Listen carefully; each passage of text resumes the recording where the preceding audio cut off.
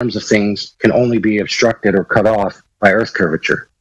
So we've basically shown that there's just no evidence or need for this Earth curvature. What? Wait, I'm looking at this thing, right? What is this thing about a blue laser and a green laser? Blue and green lasers refract at different rates. Colors refract differently comparative to the refractive index of the medium. By using different colored lasers, you can determine the refraction that's present in the ambient conditions. Oh, okay. Which, by the way, the military... Hey, by the way, the military recently did that. The military recently did that at 120 kilometers, shooting 2 lasers to see how it does, and they found out that it doesn't match the globe model. Space Force is going to be angry about that. Space Force is going to be angry at that. Well, I mean, yes and no, because most people, when presented with this evidence, just hand-wave dismiss it. Because they're under the impression, right, that the Earth is a ball. Therefore, what must be happening is that light is curving. Do they have any demonstrable evidence of such a thing? No, it's just an affirming the consequent formal logical fallacy. So now we've established that the rebuttal for all of this evidence you've been presented with is a logical fallacy, not actual measurements or demonstration. So again, we just have no need or demonstration of this Earth curve on the ground level.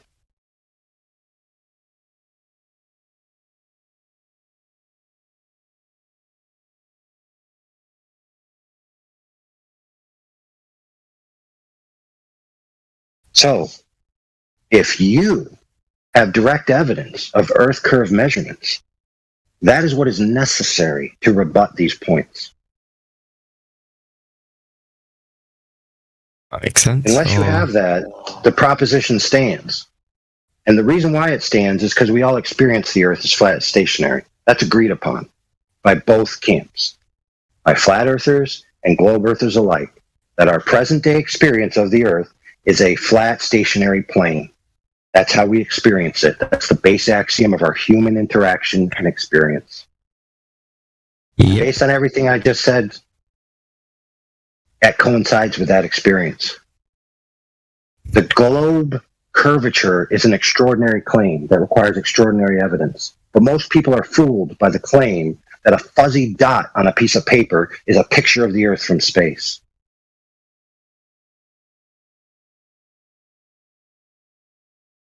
Given to you by a government, no less, who we know lies on the regular.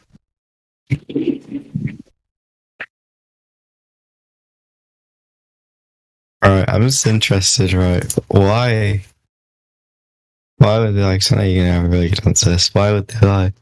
Why would they lie? There it is. There's the $1 million question, isn't it? Who cares why they lied? Don't matter.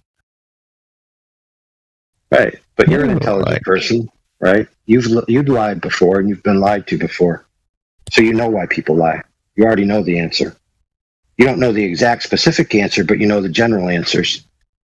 To gain power, to gain resources, to gain fame, to gain women, all kinds of things people lie for. The government doesn't gain anything from anything. So says you. From that, though. Really? So it doesn't. So if I can post you, power. Okay, cool story. Cool story. Prestige. It doesn't. You sure about that? You sure about that? It doesn't. Yeah, quite. Really? So, okay, so let me ask you this question.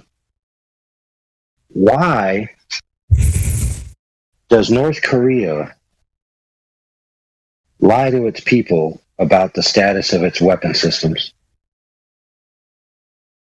Why did Iraq, when I was there, lie to its people about the capacities of the U.S. forces? Why did the United States government, during the space race, have a vested interest to lie to the people that the United States was the first to conquer the moon? And you're trying to tell me that there's no prestige or power or world presence to be gained from a proposition that you've conquered space? Yeah, because they just wouldn't make the claim that they could go to the moon in the first place.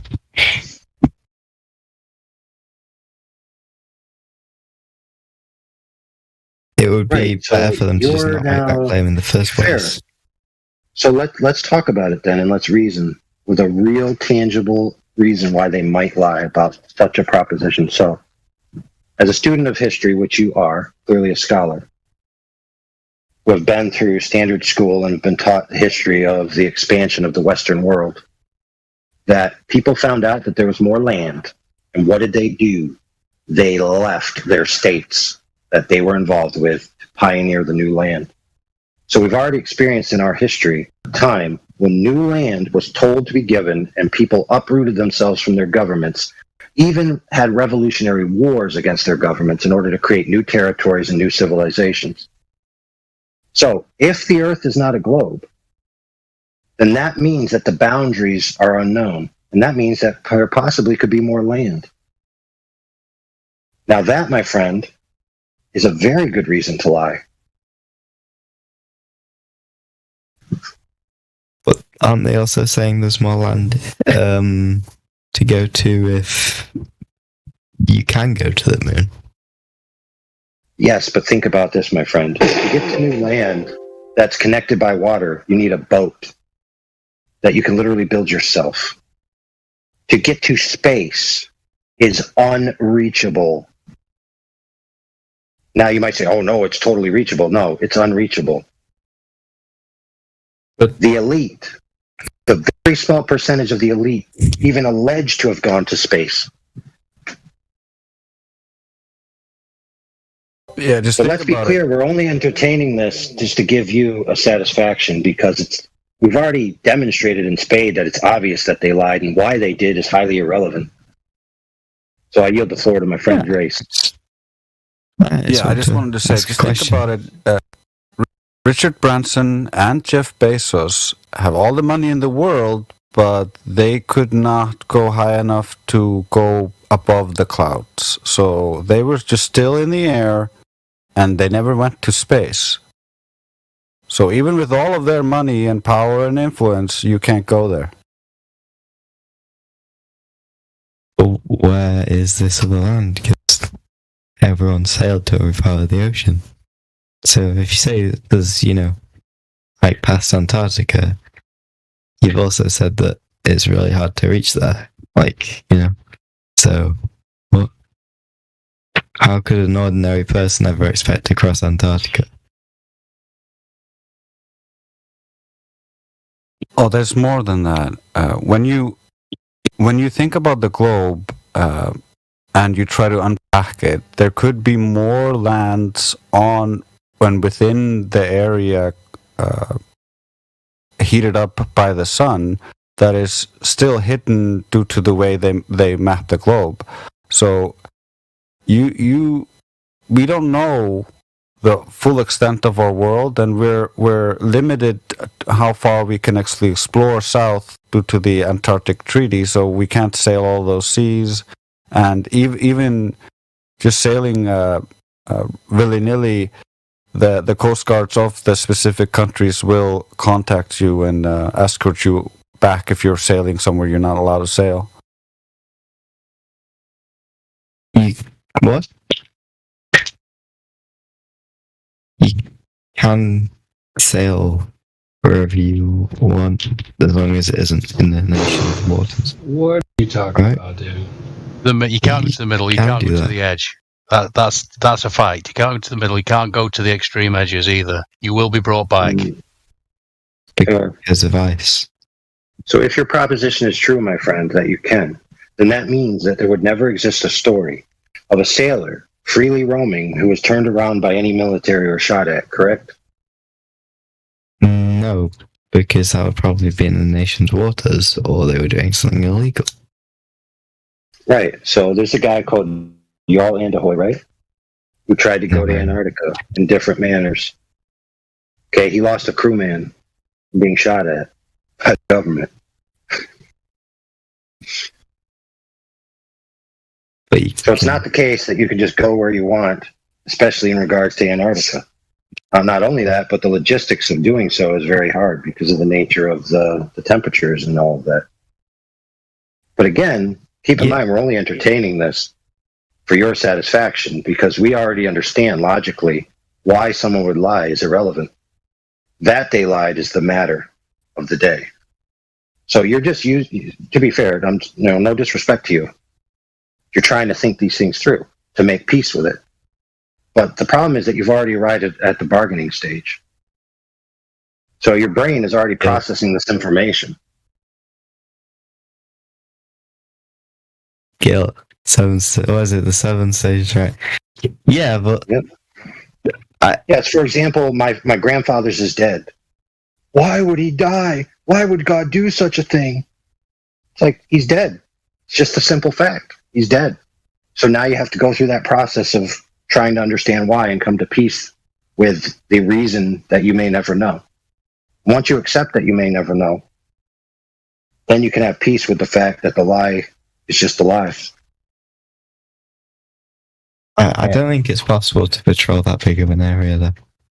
Perfectly. Can I just say this, though, real quick? Like, have you been living under a rock for the last, 2-3 years, dude? Well, I don't know where people get this idea that you can just go wherever you want. You can't even fly a drone wherever you want. They have perms and rules and stuff like that, man. I mean, you can't even get in a car and just go wherever you want. You can't walk wherever you want. So why can you get in a boat and go wherever you want? Why can you get in a plane? You can't. I just think it's goofy that people have this idea that you have. But then again, look at the last 3 years. You couldn't even go to the grocery store, dude. That's like, dude, I just don't know where people get this idea that, oh no, you could just do whatever you want. Like, no, you can't. Because it's a big place. Okay, and I don't think it'd be possible, even if everyone was on board with it. Go to the grocery store. Everyone knows where that is. Come on, dude. Oh, so you're trying to say that you could do it? You could do it because there's nobody there to monitor you because it's so big they couldn't possibly know what you're doing? Is that your claim? It's like saying, I can just do whatever I want on the highway. Who's going to catch me? Yeah, so they don't have radar anymore or anything like that they don't track ships now? If you were on Antarctica, no. It's like saying, dude, well, if I'm in the boonies, who's going to catch me? I'll just do whatever I want. I'll just drive as fast as I want on this highway. No one's going to get. Who's going to get me? So guess how they caught Mr. Yarrow? Information that was acquired at land, because you have to plan and do all the logistics at land before you depart. It's like you don't just magically arrive in the middle of an ocean where there's nobody there to catch you. You can get a boat. There's nothing stopping you from getting a boat and then going and sailing. Illegally, as you're saying. And, going there. Dude, you know what, dude? You get me? To be fair, guys make excuses about all the logistics of how their girlfriend isn't cheating on them. Because why would she? There's no way a car can go from here to there with that much gas. Of course, somebody would have noticed she was at the store. And all these excuses upon excuses upon excuses because they don't want to accept that one of their friends gave them the stone cold brass tacks truth of what their girlfriend was up to the other day. Okay? But why would she lie? There's no way she... And you may die. You may die without her ever telling you the reason. Reporting back in after sunset here, great looking sky. You can see the tail end of the Big Dipper. Ooh. And is one of you using some kind of machine tool, like a drill motor, or anything like that? No. Yeah, I'm doing my own teeth. No, seriously, I'm asking a serious question. No one's using anything? Because I thought for sure that I was approached by, this is going to sound strange, by a mechanical dog. What? I thought it was a drone at first. I mean, that's a thing now. So, you know. Could be. But wait a minute. Whenever one of you opens your mic, it sounds like that. So I'm going to leave it to say the most logical thing is to say that it sounds coming from the Discord. And it's my imagination. I just heard it from the Discord. So, good. Got that solved. Thanks for your help. Was it me? It wasn't a robot dog. Yeah, I'm glad it wasn't a robot dog. That would have freaked the shit out of me, but that's okay. I fucking fought him off if it was. I just turned my headphones off, Sonny. Was it me? I really don't know exactly. Try to talk from here. You sound like you're on some headphones. You listen. You two guys can solve that in another room. We're going to continue with the conversation. All right, my bad. Right. Exactly. Let's continue with the conversation. Forget about it. So if you knew that your girlfriend cheated, right, and you couldn't figure out why, and to her dying day, she never told you, does that mean she didn't do it? Correct. Yeah. I mean, if you don't know why she would have, that means that she didn't. And to be fair, it may give you peace to find out the reason, right? And that might be why you want to know, because you want to have some kind of peace with why the powers that be, who know the truth, are lying to the public. And rest assured, it's a very small amount. Most people just believe what they're told and raised in by school. They have no clue about the true nature of the world. They're just Muppet puppets that watch the news and believe what they see, right? If they're shown a photograph that's allegedly to be a photograph, they're just going to say, yep, must be true. Well, couldn't they say that the excuse that they give, that could also be a lie? Yeah, I actually heard in the background that it was some kind of Dremel tool. I'm going through my files now to find out which model based on the frequency. I'll get back to you on that. It's also, worst part is, we kind of showed him a video of the guy who shared it with us, sleeping with his girlfriend, and he's still like, why would she lie about it? It can't have happened. Why would she lie? There's no reason for her to lie, so she probably didn't do it. There's no way she could possibly have done it.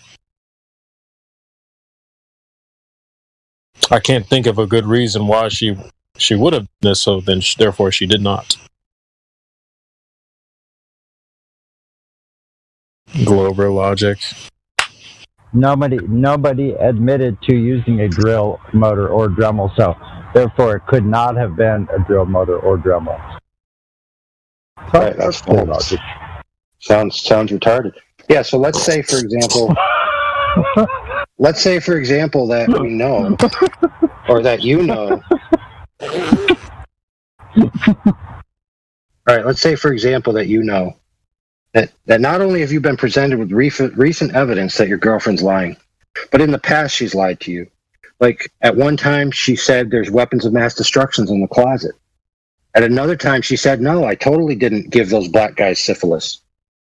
At another time she says, oh no, that's totally the reason why we went to war with Vietnam. Right? So the powers that be at the elite level have a track record of lying to the public. Right? So they're untrustworthy in a general sense. So they need specific evidence. Wait, hold on a second there, because like Santa Claus, when it brings joy, then it's not a lie. So it's okay to tell a lie as long as it brings joy, like Santa Claus. Oh, I understand now. So if they have a good enough reason to lie, then it's okay. I get it. Yeah, and then it's not even at that point. It's not even a lie at that point. So what you're trying to say is S&M, sadist and masochistic. Yeah. Okay. Mm-hmm. Okay. Awesome. That's kind of like Christmas. Yeah. Oh, just like it. Oh, holy mackerel. Yeah. Yes. It's okay to lie. For example, for example, in this context, if the Earth was flat, that would have huge philosophical implications. A lot of the scientists who came up with these ideas in the past, who philosophically chose to disregard the Earth as having a central position in the cosmos for philosophical reasons, would cry at night. Therefore, we must continue this lie. And then you're like, oh, that's such a good reason. We wouldn't want the scientists to be scared. Wow.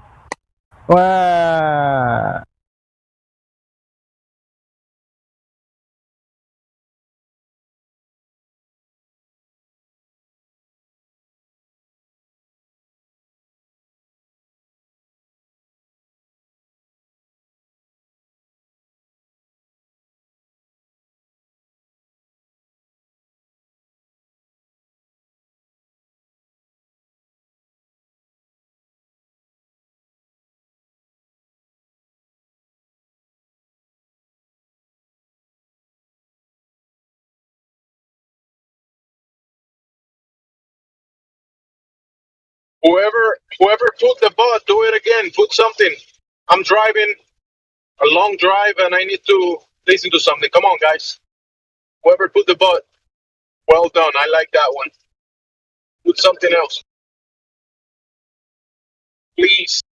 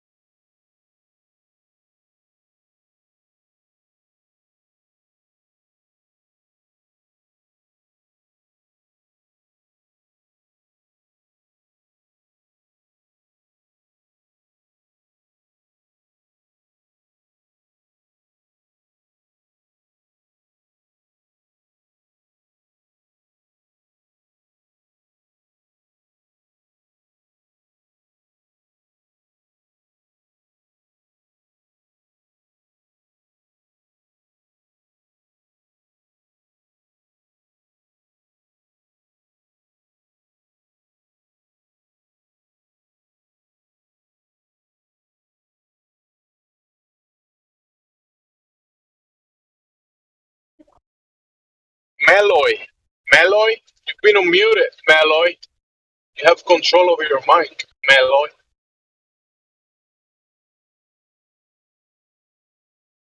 you're gonna mute yourself and say hi to the panel. Meloy. If you unmute yourself, I'll be able to give you voice terms, and in the future, you'll be able to unmute yourself and see other channels. If not, I will server mute you, and you won't be able to get the terms until you speak. So, 10 seconds. If you reply, get perms. If not, no perms. Meloy.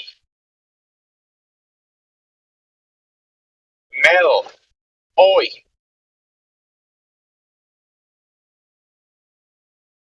Can I get a mic check? Mic check.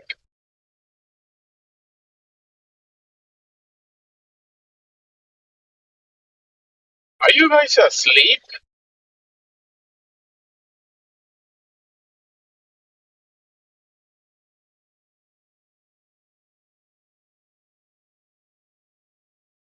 Try Meloy again. Server mute.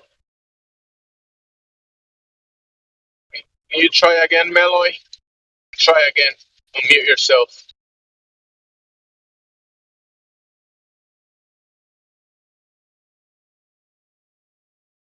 Give you a listening password.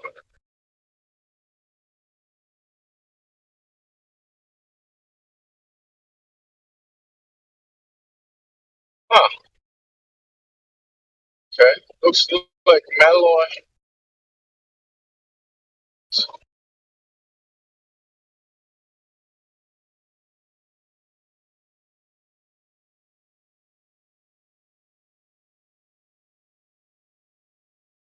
Mic check.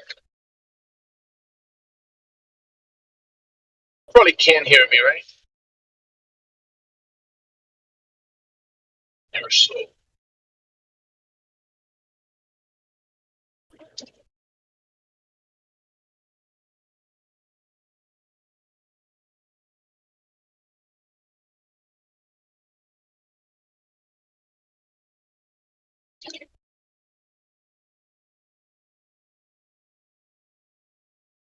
MDC.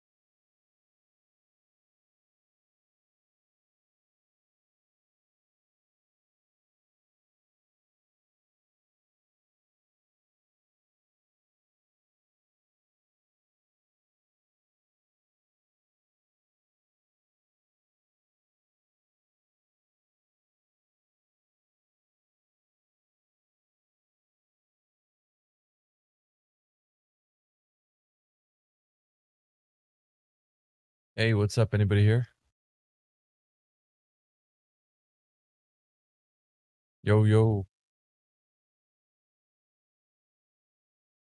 What up, Jedi? Oh, what's up, mate? How you doing? Pretty good. Just checking to see who's in the room. Curious, there's a couple of names that I don't recognise, mate. We got Mellow Eye that's been server muted. Oh, okay. Just a listening pass for that person as well, right? Yeah, I just unmuted Mellow Eye. Okay. What about Tempest? Do we know who Tempest is? Sure don't. I have an idea. Oh, dear. Yeah. That's a shame. I looked at the join date. Ew. Yep. Well, in that case then, mate, I don't know what to suggest. It's relatively quiet here at the moment. It was bustling yesterday, for sure.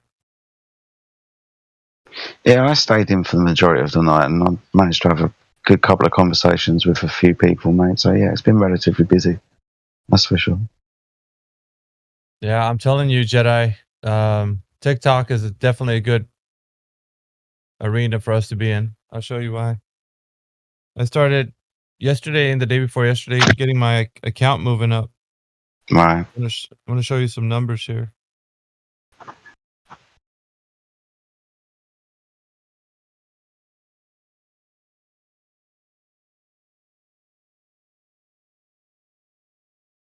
I'll put it in live stream voice text. Okie dokie.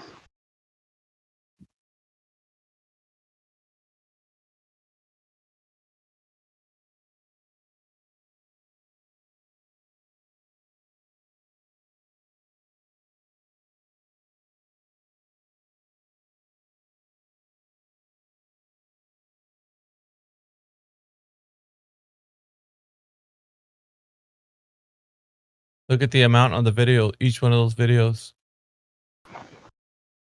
The ones with the least amount of views I just posted yesterday.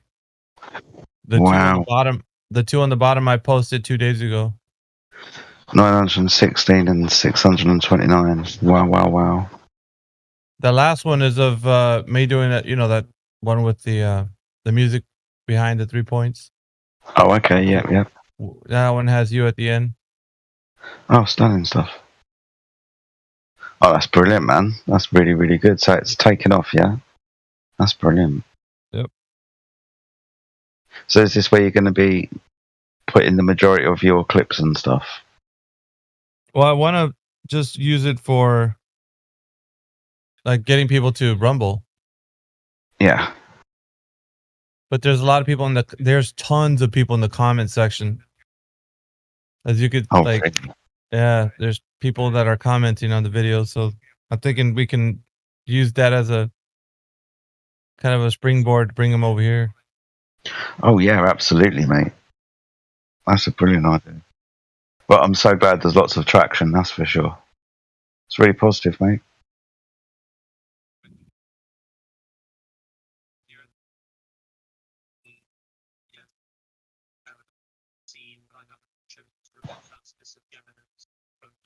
I got a lot of Globers commenting right now. It's funny on the videos. Good. Make sure they got the link to the server, right? Yeah. Hey, do me a favor. Do you have a TikTok, Jedi? You should go in there and. This is another one of those things that certain people keep telling me to do. Yeah, not yet. But apparently I got to. I've got to, mister. Check out these comments, man. There's a guy named Captain Glober. There's a guy named Scrappy.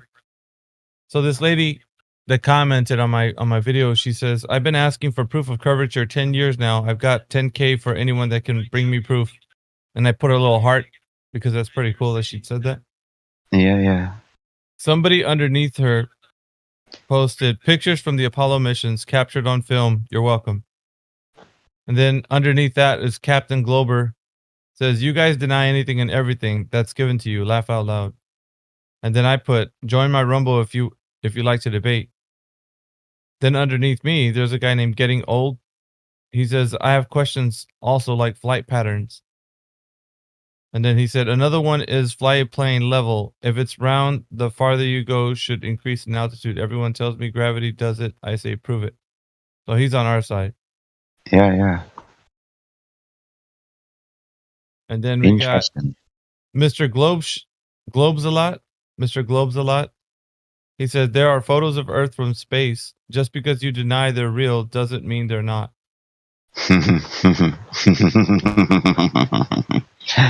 Come here.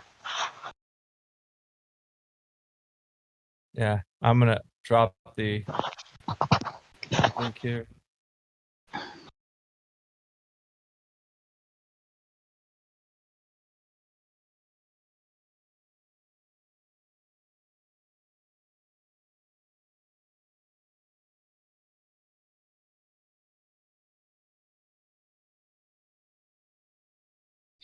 Definitely be nice to see some of these TikTokers come over here, mate. That's for sure. He's reacting to my. You should, man, make the account real quick on TikTok and then like my page and then go there to the comment section. He's right now. I think he's watching the shorts that I put up. So he's pissed, dude. He keeps putting comments. Let's see what else. Because they just popped up. Hang on. Let me see here.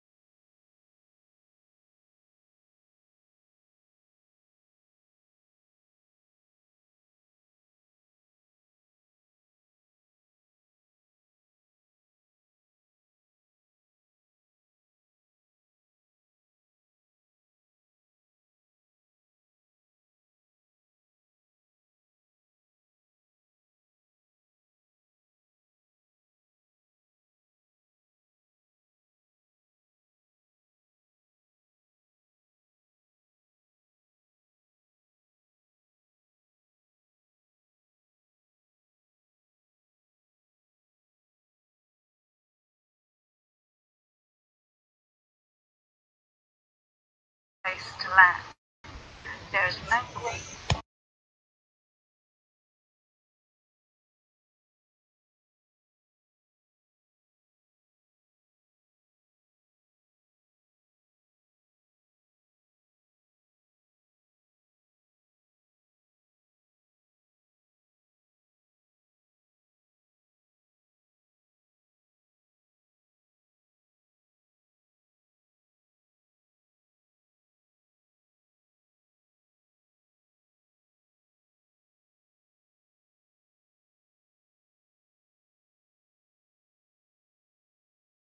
Somebody's just jumped in the server with voice verified called Blartech I Am the Science. What a great name. Welcome to the server, mate. How are you today?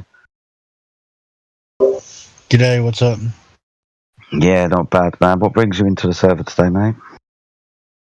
I was just trolling around not trolling, but looking through other servers, seeing who's around.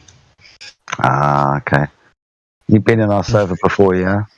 Obviously. Oh, yeah, I've been here a couple of times. Awesome. You haven't got any Earth determining roles, mate, so you haven't got a flat Earth role or a globe Earth role at the moment. Can I ask you what role you would have if you were to have one? Well, I'm more of an anti-glober. Anti-glober. An anti-globe skeptic. That's cool. Fair enough, man. That's Yeah, because I'm not, I used to be a flat earther, but, there was just a couple of inconsistencies I didn't like. So awesome. So someone said, well, you're better off being globe skeptic then, because you know there's no globe, but I can't prove categorically that this flat Earth. So it's a non-committal role. I understand you not wanting to be non-committal, but you seem to be of the misunderstanding that one, the flat Earth isn't measured and used to be true. Yeah. So yeah, I understand. Yeah. So you're not a flat earther because you don't believe there's a direct measurement of the surface of the Earth water demonstrating that it is flat. Is that it, or is it because you don't know the overall shape of the Earth? It's just that we're too enclosed in our little areas to go, like past Antarctica and. Yeah, but going to Yeah, but going to another location like Antarctica isn't measuring the surface of the Earth to be flat, is it?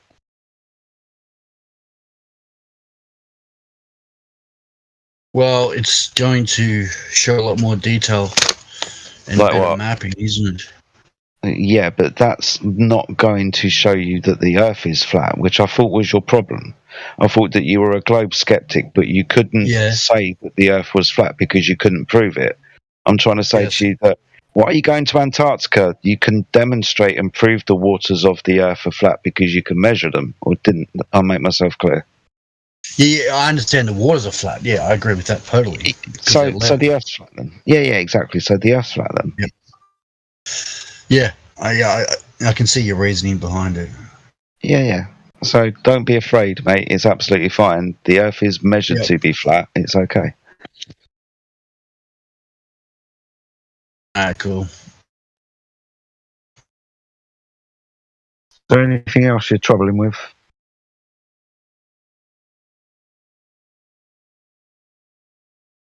Not just now. I'm just having a snack. No worries, mate.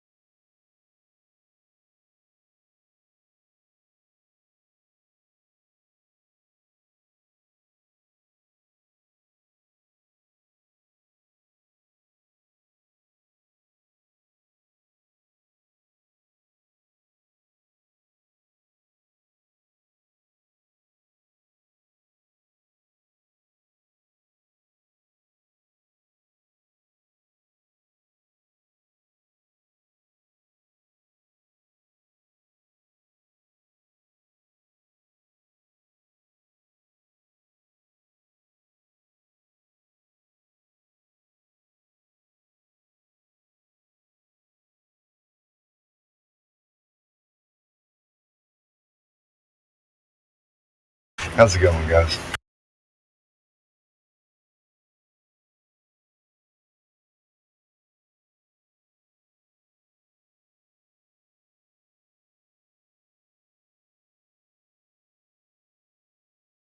What's up, Ether? System is that there are globers in it. Damn. That was loud. What up, Indio?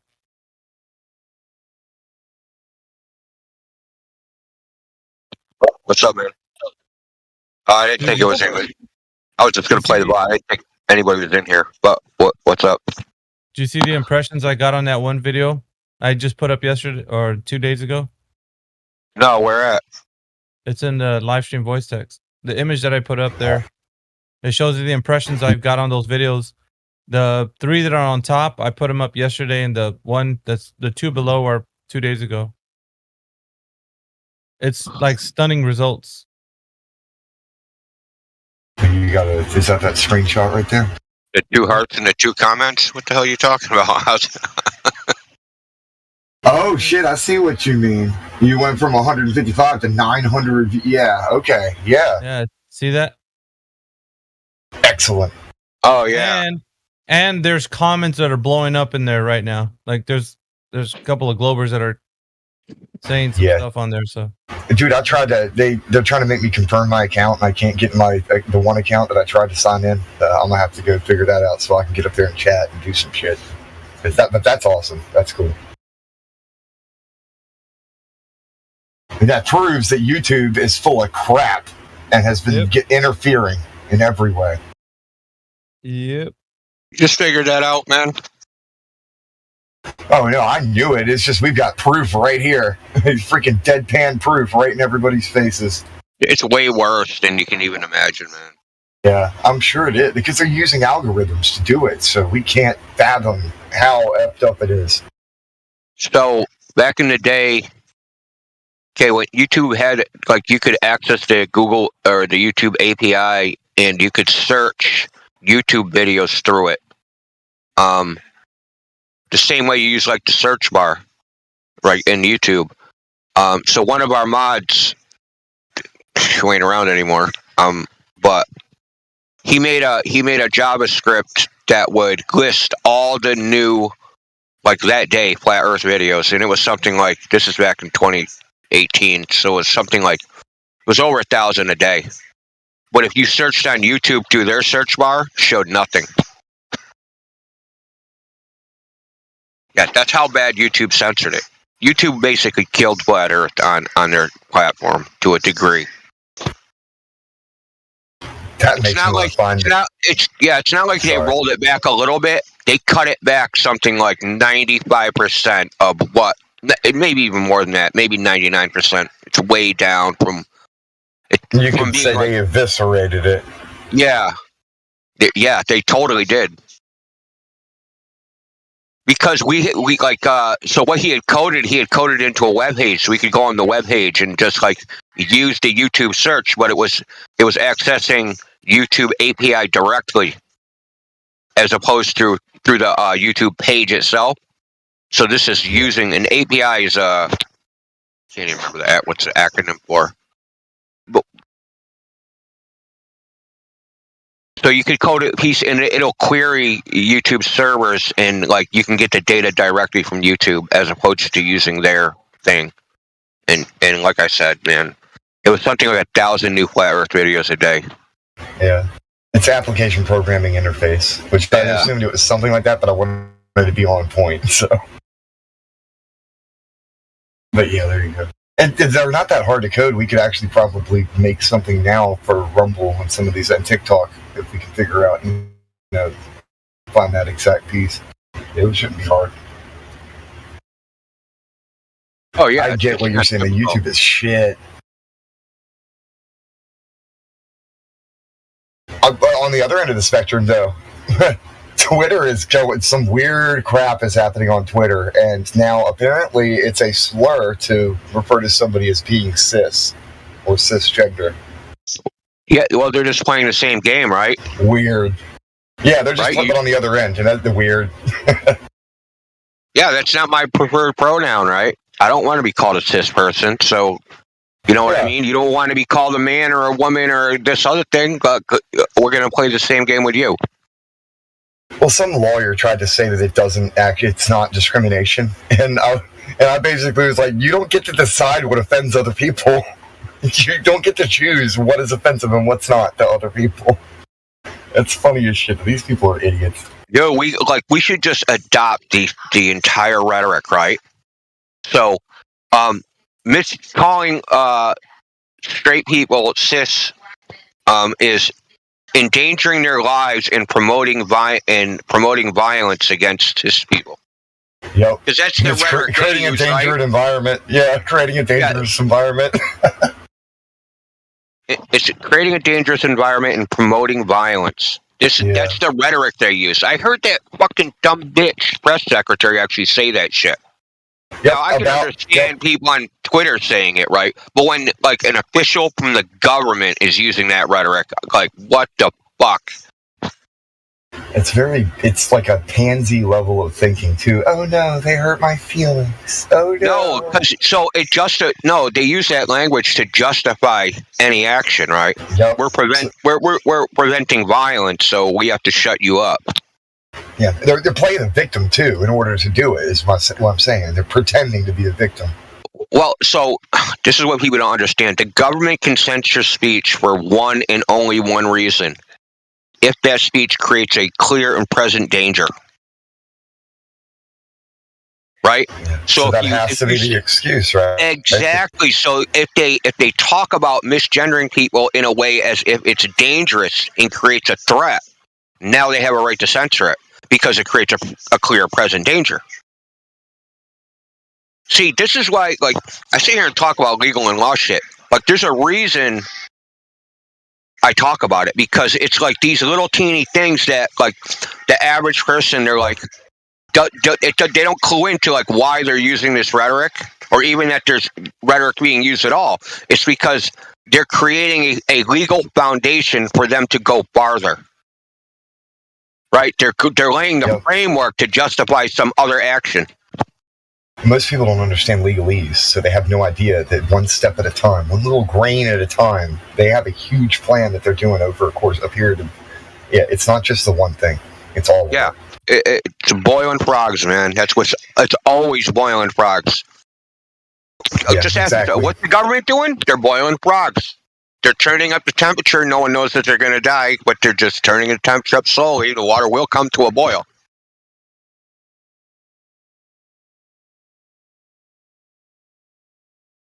They've got the average person they're very comfortable with their status quo, with their mediocrity.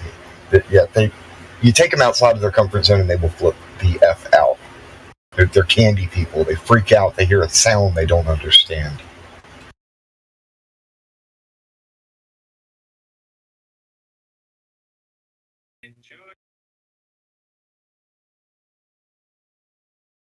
I think that's one of the funniest things that I've realized so far, is that these people are honestly triggered by colors, shapes, and sounds. It's the most kindergarten shit I've ever heard of. What was it? Was it Edward Bernays that all advertising should be kept at like a 12-year-old level or something? Was that one? You know the definition of moron? It's an adult with the mental capacity of a 9 to 12-year-old. Well, that's why they I think Edward Bernays was that said that age of 12 years old, because it's just enough to know something, but enough to be like super childish. Yeah. So the average adult, like 50%, they have the mental capacity of a 13-year-old, and they never, because they thought I'm grown at that point, and they stopped growing up. Yeah, good point. It has to do with rebellion against the parents too. Like, well, I'm grown, I can do what I want, I can think. Okay, good luck with that. Now, 70 years, they're 70 years old, have the mental capacity of a 13-year-old, and they cannot critically think about anything, and they believe everything the idiot box says.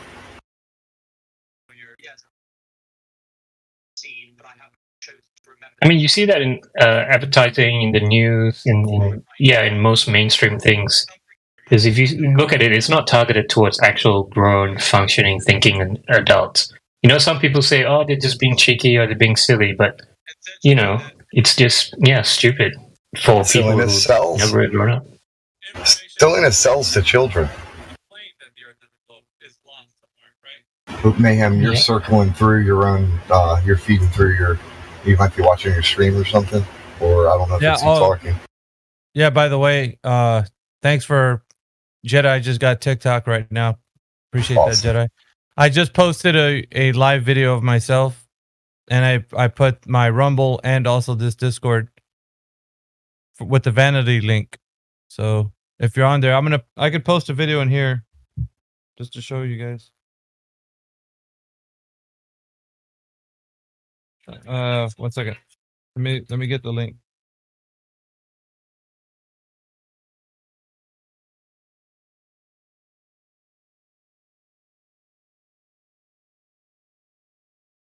Hopefully, well, I don't know if you guys got TikTok or not, but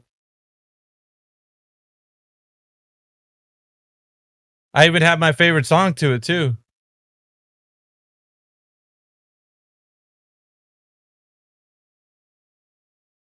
Can we watch it without having to sign up to TikTok? I don't know. Can't answer. All right, I'll do it for you, Mayhem. Thank you, Brain. I'm going to sign up to TikTok now. Appreciate you, man.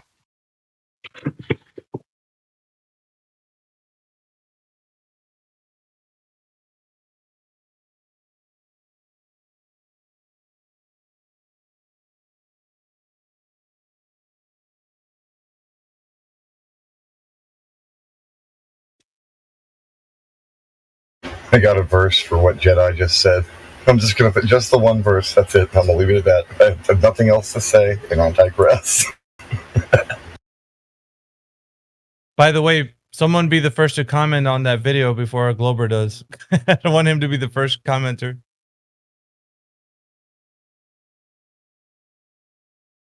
I'm going to post discord.gg/flat earth.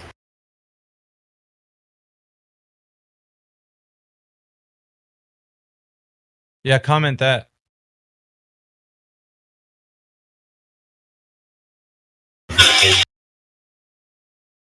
Wait for the page to load.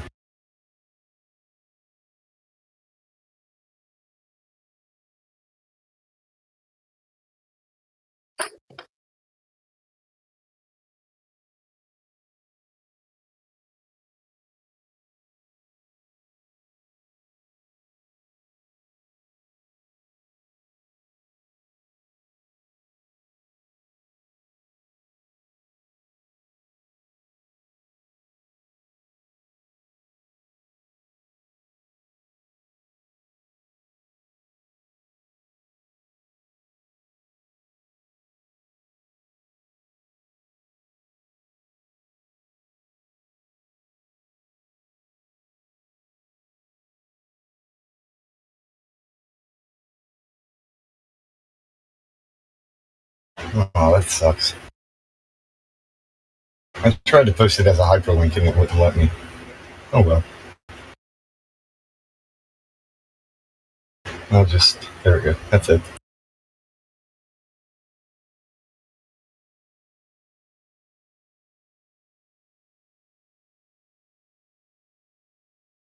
In a world where no one can measure the curvature of the Earth.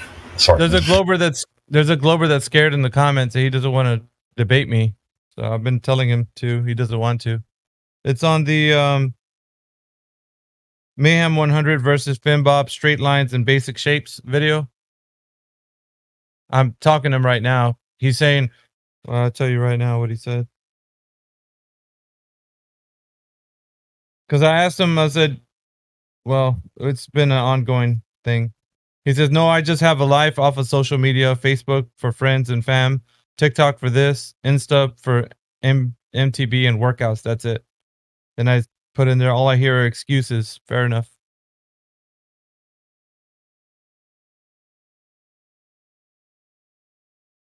Mr. Globes a lot is in there too. I'll reply to him.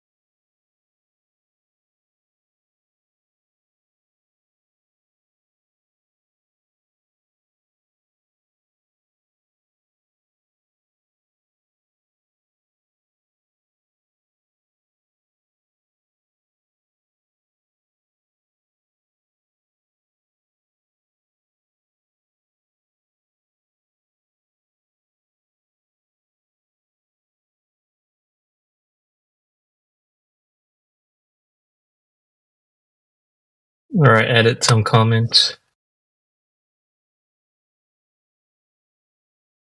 Yeah, thanks, Ray. Do you see what he's posting? You see what he's posting underneath the videos? Like those guys?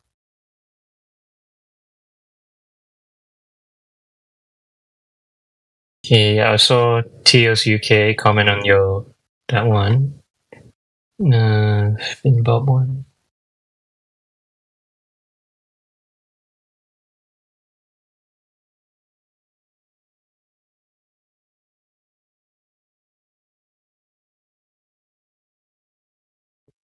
You put debate flat Earth and more. Isn't that not Panda's channel? Sorry, it's the wrong one. I was trying to troll the other server, but yeah, I should delete that. I was gonna say that's Panda's channel, man. They're gonna be direct thinking that. Sorry, my bad.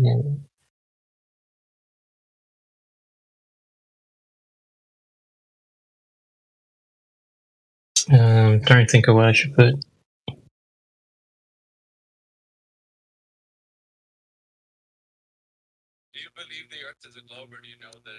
Captain Glover's taking pot shots at me though.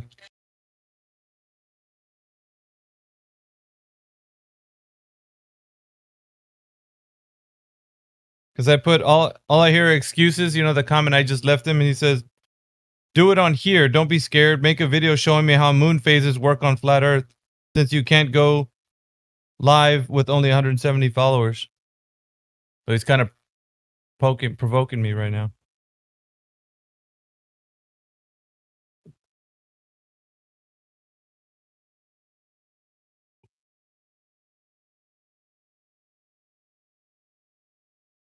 So on my TikTok account, it says 22 comments, but is it got a? I can't see like the other replies.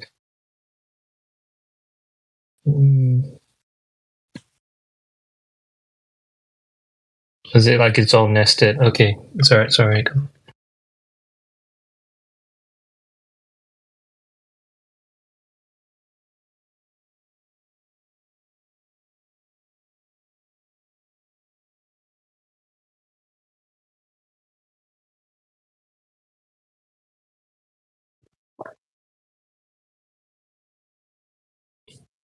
Or I added a comment for you, proper one. Oh well, not a proper one, but something better than nothing.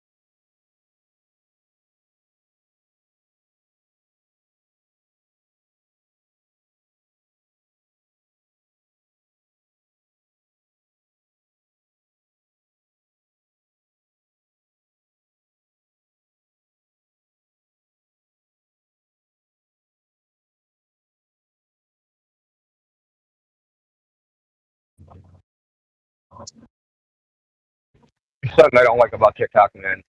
The maximum length you can have music is 60 seconds. Yeah. Yep.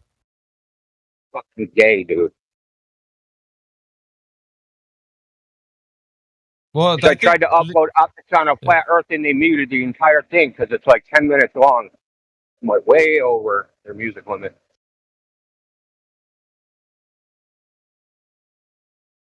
A lot of my videos are set to music. It's not talking. So I got to figure out a way around that. What I did upload was Flat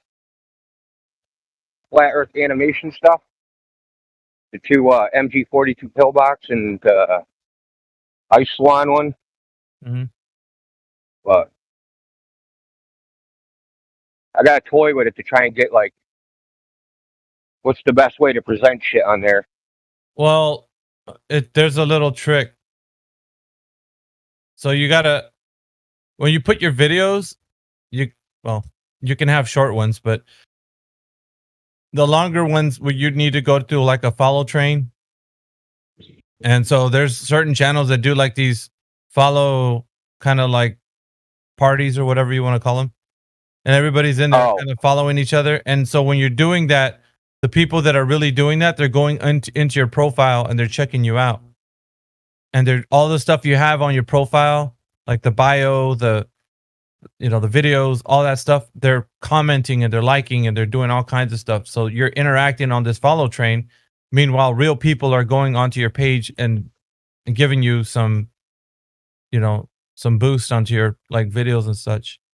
Yeah. Well, I mean, I'm just, the content is more important to me than I'm trying to get out good information because I've seen. Yeah, but like if I'll give that. Well, let me just say this: that Caleb Flat Earth guy, the guy that's kind of big on TikTok. You know what I'm talking about, right? Think so, yeah. So he's like the biggest flat earther on TikTok, and he says some dumb shit sometimes, and I don't, he does speculation. You know what I mean? And I'm not hip on that. I think that shit makes us look bad. It makes us look like Globers, dude. Yeah, that's why I'm trying to put a presence on TikTok. So I got this Discord in that one video that I have the link to it anyways in the vanity link. But that you can put whatever content you want, but if no one's watching it, then it's not going to get out. So you gotta make it trend. You gotta do the stupid things like go to those follow train channels. Yeah, I understand that, but like first things first, you know what I mean? Figuring out a good way to present the information in the short format, jump through their hoop or whatever, and then work on the other shit. Yeah. That's just me. That's how the way I'm going to do it. We'll have like our own little test, our own little experiment. How many ways to skin a cat? It's weird how my face video is trending fast. Like it's already got 17 views. That's crazy. Yeah, plus it's you're kind of like vibing and jamming. And you think that's why it's doing that? That's weird. Well, TikTok seems to be about people moving and doing stuff. I don't know. I still don't understand the format. I think I'm too old for understanding it. I'm gonna be doing more than I guess. I'm just seeing what works, and then I'm gonna capitalize on that. Yeah, I think for TikTok, people want like the quick human element to it, and that's the whole idea of the portrait format as well, because that captures like the human features or a body or face.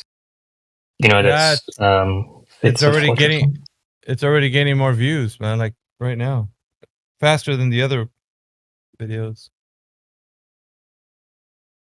You're a TikTok brain, Jedi. Well, you're getting out there now with the information, but dog brain. Got to be done, mate. It's got to be done. Yeah, we gotta go there. We gotta bring him in here, but we gotta go there. The sacrifices we have to make. Don't talk to me. Well, you're doing the big sacrifice. He's gonna have to take a shower after this, man. With all the TikTok noobs that have been, he's gonna have to deal with hot water, bleach, and a wire brush. Yep. Just scrub down real well afterwards.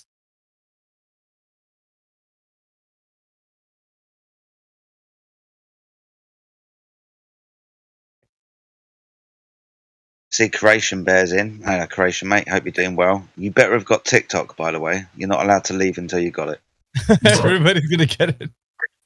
I gave a good follow. That's all you're gonna get from me. That's a hell nah. I'm not downloading the app. Bro, I just put a face video and that thing's starting to gain some views. Nice. I'm glad I'm not the only one with grey in their beard, mayhem, mate. Yeah, I think we both had it about the same time, to be honest. Yeah. Because I wasn't this gray when we first met. I am now, though. That's what Flat Earther do to you. Or Globe Earthers would do to you. That'd definitely turn you grey.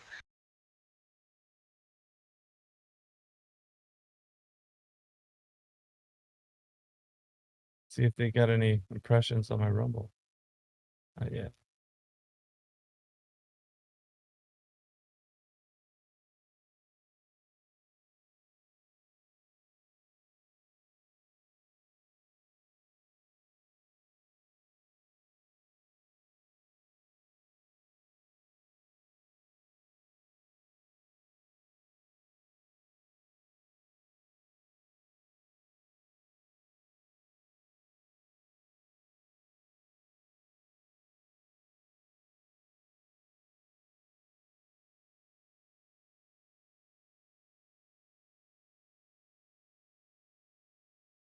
We got a lot of flat earthers that are on TikTok as well.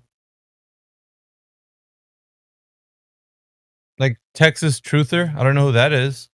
Some new person that commented on one of the videos.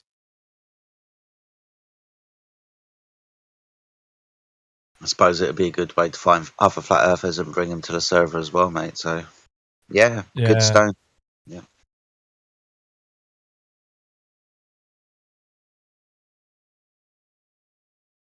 I was going to tell Indio if you wanted to give me a short clip for the server, I'll put that sucker up on my channel.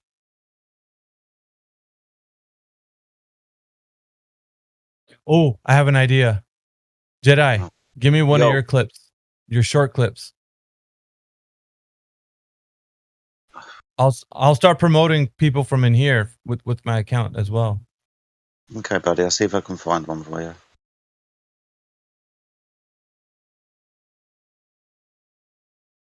Send it to the DMs here on Discord. Okay, cakes.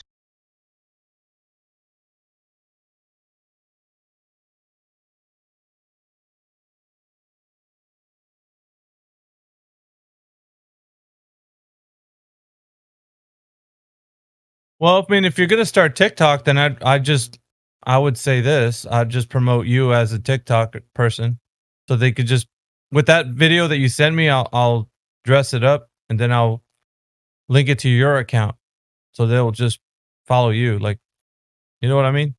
Yeah. I hear you. As a promotion.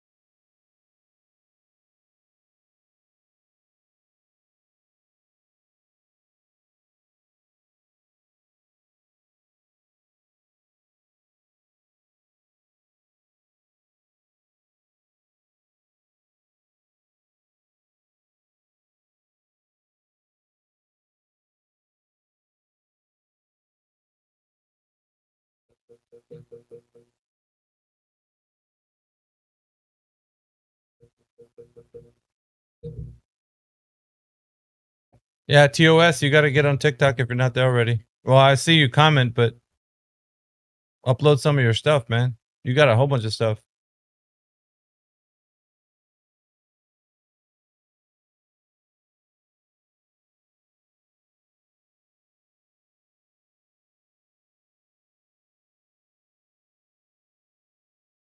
Yeah, I'm looking some of Tios's TikToks. Kind of interesting.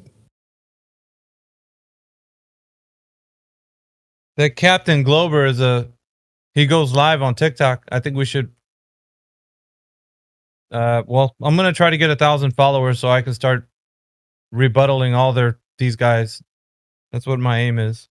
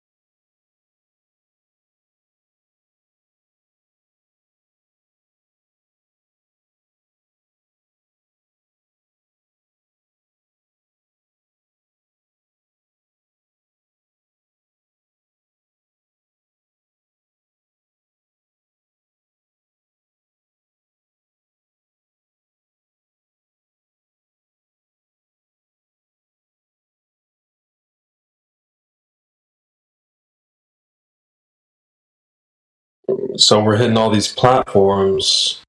Is there anything we're missing? We got TikTok on the way, Rumble, YouTube. I think Helio does Twitter. What are we missing?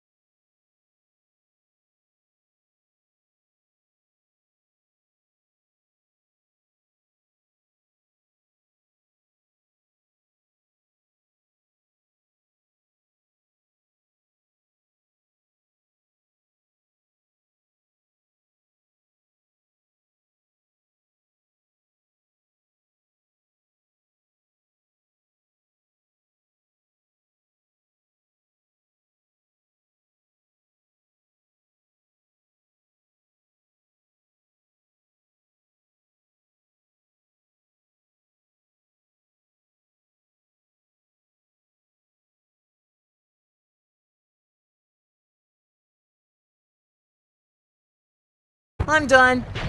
What? I'm done finding you. I'm bored. You're boring me. What? Oh, I get it. You're scared, aren't you? Afraid knowing that this planet only has 1 minute left before it explodes. Question. Huh? Do you have a watch? No, why? Do you know what a minute is? What? Of course I do. I don't think you do. Anyway, I'm gonna leave now. Try not to blow up any more planets. Else I might have to kill you. You can't just... Hang on!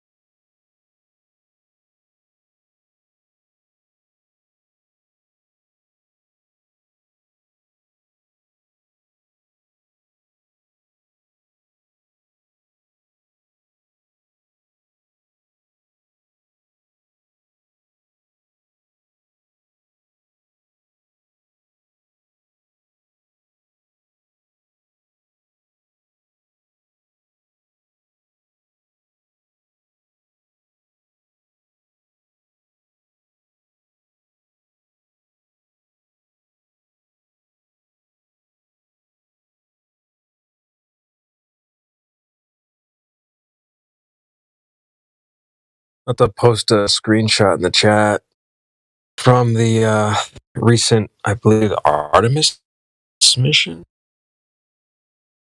Look at this goofball. I'm going to play a sound clip as well. You can hear how unconvincing these guys are. Yeah, look in the chat. The guy to the left there has to get like dragged back into the group. He's the ding dong looks like of the group. This is when he got the microphone. Listen how like he's not. I wouldn't be convinced by this at all. Pretty sure. And we are going to the moon together. Let's go.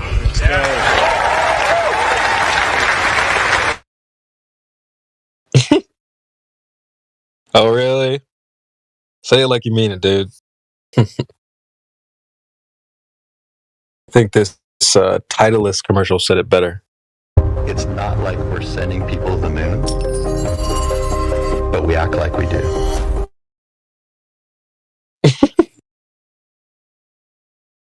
Lies in the news and truth in the media. That was a Titleist golf commercial. Selling you golf clubs.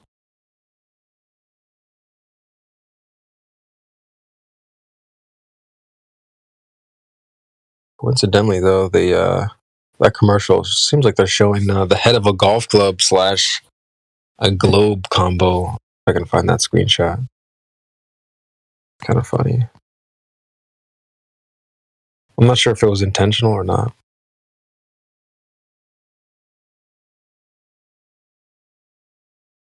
You never know where a globe zealot's working.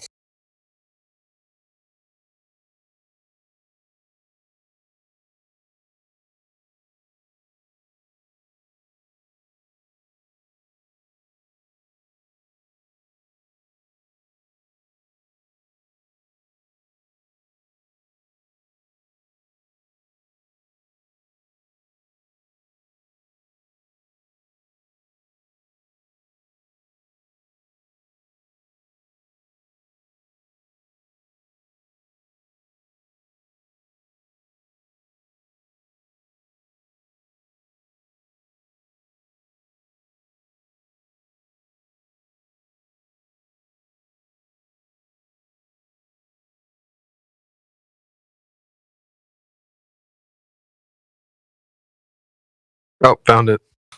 After a bit of scrolling, there you go. You can judge for yourself if you think that's I don't know, like a barely looks like a globe / a golf club combination. I'm not sure. Maybe I'm overhyping that, but thought that was funny. That was in the commercial.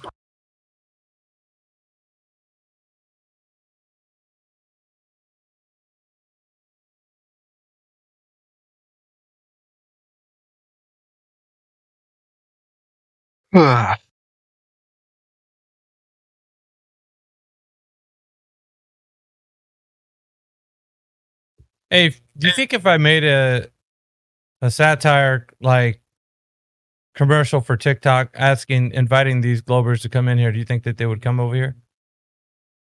Because I have a theme in mind, have like a straw hat or something, put it on and act like you're like a dusty old cowboy or something. Hey, come on down. Challenges here at the 24/7 Flat Earth Discord. Like, just kind of make it funny and then see if they'll be like, oh, dude, this is going to be easy. I don't think it would hurt to do that. I don't think it would hurt anything. That sounds funny. I was thinking about that. Come on down.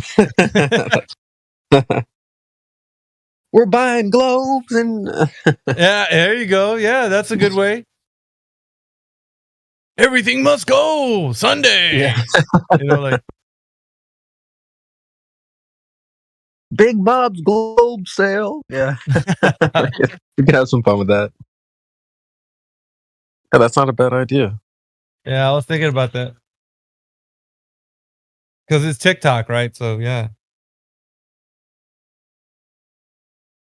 Yeah, they might like that anyway. But,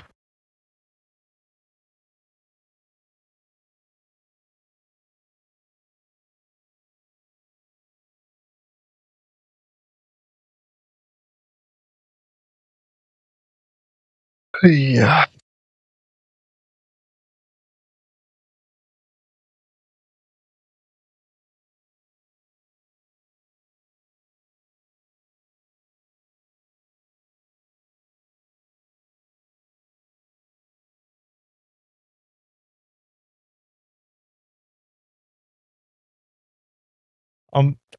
Hey, TOS, I'm poking the people in your chat right now. Or in my chat, actually, that you responded to. A comment that you said. It's funny. He's responding to TOS saying, Globers, do you mean anyone with more than a first grade education? And then I put no, we mean these people, and I have the emoji of the guy with the like the tongue sticking out and the eyes crossed emoji. So kind of like the one that looks like he's crazy.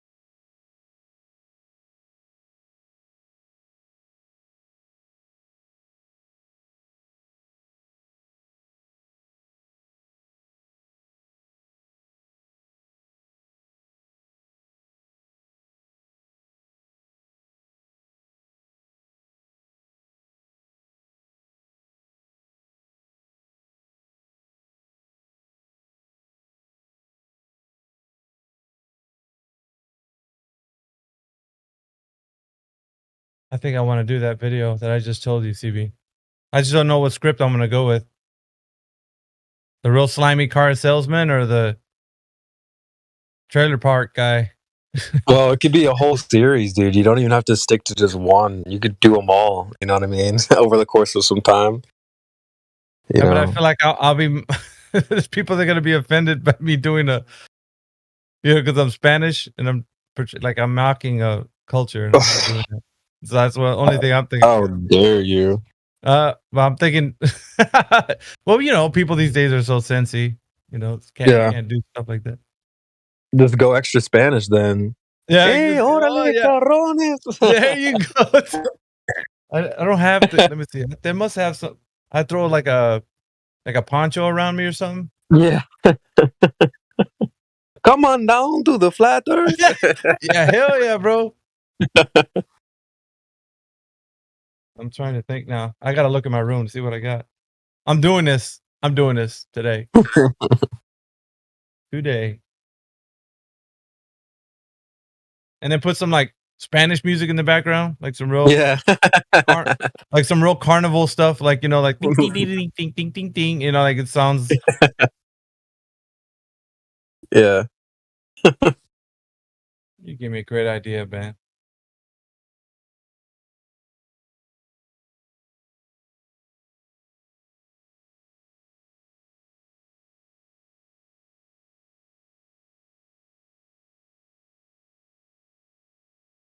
I'm searching around my room. I gotta have some costumes somewhere. Let me see what I got.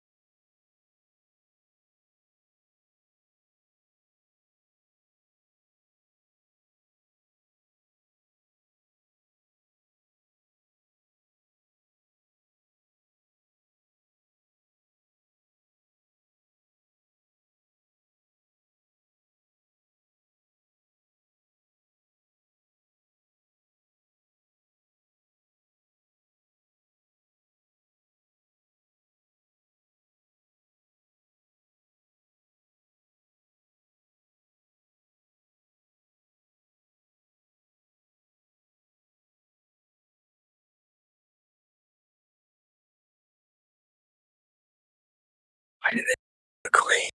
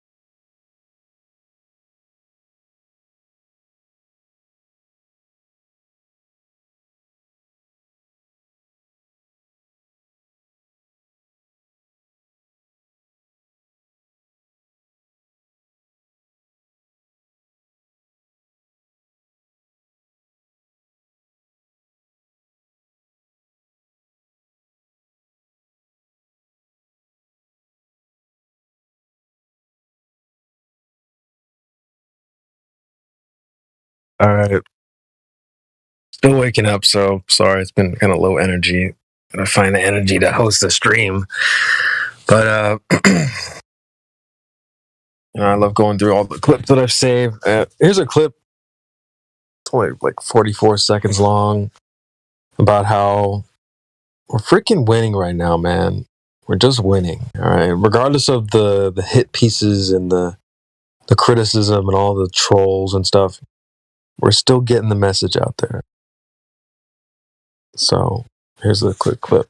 It'll be talking about somebody else, but I'm always relating these clips back to us. So here you go.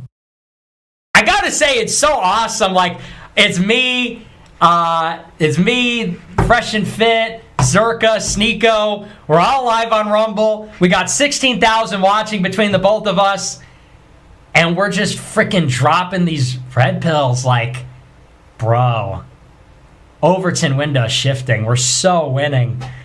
How could you not trust the plan? Just everywhere you look, the main mission lurches forward. In spite of it all, people create all these diversions and distractions. They try to say, oh, you're failing because of this. Oh, you're not doing because of that. But it's like the message is getting out. The signal's getting out. No matter what happens, it's like the message just keeps going because I'm a human red pill.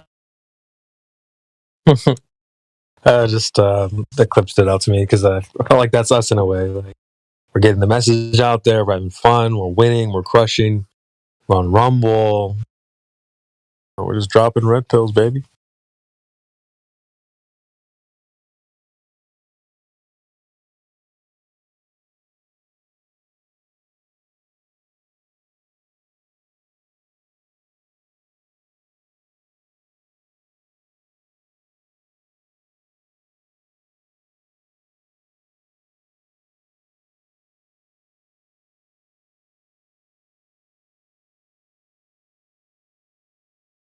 I'll throw one more in there from Nick. This one's like kind of how like they'll throw shade on you for being a flat earther. There's even people high and low who will say that, oh, I'm not a flat earther. I just don't believe in the globe. Whatever. They don't want to take the swords and the heat from being a flat earther. So it's kind of a clip that's like, oh well, who cares? Let them say it. When they say like, oh, you're racist, you did this, you did that.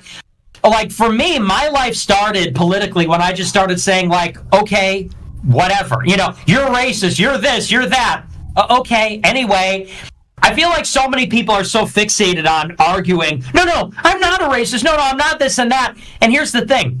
Like, as I said earlier, I love everybody. But the way that term is used, or any of those terms, it's all just political. If you're not liberal, they say you're racist. Therefore, like, you're a piece of shit and no one can talk to you.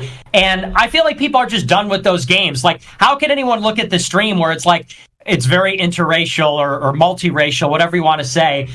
Interracial in a lot of ways. I'm Mexican and white, and I think you guys are mixed. So it's multiracial. I'm mixed. I'm all pure blood, motherfucker. You a mixed fuck. I'm full white. Right. But it's a mixed panel. We got all different kinds of people, and everybody recognizes that we're all like nice people, like we're all friendly, normal people, just we have different views, different, maybe we're more right wing or have a different perspective on things. And so people are just about. That was a funny stream, but yeah, I mean, how people will just throw you, oh, you're a flat earther, that must mean you're this, that, and the other. Yeah, okay, whatever.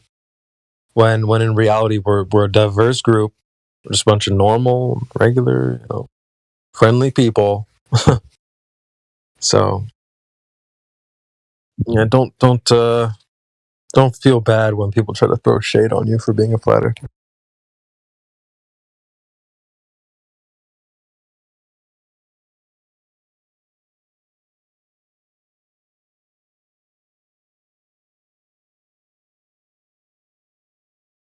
Besides, what we do here is difficult anyway. So, if you need a reminder to keep going, fighting the good fight.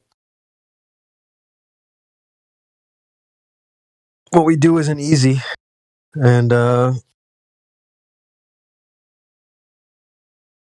Here's a clip from PBD or Patrick Bet David explaining why it's not easy. This is one of the most difficult jobs to have, is to stand up and ask questions and fight up against mainstream. Because of probably, I will say, 1,000 anti-establishment people in the last 270 years in America. That's why. And those 1,000 anti-establishment guys fought for you and I, and they've never met you. You'll never meet them. You don't even know what they went through. You don't know how they targeted their families, all this other stuff. You and I are able to have this conversation because the world still has few anti-establishment guys that can't be bought and can't be bullied. Power to those guys that are not afraid to fight. Yeah. Power. By the way, do you know what is the ultimate riskiest job in the world? You know what's the riskiest job in the world? Position. What is the riskiest position in the world? Very good question. It's not a president. Politician? Anybody that's loud, vocal, fighting against the establishment. Oh, yeah. It's the riskiest job in the world. Of course, they'll cancel you. Period. Yeah. We've seen it. Yeah. Andrew Tate. Yeah. Andrew Tate, Ryan Dawson. Yeah. You know, like if you talk about anything that challenges the establishment and you have a big enough platform, or you talk about certain taboo subjects, they're going to cancel you. So, yeah.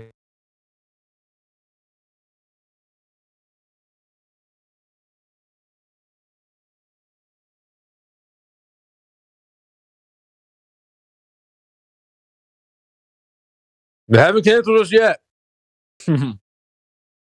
But we proceed.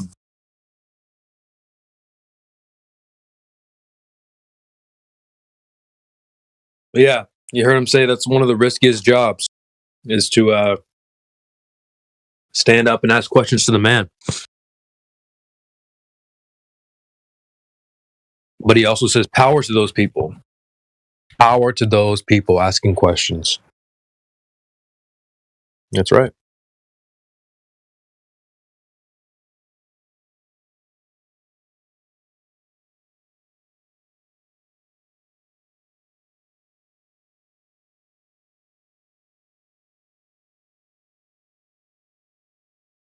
And why? Why do we have power in asking questions? Here's why. The anti-establishment people are the most annoying people in the world. You know why? Because all they do is ask questions. And there's nothing more annoying to the establishment than those who ask questions. You know, some people might say that what that is also called is getting red pilled. Yeah, of course. Right. So whether it's politically, whether it's in relationships, it's like the understanding of like everything that you thought that you knew, maybe it ain't that true. Everything that the government told you, everything that we learned during the last couple of years, hey, you can trust this, trust the science, trust Fauci, trust whatever. Who got canceled? People asking questions. Yeah, I don't know about this. Where's that mask? Where? Hold on. You're telling me the Wuhan lab? What? We can't talk about this lab leak? Well, okay. You can't talk about the mask thing? You can't talk about, hold on, women are supposed to be, everything nice, sugar and spice and everything nice. Hold on, we can't hold these women accountable? Hold on, women deserve less? Why? Why is that? This is getting red pill. So in many facets, what we talk about is becoming a free thinker.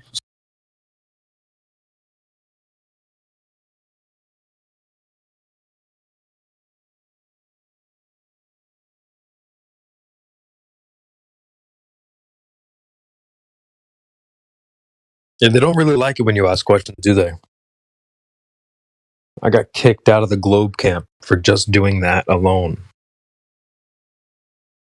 I was a Glober my whole life.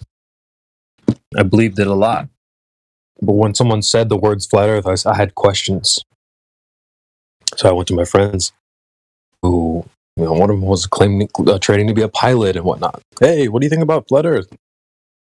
Go to some other friends. Hey, what do you think about this? What do you think about that? And immediately I realized, just for simply asking those questions, I was getting slowly kicked out of the Globe. I realized that I didn't belong in that camp.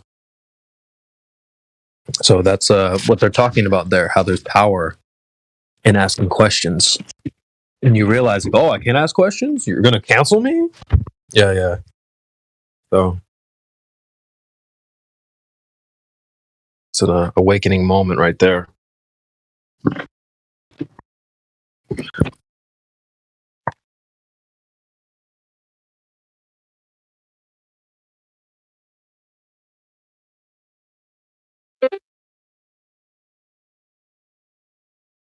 Oh, I have one more clip about this actually. Kind of how it's important to ask questions and hold people accountable. Gosh, I love how all this relates back to flat Earth somehow. Like, kind of just even like the political aspect of it. But yeah, just asking questions, especially to the the people in the reporters, the from high, low agencies, friggin' governments, who you name it. It's important to ask questions and kind of check up on what they're doing. Here's why.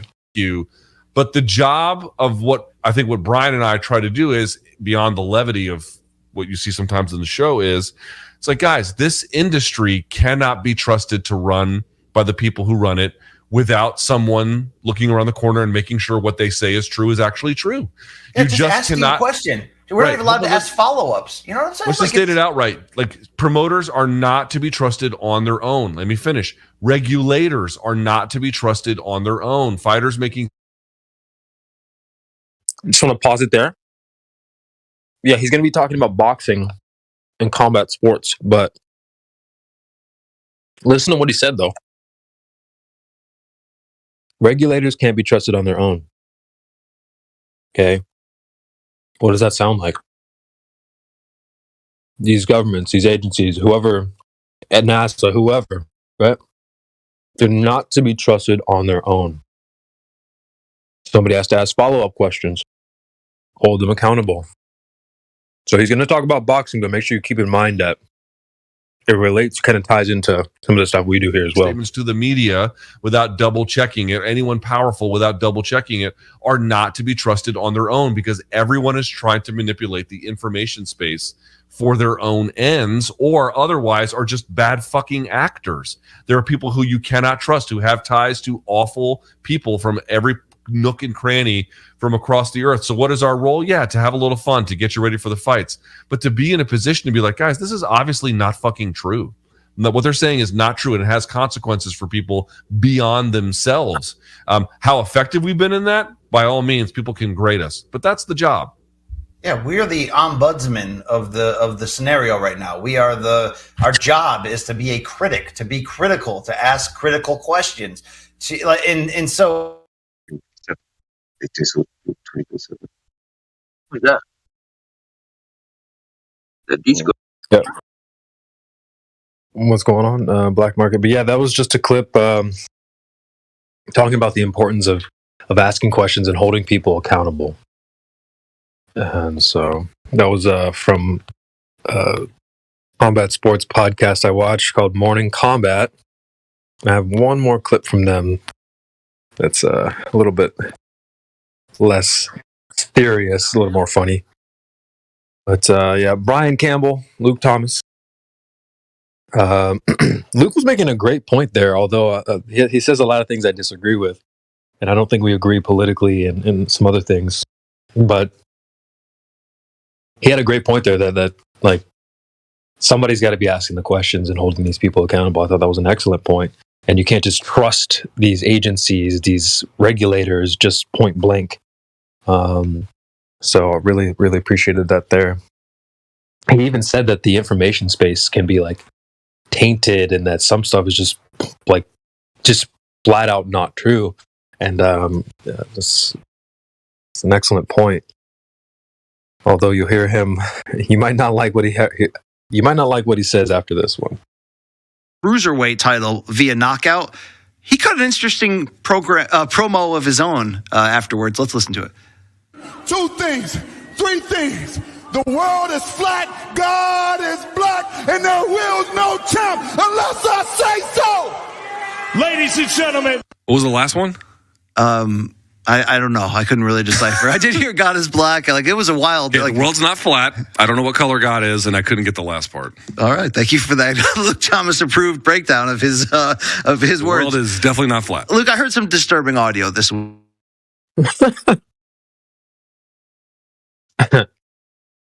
You just had to get that in there, didn't you, Luke?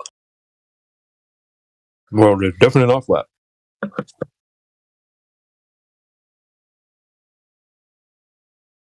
They hate flat Earth, man. These people in general.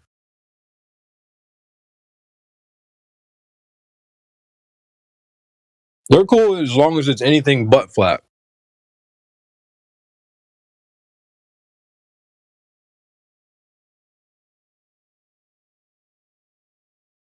Give them a pair. That's cool. Oblate spheroid. That's fine. Perfect sphere. That's cool. Anything but a flat Earth.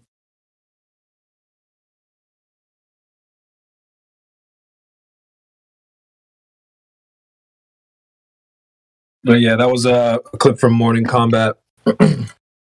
Combat with a K on YouTube. Brian Campbell, Luke Thomas. And yeah, so after the fights, typically they'll give, if you win, you get the microphone. You can plug your family, your sponsors, just whatever. Call out somebody. Well, they give him the microphone. This guy, Lorenzo Hunt.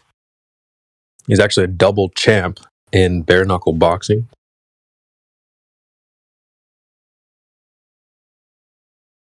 AKA BKFC. And yeah, so he wins the belt. He gets the microphone and he goes, 2 things, 3 things. His head might have been rattling a little bit from the fight. But yeah, 2 things, 3 things. The world is flat. God is black. And I think he meant to say, there will be no champ unless I say so. But he totally goofed that up. There will no champ unless I say so. But yeah, so he does plug the flat Earth though. I thought that was pretty cool. A lot of people are afraid to even bring that subject up. Like, clearly he didn't care about losing sponsors or supporters or whatever. That was the first thing he said. The world is flat. Okay, dude. Nice. He's also their double champ. He's got 2 belts in the BKFC. So he's not just like some random guy, just won 1 fight and just, hey, yo, they're flat. He's actually a champion in 2 different weight classes. So that's cool. We got some flat earther fighters out there. But yeah. That was funny. Luke Thomas was like, oh, it's definitely not flat. Okay, Luke.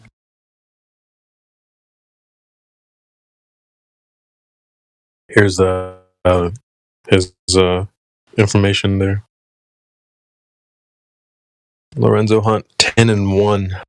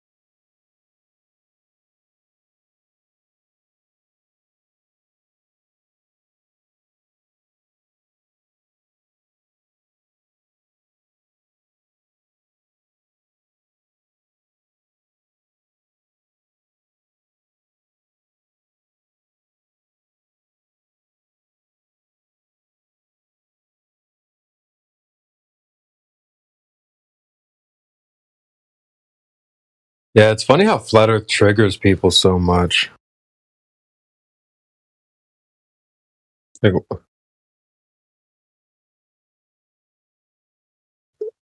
you shouldn't be so bothered by things that you don't actually, if it's not that big of a deal to you, it shouldn't bother you that much, Kind of weird.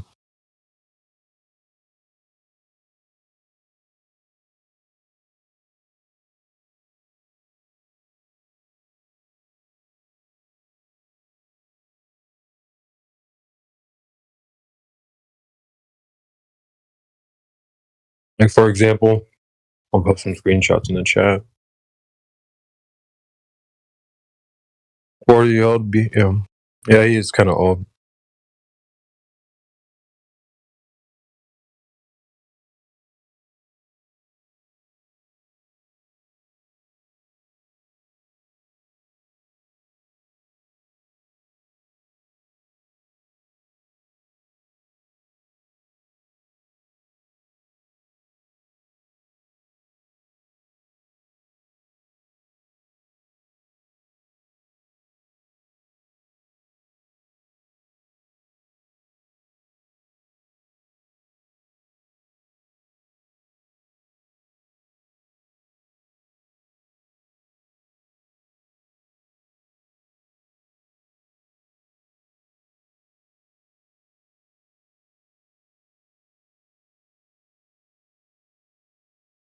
Yeah, so the screenshots.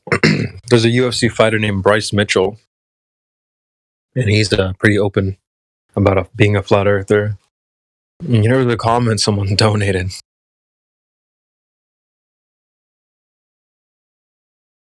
I guess they have to load here. Yeah, Bryce Mitchell went on Ariel Hawani's and did a whole thing about guns and stuff. That was cool. But yeah, someone commented, "What do you think of Bryce Mitchell coming at Joe Rogan with his flat Earth nonsense?" I used to like him before this.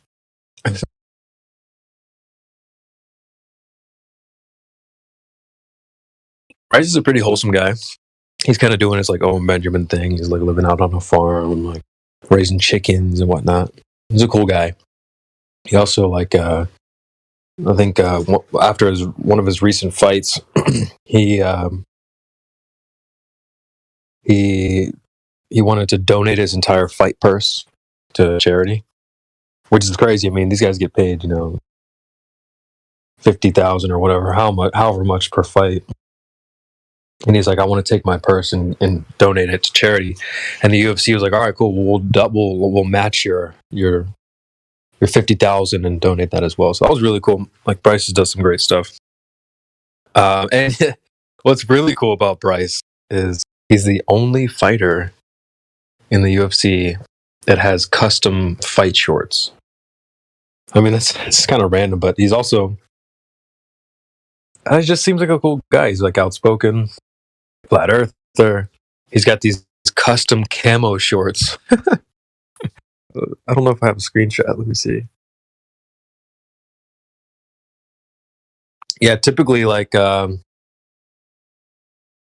know, if you think of like an NBA team or an NFL team, everybody has the same uniform to some degree. You know what I mean? They don't, you can wear maybe like different cleats or whatever, but you know, you got to wear the same jersey and all that stuff. And so the UFC, when they got bought recently, they changed from having like guys wear their own shorts with different brands and stuff on it. Now they all have to wear the same sort of uniform, you know, different colors or whatnot. But Bryce was like, yeah, y'all need to let me get some camo shorts. And they let him have it. They let him do it. So they made him some custom fight shorts. He's the only fighter in the UFC that has custom shorts.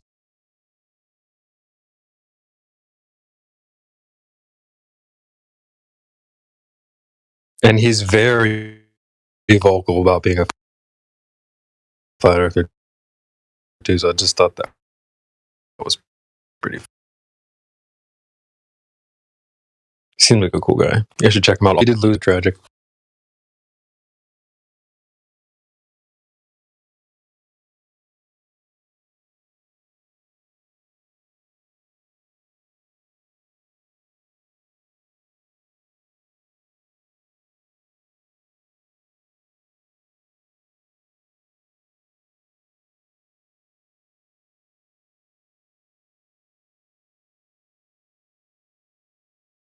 I got y'all a screenshot.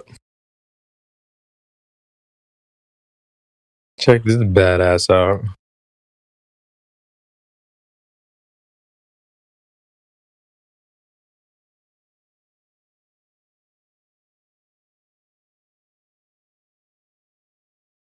It's so epic.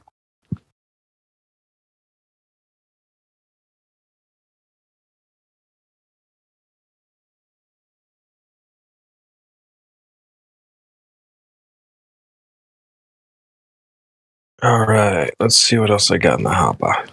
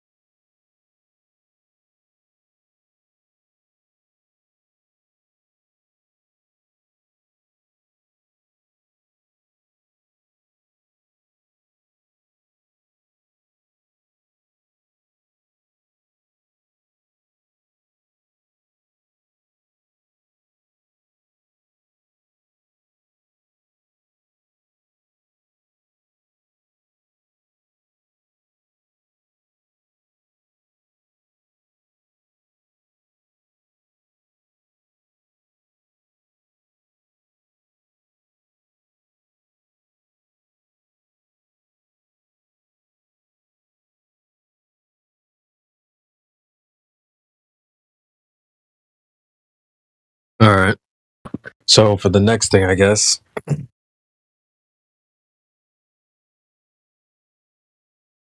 People use words all the time they don't understand. And you have to be very keen and aware when this is happening. For example, I'll post a screenshot.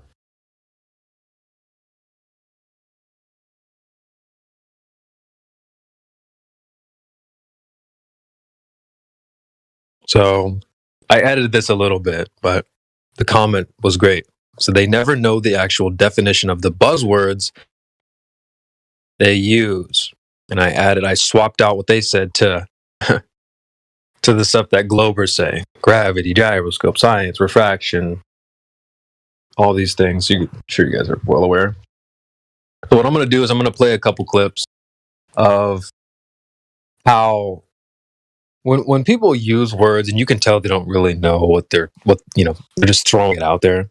All you have to do is just hold them accountable. Ask them, well, what is that? What does that mean?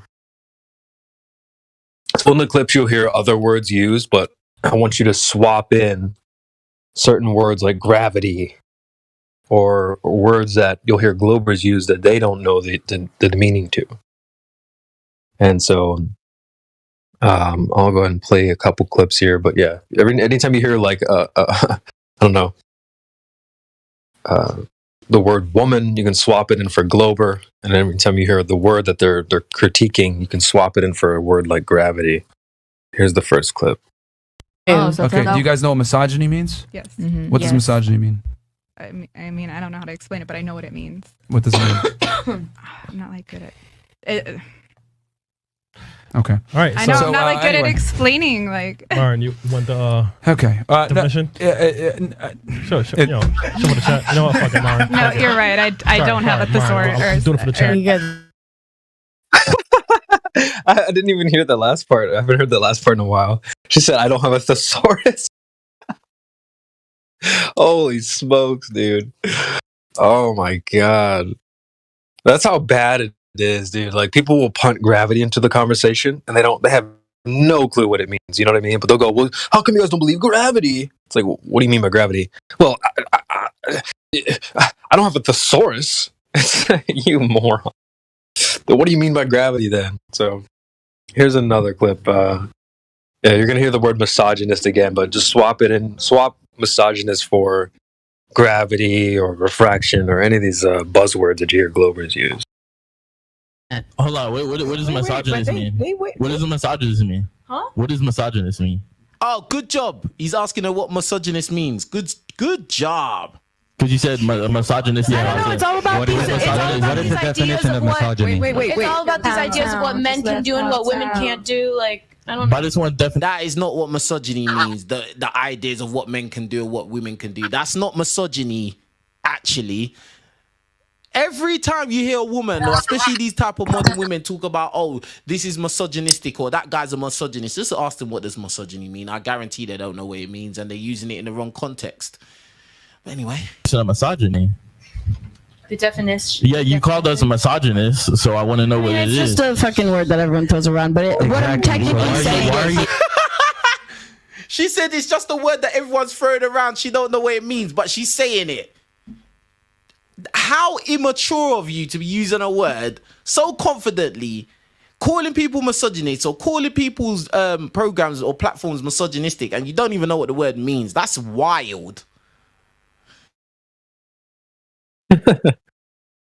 Yeah, well, you just have to be aware when Globers do this, because they'll do it as well. They'll throw words around like gravity, and then you hold them accountable and say, well, what specifically is that? And they'll go, well, just everyone uses it, so come on. It's like, well, no. You can't just call us gravity deniers. If you don't know what gravity is, you can't call me a misogynist if you don't even know what that is. So, just be aware of that.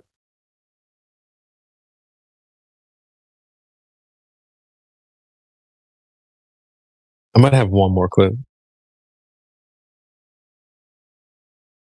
I have one more. Okay, I have one more clip.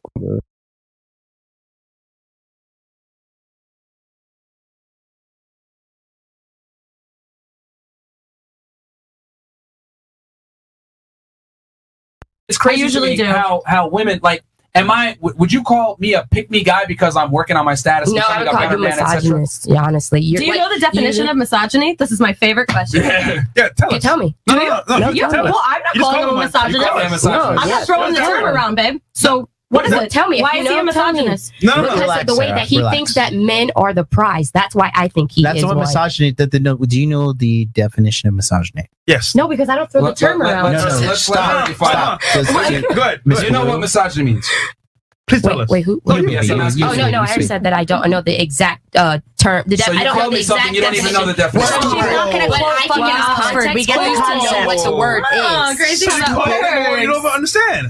It doesn't matter. I know what context clues are. I know what it like kind of means. I don't need to know the exact definition. It's like, well, I kind of know what it sort of means. Yeah. So do the Glovers when that's what they're thinking when they say gravity and stuff. Well, I kind of, sort of, I barely. Oh man, that clip was funny to me because she throws the word misogynist out, and immediately one of the girls on the panel flips and he's like, "Oh, what does that mean?" And like she was like, "Wait, who?" The girl who said it was like, "Wait, what? You want me to define it? Wait, who me?" Glovers do that too, man. You'll be talking to them for 15 minutes straight, and they'll be like, "Wait, are you talking to me?" Like, yeah, I'm talking to you. Who else? What the hell? Hey, is this the same guy who I've seen a clip? I have no idea who it is, but he's a younger guy and he looks foreign. And he says, somebody says something about books, and he says, "Name 3 books." Is that the same? Yeah. Yeah. Well, they do 3 countries. They do 3 countries on that show. It's Fresh and Fit. Yeah, that's Myron. That guy's from one Fresh half and of Fit. Fresh and Okay, Fit. I've heard Yeah. y'all talk about Fresh and Fit. Yeah, that Yeah. kid cracked me up when he asked the girl to name 3 books because she said she reads a lot or something. And then she was you're like, thinking Game of sorry, of that's Thrones. somebody else. I'm sorry, I mixed up what you're thinking of. Matan. His name is Matan. He's like real young with the long hair. He's the one that's like, name 3 books. Yeah, I know what you. Okay, that reminded me of him. So I thought it was the same Yeah, person. I've That's a seen good that clip as well. Because he's like, "Do you even read?" And they're like, "Yeah, of course I read." He's like, "Name 3 books," and she's like, "Twilight." He's like, "That's a movie." You idiot. Game of Thrones. She said Game of Thrones, and he's Game of like, "That's not the name of the book." And she's like, "It's a book. It's a book." Yeah, that's mad funny. Yeah, well, Fresh and Fit, they do a similar thing. Someone will donate a super chat saying, "All right, girls, name 3 countries." So they'll go around the table, and sometimes the panel's great and they just zing right through it. But like, there was an episode this week on Juneteenth of all days. One of the black queens on there, like literally, they go to her. She's like, "All right, go ahead, name 3 countries." She's like, "No, like, what do you mean? This name through countries? What are you talking about? She was the first one too, so it's not like anyone took all the easy ones away. Japan and all these. She was the first one to go, and she's like, "No, skip me." Like, well, dude, come on, like, you're making black people look bad. Go and answer the question. The name of that podcast is Fresh and Fit, or is it a podcast or YouTube show? Or Yep, they got a YouTube channel. Yeah, Fresh and Fit I'll have to podcast. check it out. Yeah, man, it seems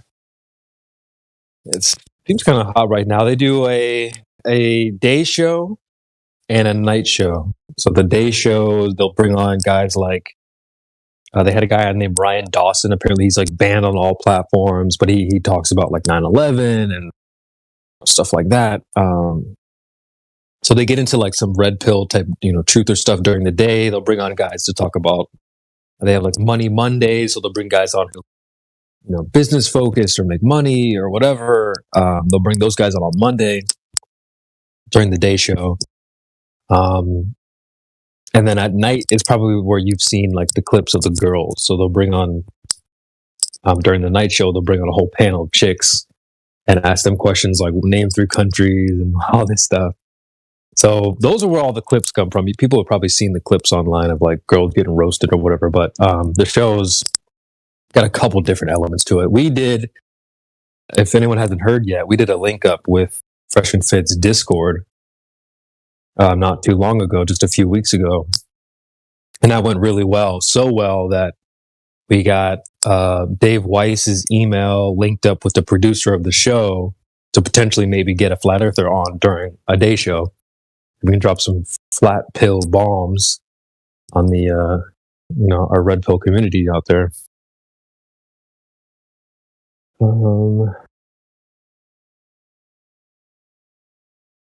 was going to post a screenshot. Yeah. So here's a screenshot of like one of their recent episodes, exposing 9/11 part 2. They had two episodes they did, exposing 9/11, stuff like that. So, it's not just about a lot of people see the clips and they're like, oh, it's just girls or whatever.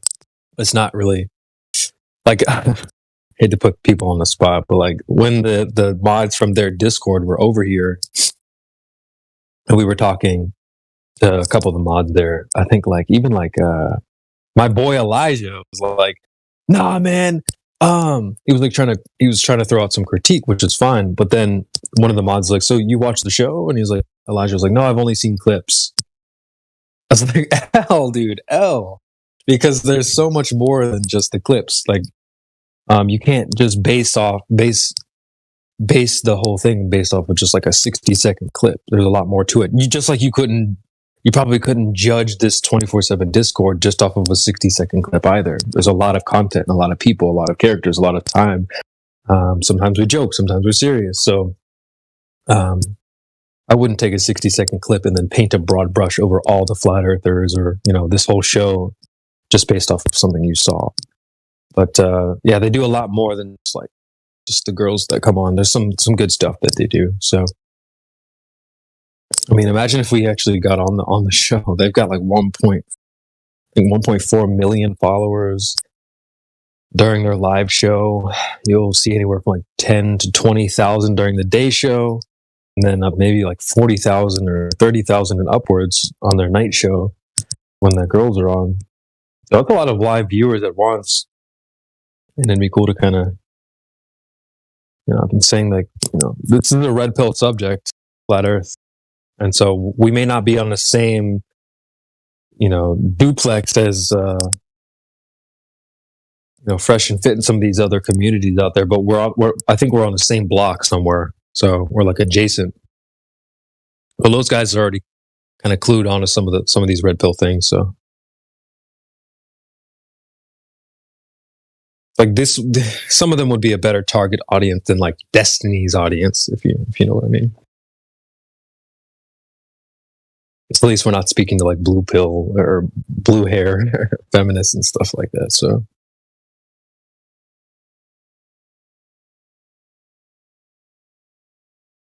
apparently the producer of Fresh and Fit, Chris, is already a flat earther.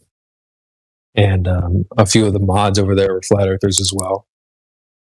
So that's cool. I'll drop a link to their Discord if anyone wants to join.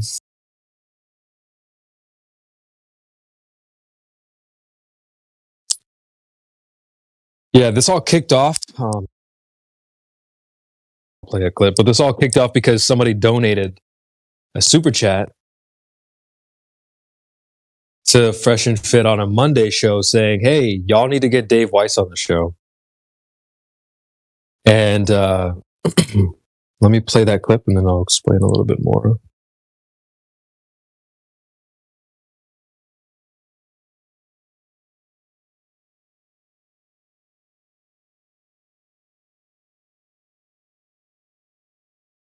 All right, yep, here's the clip.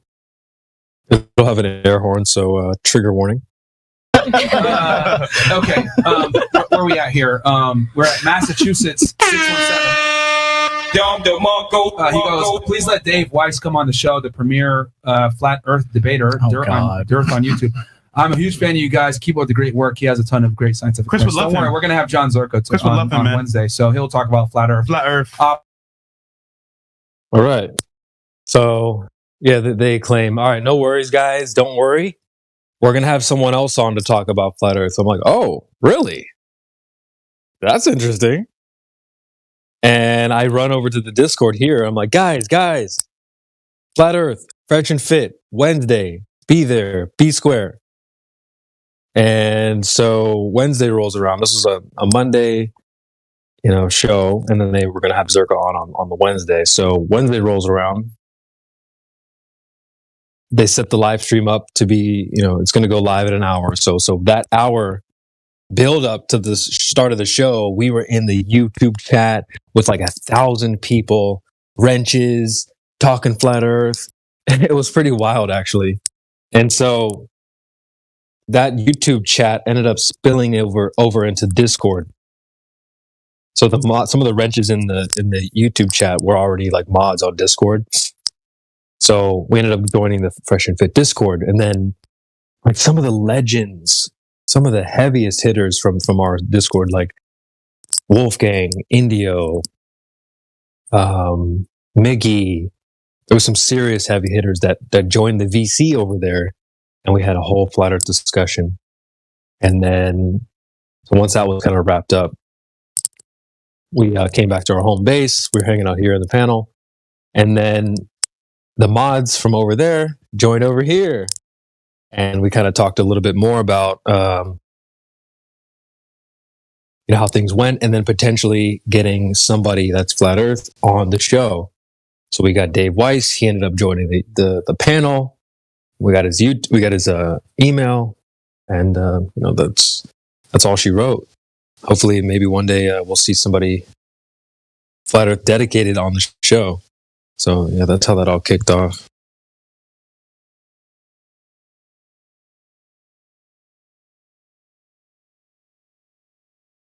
Kind of cool. It's kind of funny how it goes full circle, because the guy that donated the $100 was like, "Yo, you guys got to get Dave Weiss on the show." And what ended up happening was the guy that they said, "Oh, we're gonna have this guy on. Don't worry, he'll talk flat earth." They didn't really, they actually didn't really talk about flat earth, from my understanding. So yeah, it would kind of come full circle if we got somebody like Weiss, or even like Whitson would be a good person to have on. I think he's kind of young and probably closer to their age and whatnot. So could go well. Yeah, I definitely think on a platform like that, Whitsit would probably serve better. Yeah. As far as them actually listening to him, Dave is just some old guy who's retarded to them, you know what I mean?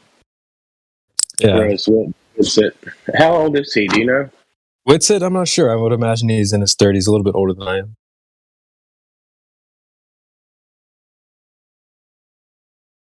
Probably closer to the demographic of Myron and Fresh. So they're in their 30s. I think Myron's like 33, 34. I think, same thing with Fresh. So I think Whitsit's probably about the same age. So I think he would be a good fit if they could make that happen. I think he's even moving down to Florida soon anyway. So Who knows? Weiss was like, well, they gotta fly me out. Like, oh, Weiss, dude, fly yourself out, bro. Like, damn. Like, dude, if I had an opportunity to go to Miami, like, sure, I would go.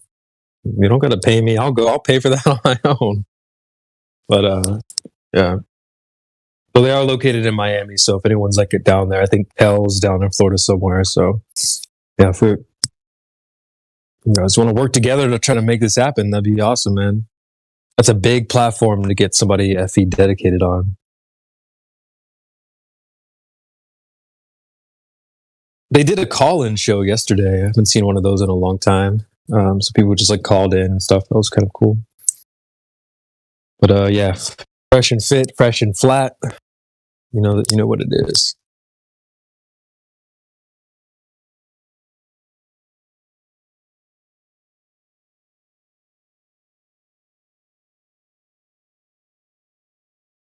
Yeah, and just I do talk about the show a lot, and it's not to say that like, oh, you guys need to drop everything and go watch this. It's and just kill some time watching, and really what I do is all like you heard some of the clips that I grabbed. It's not to like roast people on the panel or anything like that. It's more about, hey, you guys got to be aware of the mentality that's out there. It's not just women. It's not just women. Like it's the the mind virus is not doesn't discriminate. You know what I mean? So it can get you too. Yep. Yeah. So it's don't want anyone to get the wrong idea. Like, oh, CB is just like he's a misogynist. Like, no, I don't discriminate against Globers either. Like, I think that when I'm listening to the show, I'm hearing the mentality and where the mentality is going wrong. And so I try to apply that to Globers. I'm like, okay, I see this certain type of behavior here. I see it over there. Now let me teach it to new people so they can recognize the behavior and avoid it, so on and so forth. Just like we showed before, people throwing out words they don't understand. Oh, well, how come you deny gravity? Well, what is gravity? I don't know. So then what am I denying then? So you have to be yeah, that's the kind of stuff that I'm doing when I'm watching Fresh and Fit. I'm training, all right? I'm training for I'm watching these mentalities, all right? So you don't have to go and watch the show. If we do a Fresh and Fit, Fresh and Flat link up, then yeah, you will have to go watch. But keep you posted until then.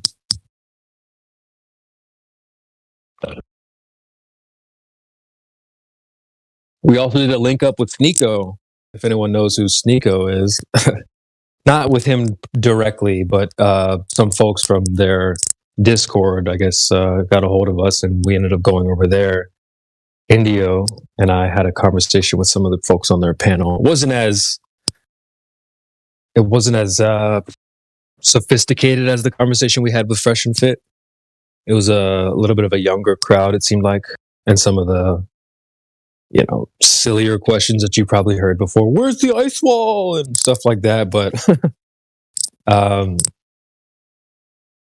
of like in the Fuentes clip that I played, it's about getting the message out there to some degree. So that's what's definitely happening. The message is definitely getting out there.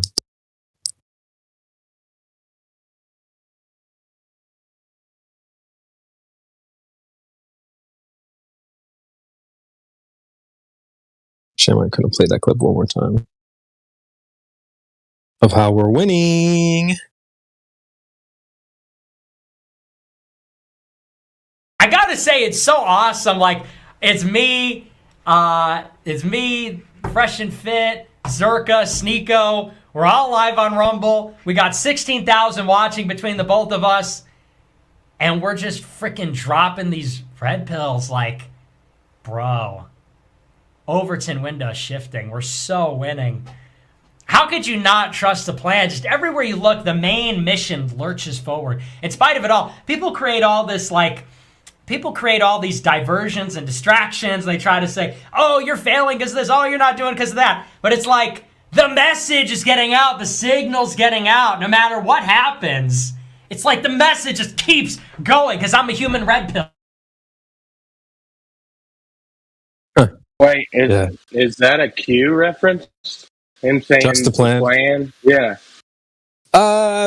Maybe I don't think it's a direct Q reference, but I know what you mean there. I know what you mean, but it's like trust the plan. Like same thing with the flat Earth. Trust the plan. Trust what we're doing here is working. Yeah. I mean, it shit makes sense to me, man. It's wild. You know. Well, go ahead. I just said it woke me up. Yeah, sorry if that was loud. I had to turn it down a little bit, but yeah, like he's saying don't. There's plenty of detractors out there. Ignore them. Who cares? What they can say, whatever. They can make hit pieces on us or whatever. We're gonna keep spreading the message. So we're just gonna keep dropping red pills. We're gonna do what we do, as India or Helio would say, "Do what it do," right? Shout out to Helio.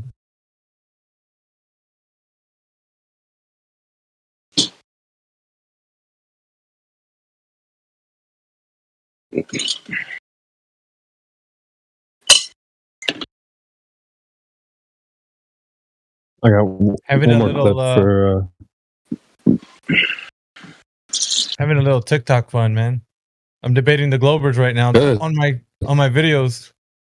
There's a couple of good. You can ask TOS right now. TOS will back me up right now. Aren't there some Globers on right now? TOS, like that one guy.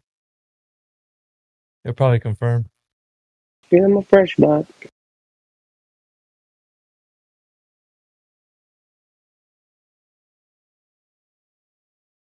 Real quick, I just want to play one more clip, and then we can get back to regular scheduled programming. But what's interesting is how people like. I noticed that not everyone is a big fan of FNF. You'll hear a similar critique that you'll hear people critique or criticize Flat Earth. Like, that group of people. I don't trust them. They must be X, Y, and Z. But when you actually sit down and listen, you might get a different, you might get a different takeaway. So here's just a short clip on that. Tommy Sotomayor's career revived on Fresh and Fit. I'm telling you, the people that come inside of Fresh and Fit and have watching them live, the real guys that sit down every day and watch this stuff is clocking on. Mm-hmm.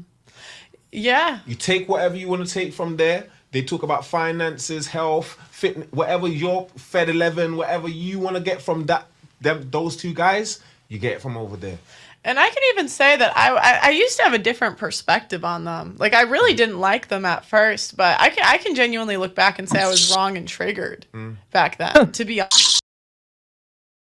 Yeah. Well, I mean, like, people say that about Flat Earth too. Like, oh, it triggered me. I thought they were stupid. And then you get here and come and hang out with like Miggy and some of the, cool characters here. And you're like, oh, wait, what the media told me about this place is not what I'm experiencing. So.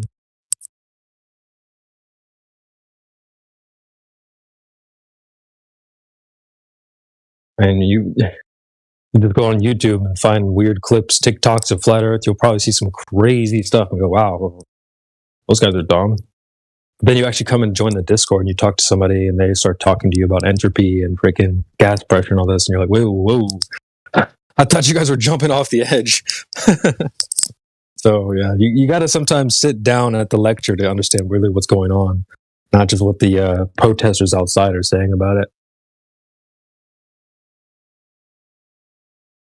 Like before we even did the link up with Fresh and Fit, people were saying, those guys are all stupid, blah, blah, blah. Even from here, like people in this Discord were like, no, they're all dumb.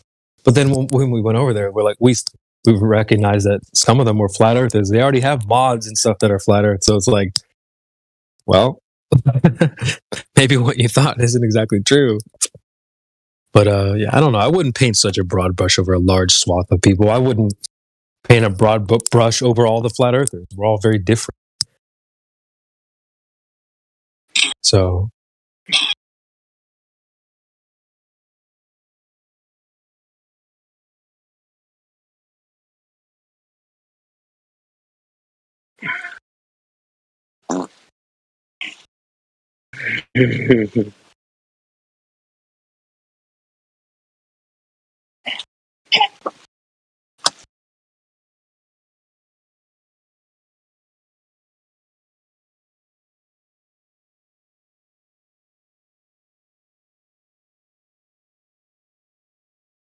Quick shout out to the panel.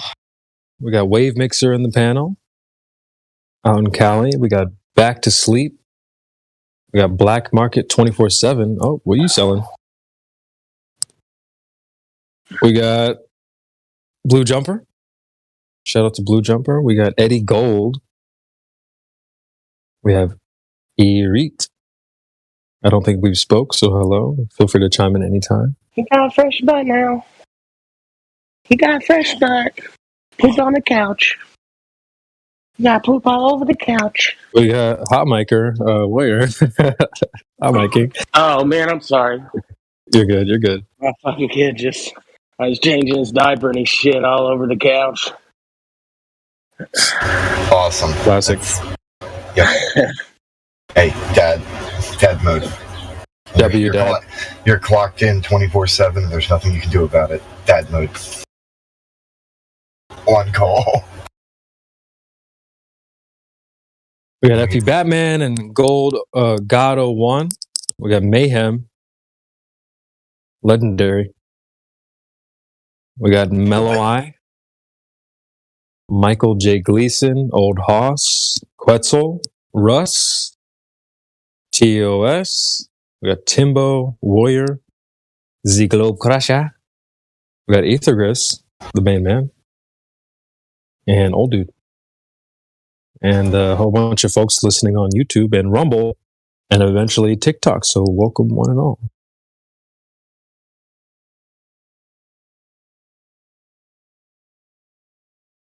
If anybody's listening in, feel free to join the server. We can get you VC verified and you can ask whatever questions you want. We can discuss this. Come on, come on. Come on down.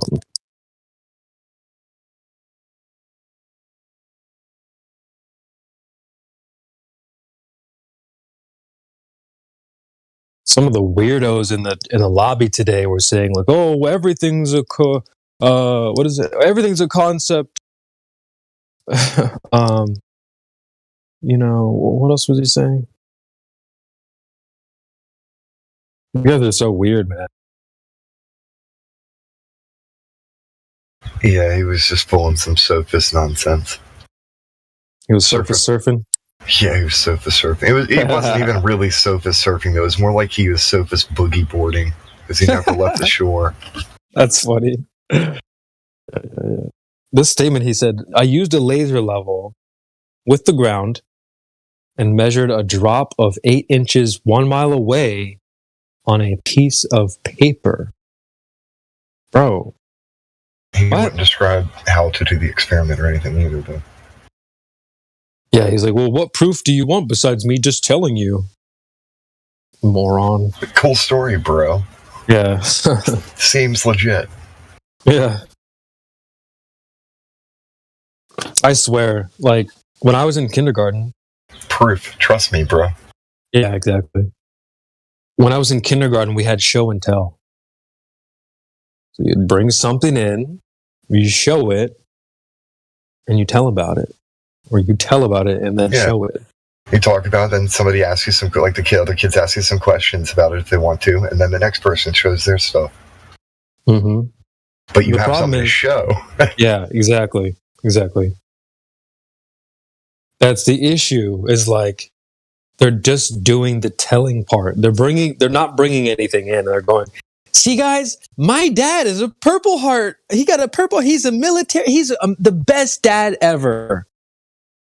My dad, he has this truck, and like, you just start telling all these stories. Okay, cool. So where's your dad? And then they show you a crayon picture. It's like, it's not actually a photograph or anything. It's just a crayon picture that's poorly drawn. It's like, come on, man. Yeah. Like, oh, I have the most best, so start saying stuff, and it's like, okay, so where is it? Well, you don't believe me? It's like, dude, the whole point of this is to show what you're telling us. Like, that's what's starting to get pretty frustrating about these Globers. You're saying I'm a liar? You hurt my feelings. Yeah, yeah. Dude. Yeah, you're absolutely right. They just want you to believe without having to actually do any work to show that they've study to show themselves approved. And it's not everybody, because I've met a lot of people who they are on the Globe side, and they actually are, okay, this is why I believe this, and this, and they've got their little presentation ready. That's cool. They've actually studied. They know their own model. Yeah. What disturbs me is when people believe it without knowing anything about it. That's where it gets weird. Well, that's just a kindergarten level too. It's like you got to think that the higher level is I don't know, when you get to like middle school stuff. They're like high school. They're like your math teacher goes, okay, well, here's a problem. I need you to solve it and show your work. It's like, okay, what? Like, how come the Globers forgot about that? Showing your work.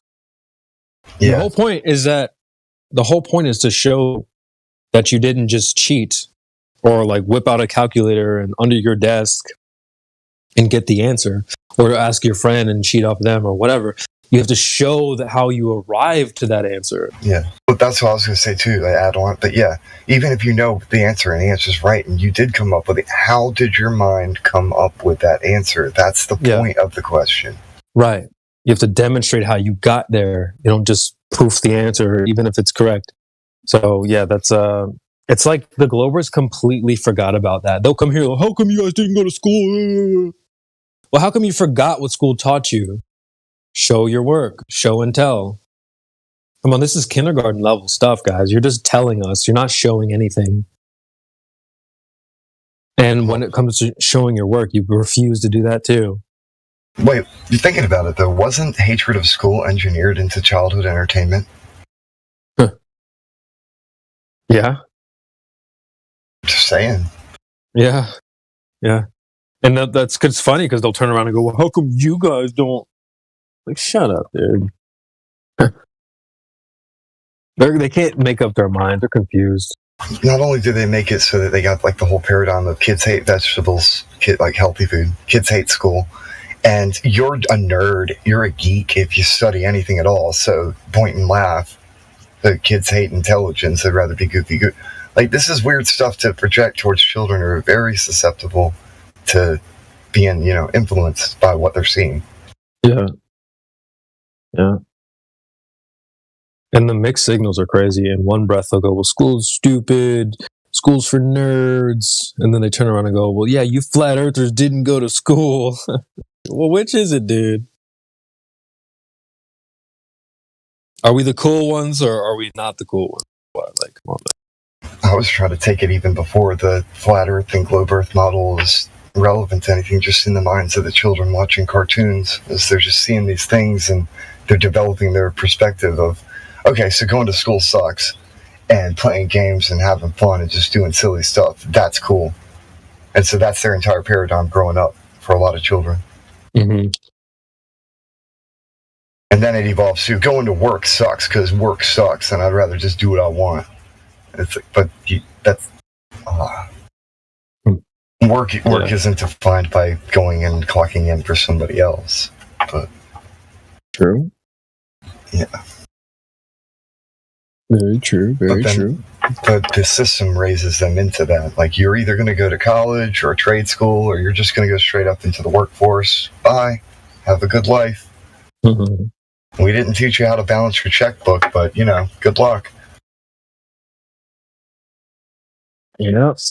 That's one thing I did find to be interesting about going to, like, I've been in many schools because I was in the younger years, I was in some private schools and I was homeschooled. Then I went to public school for high school. I have like kind of a pretty decent perspective of what it looks like on all the different sides of the fence. Okay. And it doesn't matter which one, like, unless somebody teaches you, you're not going to know how to do certain things. And for the most part, things like that, like related to, especially when it comes to private or public schools, they don't teach you how to actually interact with the real world. They're not saying, hey, this is for this. They give you abstract concepts and try and teach you certain things so you can regurgitate the facts, but they don't teach you how to apply it to the physical world around you. A lot of them. Like, they'll teach you math, but they won't teach you how to balance your checkbook or actually be able to handle your own money. Right. Or they'll teach you algebra, but won't teach you how to apply it to reality. It's just a bunch of numbers and letters. So what's this? But you have to apply it to something so the student wants it. Mm-hmm.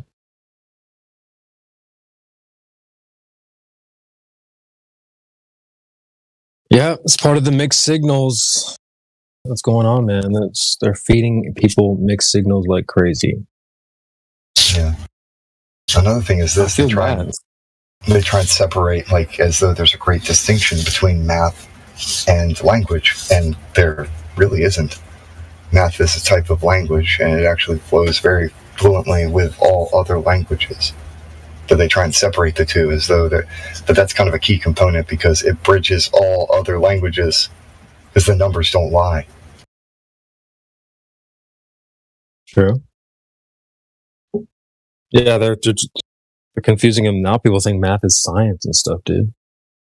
It's a formal science, but it's not a natural science. I have a clip about this actually. Right, natural science. Yeah, that's what most people get confused. I have a stormtrooper clip for this one.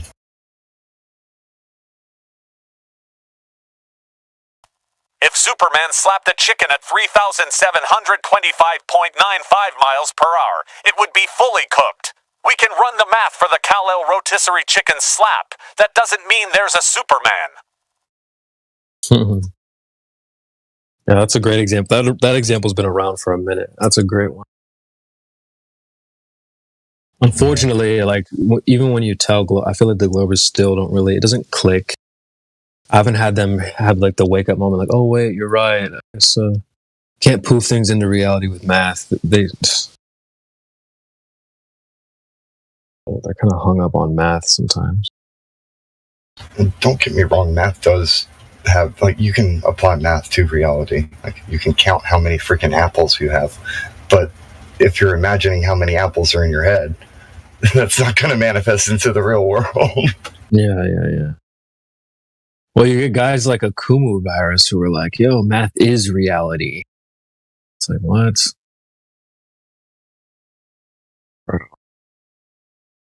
Well, then there's also the evil demon experiment or the brain in a jar thought experiment that people get caught up on, and they'll start believing that they're in a simulation and they can't prove they're not, so nothing matters. And then they're just arguing to win. They don't care about the actual debate and discussion because that doesn't matter. Mm-hmm. Arguing to win. Damn. Can't think of what it is off the top of my head, but I had a clip for that. But yeah, it's like they're devolving, bro. Oh, well, you can't know anything. We might be in a simulation, blah, blah, blah. Like, bro, what is it?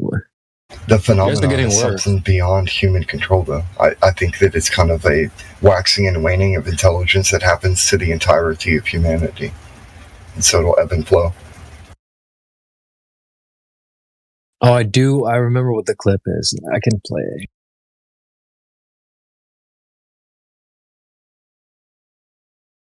That just means that at the lowest point of every idiocracy, it ends up getting better from there. All right, before I forget, here's the clip of how people will just like say things, and even if they don't mean it, they're just trying to like sort of weasel or finagle their way into like winning an argument or whatever. So here's a clip. Yeah. Why do you want to be different so bad? Because what do you mean? Dude, because they're girls, Sneeko, and every girl thinks she's fucking special. You wanted to date a Transformer, now you think Lizzo's hot. I didn't say that I wanted to date a trans man. You asked me if I would, and I said yeah, I would. So you would date? Okay, what if Lizzo was a Transformer? Would you date Transformer Lizzo with a mechanical pee-pee? Yeah, if we were compatible and I had chemistry with Transformer Lizzo, hell yeah, why not? Why are you lying? God. No matter what I say, Sneeko, you're gonna say you're fucking lying. Yes, because you are lying. He just gave you the craziest scenario. Would you date a Transformer Lizzo with a robo pee-pee? And she said she would. That's crazy. You're just giving answers to try to win an argument. Jesus Christ.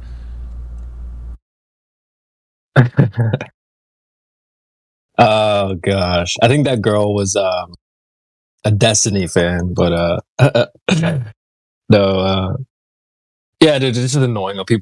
That's one of my pet peeves. Is like people just saying things flippantly, even though they don't necessarily stand by it, or yeah. We even see this in the form of questions as well. Like people will ask questions they don't They're not concerned with the answer. Think They're about just it. trying to push something. Okay. Cautionary tale to anybody who wants to try and play the devil's advocate all the time. Be careful with that. You might end up defending a side that you cannot possibly defend, and you'll make yourself look absolutely ridiculous. Yeah, that's word to the wise. Those are the people that seem to be ending most of their sentences with "right." Oh, jeez. I know you don't like that. Yeah, I asked. I said, "Are you asking us? Are you asking yourself? Are you making a statement? What's going on here?" Right? Who are you trying to convince? Yeah. Are you convincing yourself or who? Yeah. Right. Yeah. Don't ask me to convince you of your own beliefs. Right. Funny.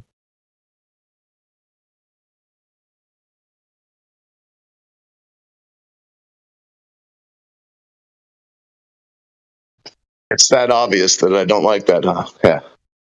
No, I don't either. I mean, no, I'm joking. I'm joking.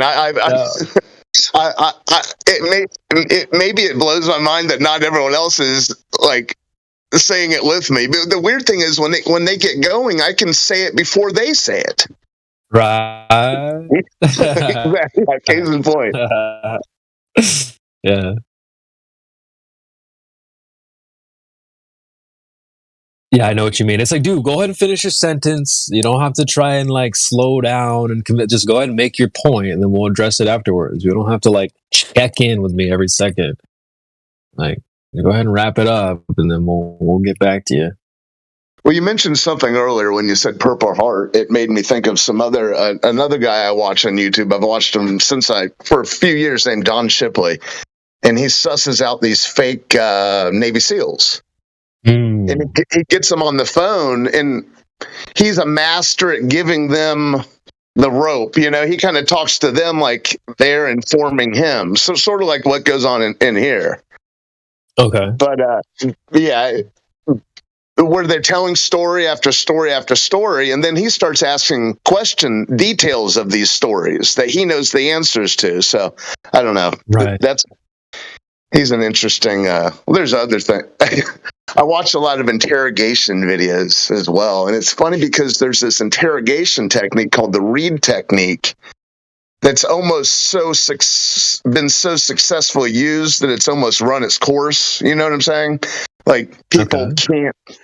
People, if you're falling for it still, these are usually old videos, but in that technique, they have the interrogator try and bond with the criminal or the person they're trying to get the information. It's actually kind of subversive in a way, you know what I'm saying? Because they've already read them their Miranda rights. Anyways, I'm going down a wormhole, but I think there's interesting parallels with these people that we deal with who want to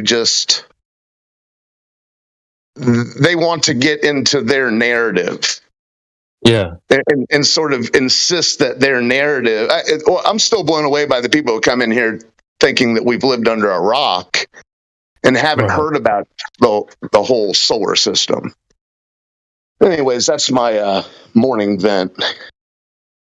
Well, I actually appreciate that testimony because there are parallels everywhere. And I think that being in this Discord, you should work on your lawyer skills a little bit. Like you should be able to cross-examine quite well. And like that involves asking good questions.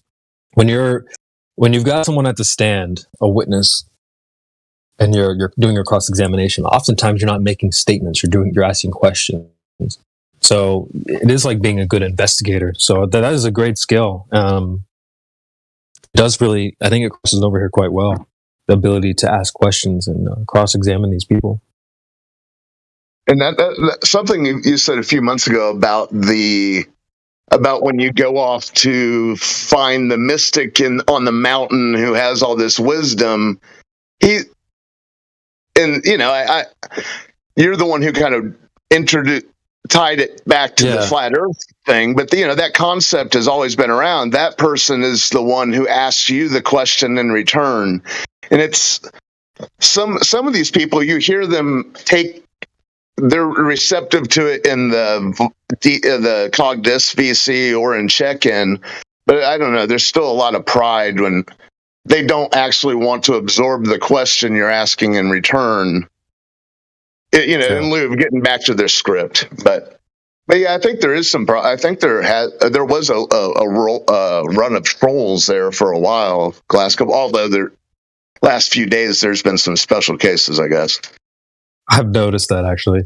Yeah, man, the pride element is a big one that like blocks people. It's like they don't know who the student and who the teacher is. Like, when they get here, they think they're the teacher and we're the student.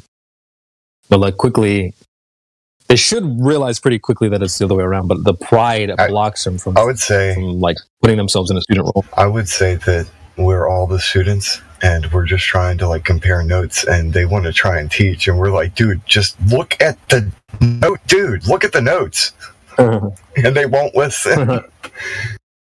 This is just the tutorial, man. This is just the tutorial. But it is what it is.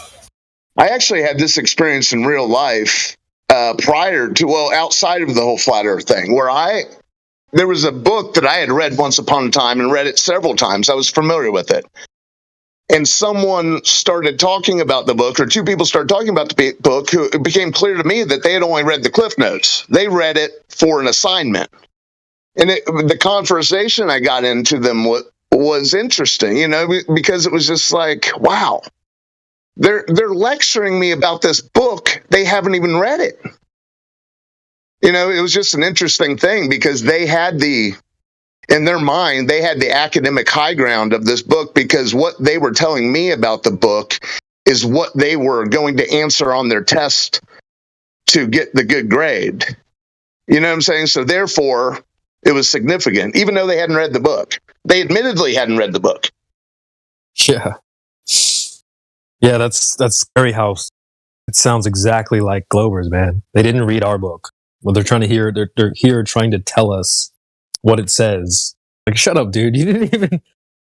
These guys are barely headline readers. You know what I mean? Like, they'll go to YouTube thumbnails and that's enough. Like, they don't even watch the video or read the headlines or anything. Don't come here and try to tell me what I think, bro.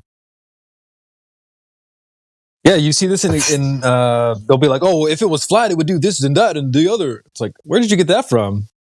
The reason why this is how I made it up.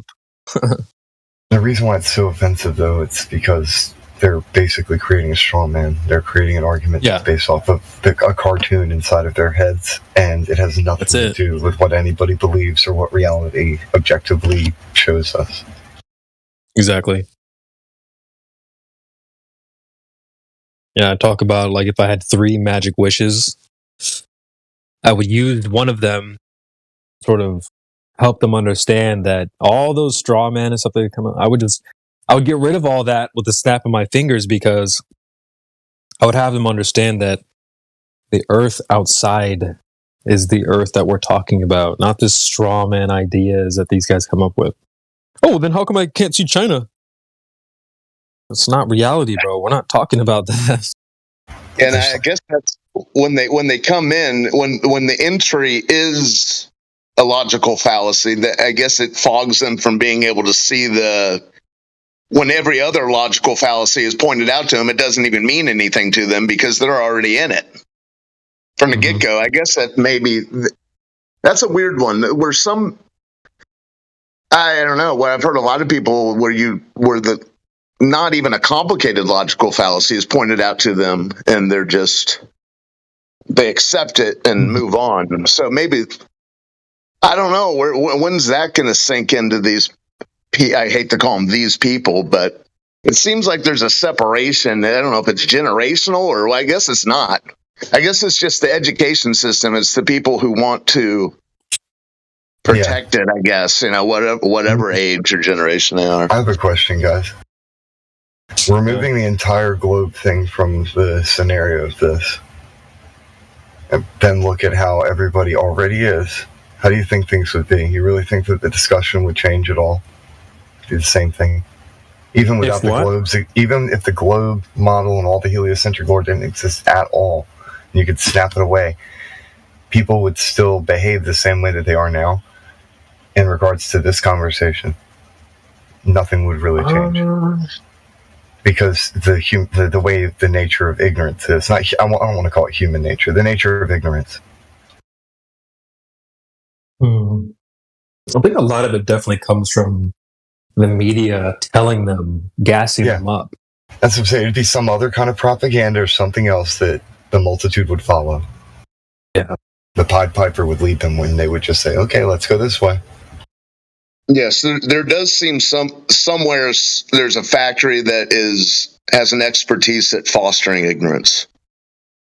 Yeah, so that's why I'm not saying that anything in relation to the discussion, positive. I'm just saying that our minds would still, there would be a population, like a percentage. Yeah, but the current thing they've got everyone in is in a link to the globe. You know what I'm saying? The whole Han scum evolutions thing. So this particular one is It just so happens that is the discussion because of that. Yeah, but it could be anything, but it's the globe because that's their outlet. That's what they use to do it. Well, you've seen the movie The Village.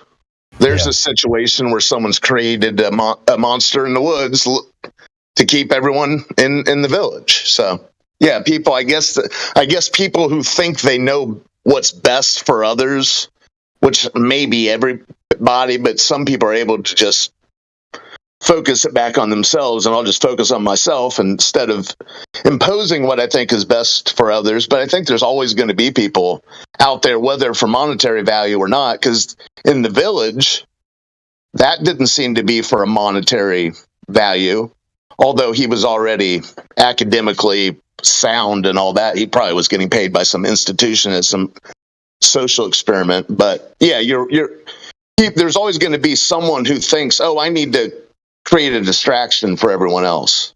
Yeah. And another thing with the academic hierarchy that is directly connected to and descendant from the old mystery schools. Every aspect of their modern traditions directly connected to the mystery schools of old, especially like the Greek and Roman Empire eras.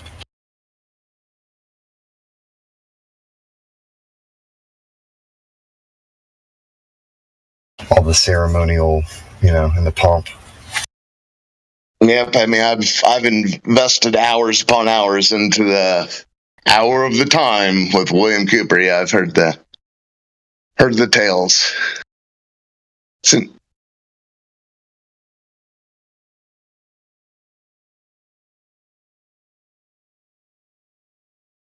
I find the marketing and sale of truth to be diabolical, especially in this era when we have the internet. Kind of concealing things and, you have to go to this to get this, and then having these really expensive books and all this other stuff that's related to these prestigious colleges. Like, what the hell? We're all connected now. Give the information to everybody. Yeah, it's funny. Not to wrap it back to what I was talking about, the guy who chases down the stolen valor people and exposes them. I was watching a video today, and the first comment in the YouTube comment section was, how do these people continue telling these lies in this day and age of the internet when everything is linked together? Well, the funny thing is that person had been using the internet to tell their stories and profit off of it. So I guess we're still in the early stages of, I don't know. It's as changed and different as YouTube and the internet is. It's still very useful. Yeah. If you're looking for something specific. And unleashing the information, like I was saying before, wouldn't change anything anyway, because that gets back to what we were talking earlier, like the ignorance of people, like the innate nature of willful ignorance. I don't want to know. So they don't do the effort to even study. They won't dig. Another thing is the attention span things too, like you were just saying with the internet, the way all these algorithms,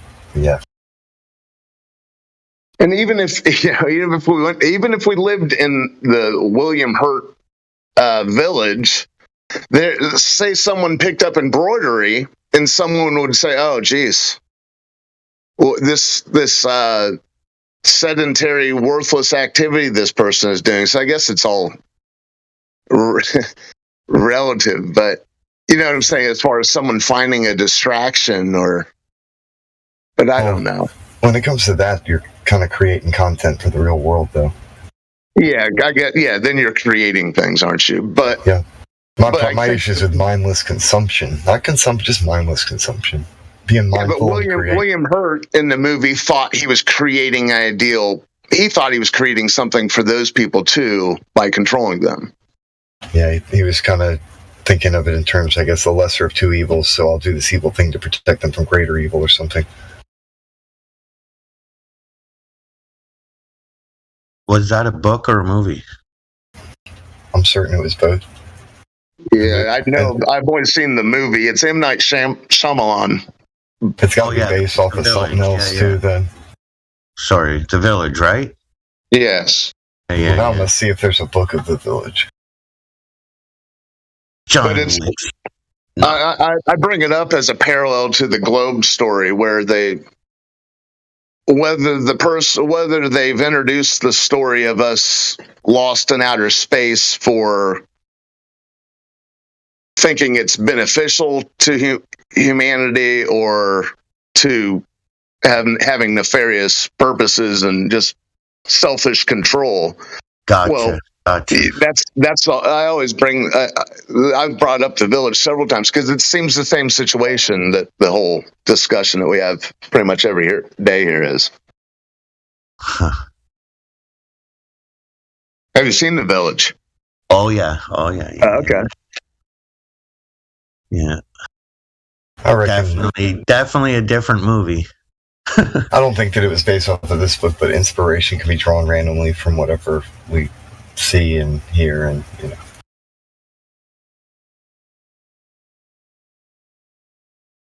not to mention the weird inspiration. Like, there's waves of inspiration that happen across the internet that aren't direct. Like, you might not have read a book, but somebody else who did might say something from that or related to it that influences you, and you have no idea where it came from. Yeah. Isn't it sort of Plato's cave-ish a little bit? Ah, yes. Shadows on the wall. Yeah. Yeah, M. Night is a impressive storyteller. Yeah, I don't mind his work at all. That dude knows how to basically mind F pretty much anybody with his movies. You can throw your mind for a loop. Some of the stuff's really weird though, but yeah. He's excellent. The new one. Have you seen the new one? That might be the weirdest. I said some of his stuff might be. Everything he makes is weird. Yeah, dude, the new one I just saw.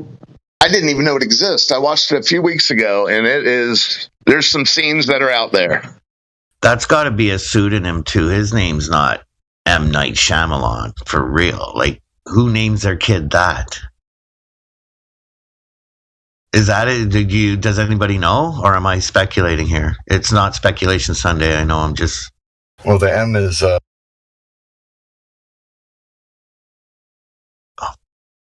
Yeah, it's all short. I'll show you. I'll send you a picture.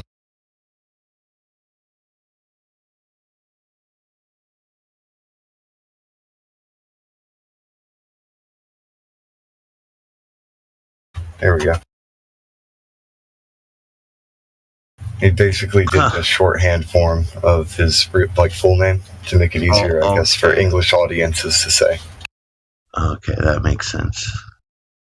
Wild. Be right back with you guys.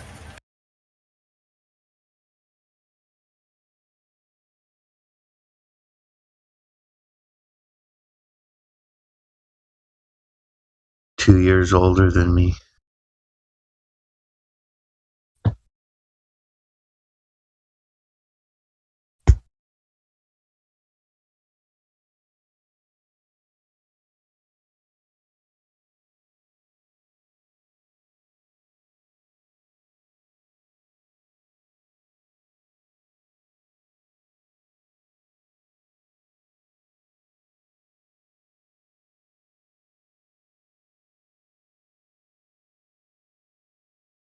I want to say, appreciate you bringing up those parallels, Old Hoss. I think that's one of my favorite things to do is find parallels and things that tie, maybe not even directly, but indirectly back to the conversation that we have about the Earth.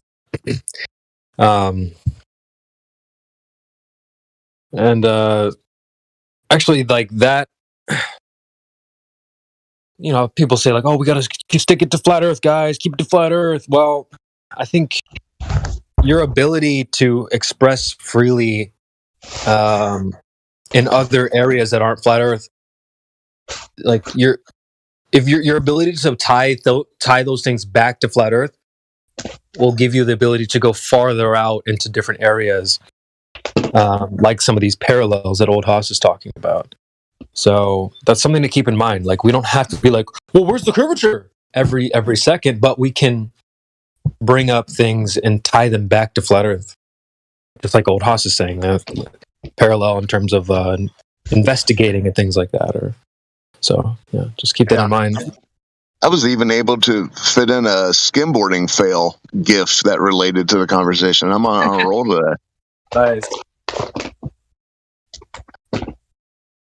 Yeah, that's just a pro tip out there for folks who are like, you can go into other areas. You guys have heard me talk about anime and stuff like that. But as long as you can buckle it back, tie it back in, it's not just like hanging loose, not tied to anything. Look, that's what Globers do, bro. They'll make a hypothetical example and then not tie it back to anything. Is that the gentleman that told me about the Titans? Yeah, boy. Yeah, I watched it, man. That was crazy stuff. Awesome. The female one, at first I was wondering if it was the dude's mom inside. I didn't realize it was, you know what I mean?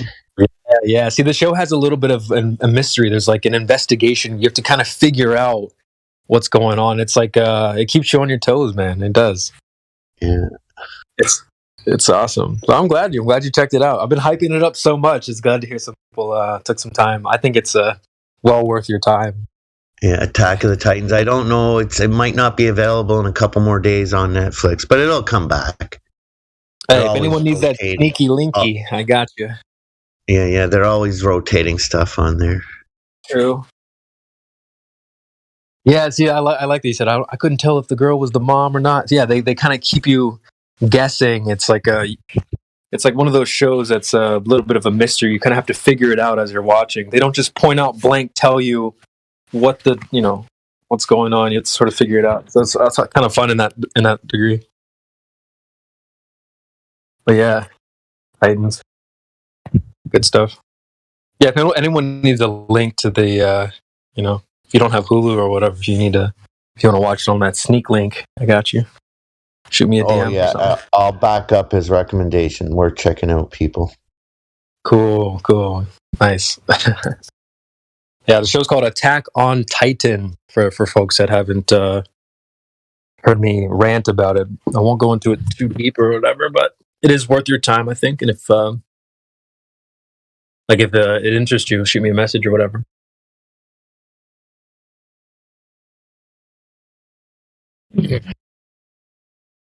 But yeah, that's the point. Is that let me see. I typed it out.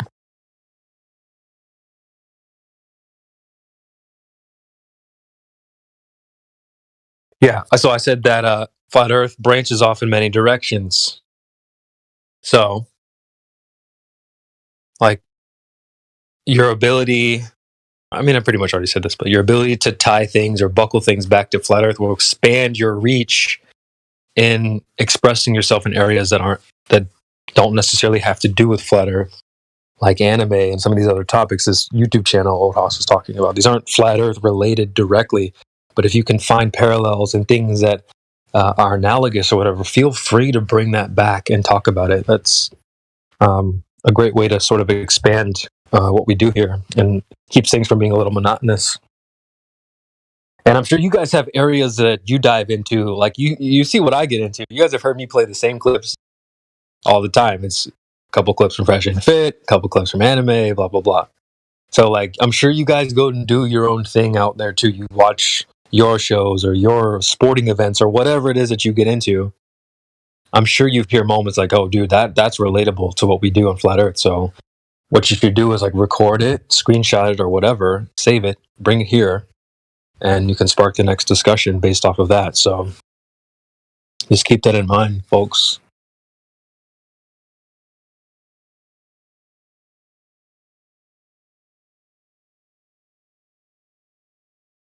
That's one of my favorite things to do, actually. So worth trying. Great show with a lot of biblical references. AOT, Big Root. Yeah, dude. See, oh man, I love it. I love it. It's so deep because it has a lot of those different elements, like even the religious aspect. All right, man, you're gonna make me do it. Let me post a map. Let me post a map for folks that aren't familiar. I'll try to sell it to you a little bit. So let's see. Here's one map. And here's another map. So essentially when you kick the show off, you're introduced to this idea that there's people born within these walls. So if you look at the chat there, I posted kind of the layout of the situation. So they've got a couple of rings there. The inner rings where like the higher class live, the king lives there, and so on. The middle rings where like the middle class, and so on. So it starts off. They're within these walls, and the main characters end up stumbling across this book. Let me grab the book here. I have a screenshot of that.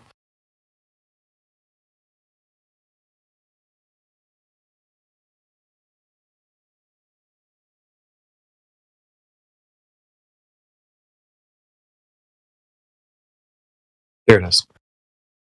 Okay, so they find this book, right? In the book here, you can kind of see it has some pictures there. You see some like a leaf with water on it. You see some deserts, glaciers and stuff, right? So you see fire, water, land made of ice, fields of sand. So these are things that no one's ever experienced, or these people have not experienced. We all know, like in our life, we know there's deserts and mountains and so on. So like, but for them, they were born within these walls, so they don't know. A lot of them don't know what's beyond this area. Okay. So they get this clue that there might be something more than just this little playpen that they've been given. And so how is this parallel? Think about the globe, right? I have another screenshot I'll post. The globe's almost like a playpen. It's like a closed off area. They're telling you, hey, this is it. We've explored all there is to explore. No need to go beyond these walls. We figured it out. You're stuck in this little circle area, right? Okay. And then so the main characters decide they want to join the military because the military does some expeditions beyond this little area. And yeah, the biblical reference that Great Big Root was talking about was what's really interesting is there's like a religious cult or like a religious group that's like geeked up about the walls. They're like, no, you can't look over the walls. You can't betray the walls. The walls are holy. What does that sound like? It sounds like the globe heads. No, the globe. It's perfect science. You can't go past here. It's amazing. So that element's really interesting there too. Now, like think about in reality. Like say we could form like our own flat Earth Navy SEALs or whatever. What would we do? Well, we'd probably go and try to figure out a little bit more beyond what's beyond our little known area. I have a little screenshot for that too.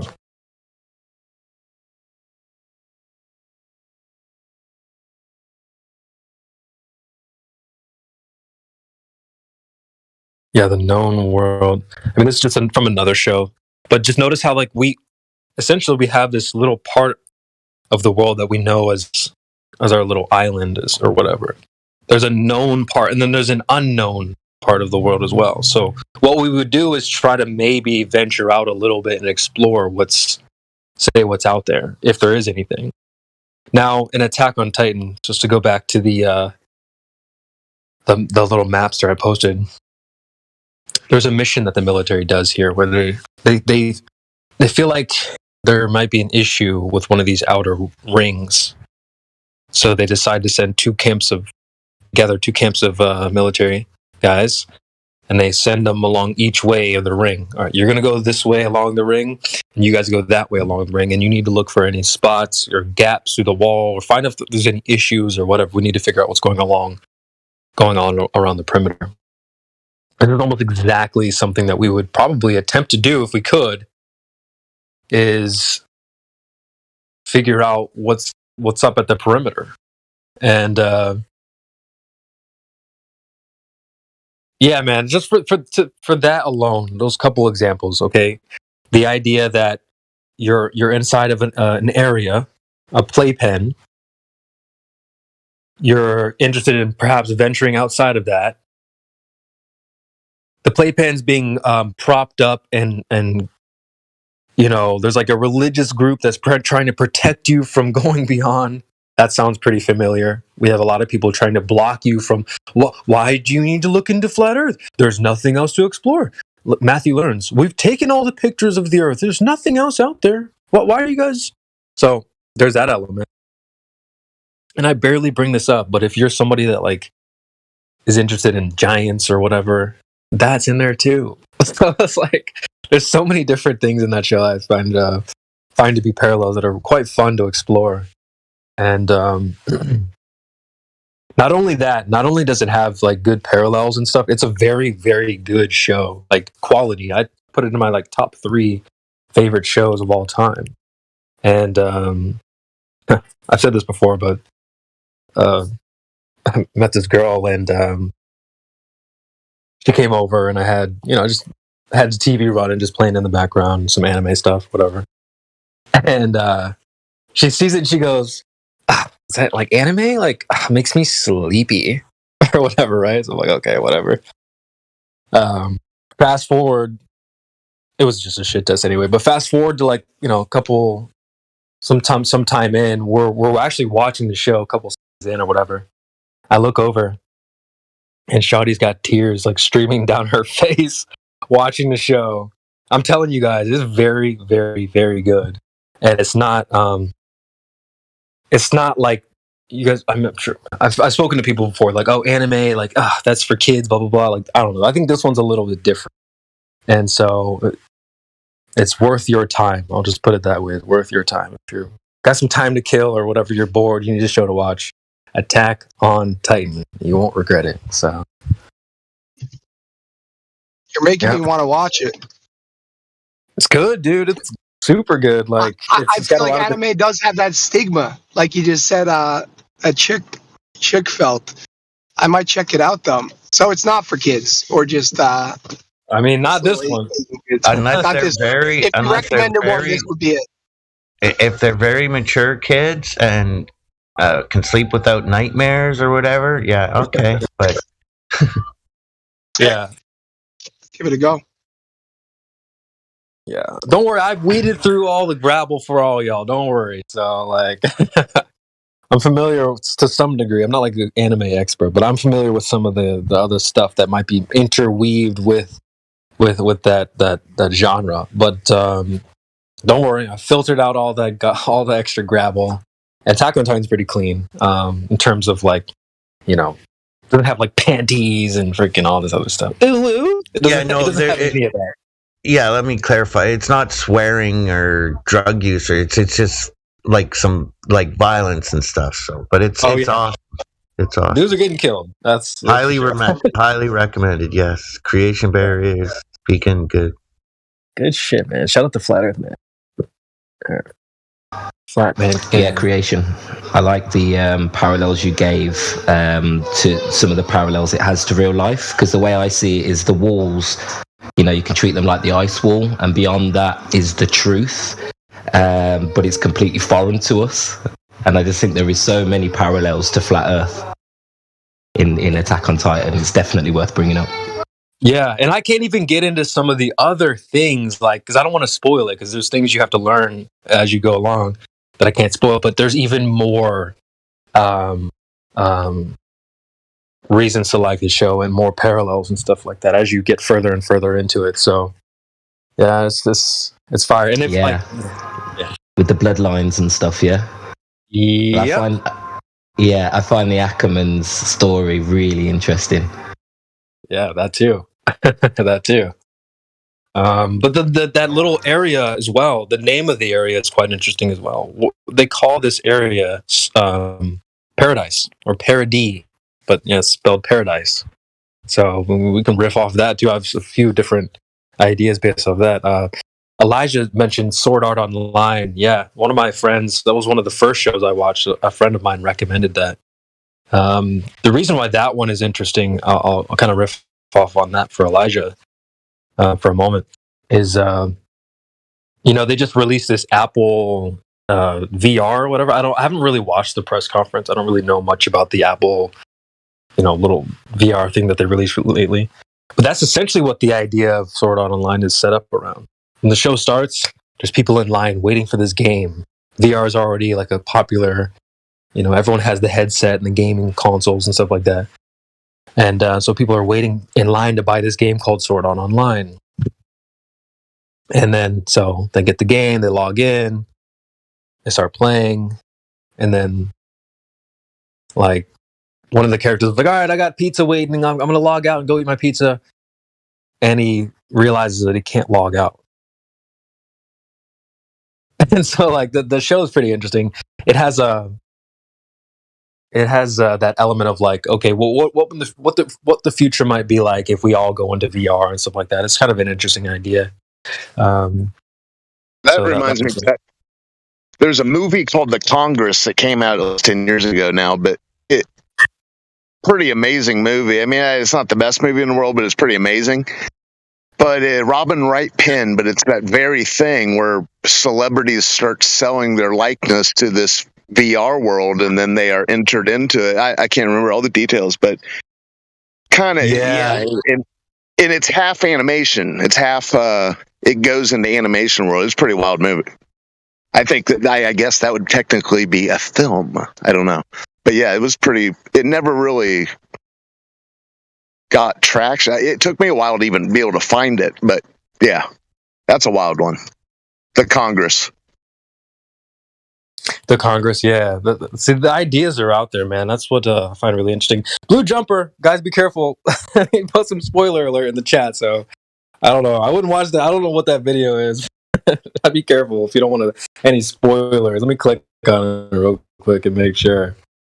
But even the thumbnail's got some spoilers in there, so I would be just don't look at that if you haven't seen the show.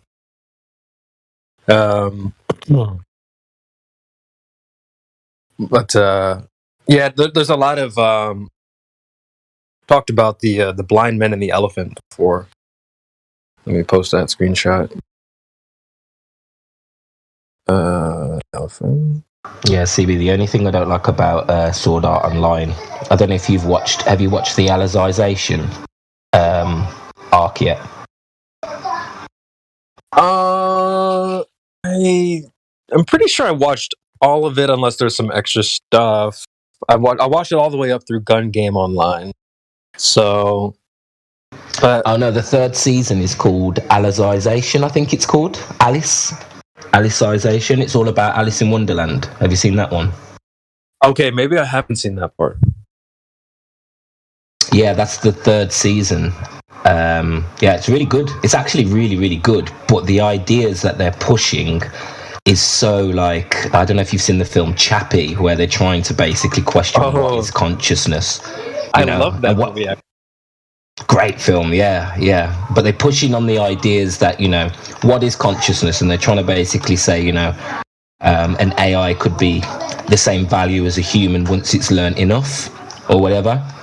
And I don't want to spoil Alicization. You should watch that arc. I think it's on Netflix. But yeah, he gets trapped somewhere for such a long time that, the reality has completely changed because he's been trapped for so long that it brings up questions about, what is consciousness, and he begins to build bonds with, Anyway, not going to share too much, but it's really pushes into philosophical ideas. Remember that one from I believe it was the 80s? Number 5 Alive? Johnny 5 Alive or something? Short Circuit. Yeah, that's it. Short Circuit. 1 and 2, maybe 3. That was kind of cool. It was like the good guys in the AI world. Yeah, I can't what's remember cool, that man? film. You've heard the saying that truth in the media lies in the news. So if you look at that screenshot I posted of the elephant, Blind and the Elephant, all these shows are like the men around the elephant. And I feel like what they're describing is the same thing, just in different ways. Can't tell you how many shows have this idea of like, oh, let's try to go outside of this area. Well, I wonder why, because maybe we feel trapped in our little area. We want to go and venture out and see if there's more. The Congress, this VR stuff, it's coming. It's on people's minds, you know what I mean? So that's what I really love. And you guys are welcome to bring out your shows and your ideas and stuff, because I'm sure they're all kind of pointing at the same thing to some degree. You guys notice how, I brought up something about VR, and then Old Hoss immediately had something, I've heard of something like that too. So it's like almost like these shows are telling the same story, just in a different way. Like last week or 2 weeks ago, I was talking about the same topic, and other people were chiming in with other shows. Oh, I've seen this one on Hulu. It's called The Dome. People were in a dome. But oh, really? I've seen one with a dome. So like we could go all day long, but it's interesting how it's almost like that's where some of the truth is in these stories. It's not on the news. It's not coming from NASA or daddy government or whoever. Sometimes you have to decipher what the truth is by, I hate to say it, by like filing through some of these stories. Telling the truth is a very delicate thing to do. I've talked about this before. It's not the easiest thing to just be point blank and tell someone straight up what the truth is. A lot of times, you guys have seen how people react. They don't like it very well. Think of like, even like I've compared it to dating. If you meet someone you're meeting someone, you're starting to get to know them. Like, say you have to sort of go slow, like you don't just dump all over them immediately. I love you. It's like, whoa, dude, slow down. Like, we got to get there first. Same thing with like a flat Earth or dancing. Yeah, you get to flat Earth, you don't just like, it's flat, it's flat, it's flat. You sort of have to like build up to it. You have to tell them that it's flat in another way. Like, kind of have to wrap it up in a question, or wrap it up in an analogy or something like that. You have to sort of feed it to them, sugarcoat it a little bit. For some people, it's hard to be just direct. So I think that's why it's easy to tell the truth in these stories, because you can kind of, be a little indirect about it. Think of like, there's lots of shows like Truman Show and stuff like that. It seems like they're kind of trying to tell you something. You just have to like be aware of what the hell's going on. It can't play Conan the Barbarian. I haven't seen that one, bud. Sorry. No, you're good. You're good. I'm terrible with movies. I'm honestly like the worst when it comes to like a lot of movies. I haven't seen like Forrest Gump or any of these movies, but it's one of my favorite quotes is, it's not nature that is mute. It's man who is deaf. So it's like, you have to be open and be able to hear and listen, even if it's coming from a story or a movie or a show or a billboard or a license plate or wherever. You can get messages from all over the place. Sometimes it's not gonna be just a direct communication. Even if you believe in God or Creator, they don't necessarily have to come down, present themselves to you. Hello, I have a message for you. Like, honestly, like I think that quote is probably closer to what really happens, as opposed to like you just being told a direct thing. It's nature is not mute. It wants to tell you things. You have to just be open to listen. So Yeah.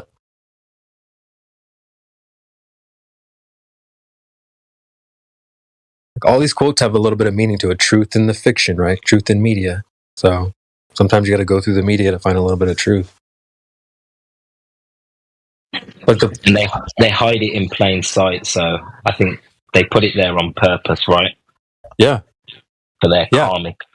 Where, the question is, like, where else would you put it? You know, where else would you put it? Like, you can't just put it on the news. You know, you can't just tell people flat out. Sometimes, like, they freak out. So you got the ones that have the eyes to see, they'll see it. The ones that have the ears to hear, they'll see that as they'll hear it. So exactly. And think about this as well. Like, if you didn't, obviously, ideas. You know, when you hear a new idea, it's quite, you know, what's the word? It will hit you hard if it's the first time you've heard it. But if we can just give you these ideas in a joke format or in a fantasy format, it's going to stop you from taking these ideas in when presented in a serious manner. Does that make sense? Yeah. Because it's almost like a double bluff, isn't it? When they put these ideas in a fantasy setting. Yeah. Very clever. I know what you mean, right? It fools some people, and some people like can see through it. And you got me thinking too, like how you said, like you might hear something and it'll click. I think sometimes, like music, for example, has a lot of double entendres, triple entendres, sometimes quadruple entendres, and shows can have those as well. So it's like you can hear something for the first time and get one message, hear it for the second time and get a deeper message. You know what I'm saying? And maybe hear it for the third time and then something clicks because of those entendres. So you hear this in like rap music all the time. It goes back to what you're saying, though. It depends on what ears you've got to hear. I mean, how many times have you watched The Matrix? Because I watched The Matrix before, 2008. And watching it now, the whole film has a completely different meaning. Exactly. Yes. Yeah. And like you said, there's levels to information, isn't there? Because it's like when you speak to a Gober who's not done any research at all on the flat Earth, they just want you to rush through and tell you everything in a 30-second soundbite. Like, they don't even want to like spend any time on it at all. Yeah. What's about you're not even through explaining long distance observation, and there's what's the moon then? I know. I think that's why you get why would they lie? They're just like, all right, just cut to the chase. Let's get to the end of this shit. Yeah, man. I liken that analogy to like dancing. With if you want to get to another spot on the dance floor, how do you get there? You get there by dancing to that spot. And like when you're having when you get with your partner, especially if they're new, you don't just like shove them across the dance floor. You sort of have to like rock side to side a little bit, maybe do a little two-step with them for a minute, and then you build up to tango and whatever. You get the groove on. So like when they're like, "Well, just cut to this, spill it out for me." That's like this idea of like shoving someone across the dance floor. That's not how you do it, And yeah, it's like sex without foreplay. What's the point? Yeah, exactly. Oh man, yeah. So we gotta rock side to side for a little bit, and then we'll get there. Don't worry. Yeah, 100%, mate. I can't remember who said it, but they said, when you speak about flat Earth, don't go straight in for flat Earth. Let's start at the moon landings first. Let's warm them up a bit. I like that. Yeah, there's lots of places to start, man. It's like sometimes it's about establishing a connection with the person, Like I've said this before, it's almost like a speed dating element when it comes to dealing with new people here. Like there's no cheat code to sharing this information. If there was, it doesn't matter who says it. I could say the black swan, you could say the black. We could all say the same thing, and the information would click. But it doesn't work that way, does it? Sometimes it's about establishing a connection with the person, and then the information will follow. So it's important to be aware of that. Like if you notice you're not jiving well with whoever it is that we're talking to, like say someone pops in right now and you guys all can tell, hey, CB and him, they're not getting along, dude. CB needs to step aside. Well, I have to be aware of that and step aside and let someone else who might jive better with this person, because it's not about, at that point, if we're not jiving, it doesn't matter what I say. I could say the Black Swan, they're not going to hear it. It's not going to click. There's no cheat code. So if I can't just hit the cheat code and it'll work. No, I have to pass the sticks over to maybe Big Root and let him try with this person, and then the information might follow once they've connected. So yeah, it's important to be aware of that. Don't force the dance partner across the dance floor. That's where that analogy comes from. If y'all ain't dancing, if y'all are stepping on each other's toes, it's time to go find it. So, it's not a mosh pit. Yeah, exactly. That too. That's a good point, Flatman. Some people have this mentality. They're just like, they just want to get in real quick. Here, I want to do a quick freaking, let me clear the dance circle. I'm going to do a freaking bebop move real fast. It's like, hold on, man, dude.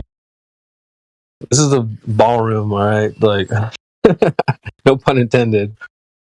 No b-boys in here. But, yeah, this isn't a mosh pit either. That's a great point. It's amazing. It's gone from a dance to a dance battle. And you're right, I think that's the problem. When you turn the dance into a battle, then it becomes about the best trick.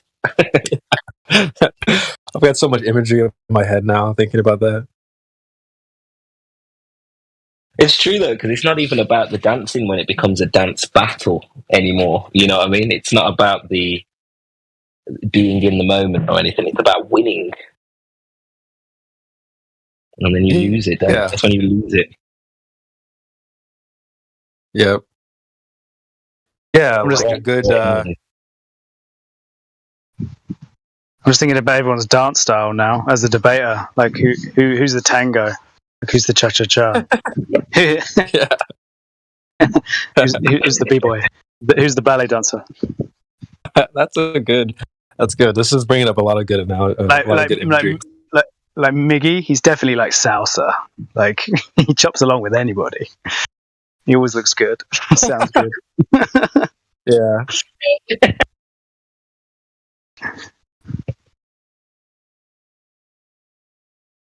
I think of somebody else now. So just important to be.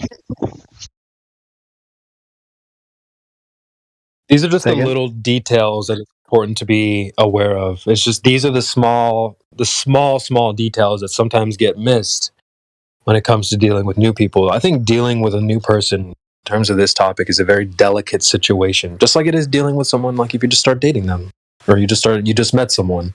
It is delicate. You don't rush, you don't dump your feelings all over them, you know what I'm saying?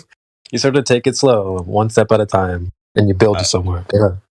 I'm okay with that at the start, but once we're in it, I can go from 0 to 100 like that. For example, I delivered liquor for a number of years, and I would collect the little airplane bottles off the samples, especially if I knew that they were a non-tipper customer that the order was for going to. Anyways, I was dating a lady that I had met delivering liquor, so she liked to drink. And we're at my place one night, and she's, can I have that vodka there? Da, da, da, da. I'm like, well, no, it's part of my collection, blah, blah, blah, blah. And then I got a little curious, and I picked it up. She already had cracked it and drank it and filled it with water. Oh! So that was the end of that relationship. Damn. What? Yep. She's crafty. She gets around.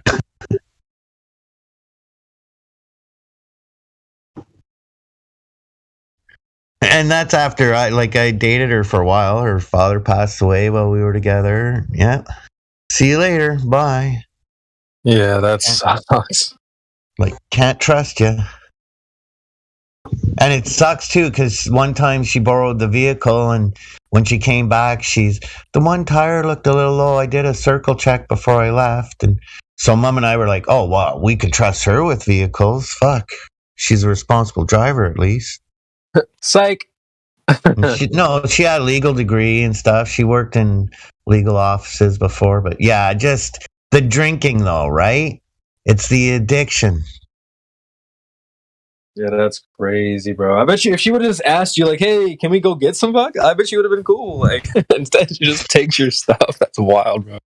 And then but the sneaky part of trying to, like, if I would have said, "Go ahead," she would have drank it in front of me, acting like it was vodka. Ah, gosh, snakes. I thought it was you can do anything that you want to do, but honey, stay off of my shoes. Don't you step on my blue suede shoes. I thought you could drink all the liquor in your place. Well, I'm a very disciplined, controlled person. Like, I've been through some things anyways, and I like to collect. I collect different things. And so, yeah, I have quite a collection of little miniature liquor bottles. The ones in glass are more valuable as time goes by, but yeah. Nice. What's going on, panel? Not much, dog. Just shooting the breeze, teaching people how to talk to globies. You know, the usual. They're in dance moves. Yeah, exactly. Yeah, it's good. It's good to know multiple dances as well. You don't want to be stuck knowing only one. You know what I mean? Shoot, I'll pop, lock, and drop it on the dance floor if I need to. But there's gonna come a time where you might need to waltz with somebody as well. So, Well, they say genius is being able to translate high level information anywhere, right? So you've got to be able to do every dance. yeah. Well, that's funny that I've literally said before. I've said this in my songs as well. That this is when you come here, if you're new and you come to this Discord, especially this Discord, this is like Dancing with the Stars. All right. I don't know if you guys have seen that show. I don't watch TV, but I'm familiar. Yeah. It's like, okay, these guys, these D-lister celebrities or whoever will go on a show with trained dancers, guys who've done, people who've done the waltz, the merengue, all this stuff. They've trained their whole life for this. And so they link them up with these celebrities. So it's like, I've called this server, like, it's like, when you join here, it's like Dancing with the Stars. So, you know, we'll teach you the dance moves, but yeah, we need to know the different ones for sure. We need to know how the different conversations, gravity, you know, how to deal with someone that's aggressive, how to deal with someone that's a child, how to deal with someone that's 65 and stubborn. There's lots of different characters and archetypes that roll through here. So you need to have different dance moves to be able to pair up with these people. Hey guys, I'm a nightmare me with like I grew up like in the 80s, like, and we used to do a lot. It was like when hip hop first came out, and I started doing body popping and breakdancing. So nice. I was quite good at robotics and body popping and locking and all that type of stuff. Not brilliant at breaking, but I could do a couple of windmills back in. I'm 50. I'm 53 now, by the way. But nice. And then later on in my life, I got into the house music scene in Manchester. There's a club called the Hacienda, and you know, it's like when you're dancing to house music, you're not really dancing, you're just sort of making a few freaky moves, like you're bobbing around. Yeah, you're two-stepping. I call it two-stepping and just doing mad shit. So that's how I've always danced, like either body popping or two-stepping to house music. And I thought to myself, I wouldn't mind learning how to salsa dance. So I booked a salsa dancing thing for me and my partner. Oh fuck! And I just cannot. I was sort of doing I can't get out of the two-step move and the body popping. I can't relax. Cannot get. Everyone's just laughing at me because if you can imagine it, I'm either body popping or I'm going down and doing this like move, and I just can't relax and get into like the salsa. And I'd love to be able to salsa dance when I watch it. I'd love to, but I just can't get out of this mode I've been in all my life. I just can't change my rhythm. It's fucking. Everyone's like, give him some room. He's having a seizure. No, I mean that's cool though, man. Well, that's what's fun about getting to know like the different people here. So like when you roll through, it's all good. We'll clear the floor and let you like get in the circle and body pop and lock and drop it on the floor for everybody. It's cool, man. Problem is, sometimes people only want to dance when they're drunk. There's that too. Same thing happens here. Yeah. Then you put the necks out when they've had, a whole night. It's like me, though. If I've been at family dues in the past, I'm like Uncle fucking Dickhead. Because it might just be a normal, not sort of a rave, but you're at a family party, there's a bit of Motown playing and just sensible people there. You're not sort of doing anything that you shouldn't be doing. Like dropping a fucking ecstasy tablet or anything like that. But I've had a few drinks and I start sort of doing a few body popping moves in the middle of the normal dancing. And they're like, oh, fucking Uncle Dickhead's here. We call them Uncle Knobheads. Yep, I'm Uncle Knobhead too. I'm a trained. Everybody needs one. I'm a trained dancer. I was a professional dancer for about 10, 15 years. Contemporary dance, like artistic. Going on to body. Have you seen that? Have you seen Les Twins from Paris? Nope. Oh, it's called Les Twins. Get them, mate. You find them on YouTube. They do challenges. They've been dancing with Beyonce as well. The Beyonce's dancers, but when they do the street dancing, there's two of them twins. Obviously, you want to. And I've seen a lot of body poppers over my time, and that these are unbelievable. Some of the moves these guys are coming out with, you think, fucking hell. So it's worth checking them out if you like a bit of body popping, locking type of stuff. Les Twins. Good for Globers. Hey? Good for Globers. I don't know about that. Yeah, I feel like the Globers only know how to do like the Bernie or something. When I was in high school, there was a song called Do It Like Bernie. And I guess it was like a dance move based off of that movie Weekend at Bernie's. Is that where you grab your ankle and then you sort of pop your knee out? No, let me post it. I'll post it in the chat right now. It's basically where you lean back, and you just freaking spasm. I don't even know what you would call it. You convulse. But here's the GIF in the chat. Kind of shake your shoulders. You lean back and shake your shoulders from side to side. Yeah. Do it like Bernie. I don't even know, dude. Globers are crazy. Oh, I'll get the song so y'all get here.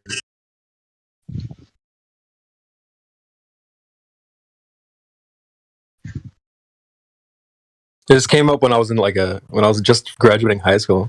This song popped up. Do it like Bernie.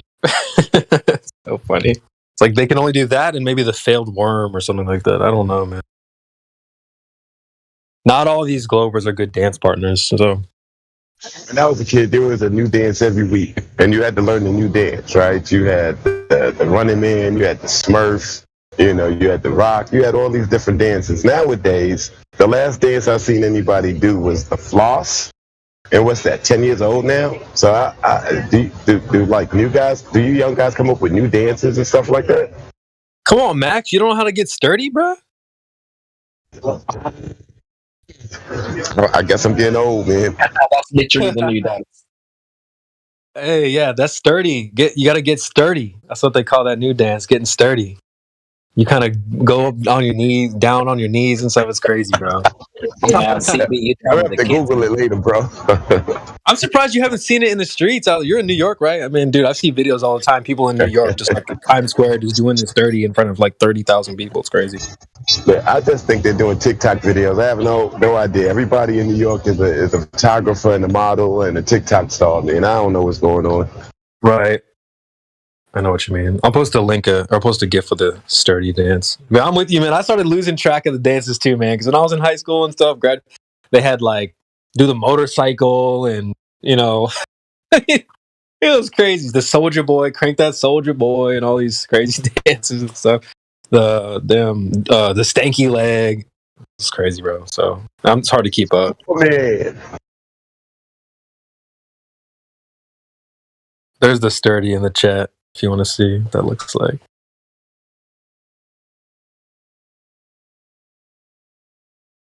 But yeah, it's kind of funny. We literally just actually started talking about dancing. But yeah, and the point was ultimately just like how right now we're sort of just like on the floor, like bebopping, like pop lock, and like One Deck said. But when someone joins the server, like someone pops in right now, that's a Glober, and they want to have a conversation with us.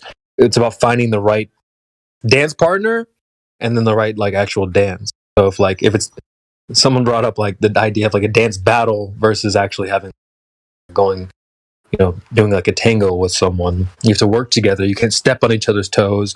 You're putting on a performance as well. Like you can't forget that we're live. We're on YouTube, Rumble, and all these platforms. So we are doing a little bit of a performance aspect. So you have to keep that in mind as well. So yeah, that's the important that's what we're talking about basically, is like being a good dance partner and knowing the right dance moves when the time comes. So if you're not the guy that knows how to tango with someone, maybe let someone else. I could not agree more. Styles makes fights, right? And so you got to pick the right style. Exactly, Max. That's a good point. I'm a big boxing, like MMA fans. That's a good analogy is styles make fights. So say there's this thing called MMA math, and it never works out. It never works, right? And MMA math does not check out because say me and Max fight, and Max whoops my ass, right? And then Max fights One Deck, and then One Deck whoops his ass. Okay, so then you would think that, so since Max whooped my ass, and then one Deck whooped his ass, then One Deck's definitely gonna whoop my ass. Then me and One Deck fight, and I whoop his ass. Then it's like that's where the MMA math doesn't work out. So yes, that's where Max is saying styles make fights. So I might not be the right guy for the job for everybody. I know I'm not the right guy for the job for everybody. There's going to be certain times when I am the right guy, and there's times when I'm not that guy. So I have to be aware of that. Step aside. Yo, Max, you're probably better fit for this guy. Go ahead and slide in, or whatever. But we all need to be very aware of that when someone new joins. So what you said when you trying to figure out what dance the Globers are doing, and you said you thought it was like the birdie. I'd argue that they're not dancing. And Yeah.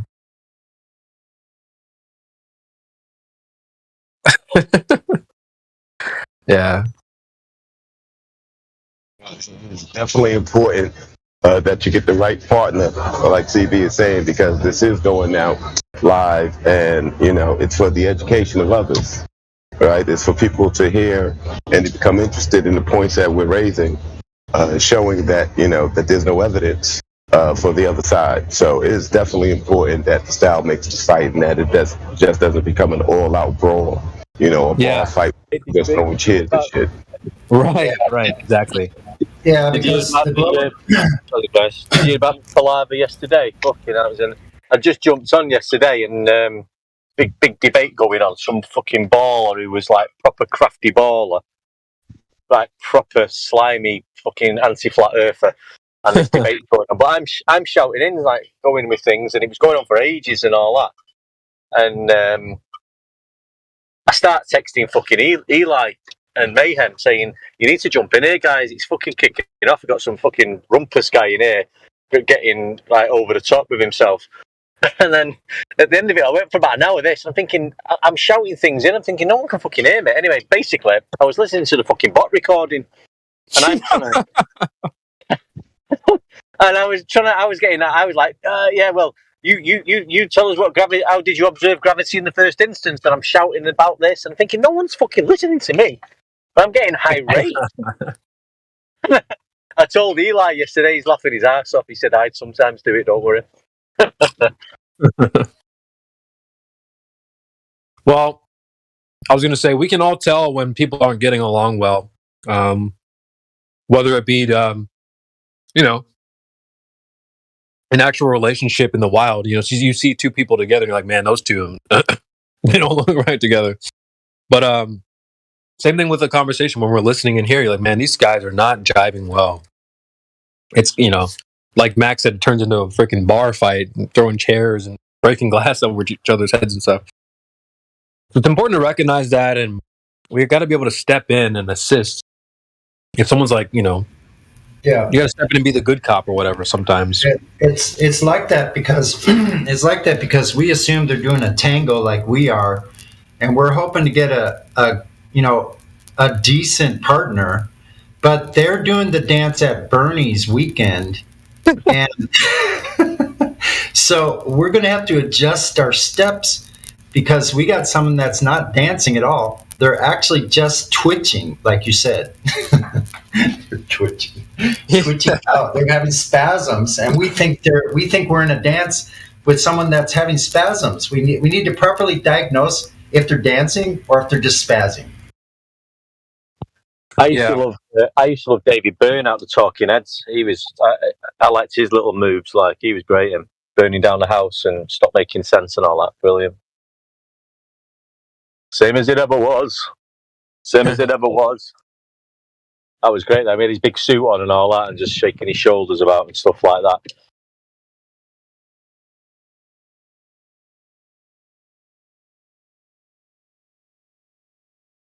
Basically, I mean, all the reason why the analogies are helpful because having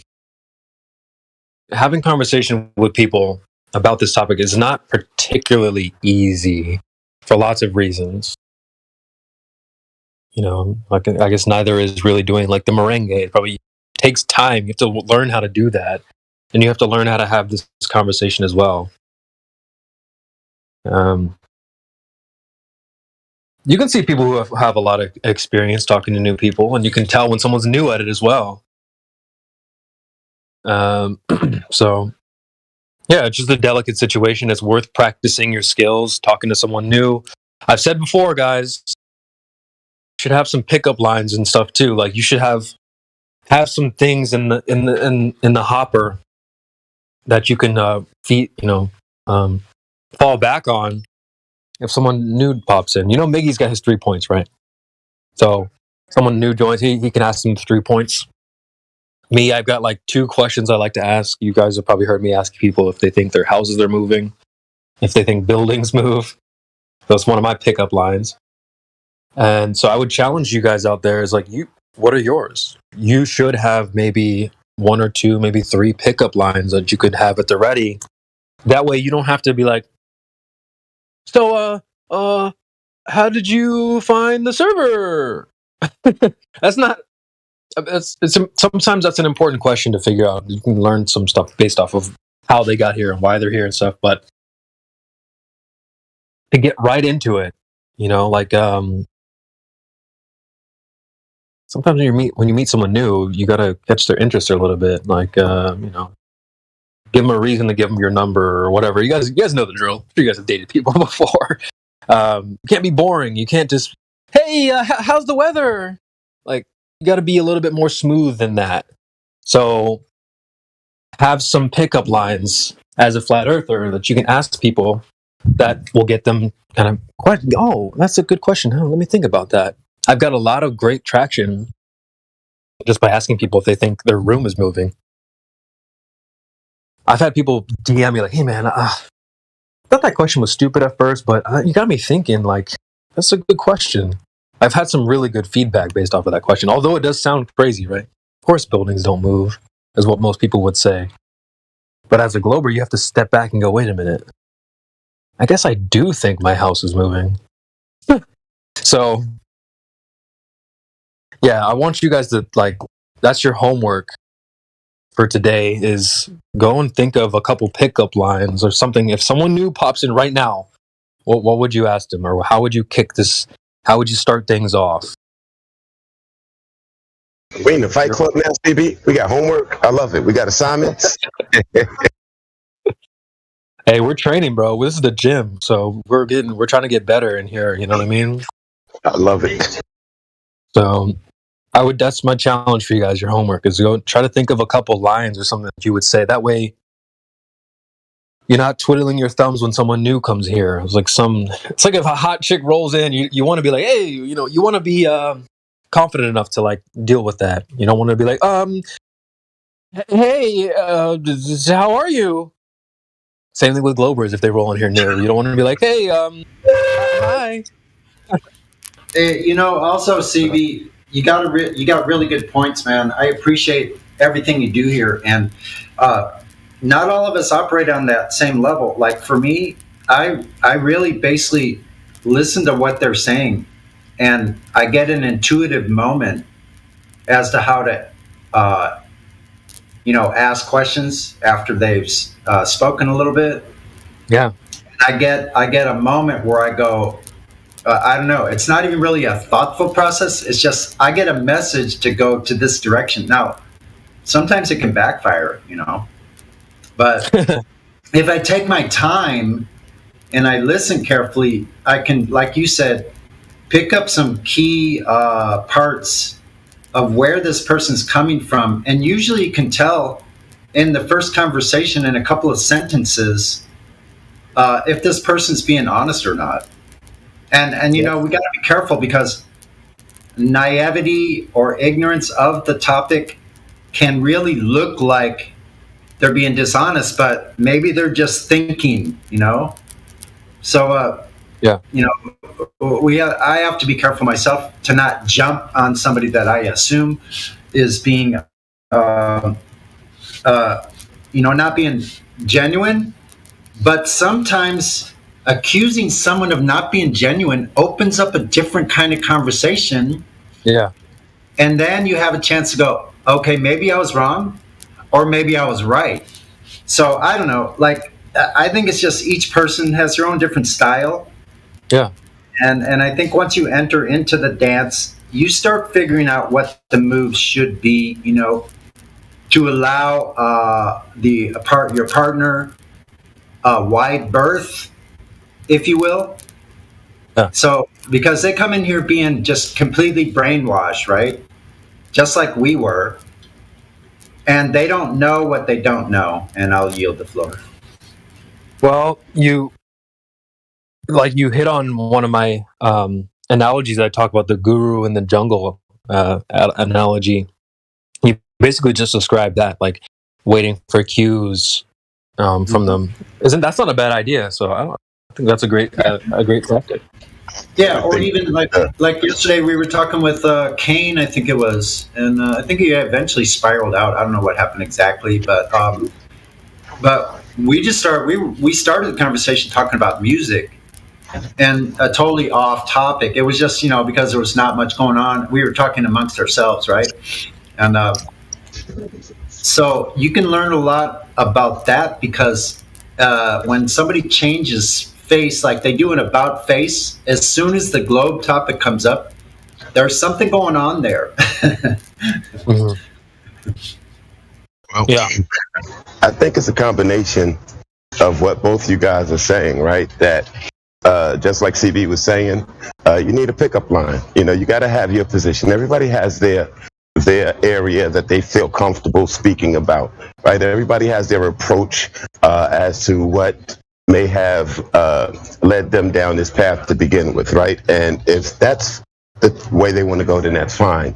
But there is also something too about being intuitive, about listening to the conversation and the flow of the conversation, and being able to judge the person that you're speaking with, right? To be able to try to judge their sincerity level from their conversations and their answers and their responses to your questions. To be able to judge whether they're listening to respond or they're listening to actually gather information, right? So, I think it's a combination of both that's going to make you, a pretty good lecturer and discussion of this topic. So, I think both you guys are right. Yeah. Couldn't agree more, Max. That's a very great point. I got something to add real quick, Sonny, before you go. Yeah. What's up? I got something to add on one of your points before you proceed. Before I forget, it's like how you said that we all have sort of different strengths, and that's another good point as well. I watched this show. I've talked about it before. Ethergrist probably will know, but there's a show I watched called My Hero Academia, and the idea is that these people, everyone has like a different skill. In that show, they call them quirks. And so think of like I used to play Pokemon when I was growing up, and so you can have like 6 or 7 Pokemon in your bag, or whatever. You can carry them with you.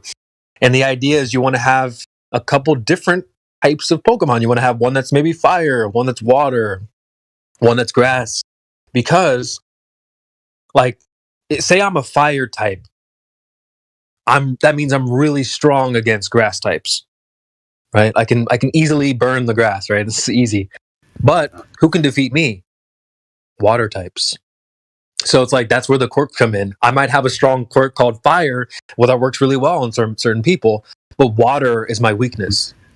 So yeah, that's the important of this server is that we all have different strengths, but it's like, we're the Pokemon lineup, so we all sort of have to. All right, well, I need to come back, Sonny. Your time to go in. Your strength is going to be good against this person, or whatever. So it's important to highlight our differences, and what those skills are. Yeah, I like that idea because sometimes the ball does need to be passed to somebody with a skill in that area, and sometimes we cling too tightly. Taking responsibility for the entire conversation, right? And that's I shouldn't do that. So I should be able to release the conversation to somebody that has a stronger skill in that area of that conversation. Pass the ball. But what I was going to say is sometimes opening lines or pickup lines, whatever, you were saying. I think sometimes I just thought of it as we were speaking. Asking people what they think about authority in the first place might be a good place to start, because if they come off I generally trust authority, there's some areas where I don't, right? So you can make a chink in their armor. You can identify the chink in their armor, right? Where they have a weakness where they go, yeah, I believe the authority's in this 100%. And then you can start breaking it down slowly and say, okay, well, this happened. Use their own experts as hostile witnesses. And so asking them what they think about authority in the first place might be a good place to start, because I think most of us get here by figuring out that we've been lied to, first of all, on a massive scale. Before we even found Flat Earth, we knew that authorities were lying about almost everything. That's a good question. I wrote that down in the chat. So, guys, if you guys have any other pickup lines, feel free to throw them out there. It might be beneficial to some of the other ones here. But yeah, I was just gonna say that it's important. We have to get to know each other quite well. It seems like we've done that. A lot of us have kind of we know who's who, but it wouldn't hurt to get to know each other even more. That way, for example, I know Sasha. I know what Sasha's skills are, right? So I can be like, oh, Sasha would be the perfect person for this conversation. Go ahead, tag in Sasha. But if you guys don't know Sasha, how do you know what his skills are? Same thing with me. What is CB good for? What is he good at? Well, if you can bank on anything, you can know that I'm good for an analogy. So that's one of my skills, I think. So we definitely need to learn each other. It's like a starting five on a basketball team. The better they work together, the better they'll probably do. But if they're all independent, no, I'm not passing, I'm going to shoot. Yeah. Probably not a good team. So you guys, we got to come together and get to know each other more and stuff like that. And to achieve that, we've done recently an event on Rumble called FE Faces. So I'll plug that really quickly. Miggy has his channel on Rumble called Mayhem 100. So make sure you guys go subscribe. And every now and again, we'll pop off of YouTube, go on to an exclusive Rumble stream, and we went on camera. And I thought that was a really cool way to kind of, bring the family together, get to know each other a little bit better. I felt like the people that I was in there with, I got closer to, and it was a lot of fun. I really enjoyed that. My skill is bad advice. You might end up drunk and need bail money. Well, no, see, what your skill for real, just to take you seriously, if someone's like, yo, I can definitely see curvature from a plane, we're going to be like, Flatman Clan, get in here. He jumps from planes. So say what again? Yeah. So it's important to get to know each other. And guys, so be sure to be on the lookout for the next FE Faces event on Rumble. I'll drop the link. It's to be announced, of course. Only a limited amount of participants, though. Yeah. That's true. It's 25 people at the moment. We're limited to 25 people. This could potentially expand if it starts to get crazy and everybody wants to do it. But I will say the last couple events we did, there was only maybe a total of maybe 12, 13 people that went on camera. So It'll be valet parking for those that want to go on camera. And if you're a listener, you just want to kind of tune in, you can listen to us on Rumble. But yeah, it'll be an exclusive event. 25 folks can jump in on camera. So guys, be on the lookout. It's a fun event. It was really fun. It was nice kind of putting names to faces. I couldn't put my headshot up there, man. I was pissed off. You know, I'm trying to be this model, and I couldn't get my face out there, man. I'm like, yo, CB, what's the deal, man? Yeah, no, it was great kind of getting to know everybody a little bit better. So that's a good way that we can work together as a starting five or football team or however you want to look at it, whatever your favorite sport is. We can all work together like a team, and we got to do a little bonding as well. So yeah, be sure. Let me drop a link to the FE Faces event, and the time is not set. It'll change to whenever we decide to do it. Just be on the lookout. Let me just ask you guys something. I was curious about debate tactics. I'm going to change the conversation a little bit, topic just a little. No problem. Debate topics. I was watching how somebody debated, and all this person did was use hypotheticals. I don't think that's fair in any discussion to just continue to use hypotheticals that can't be proven. What do you guys think about that? Yeah. Sorry, I just took a bite to eat, but yeah, I don't like the fact that people use hypotheticals that don't actually, like, I'll ask somebody, can you cash this in? Where are you going to cash this hypothetical in at? Where do you plan on depositing this hypothetical? Because they'll make up some random. Yesterday, we were talking to somebody about the claim that the surface is curved, can only be curved or basically not curved. And he made up some hypothetical. He's like, well, what if it's curved and then we do this, that, and the other? It's like, well, that doesn't relate to any claim that's on the table. So you're making a hypothetical that doesn't actually cash in anywhere. No bank is going to accept your hypothetical. I have an issue with that. Argue that their hypotheticals are analogous to the arguments being presented when they are actually not. You know, if you say, well, if I could press the button to end the world, that's not analogous to anything because no one can do that. That's not part of the conversation on any level. You know, and people want to go out there, well, if I have 3 arms and I'm able, you know, I just don't get it. I don't understand why we even entertain those shits. You know, you gotta talk from reality, speak from facts, you know, speak from empirical data, you know, but speaking in hypotheticals just drives me crazy, man. I mean, they're okay in small situations, and things like that, but generally speaking, they just drive me crazy and they get on my nerves.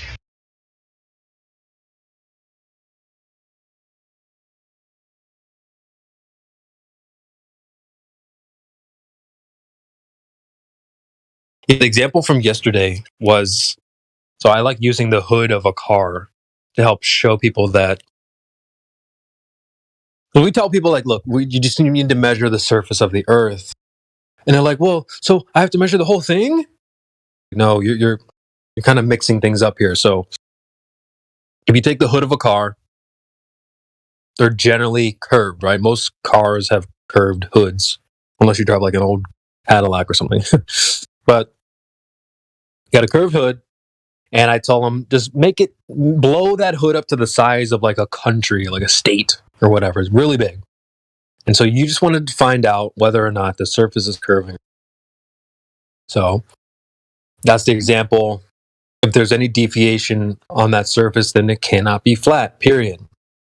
Okay, so that's what we were telling our friend here. We're like, okay, look, the surface, the water, the earth can only be doing one of those two things, either curving or it's not curving.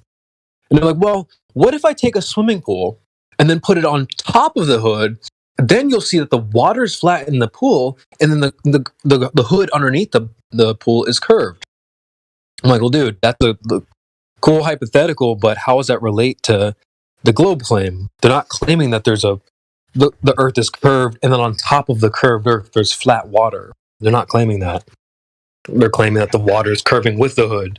So like don't be hesitant to call out those analogies and those hypotheticals that don't tie back anywhere. Right. If you put a pool on top of a curved surface, the pool is not going to be straight. Therefore, the water's not going to stay in the pool. I didn't even think about that. Yeah. I should have said that, but I was mad that he brought that up in the first place. I was like, dude, this has nothing to do with anything. That's a cool story, bro. But yeah. Yeah, we get frustrated too, speaking to some of these Globers, and then we get in our own heads as well. We got to be careful not to do that too. A lot of these guys, they come in here, they frustrate us with their sophistry, with their disingenuity, and it makes you mad. It frustrates you, and then you find yourself practically spitting in the mic, speaking to these folks. And cutting them off. You can't say anything else. You got to answer my goddamn question. Don't say nothing. Just say yes or no. And I think we can't let ourselves get that frustrated sometimes. And we do have to have room for a conversation. Even when they're doing all of that bullshit. I have a thought on that. I don't come into these mindsets knowing all the. Was that Elijah? I'm gonna play a quick clip though, because Mac, you're right, bro. Like sometimes what you just described me, I be getting hot in here too. But we all do. There's two sides. I wanted to send this message. There's two sides to that, and I have a clip for that. Actually, we were in the chat. Big Root and I were talking a little bit about My Hero Academia, and I brought it up before. I have one clip from that show I wanted to play really fast. And Elijah, you got some background noise. Let me just. I think Elijah's about to start spitting.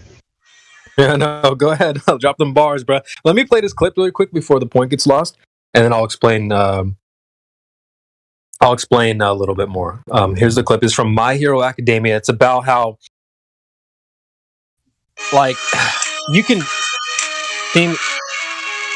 Hold on, Elijah. I'm going to have to mute you real quick, brother. How, you can seem like a jerk for calling someone... you'll seem like a total dickhead for calling someone out. But you have to be aware of their behavior as well. This is the clip of someone, doing a nice guy act. He's putting on a fake pretender clown nice guy act, and only one character notices it, and he calls him out. And then you'll notice after the clip is towards the end, you'll notice one of the other characters goes, he's just being mean, don't mind him. Meanwhile, the person that was doing the fake pretending acknowledges that he was caught. Okay, but let me play it and I'll explain a little bit more. Seems like UA's had a lot of trouble this year. Must have been tough for you. Yeah. But even so, you're all still aiming to become pro heroes despite those hardships. It's wonderful. Hearts full of fortitude. I believe that's what every hero in the world needs to have. He's too nice. This charming pretty boy's gonna steal our girls. And Bakugo, it must have been hard for you, what, with that whole kidnapping incident? Huh? You have an especially strong will, don't you? Today I'm gonna do my best to learn from you. I really hope you don't mind. Stop pretending. What you say doesn't match the look in your eyes. Hey man, don't be so rude! Sorry, he's just like that. It's fine. It proves how tough his heart is. Okay, alright, so I don't know, you guys, if you're not familiar, the character was gassing him up. You guys did such a good job when you got kidnapped. Okay, that's a slight backhand comment. You're saying that must have been so tough for you when you failed, and then right, and so he goes, "I'm going to do my best to learn from you. I hope you don't mind." Right? It's like this faker, and so the character slaps his hand away and goes, "Stop pretending. What you say doesn't match the look in your eyes." And you probably heard that sound effect. The character acknowledges and looks at him with these eyes, like to say, Yeah, you got me. I'll try to post a screenshot of those eyes so you can see what I mean. But there's going to be times when you're going to seem like the jerk. When in reality, who's the jerk here? Is it the faker throwing these digs and backhanded comments? Or is it you for calling them out for that? I mean, I could understand how some people would pick one or the other. Here's the screenshot. But the character knew what he was doing. He acknowledges it. And so I could see how it would be, it would come off as like, oh, dude, you're just totally a jerk. You're not letting him finish or whatever. But it's like, you have to, I'm not sure who's the worst. Who's worse, the faker or the caller, the guy who called out the faker? You got to call a faker out. I agree with that. I call out fakers all the time. I'll be the first one in here and before bullshit on something before a person even you know, and then I'll just shut down my mic and let the conversation continue because you know that the person is disingenuous or insincere already from their tone and their comments. So, you know, call out bullshit. I'm just saying we can't let it get to a point where we're just being argumentative. That doesn't make any sense. Yeah. And I wanted to, like, that's the other side of the coin, actually. One of my favorite quotes that I've tried to live by, I've heard this a long time ago. I've always tried to live by this. Is the calmest one in the room wins. Who is the calmest one in the room? And I don't mean like the sleepiest or just not paying attention. I mean, who's really at peace? They're calm amidst the storm, right? So I can get riled up too. I get kind of hot. You know, this kitchen gets hot from time to time. These grills get hot. So sometimes I'm that guy, but you don't want to let all the situations though, CB. Sorry? Do you think that's right in all situations? No, not in all situations. No, but it's just a good little piece of advice. Like if you're the person you're talking to is not pretending, they're not doing a fake nice guy, and they're just simply calmer than you, and you're like, dude, you need to. That you might want to bring it down a few levels, like Max was saying, like chill out a little bit. So yeah, just that's something to be aware of as well. Even if you're right, you're gonna look like you're wrong speaking like that, right? Because you know most people take the argumentative stance that the louder I am, then I win the argument. You know, if I can overspeak you, then I win. That doesn't win an argument to me. Right. Be agreeable, and we can like go let Globers, like for example, take you down a path that you should have really stamped out earlier on in the convo. You know, like you shouldn't be too agreeable. I think. Yeah, I like that. You said don't let them take you down the path. Right, that's exactly what he said. Yeah, because they don't really know what path they're taking you down anyway. Oftentimes. Like, that's why I say it's Dancing with the Stars. You don't let them lead you. When they come to the show, the D-list celebrities, they're not leading the dance. They have two left feet. You lead the dance. So if that's what you were saying, I completely agree with you there. Don't let them take you down. You're the one doing you're going to take them down the path. We can easily get broken our spirits, you know, and I just think if you believe in something, you should stand up for it no matter what, and you should always sort of not let people make statements around you that you don't, allow, or you should have some lines and some hard lines that you don't let fucking slide, you know. Yeah. Otherwise, you just get blown about. Otherwise, yeah. And I mean, that's where that clip comes in. Yo, stop pretending. That's one of my lines. Fakers, pretenders, fake nice guys. I don't fuck with that. I'm sorry. As vulgar as that sounds, I don't like that. Fakers. Just be genuine. Like you can't yeah, that's just one of my pet peeves. I don't like that. Like people are pretending to you'll hear this in many different ways. They'll be like, "Oh, I'm just here to interview you guys." Yeah, how many times has that been a total load of bull? They don't mean that. Because they'll ask you a question and then immediately start defending a position, or they'll they'll try to they slip out of that interview or position and they start taking a position. It's like, wait, I thought you were doing an interview. So a lot of times they're just doing their dance, you know? That's their dance. You've got to learn how to play the game. You know? Yep. Otherwise, you are then not flexible enough to handle them, you know? Right. Yeah. It's a good example of why, like, a lot of times people don't mean what they say. It's like in that clip, stop pretending what you say doesn't match the look in your eyes. It's like what they're saying doesn't match your intention or why they're here or whatever, your behavior. So I'm very keen on that. There's certain people I'm not going to let you, like, pull the wool over my friend's eyes here in this panel. If they can't see you faking, I can. So, Yeah, that's important. The dude thinks he's, if somebody thinks he's big stuff or, a hard man or something, I mean, like, unless you're willing to test that directly yourself, I mean, who are you to call that out? Who are you to judge? True. Yeah. I would agree with that. Because I think there's a lot of people who are misunderstood, and there's a lot of people who you would assume don't know what you assume things about people all the time, and they shock you so much. That's one thing I've learned.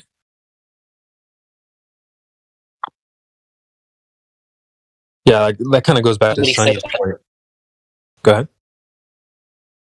Just to land it, I think that's when, when we can say, oh, this guy's being disingenuous, and you early on feel a vibe, nah, this guy's not genuine. And I think it does kill the conversation, and it does stop them from, in your mind, getting a way back into the conversation. And I think it's more of a judgment from our side, because we don't know whether he's been, listening to the anti-flat earthers or whether he's coming to their same conclusions genuinely. Does that make sense? Yeah, absolutely. Yeah, that's kind of Sonny's point. I think he was like, well, maybe you should just like sit back, listen to some cues, and go from there. So I think that's what that's a good point. But if they're coming from the anti-flat earthers camp, then they already took a position.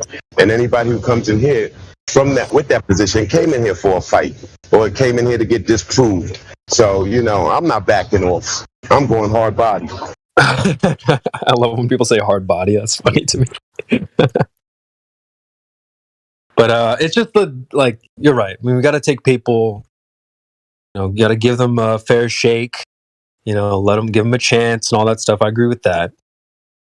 But I don't know, man. I got my They Live glasses on, and I got my They Live, headphones on as well. I'll be listening, so.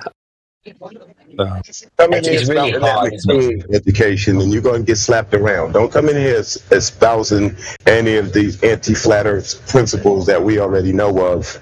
So don't do that. Yeah, I do have certain things that grind my gears, I'll be honest. But I think Big Root's making a good point here to kind of give people a fair shake, give them a chance, let them make their peace or whatever, make their case. But I mean, mostly I'm directing this kind of attitude towards people who say things they don't mean. Their behavior doesn't match their, what they're saying and this kind of stuff. So, what are you seeing? Right, I think pattern recognition makes it really hard for you to not judge, and I think we've seen it a million times. Yeah, I'm guilty of that. Yeah, it's hard. I understand. Especially for you, because you've been in the thick of it for so long. You must have seen it all, Yeah, I definitely am guilty of that for sure. Like, I do pride myself on being able to recognize certain patterns and stuff like that. It's kind of scary because that skill has extended out into being able to detect certain people via just Discord, looking through the panel and going, oh, that's who that is. And just based off of a pattern, I'm like, I don't even need to hear this person talk. There's somebody that's persona non grata. They're instant ban on site. And they don't even have to open their mic. I can be like, oh, that's who that is, gone. It's scary that you have that ability. But I do agree with what you're saying, though. We probably should give people a fair shake. I agree. You should give people a fair shake. Yeah, go ahead, dude. Sorry. I'm sorry, Big Root. Go on. Continue your point.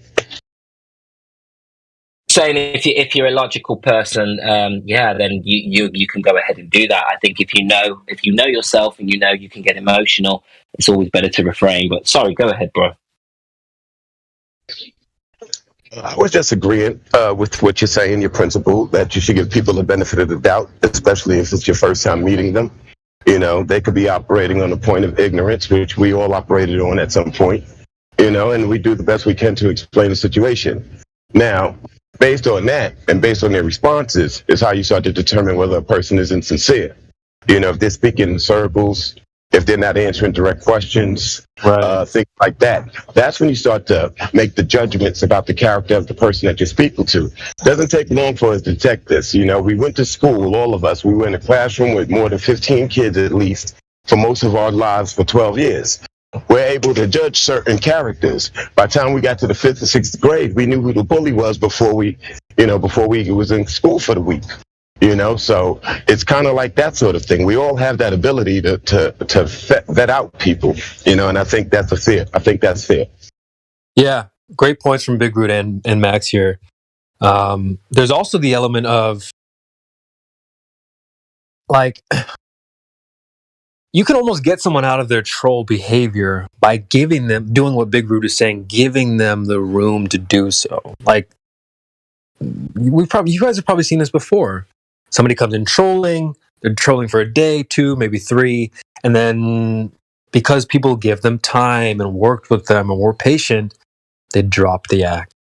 And they finally, came in with a little bit more sincerity and so on and so forth. So there is a benefit to doing what Big Root is telling you. It's just sometimes you can kind of get someone out of their troll behavior by, like, all right, I'll just get it all out. Whatever. Yeah, no, I totally agree. That's the person who's totally ignorant, and they came in here and they got educated over the last 3 or 4 days. They brought up points, they were rebutted, they were presented with evidence and information to make them not able to go back to the points that they first raised. And when you continue to do this, and that person didn't have a real position to speak of, they were just going with consensus and what they've been indoctrinated with, then yeah, that person can change their mind.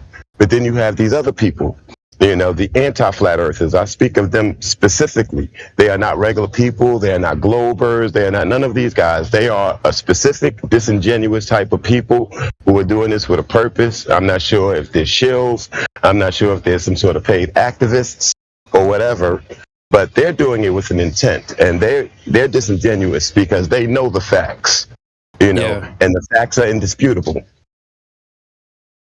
Yeah, that's why I love that clip. Where I really hope to learn from you guys. I hope you don't mind.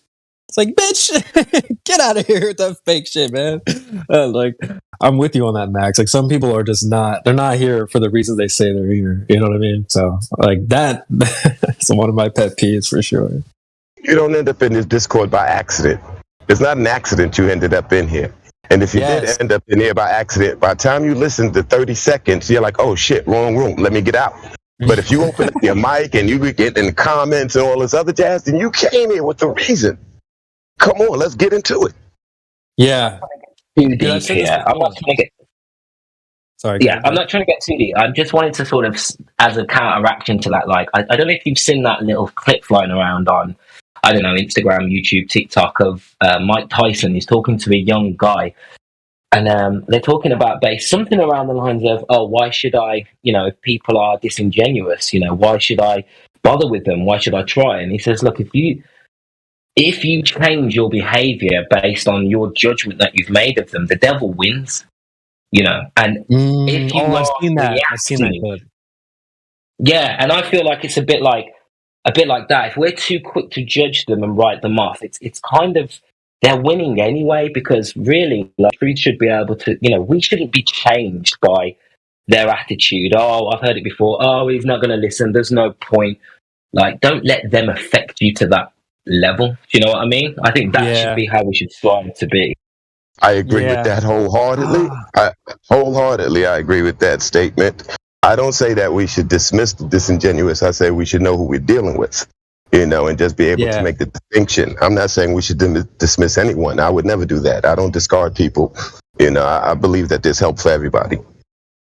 Yo, I mean, that's a great point, Big Root. I'm glad this has come up a little bit, because it kind of gives us a chance to work on this a little. But, and I agree with you wholeheartedly. I just want to throw out, like, kind of a little bit of a pushback.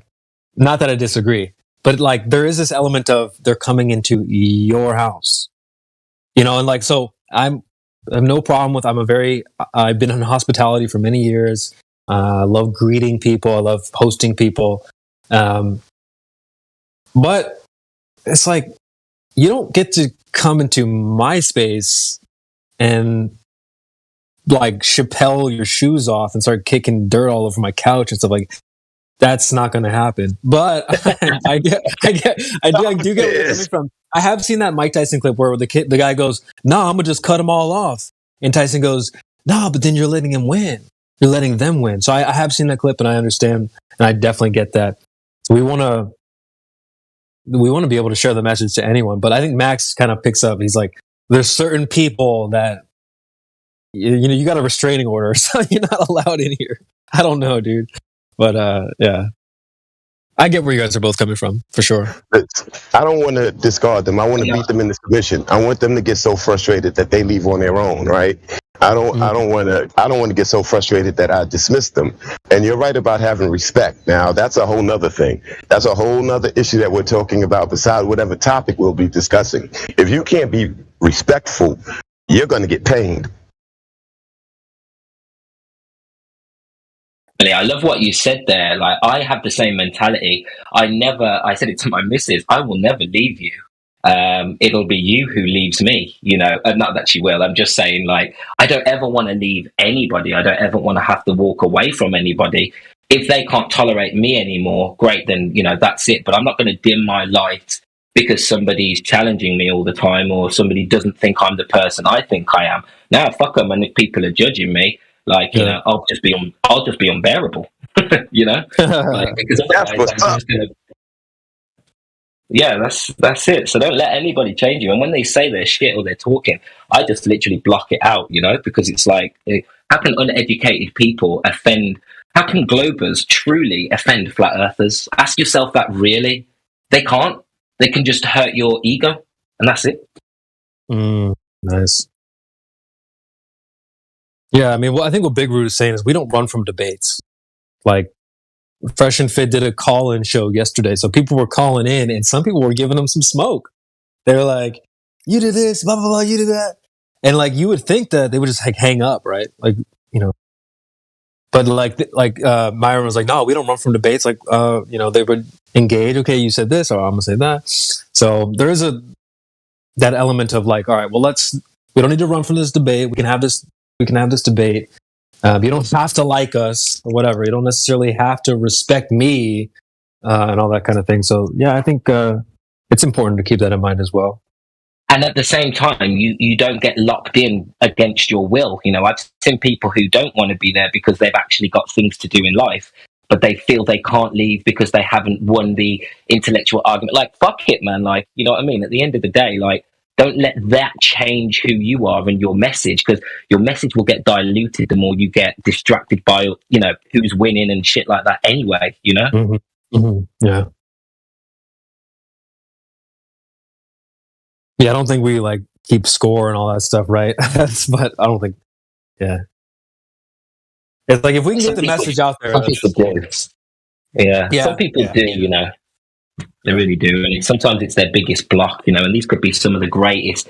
You get them on their own and they can speak so well and they're so fluent, but then as soon as they get into a combative situation, they just crumble, and it's just because of all these polite little things, that we observe.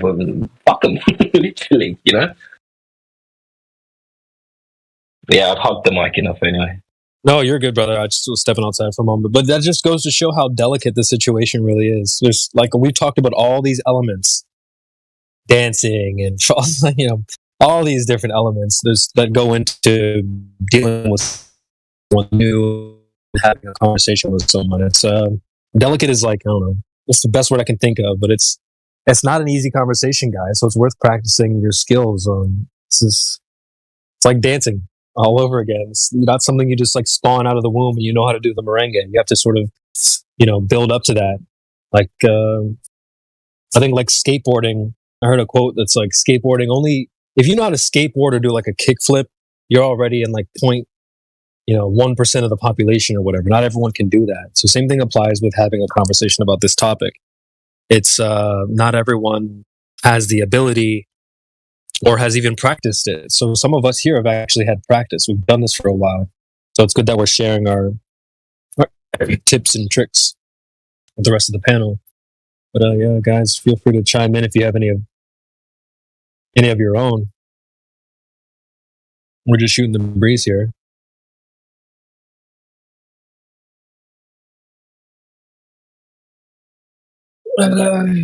Analogies similar to thinking. Well, shout out to Big Root. Thanks for chiming in, and Max and all that.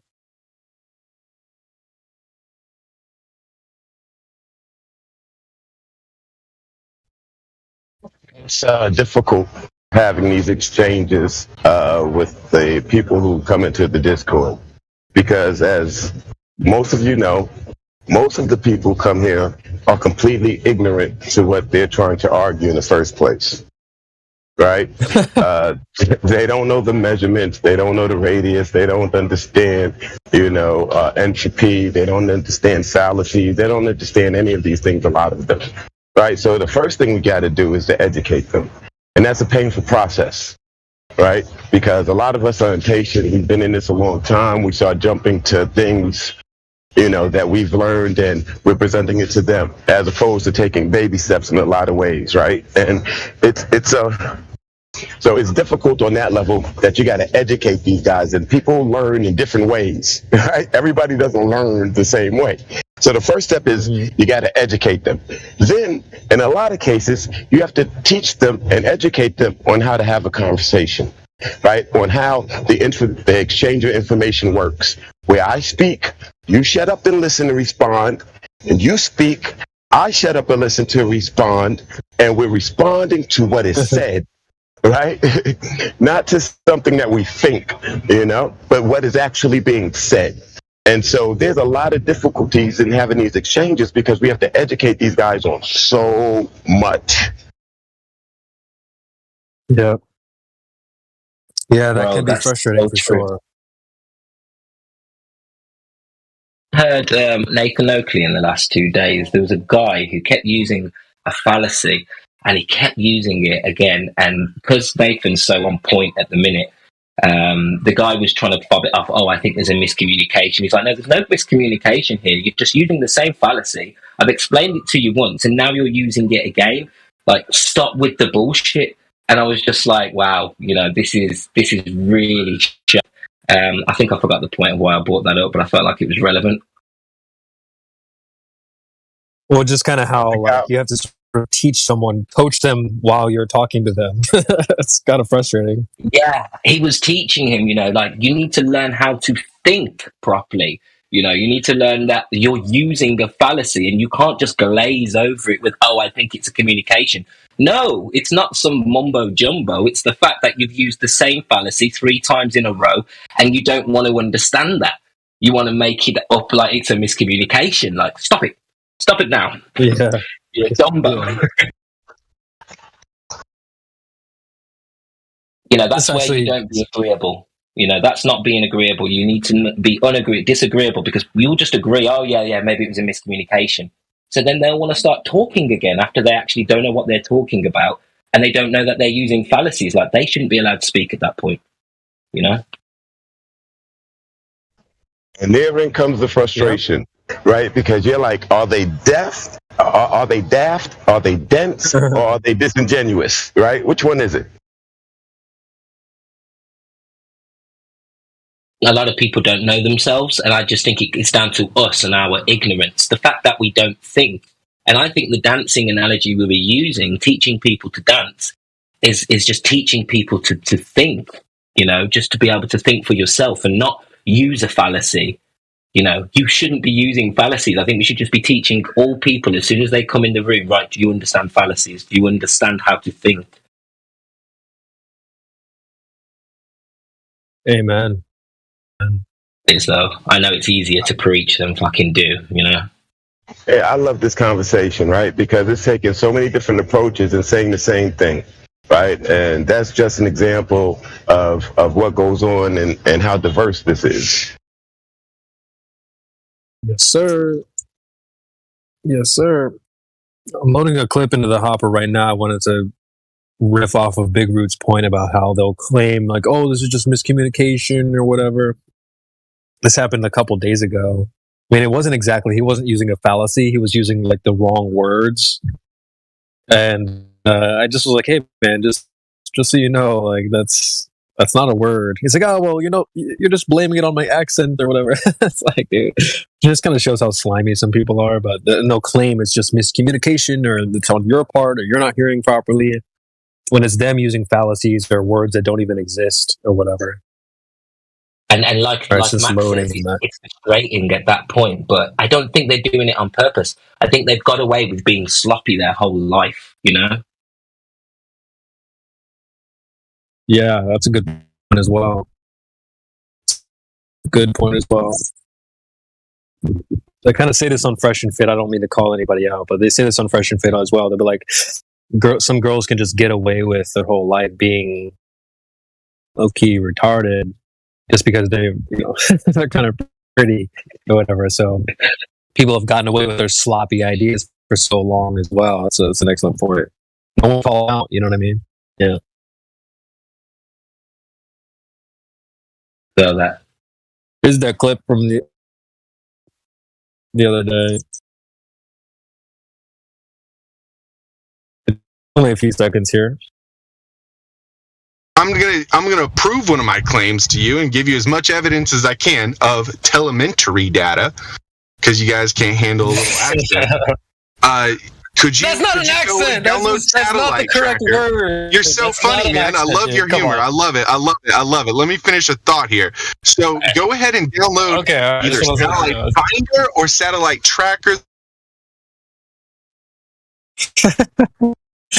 He was kind of a good sport about it, but like he's like, he kept saying telemetry data.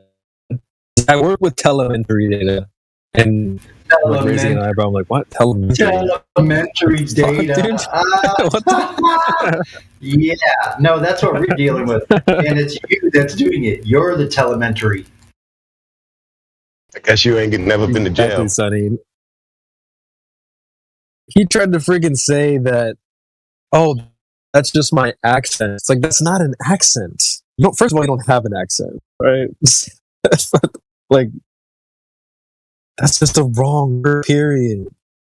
But they'll do that with, like the Big Root was saying, how you'll call them up their fallacies, and they'll go, oh, well, I didn't mean to, or maybe it's just a miscommunication, or we agree to disagree. No, dude. You're using fallacious reasoning, period.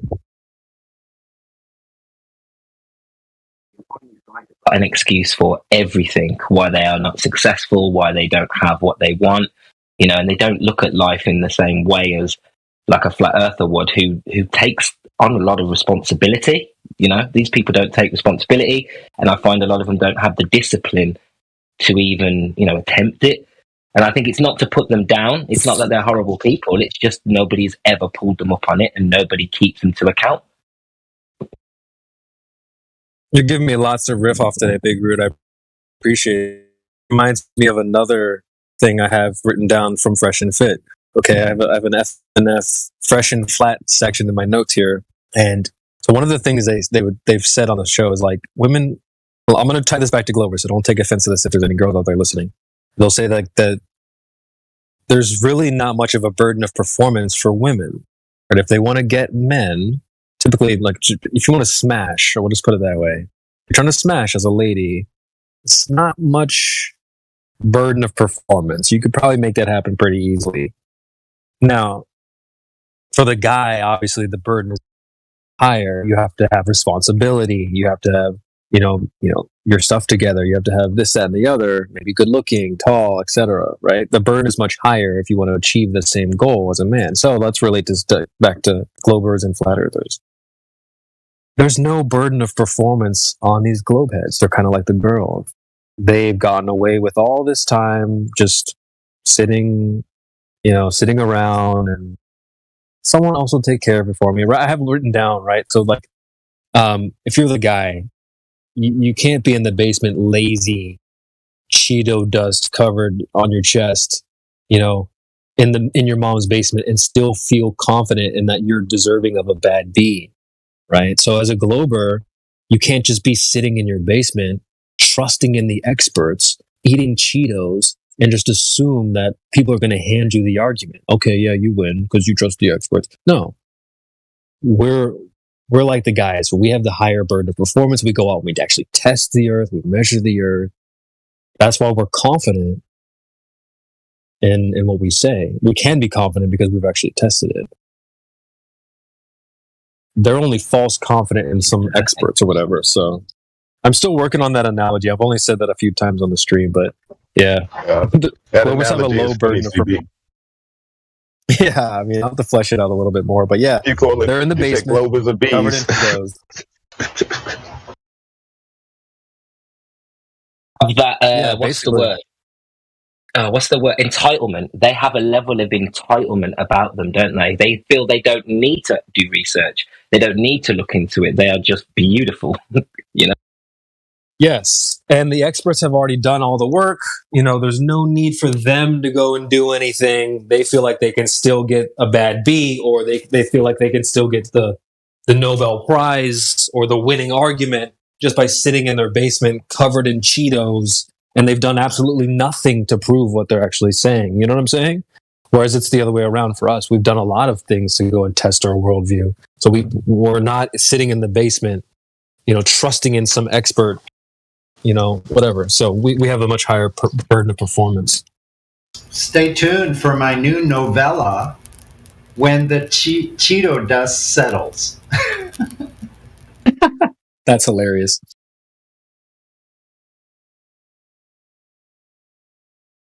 That's actually really funny. But yeah, that's basically like the Glovers, man. They've gotten away with it so long, and no one's ever called them out.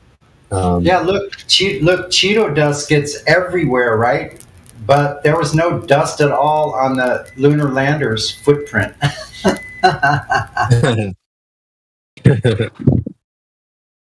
Gravity holds the Cheeto dust down. That's my opening line. Just so you know, CB, when you talk about opening lines, I go to the moon. All right. Yeah. I'm in line.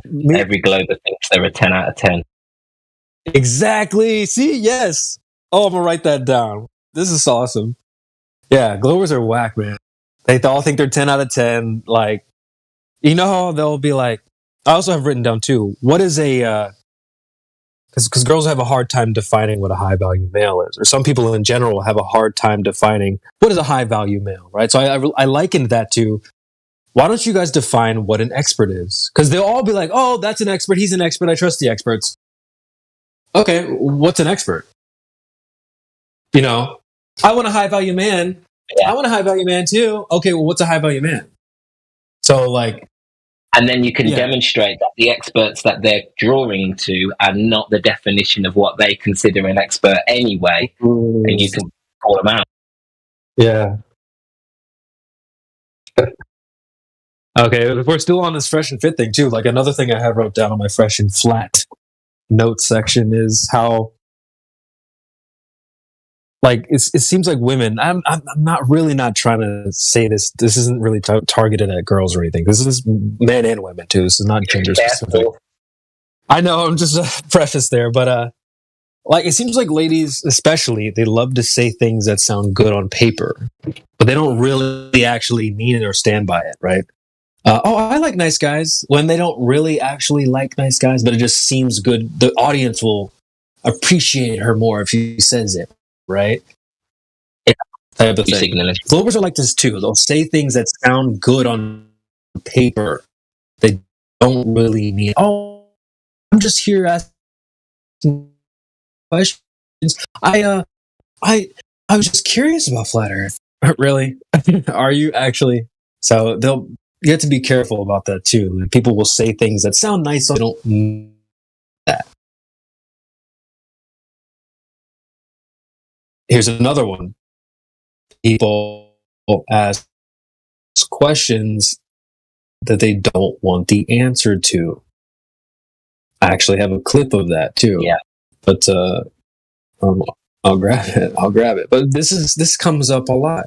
Ruhif was doing this the other day. He just kept asking the same question over and over and over and over, and we answered it every single time, but he would just continue asking.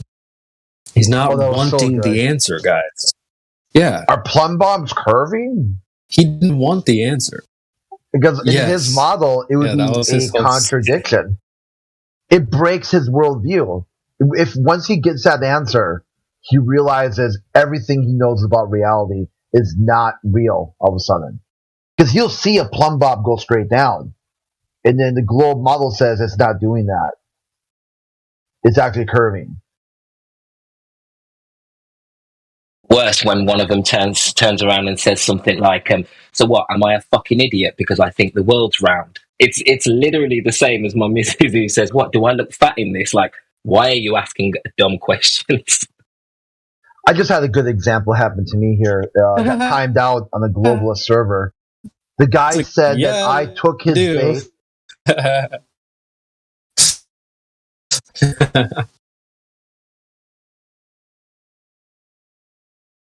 Conspiracy, I think there's a delay. Oh yeah. I wasn't sure if it's on my end. Do you think? Should I jump on, come back in? Lagged at the same time. It might be.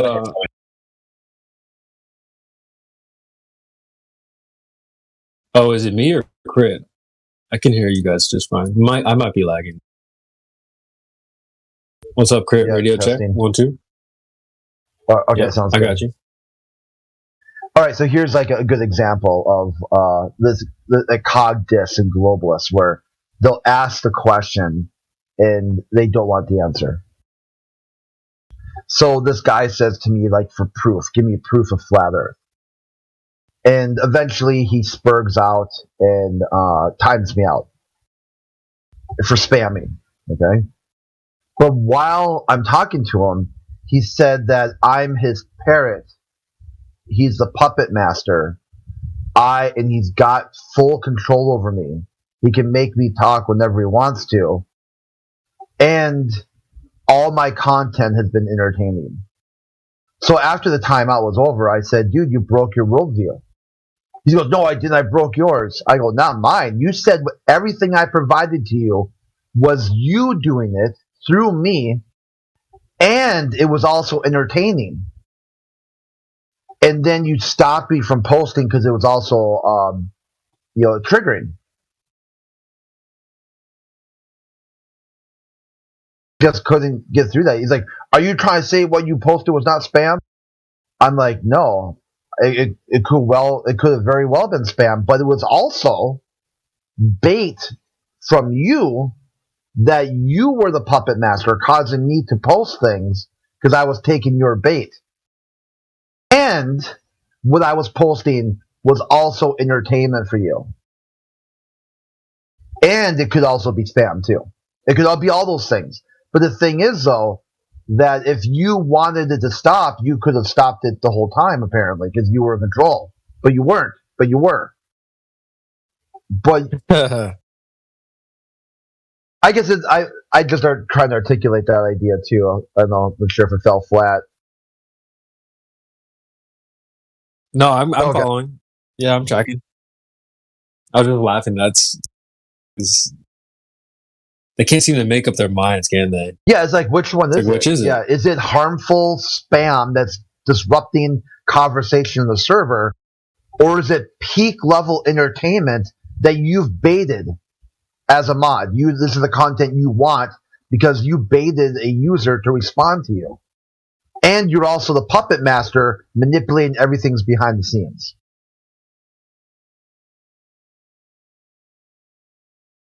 Here's how I wrote. I go, okay, and you claim as your only proof of the globe that what I post is peak entertainment value, that you baited me into posting, since you fancy yourself some big brain puppet master in control of all people and all things. And you also don't want what I post as it breaks the rules. Your rule view is so badly broken and shattered that you can't even figure out a logical framework for what you do and why you do it.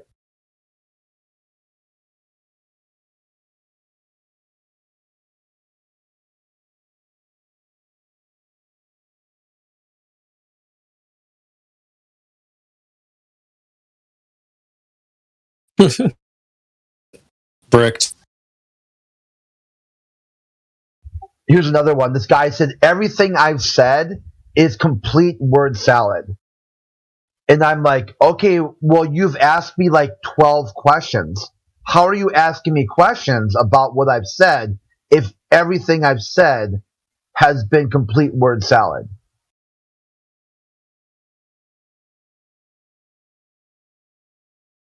You're like, they really don't get this whole word salad thing, like they're bricked about it, right? They think anything they don't understand is word salad. When word salad is actually a schizophrenic meltdown, it's a sign of schizophrenia. where someone's like red apple, bananas, penguin. Like how if someone just said just random string of words without any context or meaning, then he comes back in and he asks me, "Are you a creationist?" I go, "So you obviously heard what I said. You understood it. You just later want to spurg out because you're an atheist and say it was word salad, even though you knew exactly what I was talking about."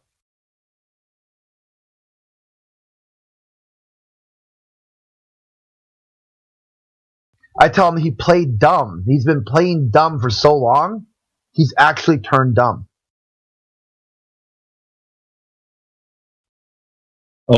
Oh boy, yeah. When you go cross-eyed for so long, your eyes stay that way. Yeah, it's like, or like he says, what you typed wasn't English. I'm like, yes, it was all English, every single word. Which word don't you see as English? He said, can you pick out one word that I typed that wasn't actually in English?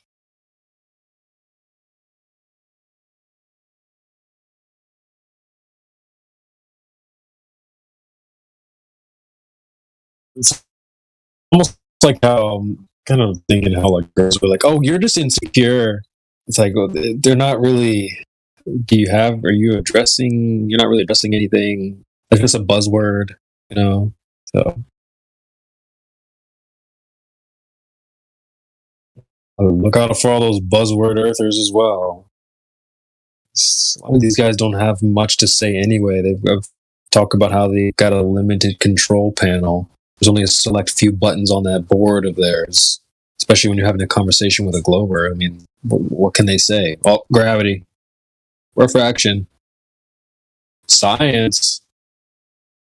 It's like flat Earth is entertaining. Bop it. You know about Bop It game?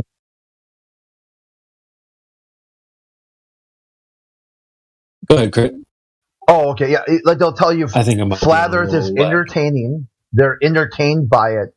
And it's also harmful misinformation. I go, wow, dude, you're entertained by harmful misinformation? You're kind of twisted, homie. You got...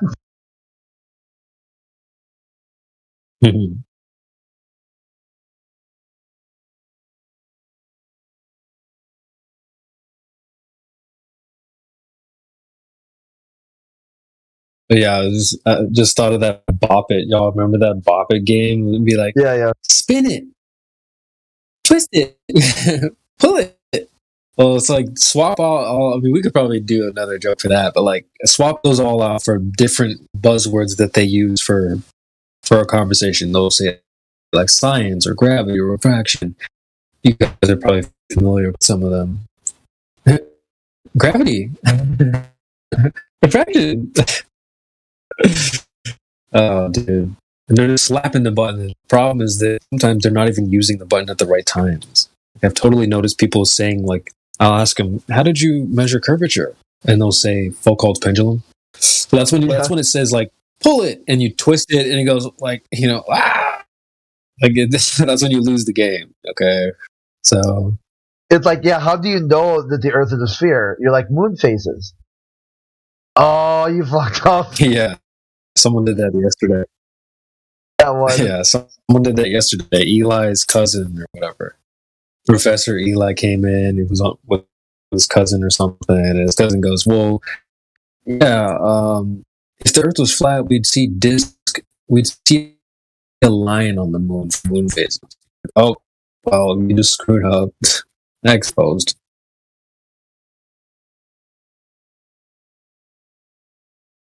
Elijah says, "This is why I'm not a circle disc earther."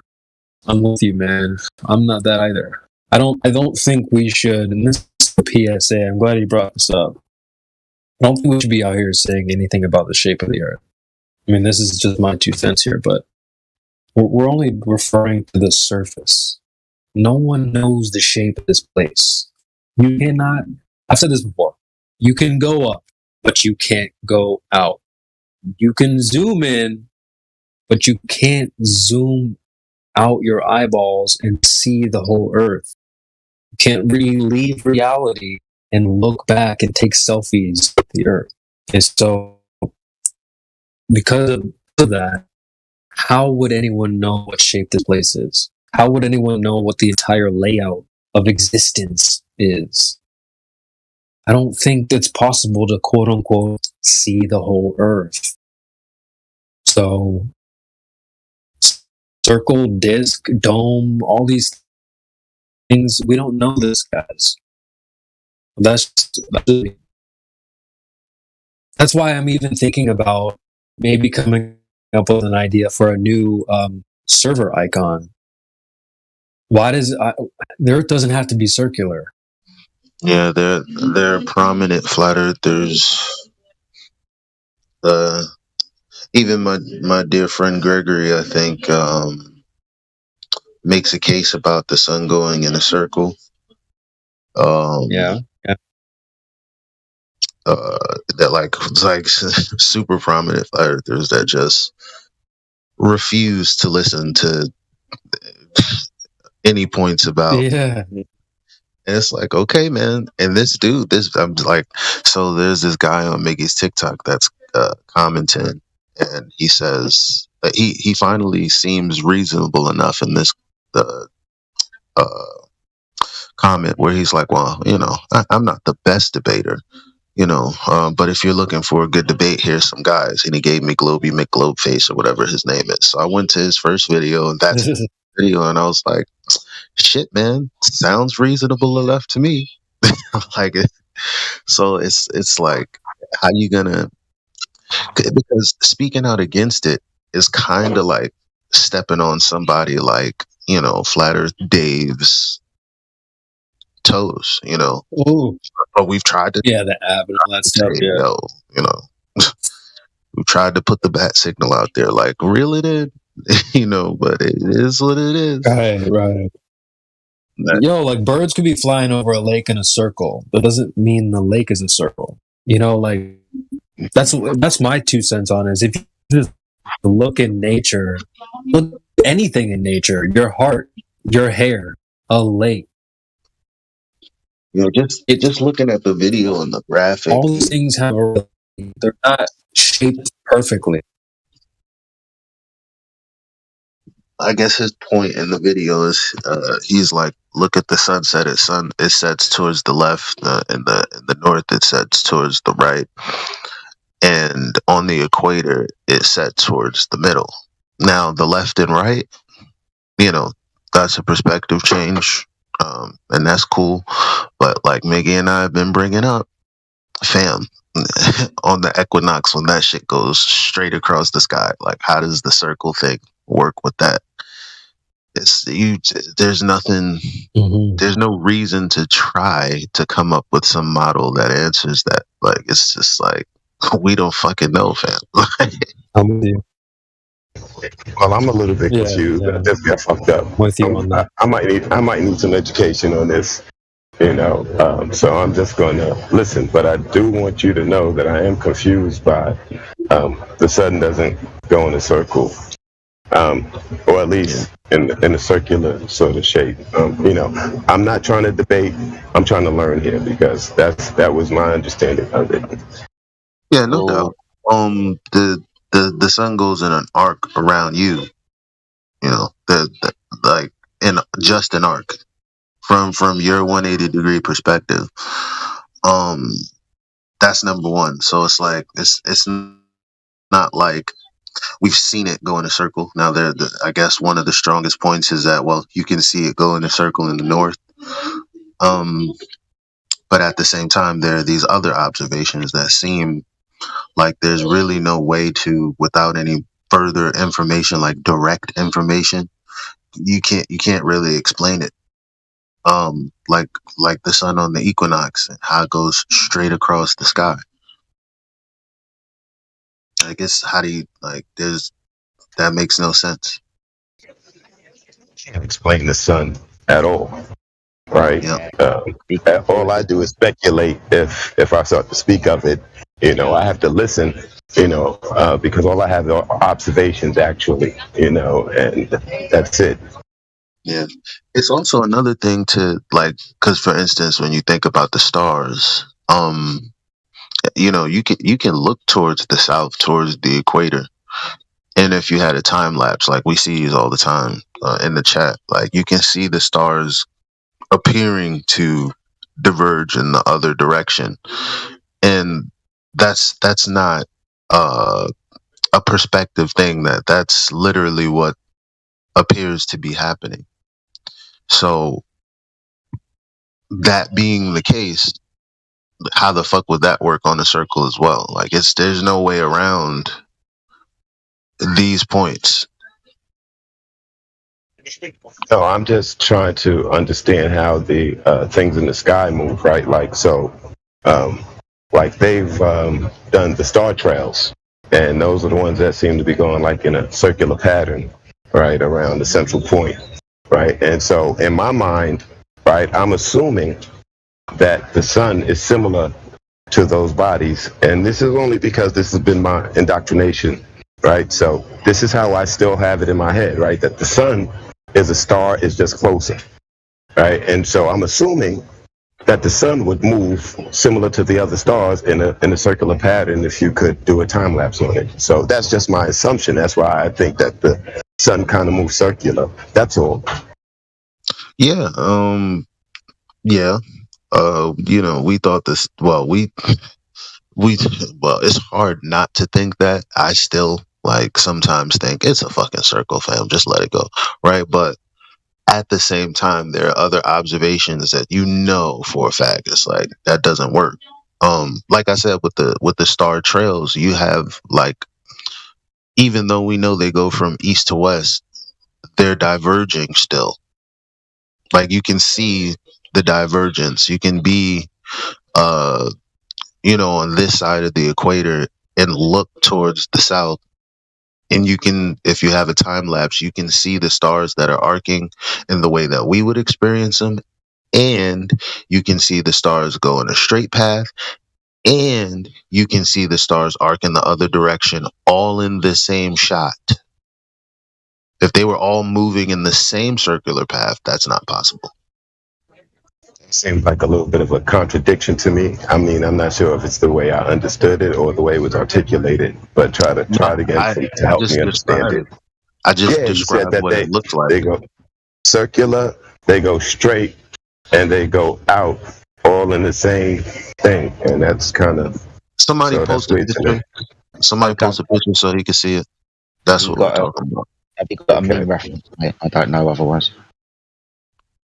If you got a reference, Elijah, I'll post it for you, but without that, I don't know. Let me look real quick. Hopefully Ancient's got one. So to me, the sun is just as mysterious as the moon.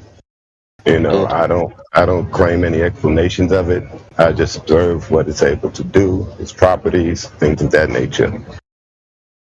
When Elijah shows you this image, you're going to slap your head because it's really obvious. When he shows it to you, it's really obvious. So this is what you see and expect, right, Max? Like this is what we all know, we all see. We're like, yeah, that makes sense. While I look at the post, I generally don't like leaving the mic open, but I'm gonna leave it. And then the Earth sky, right? The Earth sky down there. That's what I generally, they generally show when they show star trails. This is what we're talking about, right here. See how that looks?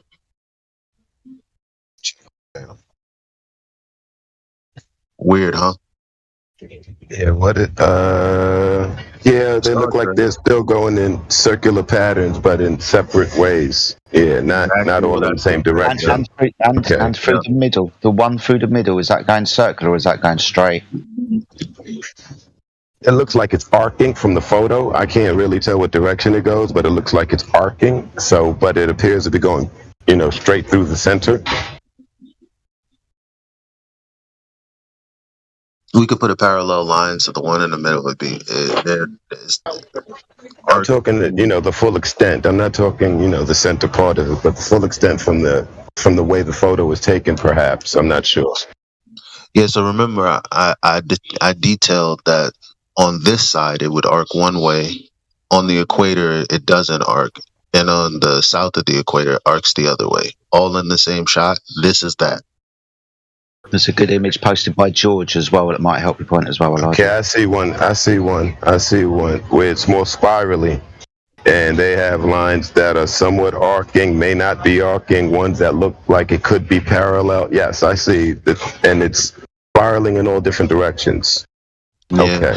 So for the south has concentric circles, meaning they never see a circle like a full circle. It's only part of a circle. In the north, though, you do get that circle. So that's like I don't fucking know, fam. Some people, because of our observations here alone, some have speculated that there's multiple suns. I'm like. Maybe that's me, but Wait, that's suns in this plane. In this plane, they're claiming that there's multiple suns. The sun has been depicted by many generations with multiple faces of the sun, multiple faces of the sun, like reflections of itself in, let's say, the layers above, and the way that it's being projected towards the ground. People have depicted it like multiple faces. I mean, I don't see a problem with light reflecting of multiple layers above or whatever. Multiple points of the heavens, right? Which yes. Look, like I said, I'm not saying anything definitive. The most I can do is just point out things that we see and describe them. And it was me breaking down the wall of lies, when I would watch the sun all day arc around me and then go towards Australia. And I would point to Australia. I'm like, fuck, Australia's right over there. That's insane, right? And then at some point he'd be like, all right, I see it coming up for me. He's like, whoa, but what's this light in the south? It looks like there's a sunrise over there as well. Check out. That's just an observation. There are multiple suns. You know what I'm saying? It's not like it. I wouldn't go as far as to say, oh, that's happening because there's a second sun. I'm just saying we see phenomena that obviously can't be explained in the heliocentric model, but we also see phenomena that doesn't make sense with the simplicity of the sun going in a circle. That's all I'm saying. Do you know what I'm sure about it? Is that there are multiple suns. I mean, there is a sun in the inner Earth, down in the inner Earth. All right, sorry. We're being very careful to understand that this is speculation and not a knowledge claim. So have you been to the sun under the Earth? I thought not. Thank you. Sorry, Elijah. Yeah. I mean, but like I said, yeah, it's speculation, but it's like the more you look, this place is a beautiful place. Meaning, I had the idea of rounding up a few people. I often do that. I'm also the reason we got so much music that pumped out of here, right? I just decided to do something, and I do that to show others that things that haven't been done, you can do. If you have an idea, don't think that, oh, well, what's the point of me doing it? I'm just one guy. No, that there aren't that many leaders out there, guys. If you have an idea and you implement it, chances are you'll blow the fuck up. That's just how it works. Nathan Oakley is the talk of Flat Earth, even though his channel doesn't get the views that it should. Meanwhile, everyone talks about him. Clearly his influence has reach. You all have the same capability. So all I did was group up with 5 or 10 people across the plane here in America, the West Coast, Australia, Japan, Scotland, and the UAE. And we all took these observations together, stayed on video for hours and hours, had compasses,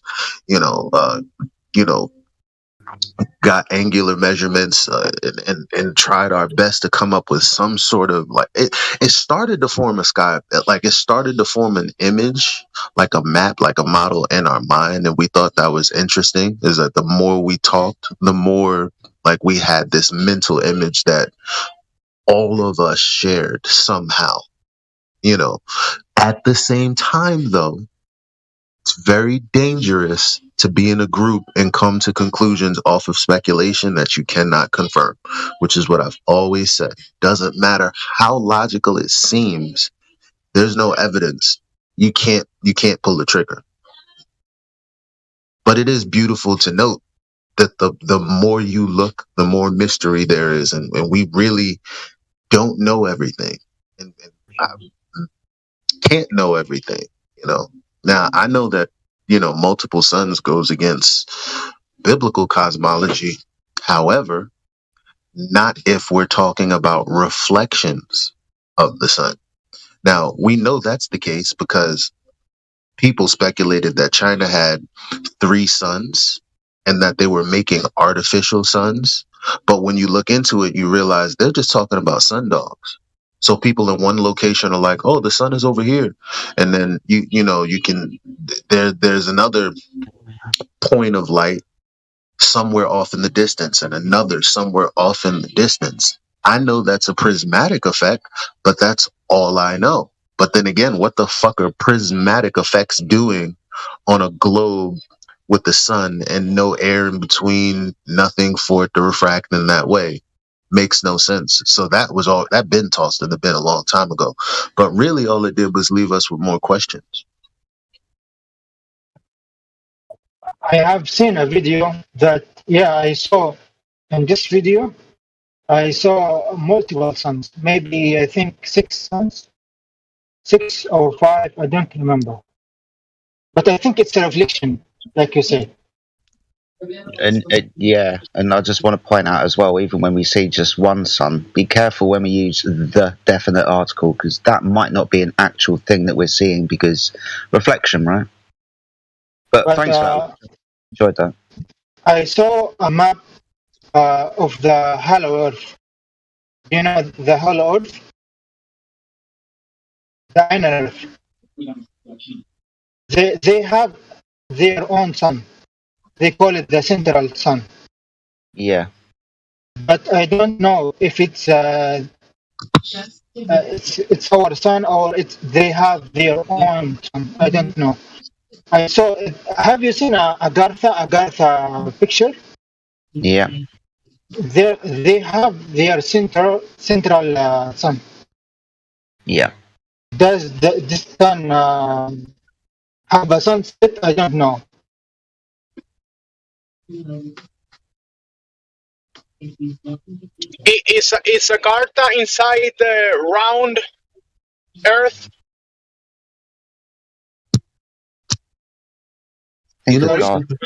Something interesting that I never brought up. What's that, mate? Because I didn't know what to make of it. When you look at a direct light source, there's no weird okay, let me see if I can. It's hard. Some people have seen my picture of the moon reflected through my window, and you see the bright light. It looks like a bright light. That's actually the moon. But on my window is the reflection of the moon. And, you can actually see the craters and yada, yada, yada. And I thought, man, whenever I'm pointing my phone at a direct light source, it doesn't do that. But when I, say, for instance, look at the reflection of the sun in another, like, say, off of a car, I get that effect. And I'm like, that's interesting. Because if that light right there was a direct light, wouldn't it look like all of the other direct lights that I point my camera to? I'm saying some weird reflective shit is going on, man. I don't know. That's my high speculation. Is it Sunday? That's my high speculation. But it's definitely a day begin with S, so I'll let you off. Thank you. It is in Australia.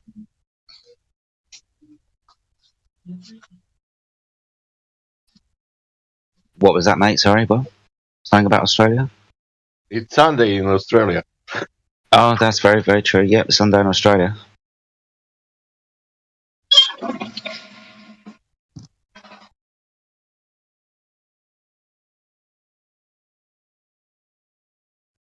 Yeah, I'd hate to be in a debate showing people, hey, look, this is what the flat earth looks like, so you can wrap your head around it, and then somebody by the name of fucking Globy McGloberson comes and makes a point that I can't refute.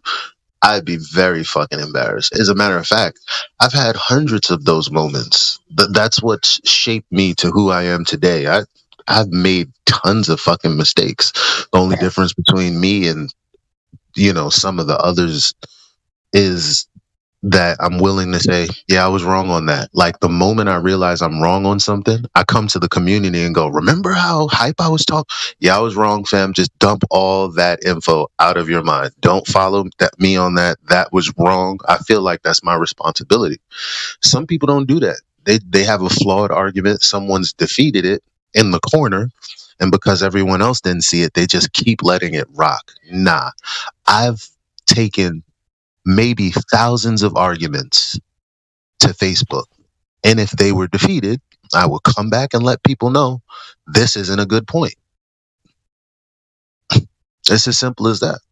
But some people want to hold on to a model for some reason that we're not obligated to give anybody anything. We've been lied to. What the fuck you mean I should give you something? You should be on my side. You should be fighting with us. You should be fighting with the truth. We know there's a lie. Because there are things that are falsifiable about the globe, like the geometry. That should be the most important thing. Why are you fighting for your religion? I think everybody's, and for argument's sake, people like myself and you who've been around for a while, like you said, if you make a mistake, you're going to be the first person to admit it. If our arguments are wrong, we're going to be the first to admit it. And that's how we've made our arguments even stronger over, say, the last 5 to 8 years. Because we've been wrong so many fucking times. So now that we're right, our arguments don't take that long to converse with each other, right? Right.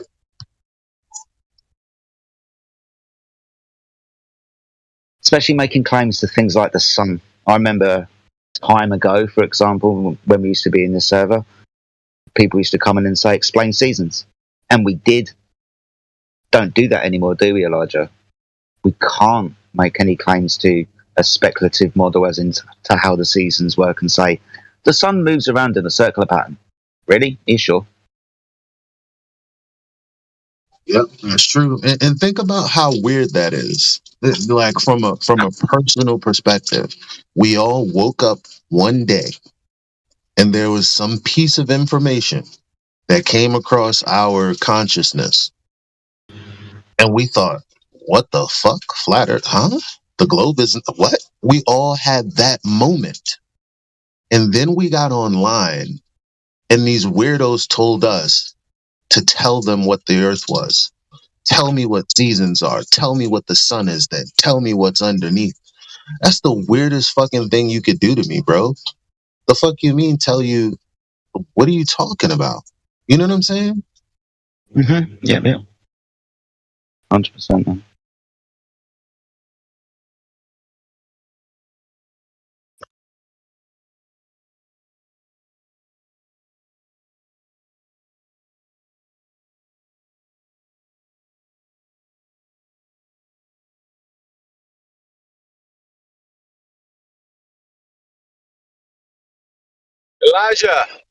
Elijah.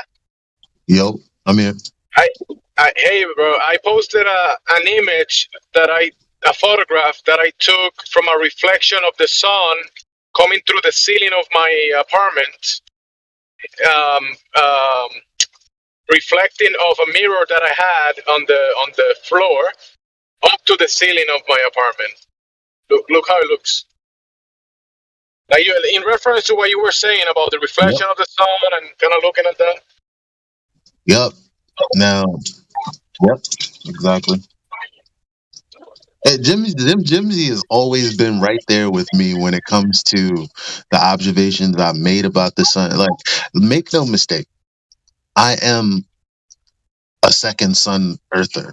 that much is true. Like, speculation or not, I'm because of what I've seen, I'm like, yo, fam, until somebody addresses this 2 o'clock position where there looks like a pinpoint source of light and then the sun right next to it, and no matter what angle you move your camera, it doesn't move. It's just there it is. That's what it is. As a matter of fact, I was going to say, until somebody explains that does no. What are you going to explain? I see what I see. I can only describe what I see. I truly do believe that the light is being reflected from a source, from the heavens. That's what I believe. The light that we see. It's like bulletproof glass. Somebody shines a laser through that, and you see the circle on your side. You can also see, obviously, the laser on the other side, yada, yada, yada. But, Sorry, Elijah. So it's not actually 2 suns, as in 2 physical suns. It's one sun, and then we see a reflection of that. Right. We even see red, blue, and green. I don't know if that has to do with our, I really don't know what the red, blue, and green has to do with anything other than, and remember, the sun is a white light. So I brought this up to my friend one day. He was like, yeah, well, guess what? There are no white lasers. Guess what happens when you combine a red, blue, and green culminated light? White laser. Mm-hmm. Interesting, mate. And that was me thinking the sun used to be the yellow. Well, I showed somebody my picture, my video, and my pictures of the sun, and that's the first thing they said. Yo, I thought the sun was yellow. Yeah, yeah. And I was like, well, you see it right here. Clearly not. I mean, clearly, yellow, and it gets yellow, and then it gets red, as it reaches that minimum angle that you can see it near the horizon. Yeah. And the thing is, we know that the red wavelength is the wavelength that we can see the last. That wavelength of light travels the furthest. Well, I know people have, an argument about what light is and how, whatever, yada, yada. Bottom line is, you always see the red last. We see that with the moon. I've seen that I've taken pictures of the red moon because I'm the only one apparently that gives a damn about actually capturing a moonrise. I was like, I'm going to fucking capture a moonrise, right? Because everybody's like, there is no such thing. And so all I did was go on time and date. I waited for the moon to come, and it just like kind of phased in. It was very, very faint. And then it got super red. And then as it climbed in the sky, it got orange. And then it got white. Same thing the sun does, folks. Interesting, man.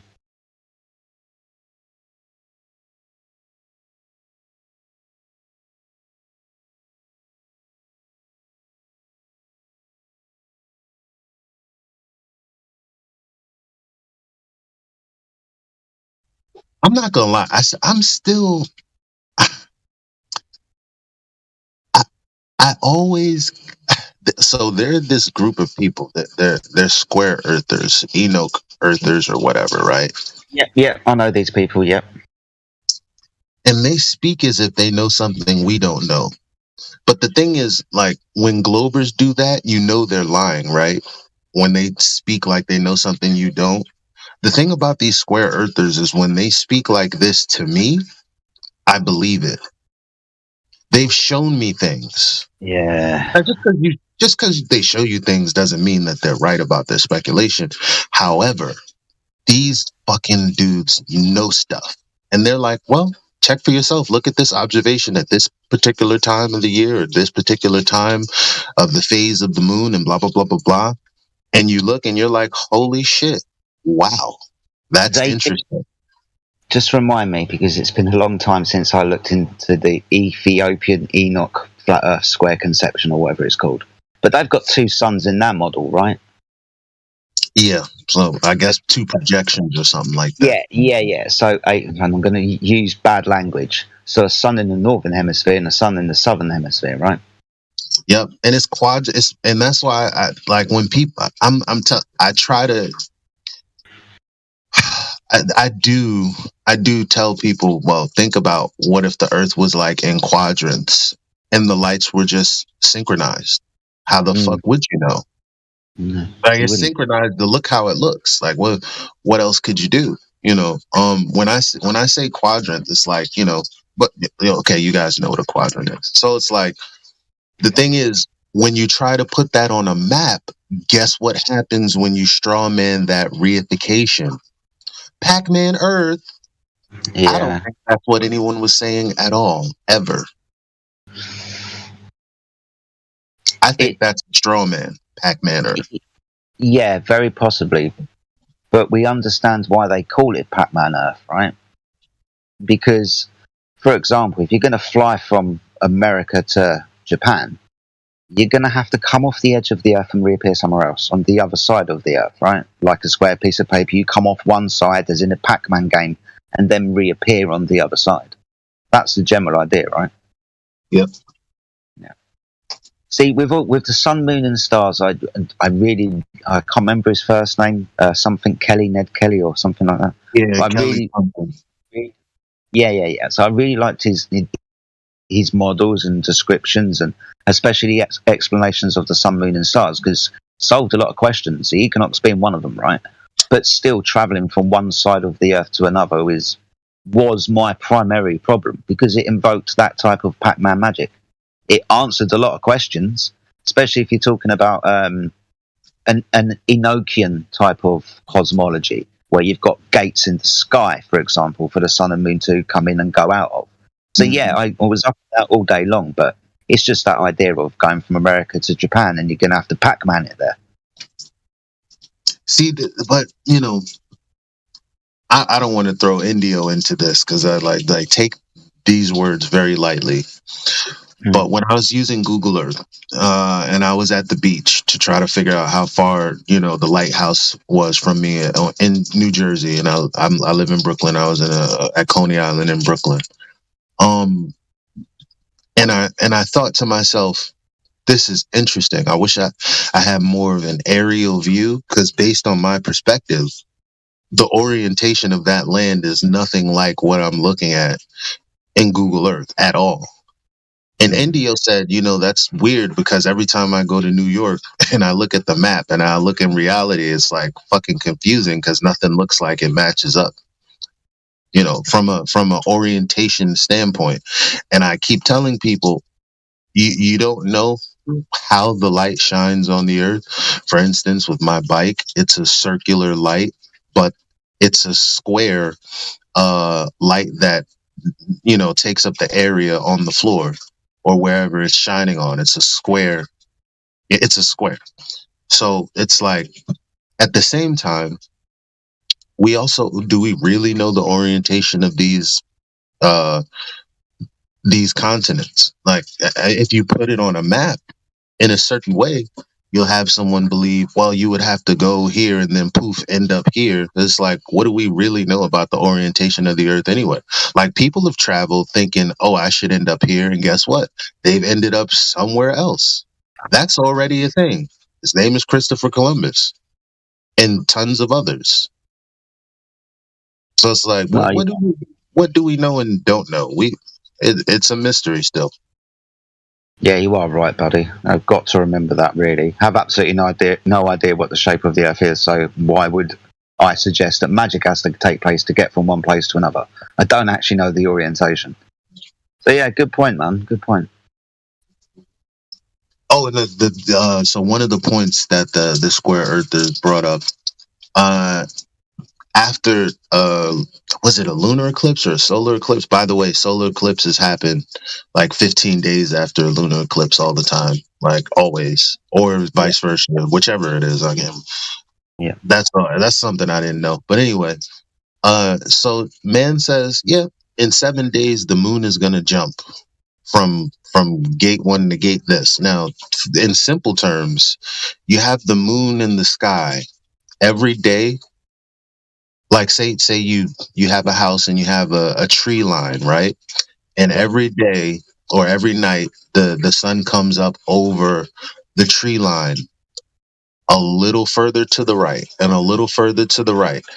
incrementally until one day, boom, the amount that it's been, rising and changing in position incrementally, all of a sudden, whereas it be, I can't even, damn, I got to look back into this stuff. The bottom line is it'll rise somewhere that if we were living on a globe and it was spinning and everything was moving incrementally, there's nothing in the heliocentric cosmology that explains this moon jump. Like, so it could appear over these trees, over to the right a little bit, over to the right a little bit. Next thing you know, you're expecting it to have moved over to the right when you look at it one night, and all of a sudden, no, it appears actually over your doghouse. It's like, how the fuck did it? It was just over there last night when it came up. How the fuck is it coming up over here now? I've been watching this thing for 7 days. And this is one of the things that the square earthers pointed out, is that the moon jumps. Does that happen with the sun as well? You've looked at the sun. I thought. Yeah. It'd be interesting if it happened to both of them. Mate. And fucking hell, I feel ignorant because I don't know. But if it happens to the moon and we're talking about gates, then the gates are still associated with the sun too. So does the sun do the same type of thing? Interesting. I would think so, right? That's what I'm saying. I would think so.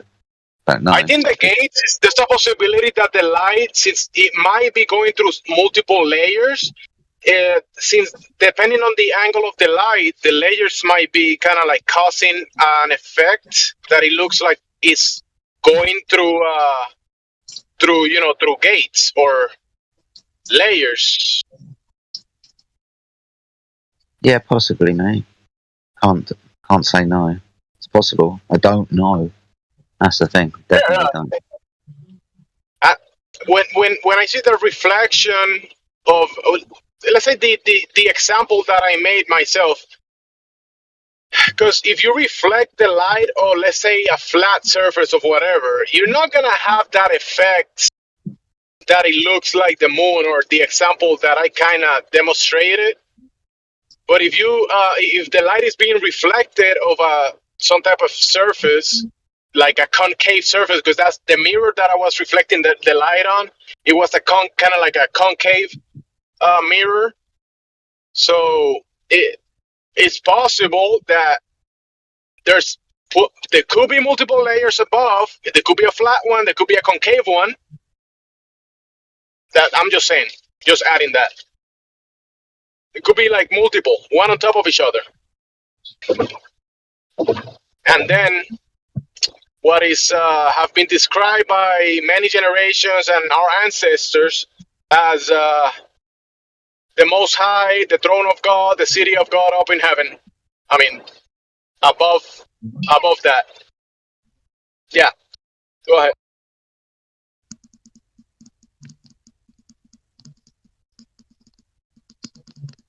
TEOS UK. Yeah. You're absolutely right, mate. The Book of the Luminaries, Enoch, most definitely talks about sun, moon, and stars, and then traversing through gates. 12 gates, 6 on either side. So you're not wrong, mate. Have a look into that.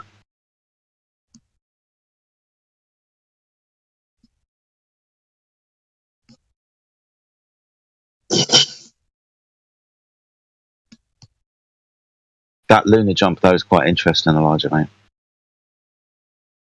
Very interesting. Say again? That lunar jump that we spoke about just a moment ago is really interesting. Yeah. There's one thing we know for sure. That wouldn't, there's no accounting for that movement in the heliocentric model. Not at all. The things that we discover is funny.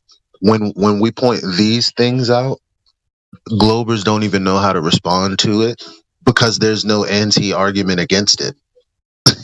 Like, what are they going to say?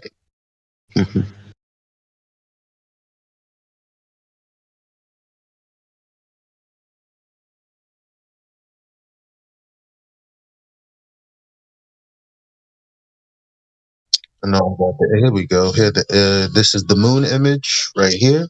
And I'm gonna also post the video so you can see. I'm gonna post a couple of things. 1, 2, 3, 4. Elijah, check the next one that I posted after the first one I showed you. There's a few there. There's more, but I'm driving, so I couldn't find all of them. Okay. Oh yeah, I see. Yeah, I just posted my moonshot. The lighter, the bright light. That's the actual. Well, that's the moon. And the thing that looks like the moon next to it is just the reflection. Oh wow. Oh wow, that's pretty cool. Yep. Projection like effects, I would say. I would say so. Yep. Right there at the 2 o'clock position of the moon. There's something there. I think Breaking Down the Wall of Lies called that. And the inverted image is that's just what it is. It's the inverted screenshot of the video that I posted. So you can see there's the lens flare or whatever, right? But then there is the little thing next to the sun that's just there. Oh wow, okay.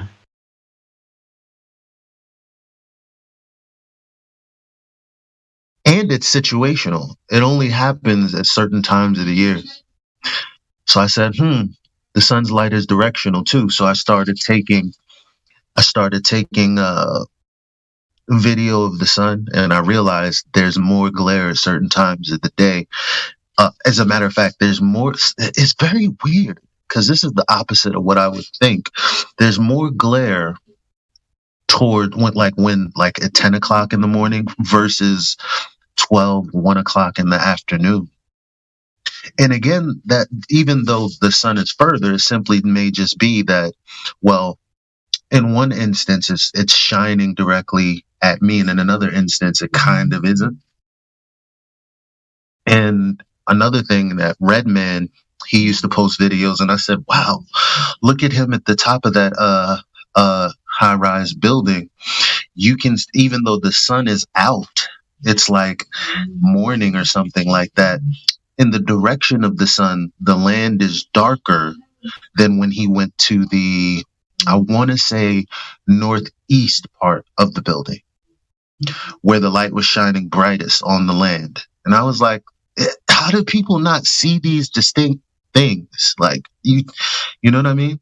Like, so when you think about rainbows and how inside of the rainbow, the brightest spot is in the middle, and then, the light diffuses the further out of the circle you get. It's like, I mean, fam, what more do you need?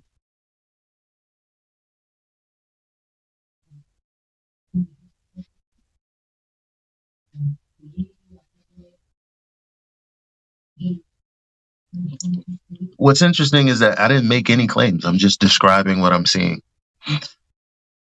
Yeah, that is true. You're just describing what you're seeing, mate. Not claiming anything. It's just what you see. Have you got a filter on that, Elijah? No filter.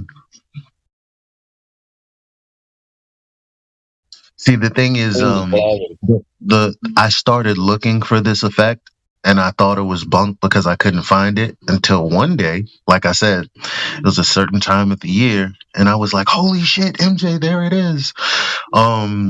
So here's what happened.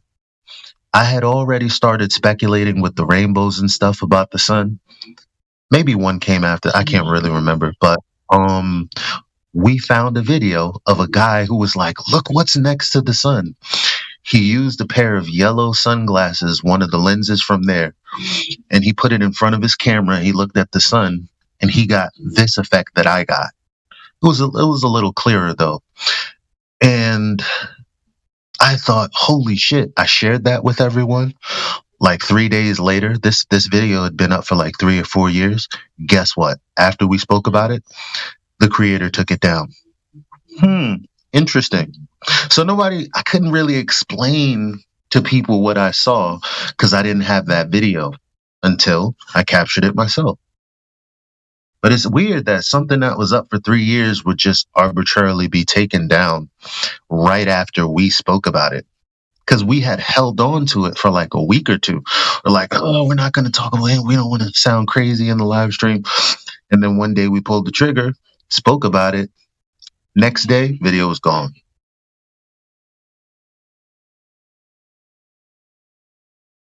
Yeah, that could have been anything though, mate. Could have been.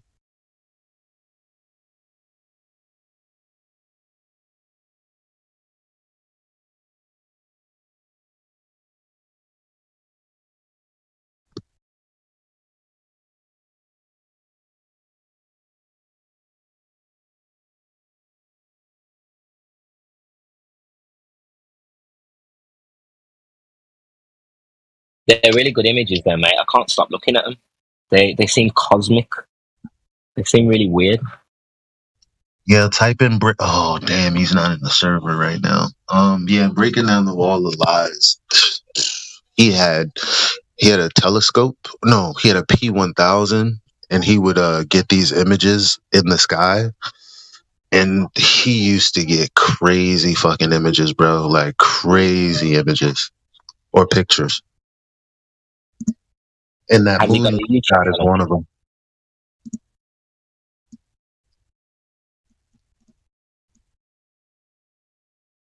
Does he have a YouTube channel you can share? Not that I know of.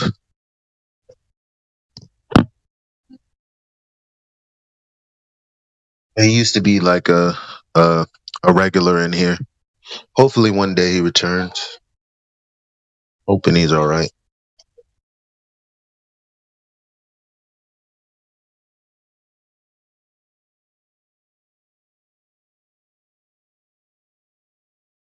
Another interesting thing, I always think that art imitates reality.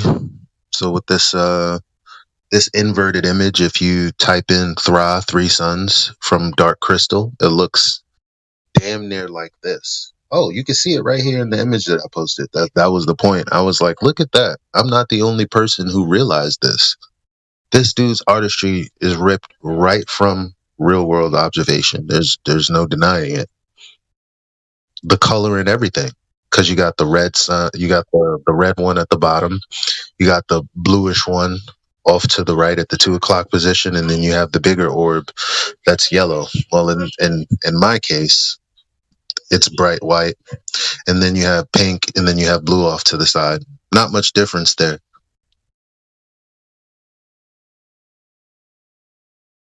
And that was in Dark Crystal. 3 Suns. Interesting. Not because people are saying Elijah. Clearly not.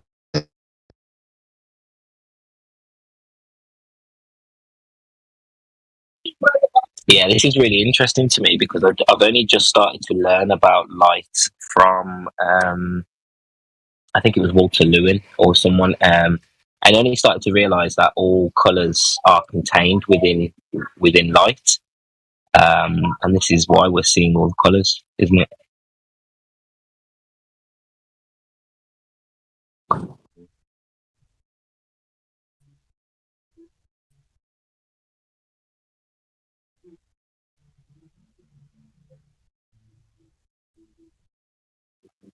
Elijah. Yep.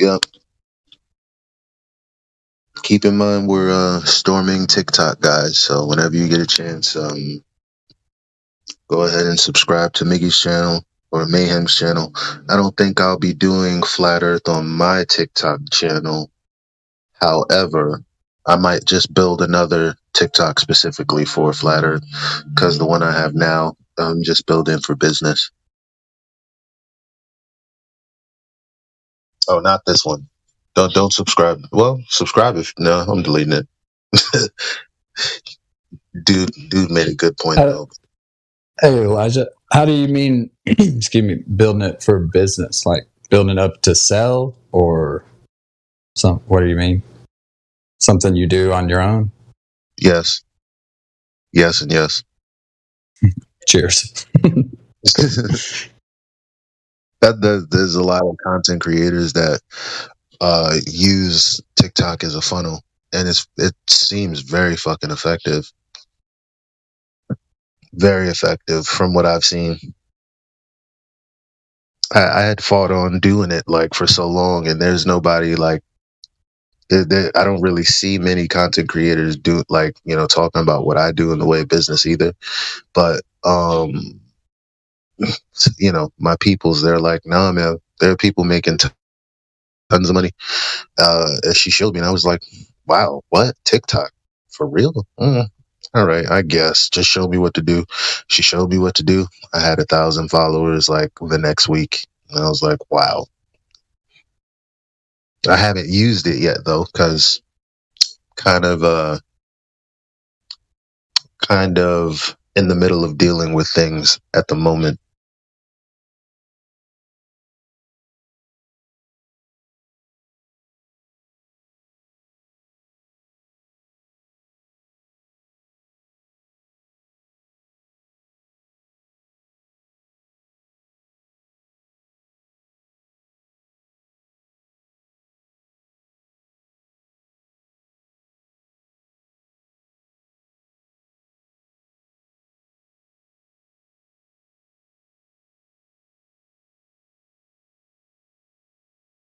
Yep. Sneeko could help. You can help. We all can help. Like I see a lane on TikTok, and I guess this is one of those rare times where I'm like, this lane is empty. Let's run it right into the end zone. Seems to be a good move. It's working for the people that I put on so far. So obviously, I don't think anything is mine. Only thing is mine is my energy, and that's not even mine. It's given to me by the creator. And the bottom line is, if I have something that is useful for the human race, I will give it to everyone for free.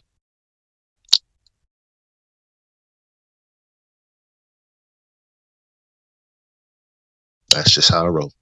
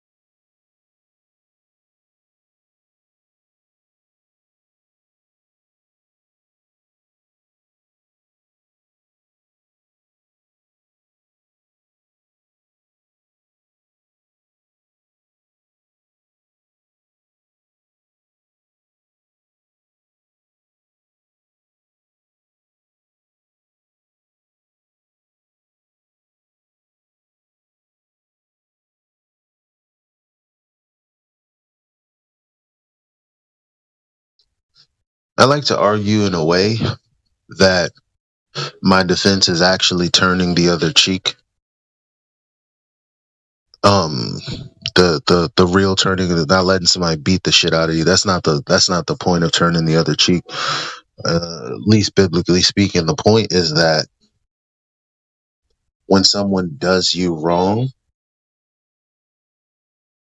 everyone else can kind of see that and notice that. Like, but if you turn around and beat the shit out of them, that feeling is lost. You know.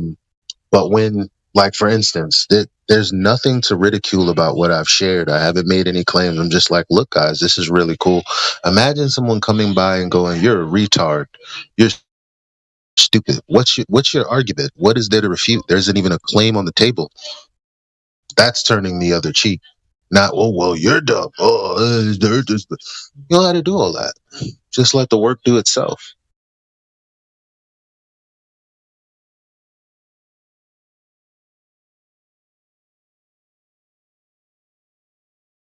Yeah, man. Yeah, Agree 100%. Stay strong. Just let the facts and evidence do all the work. He's asking for a black eye. That's what he's asking for. Well, the point is, there's no point for Elijah to be getting stressed out if someone's going to get all stressed out about it, the conversation that he's having with him. Oh, in the internet, nothing matters, dude. It's like, but in real life, people coming up to you like that's crazy. See, well, I would disagree with that. It matters all the time because where you place your energy is where your energy is, and how you deal with it is completely your decision. Every day. The internet is not, obviously, it's not the real world, but there's tons of us putting energy and consciousness into this thing. Fake either. I'm sorry? It's not fake either. It's not the real world, but it's not fake either. You know, it's part of the real world. Oh, I'm just saying a lot of people just don't put like real energy into it. A lot of times people will like troll. They'll like try to get people to act a certain way, and in real life they don't actually they wouldn't actually do that. So that's what I'm saying. Yeah. I don't know about that. They'll act like that too in real life too. Maybe. I mean, who knows? No, it's that bad, dude. In this generation, I argue with a troll for like, and then this is just a guy from one of like my communities before I got here. And, you know, when I spoke about Flat Earth, all of a sudden I had all this opposition. And me and this dude just went back and forth for days. And then one day he says, of course I'm trolling, bro. You think I give a fuck about any of this shit? And immediately I felt like, wow, all the energy I waste, I was dead ass for real. And he was probably kicking his feet up, drinking a beer. Man, I would have been pissed. I was so pissed. That's why I said a lot of times they do that shit to kind of get like an emotional reaction out of you, and that's just their goal. Their goal is just to go and like, you know, make you say something stupid, or maybe, you know, I don't know. I don't understand trolling, to be honest. I understand it. I just beer out his hand. I just think it's fucking retarded.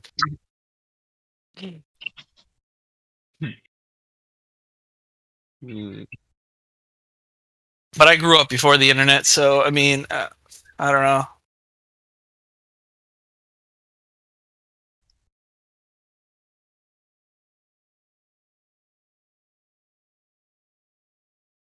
Yeah, I definitely kind of grew up on it. Except for in my youngin years, of course, like 9 and 8, that area. But around 10, I was on it.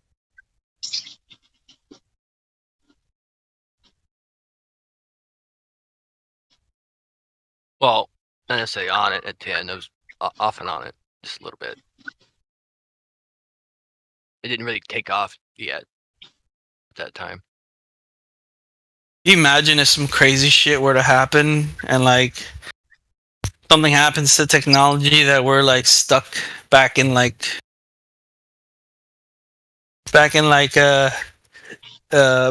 like I don't know, some earlier age. Dude, a lot of people would fucking not be able to handle that. See, the thing is, things take time. Not even technology dies that quick.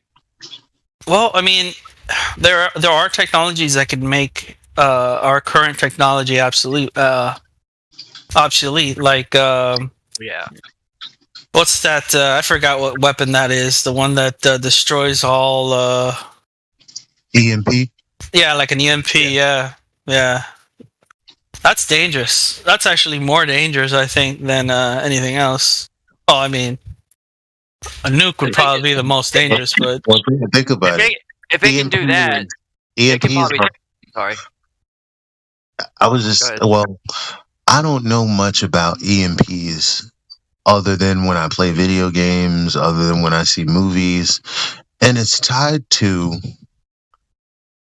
you know, satellites and things like that. Even though we know, like, yeah, okay, there are things up there, but we have real connections on the ground. Like that's where our communication comes from. The connections on the ground to towers. How would an EMP work against this intricate system of cables? The servers. It fries the circuits in the servers. That's where it's all at. Okay. Yeah, the cables are connected to servers, like you said. So I mean, well, okay. The only way I could think it'd be possible is if you have a backup server deep in the ground. Supposedly, an EMP is an electromagnetic pulse or something like that, and it's supposed to knock out all electricity and certain things. The way I understand it. Well, yeah, I mean, it wouldn't just affect the electrical grid. It would also affect cars. You know, anything that uses anything electric. Yeah. Anything electric, I understand it, right? Basically, and everything uses electricity. Nukes will do it too. Just normal nukes will cause an EMP also. If they're even a thing, that is. Both of these things.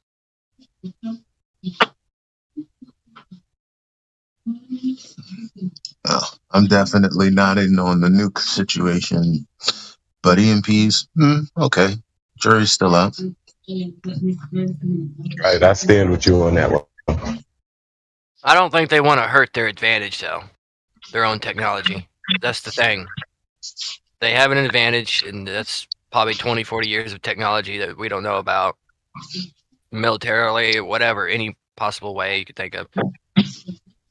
Well, see, the thing is, they can just shut off communications. They don't need an EMP. And we all know that because this is a quote-unquote global lie, then what people think they would need to do is not really what they would need to do. They just need to come together and say, okay, China, well, let's not, well, China, no Instagram for you, bye-bye. Korea, you can only have 3 websites, bye-bye. Like, that's very easy to do. Exactly.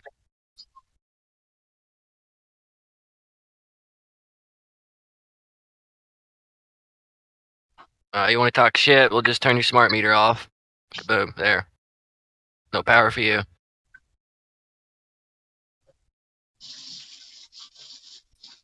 You know, stuff like that.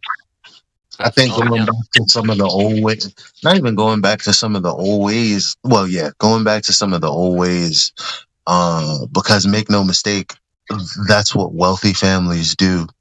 They have the doctor, the lawyer, the financial advisor, all within the family. You see what I'm saying?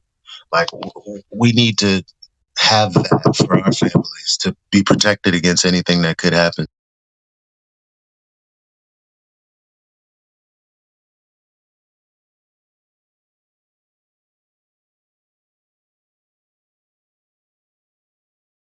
Yeah, but you don't think you'd have to give something up to join that kind of community? No, you build it like we're building this one. Oh, I guess. It requires knowledge and energy, and we all have the capability to get knowledge and output energy to attain it.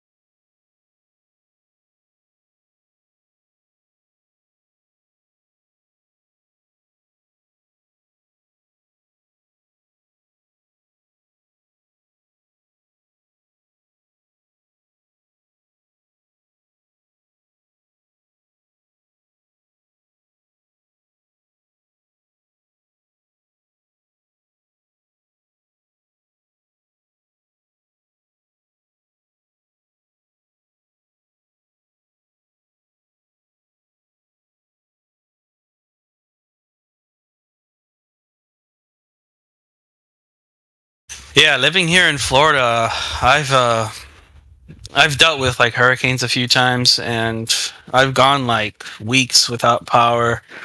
You know, having to use the generator to like power certain things in the house, like the fridge and shit. And that shit's fucking hard. The worst part is not having AC, I think, for me, because I'm so used to having AC.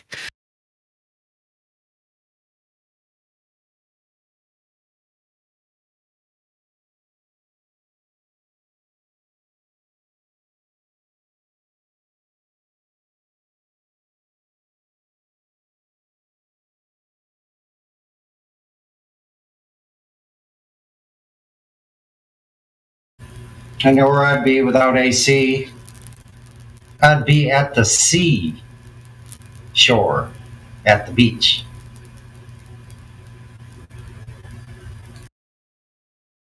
Yeah, I live pretty close to the beach. I did that, but at some point, you know. But if it's like something like a code orange, which means civil unrest, then you have 10,000 people per square mile trying to all get the same resources. Yeah, there's a problem. You're going to have to go somewhere else.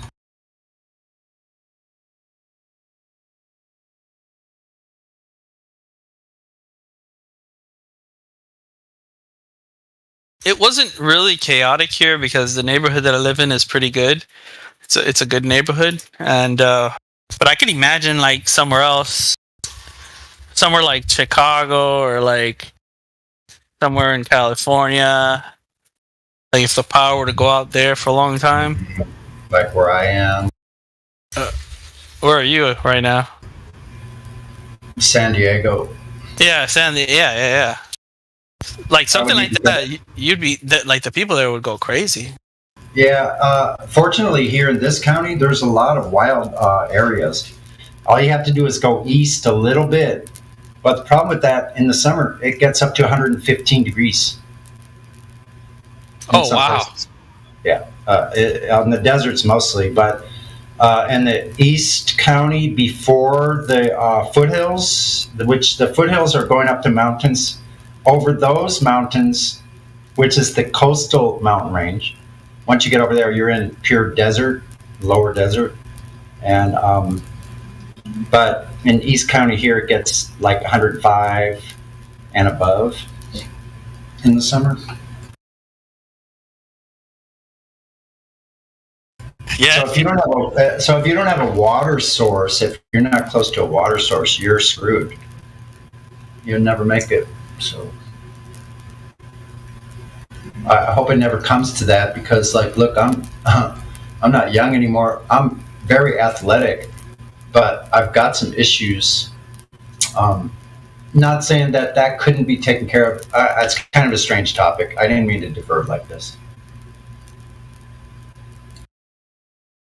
Ah, it's fine, man. Like nobody else is talking anyways, so you might as well just say what you gotta say. Yeah, it's all right. Yeah,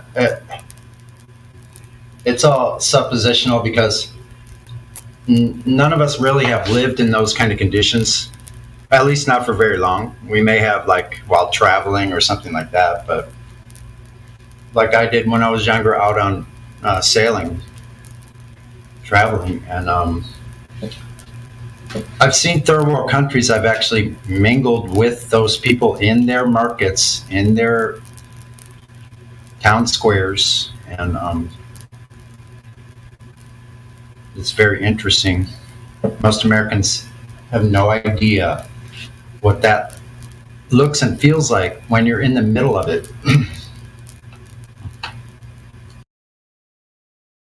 Well, I mean, when you look at tribesmen and people who live in like the jungle and free in the world, I mean, even their elderly are taken care of most of the time. They stay in the tribe, you know. Even people who live out there, they're pretty well settled in an area. It's not like they're like nomads and just. I don't know. I don't think there's any people who do that anymore. I could be wrong. I don't know. I'm not too informed in that subject.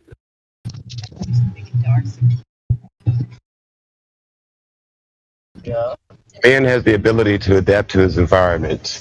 Technology has changed things and made us make some environments more hospitable to certain people liking. And that's it. Yeah. Big families tend to. Mic check. A little low. Whoever said that. Okay, sorry about that. Hey, this is Wave Mixer reporting live from the Southern California Flat Earth Meetup. Mark Sargent sitting over here about 8 feet in front of me. People haven't quite started arriving yet. It's a little bit cloudy and overcast, so we can barely see Catalina, the outline of it, so no good P1000 shots today. But I just wanted to say hello to anybody, and if anybody's going to be coming to the meetup, we're here, ready to go. Hey, Wave Mixer, can you do me a favor? Sure.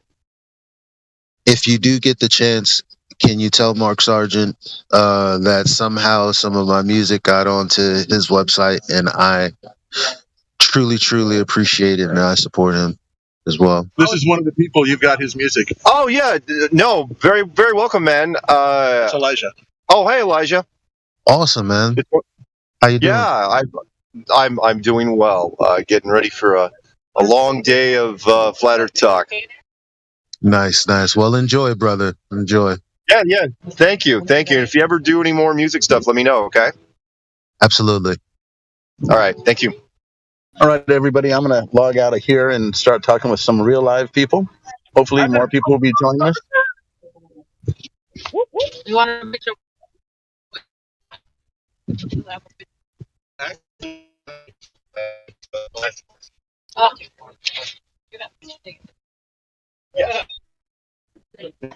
Yeah, that's so dope, Wave. Good luck.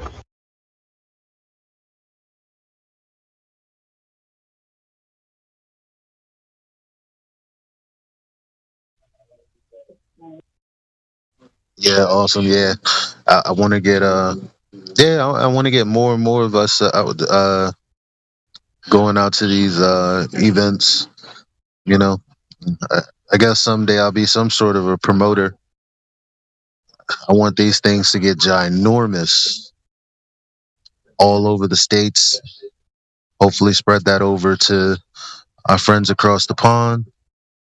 We need to start getting together and stop, focusing on these anti-flat earthers that don't really mean well,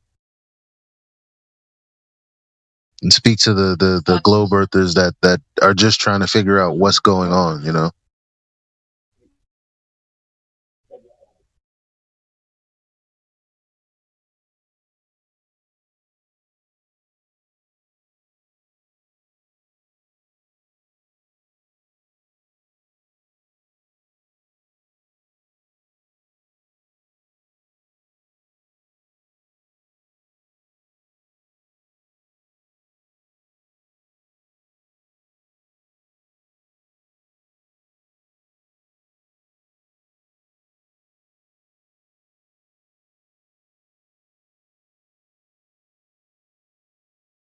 I wonder if it would get to the point where, like, if it got too big, you would start having a lot of like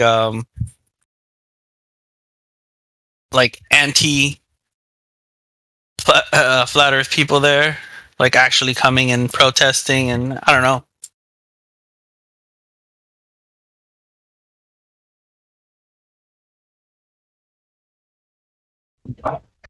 Wouldn't that be a good thing? I mean, it happens to everything else, right? Like pro-life movements, whenever they do something, some political movements too.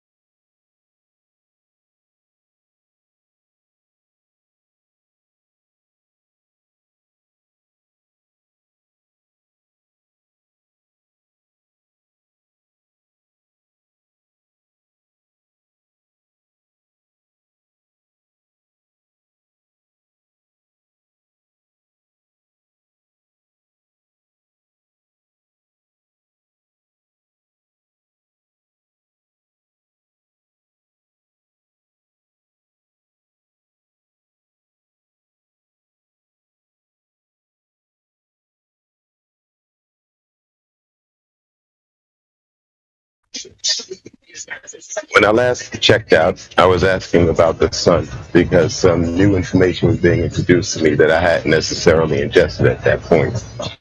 And I thank the folks for their information and their direction and helping me to perhaps change my perceptions or at least broaden them. Because, honestly, nobody can answer the questions about the orbs that's out there. But what I do know is that no matter what they are, does not prove on what we're living, right? So I do appreciate it, though. And, that's a discussion to save for another day as to what they possibly are. And as far as where we are as a people, me, I'm not a big technology person like a lot of people are. I think it comes at the detriment to us as a whole, especially the way that it's been rolled out. And I'm not really sure of the intentions of how it's been introduced to society. And not to say that, there aren't advancements that help and benefit us, but I think there are a lot of things also that come at our detriment. Yeah, no doubt, man, no doubt.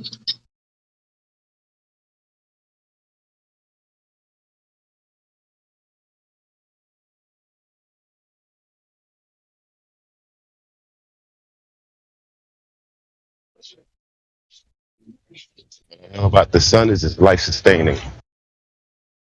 And, it does so many wonderful things and, and has these amazing properties. Why it's there, how it does it, it's mystery. And we could keep questioning it and exploring it. But I don't think there's any definitive answers to that. And, that's an argument that we'll keep having in circular discussions and speculation. So I try not to get into that when I get into a debate. Yes, I agree. Did I ever tell you about my moon argument? Go for it. I mean, because the moon is just as mysterious as the sun to me, and it's amazing. Yep. It's interesting. Like the arguments that I've devised around the whatever's going on in the sky is not proof of a geometric shape of any kind. However, there are some phenomena that do disprove that we live in this heliocentric universe with the sun revolving and shining light on the moon, causing it to reflect back to us, and yada yada yada. And I take delight in doing that because it's just like when you go to the beach and you just show somebody, like you go to the beach and imagine you put a lawn chair right there, where the water's just lapping up at the legs, right? And you look at somebody and you go, you think that horizon is 2 miles away? That they're going to look at you like you're retarded. And then you're going to go in your mind, exactly. Like there's nothing else to really say, And that's that, they have not really taught us the dimensions of this, where they claim we live well in order to keep people in the fog. That's the whole trickery of it.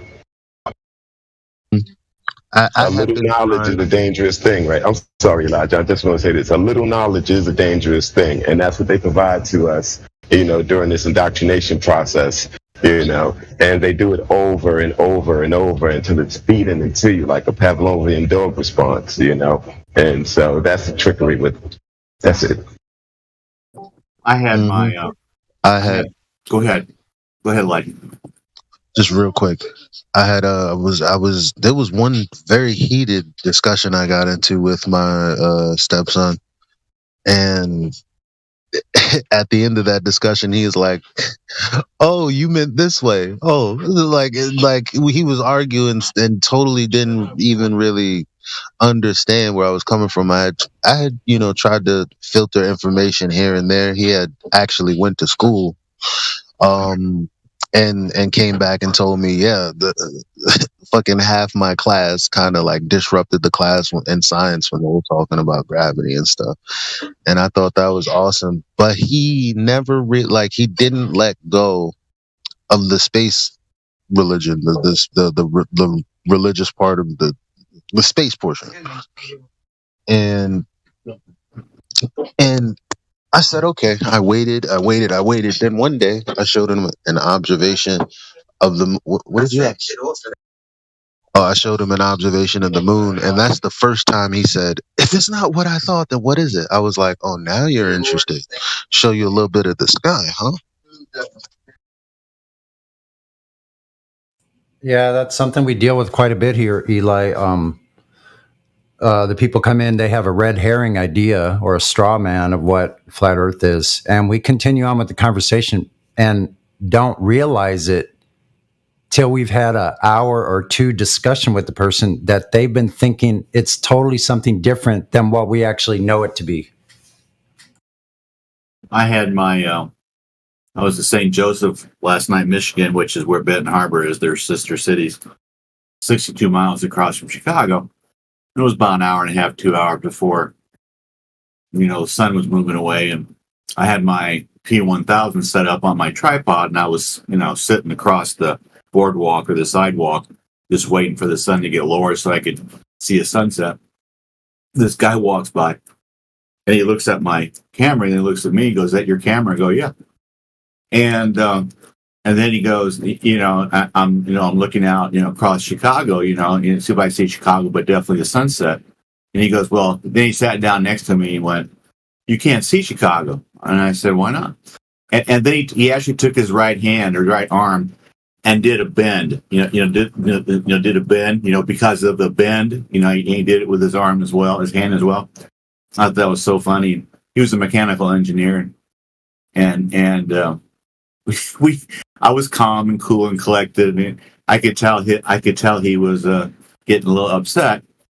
And whenever we got upset, I always put my hand out, and bump, give him the bump, with the fist, let him know I wasn't his enemy. And he left, and then he came back like 5 minutes later and asked me about the Bible and God and Jesus.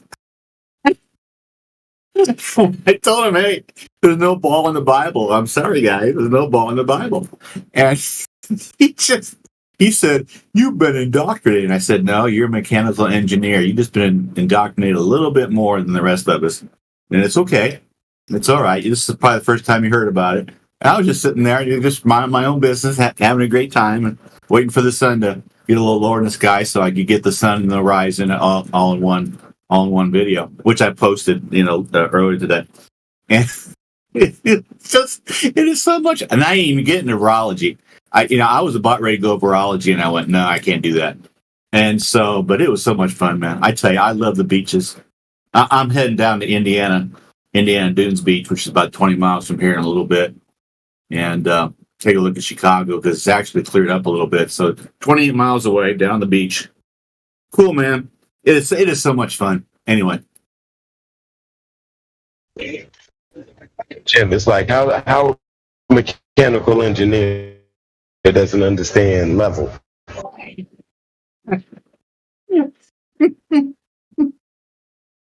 Indio made a really great point last night, and I'm going to start using that. 71% of our world is water. Half of it can't be flat and half of it can't be curved. It's either curved or it's not. And it's like, I'm going to start using that. I'm going to say, look out there.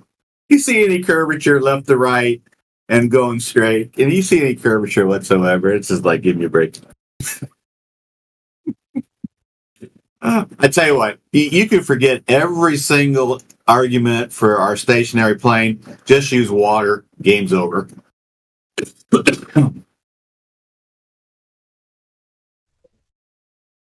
Yep. What is an easy opening line? So when you want to provoke someone in that direction, especially if you're standing at water, that's definitely a great way to open up the conversation, to start to poke holes in their paradigm. You know what's interesting? In the summer, you really can't see much farther than 50, 60 miles across Lake Michigan because of everything's going on above it, humidity, sunlight on the cold water, all that stuff. I learned that pretty quick. But from Indiana Dunes, which is 28 miles across, you can see Chicago real easily most days. And you go right down the beach. You go down the stairs and you're around the beach. So you're no more than 8 feet observation height, and you can get really close to the water. So you could be 6, but let's call it 8. So you're sitting there, and you're supposed to have 401 feet of obstruction over 28 miles at 8 feet observation height, which is basically a 40-story building. So you're looking at Chicago, and you're going, part of those buildings, first of all, the big buildings should be partially obstructed, but the little ones, the 40-story ones or below, should be gone, but they aren't.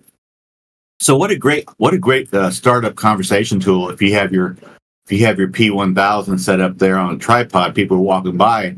Here's Lake Michigan right there, and here's Chicago right there. I mean, what a great observation starting conversation tool.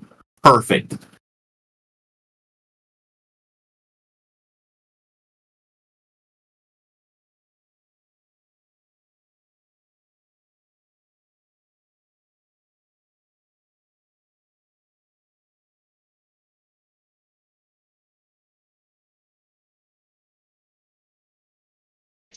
So Sunny's. Yeah, Sunny's 30. Real quick, Sunny's like 30 miles from Catalina Island. That's a great observation tool right there. I mean, that's just perfect.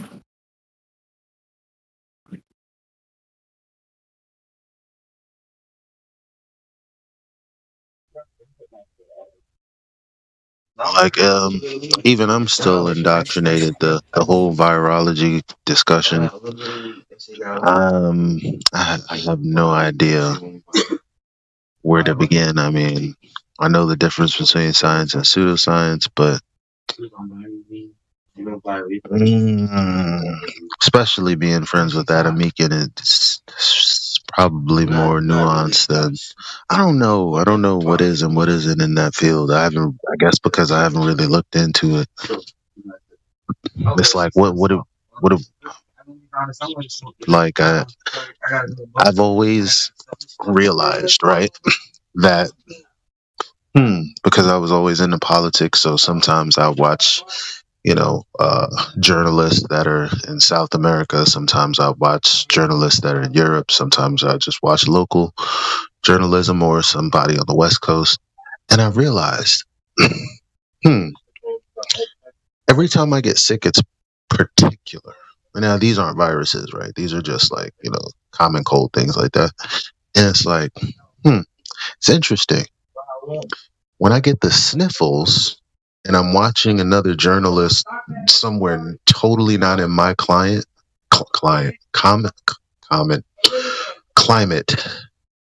they have the sniffles. Another example. One day I might have a little bit of an itchy throat. I'm like, wow, my throat is itchy.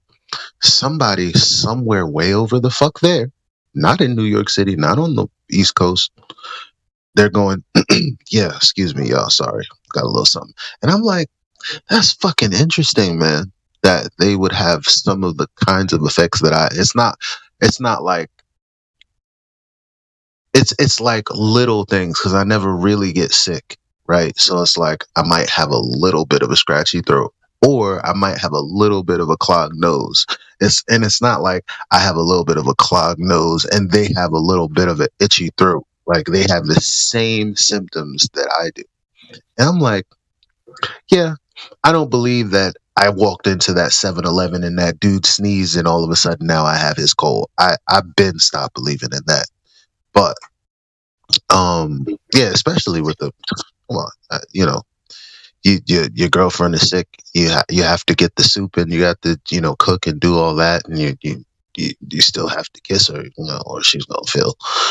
And I never got sick. So I'm like, oh, it's not that. But what is it? What is sickness? And then on top of that, they're the I guess I can't really talk about it. So I'm sorry. But as far as the the things that are deadly. It's like I've heard people talking here about. I don't know, man. I don't know.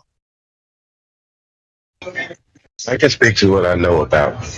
And I don't know the difference necessarily on a technical scale between bacteria and virus.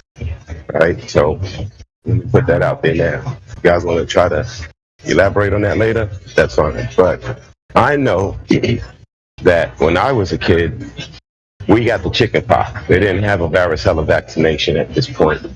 So when one of us got the chicken pox, we went to the other cousin's house or whatever. The siblings would always get the chicken pox together because the parent would expose them to it so that they can get it out the way at the same time. And so chicken pox was something that did actually spread, as well as measles and mumps when I was a kid before they had vaccinations or immunizations for those things.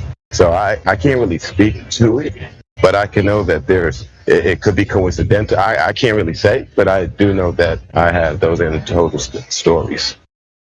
It seems coincidental, right? Like, because okay, I had, as far as this orchid binding situation for the last 2-3 years, right?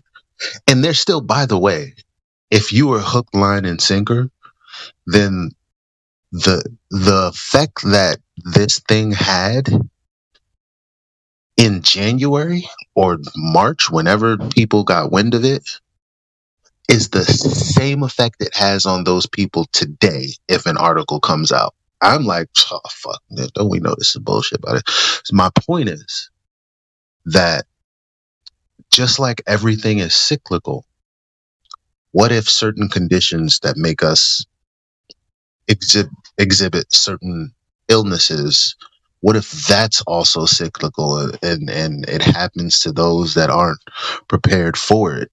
Now, if you believe in a globe and all that, you have no reason to think about that. But if you really study patterns, because that's like a byproduct of finding out this place is created, I begin to think, well, what if they're just taking advantage of moments that they know people are going to be the most affected, and they're controlling the narrative versus putting something out there for people to catch. Like, I don't believe that either. Like, there's some, even though, you got certain instances where it's like, people were affected because they literally got injected with I can't really speak on that, but I'm just thinking, what if every 100 years something comes around and they try to capitalize off of that happening? Even if it's fractional, marginal, very small, they can take that sort of thing and blow it up. I remember when the Zika thing was going on, and I was like fucking terrified of it. I was like, what? Because I fucking hate mosquitoes. I'm starting to grow up and have some sort of appreciation.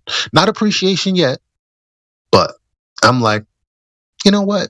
Mosquito, because he was outside. I was like, every other creature, including a spider. I took a spider out of my house and I said, go on and live. Who am I to kill you? Because of my fear. Now, I'm a weird dude, right? But I saw a mosquito outside and I was going to kill it because I kill those on sight. And then I thought, well, aren't I a hypocrite? He's outside. He's not bothering me. Leave him alone. Anyway, terrified of mosquitoes. And so when the Zika thing came out, I was like, oh, I don't want a fucking the child with a ginormous head. It was a scary thing.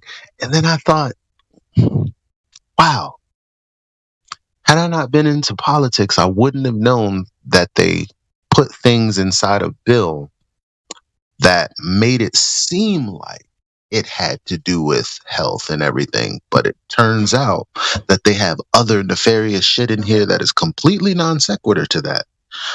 Why? What the fuck is that about?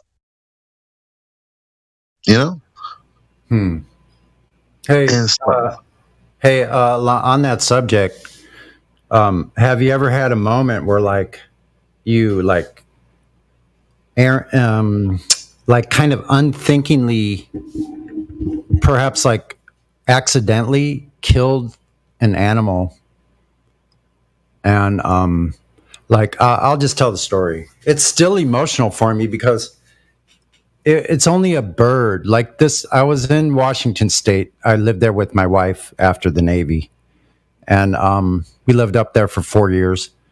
But I had a nice garden, and I would spend a lot of time out there. And this little bird, and I'm probably going to cry, literally. Grown man crying. But anyway, this little bird flew, and I just flicked a rock, and I hit this bird, and I killed it. And I didn't mean to. And that still affects me today. Like that little bird, I held that bird in my hand. And I said, please, God, if it's your will, let this bird live.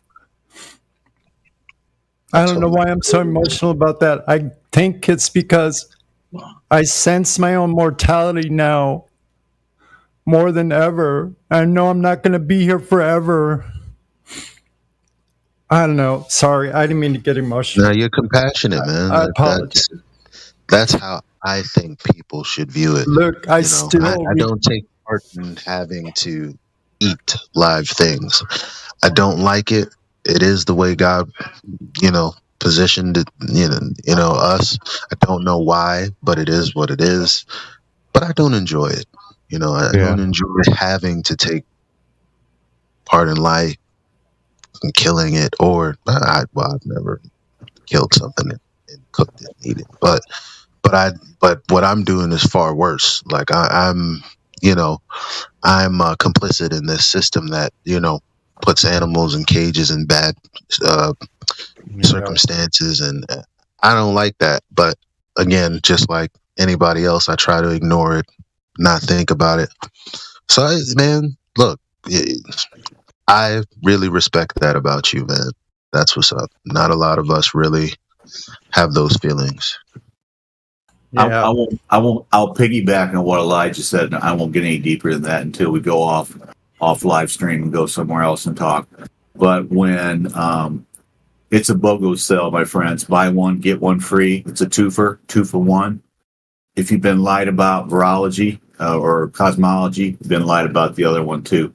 And it is that simple. You were lied about the two most important things: your body and how God created the perfect healing, apparatus or machine, whatever you want to call it, and the perfect ground or earth or world that He created for us. God did not create imperfection. He did not. So I won't go any further than that, because of live stream and all that stuff. Respect to the server, but my friends, it's a BOGO sale. Buy one, get one free. You know what? I think you're the guy. Damn, did I already forget? Because I'm trying to tiptoe around this too. What was I gonna say? Well, maybe I'll remember if I just say what I initially was gonna say. I realize what I have wisdom in and what I do not, because I'm now at that midpoint, right? Maybe not the midpoint. Who knows, right? It could be here today, going tomorrow. But what I'm saying is, when it comes to politics, I paid attention long enough to see the carousel come around the second time. And that's when I had the wisdom of something's going on here. Third time around, I was like, yeah, no, bullshit, right? Now, with this whole virology, this stuff, I only saw it happen once myself. Everything else is just, everything else is just information that I can gather, but it's not a personal experience. I haven't lived through it. It's not wisdom yet, right? But there are those who live through, what is it, the swine flu, the bird flu, whatever it was. And I saw a lot of information on that from the 80s. And I was like, wow, look at these people being just like how we were 3 years ago. You got famous boxers endorsing getting the Wabby Wab, if y'all know what I'm talking about. Because of, when I say the commercials were cringe. It was the same thing back in the 80s or whenever that happened.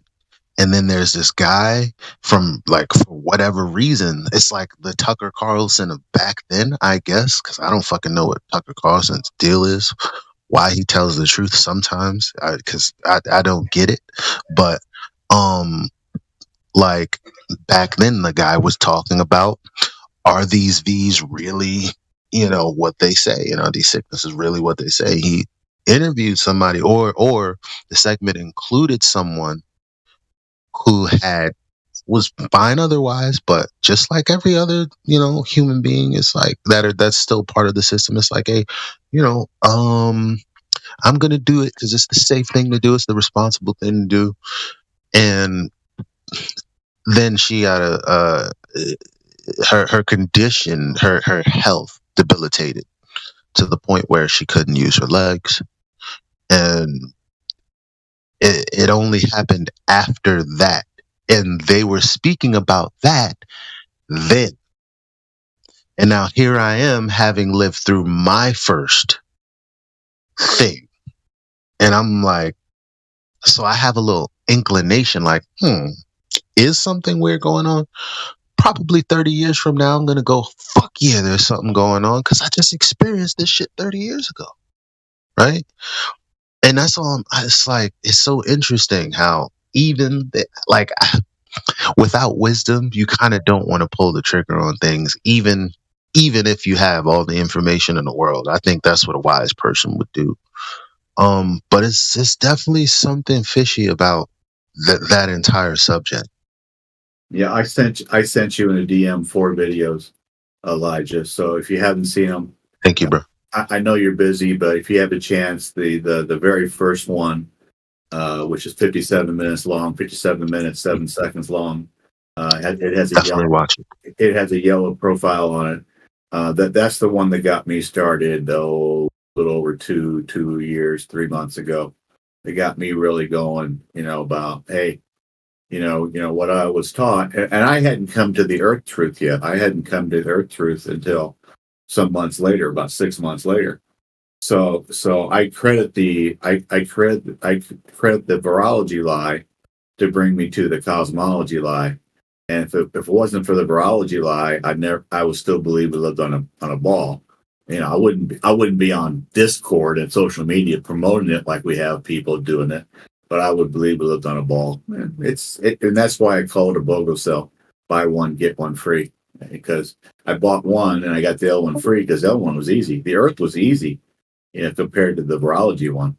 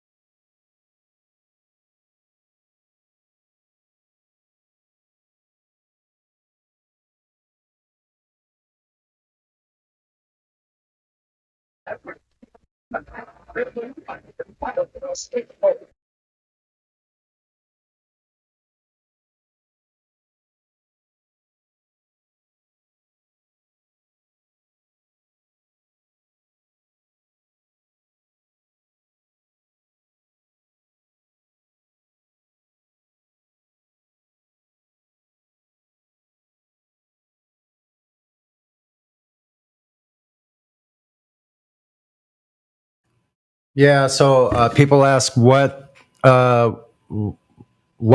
it matter? Flat Earth. Well, guess what? Literally, flat Earth saves some people's lives. Mine, for instance, because at the time I discovered this, or it was put in my lap, I was already ready to give up on this whole thing. I'm like, I'd lived so much life. I'd caused so much damage. I felt so fucking broken that there was no hope. I knew I have all these skills and all this knowledge and didn't know fuck about how to use it or to utilize it to my benefit or anyone else's, or how to connect with people. I'm done. I'll just keep on hanging on as long as I can, because I'm not going to make any efforts to like I know that's not forgivable, to take yourself out. So I can never do that. But this gave me hope.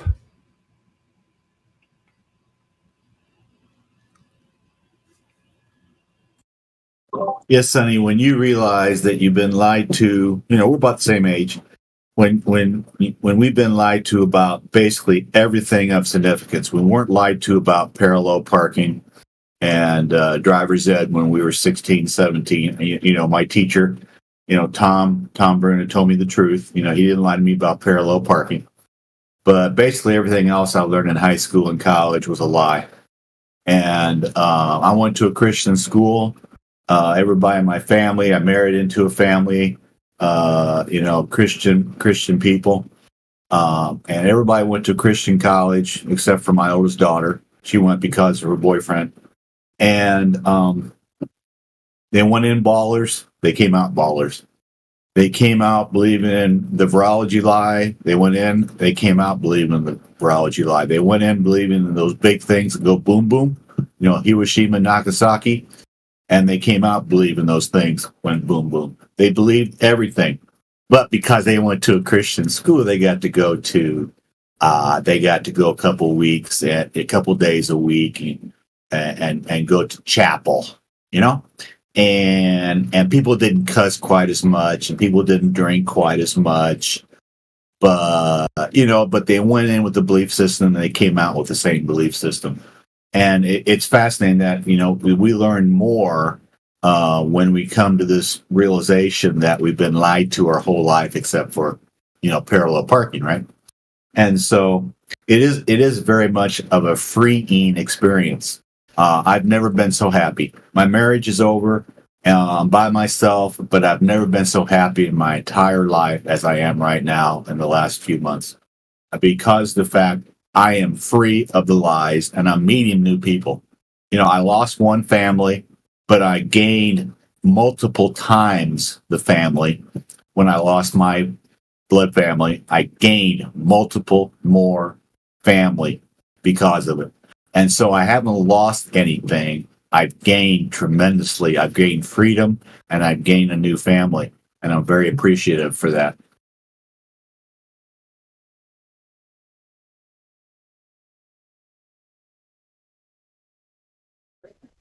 I'm outside with no tissue.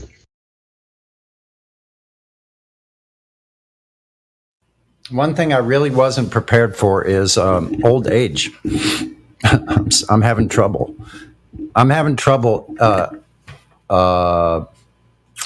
Just being okay with that. I don't even know how to describe it. Being calm about getting, growing old, aging, and I'm not afraid of dying. That's for sure. I feel like I've already died here thousands of times. But living is the hard part. Absolutely.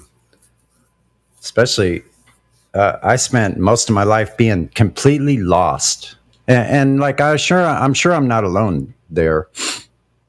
It's not that I was doing nothing. I was doing lots of things, but I didn't have a lot of good examples in life, so I didn't really have a good guidebook. And I can be very stubborn and bullheaded, if you will, at times. So I think that the people who have indoctrinated us with this flat earth belief and, the pseudoscience that they've been giving us, I don't hold them accountable. They're useful idiots, right? These people who go to college, they go there with an incentivized purpose, right? They're financially incentivized to go into a field that they think that they might have a little bit of confidence in, or a field that might be easy. But if you have a true thirst of knowledge, you're going to challenge that system. You're not just going to go along for the ride to get the degree so that you can get the backing, so that you can get the salary. Because that's why most people do it, right? And so that at that point, you're just a useful idiot. You haven't took the time, the opportunity, when you've had it at your fingertips, to provoke, to challenge, to look for new information. You accepted what was given without much thought, even knowing in the back of your head that this doesn't work. You just gave the correct answer on the test because you want to get that salary, and that's the best way to do it. So because we live in a financially incentivized system, these people become useful idiots, in my opinion.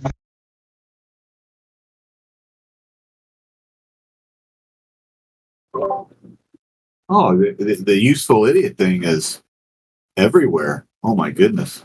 I mean, when Lenin talked about useful idiots in the Soviet Union, that went along with the communists. They weren't communists themselves, but they went along, and I think Lenin called them useful idiots.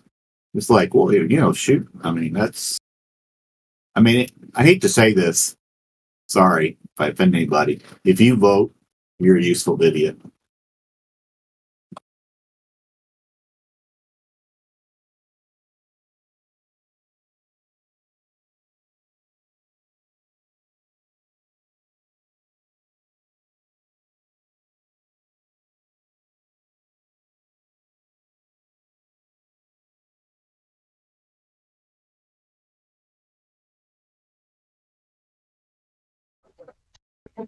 Flat Earth is important in even just a small fact that it lets you know that the entire world can be indoctrinated once you discover that you've been lied to. It lets you know that the powers that exist are not fictional.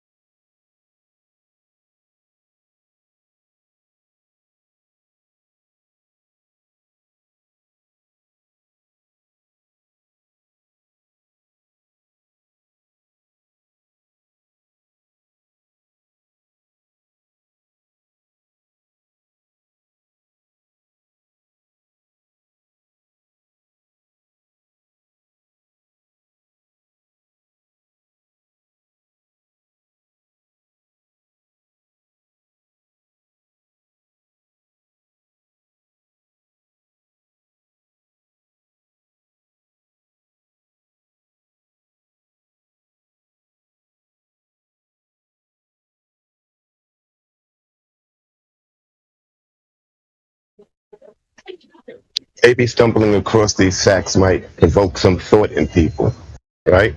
If you find out that they've lied about the shape of the earth and where you've lived, then perhaps you realize that they've lied about a bunch of other things, and that they've got you to use your brain in a way that it's not functioning correctly to be able to resolve these things at an earlier point.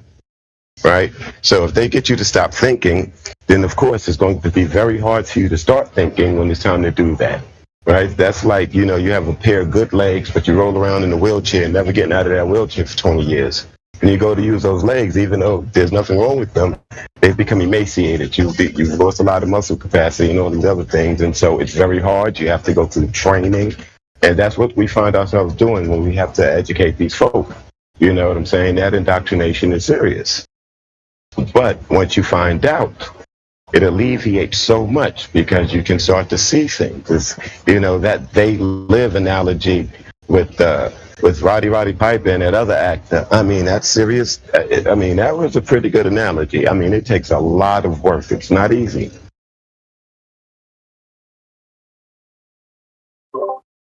The first time you look at virology, Elijah, when you go through those videos, the very first time you're going to go, I'm never going to learn all this stuff. But you know what? You will. The first time you look at the cosmology and the Earth, whether you look at measurements, the history of heliocentrism, maybe get into relativity. First time you look at it, you're going to go, I'm never going to learn this, but you will. And so I always tell people, give yourself an opportunity to be wrong when you go talk to people for the first time. Give yourself an opportunity and keep learning, because every day, even if you don't study every day, it solidifies itself in its mind, what you already have there, because you think about it without really thinking about it.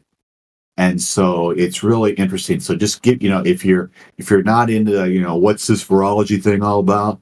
If you're not ready for it, give yourself time. Give yourself a chance to not know. Because if you give yourself a chance to not know and you keep working on it, sooner or later, you'll know. And it's a really great feeling.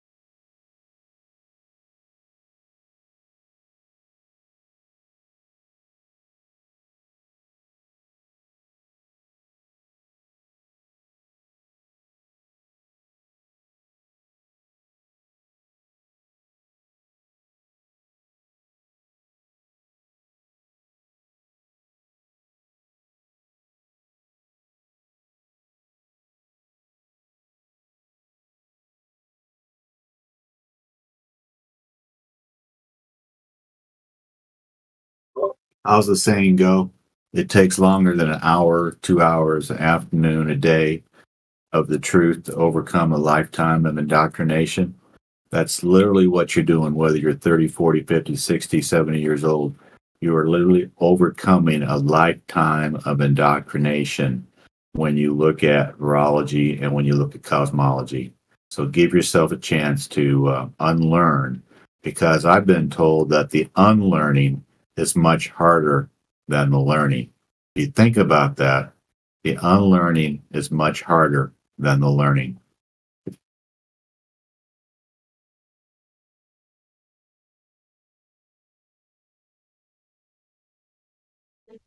I like to refer to the Mark Twain statement, right?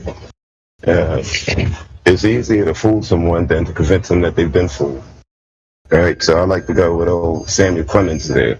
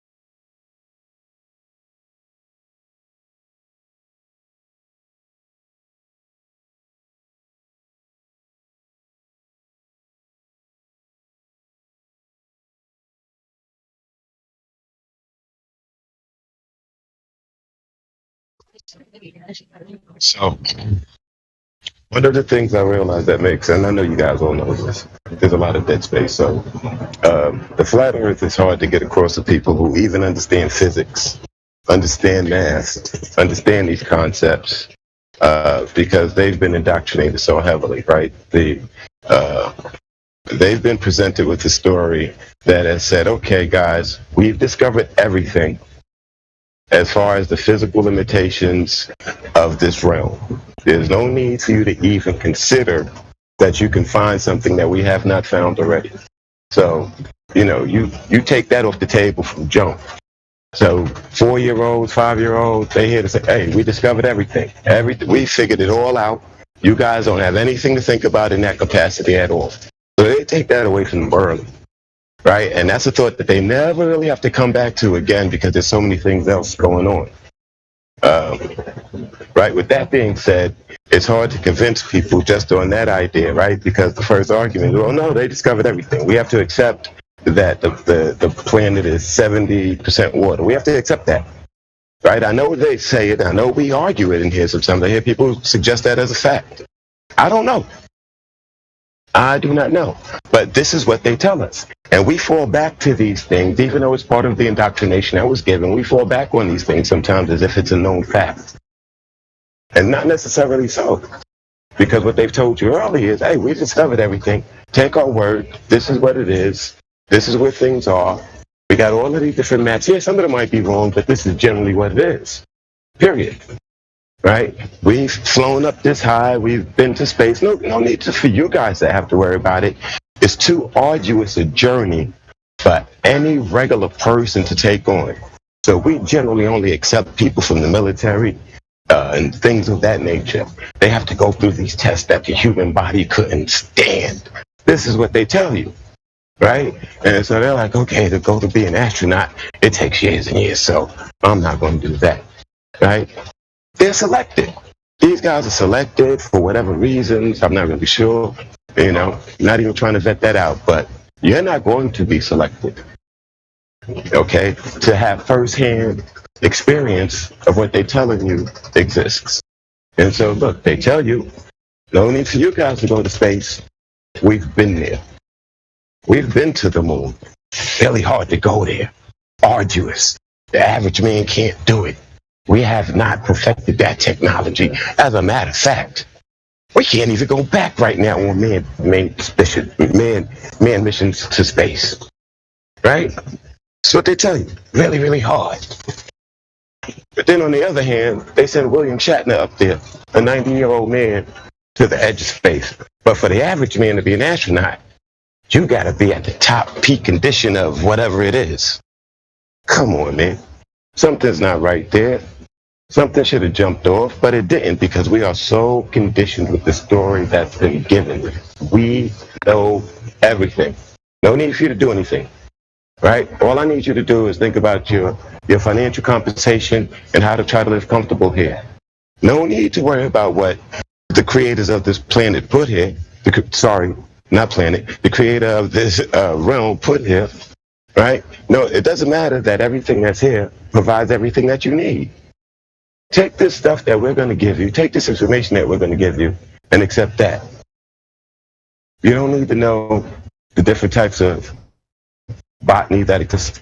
You don't need to know what poison ivy is. You don't even need to see plants. We're going to raise all this land, and we're going to give you this whole,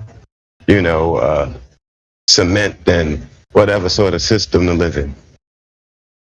20, 30 years from now, they'll be telling us something that we use regularly is somehow killing us or somehow harming us. The same way they did with asbestos and lead paint and lead pencils and all of these other things. They come back and say, oh my goodness, we got to get rid of this stuff now. It's affecting you in a negative way. We didn't know that.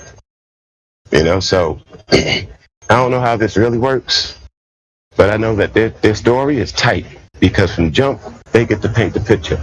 When I say they, I don't know who the hell they are. We all know that they come in different lines in different areas, whether it's bankers or whomever, But there are some people who control the narrative and get to control what goes out in text and books and online and media and every other fashion. There are small segments of people that do very things different than what the narrative is telling them to do.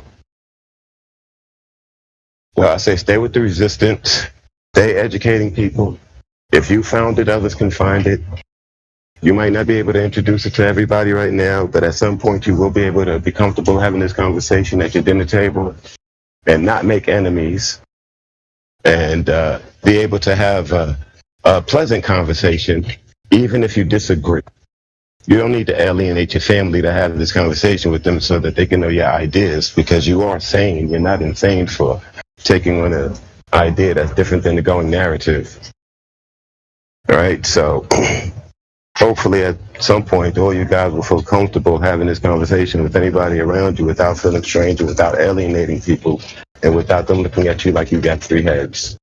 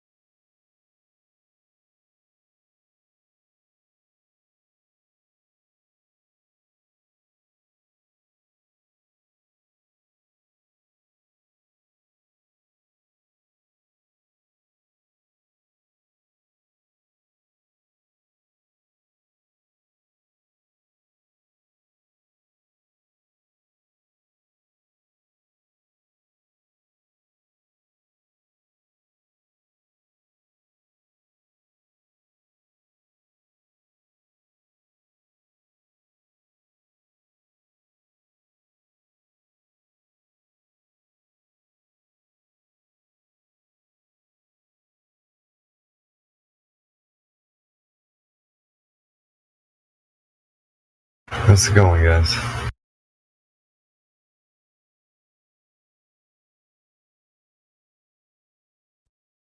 It's all good.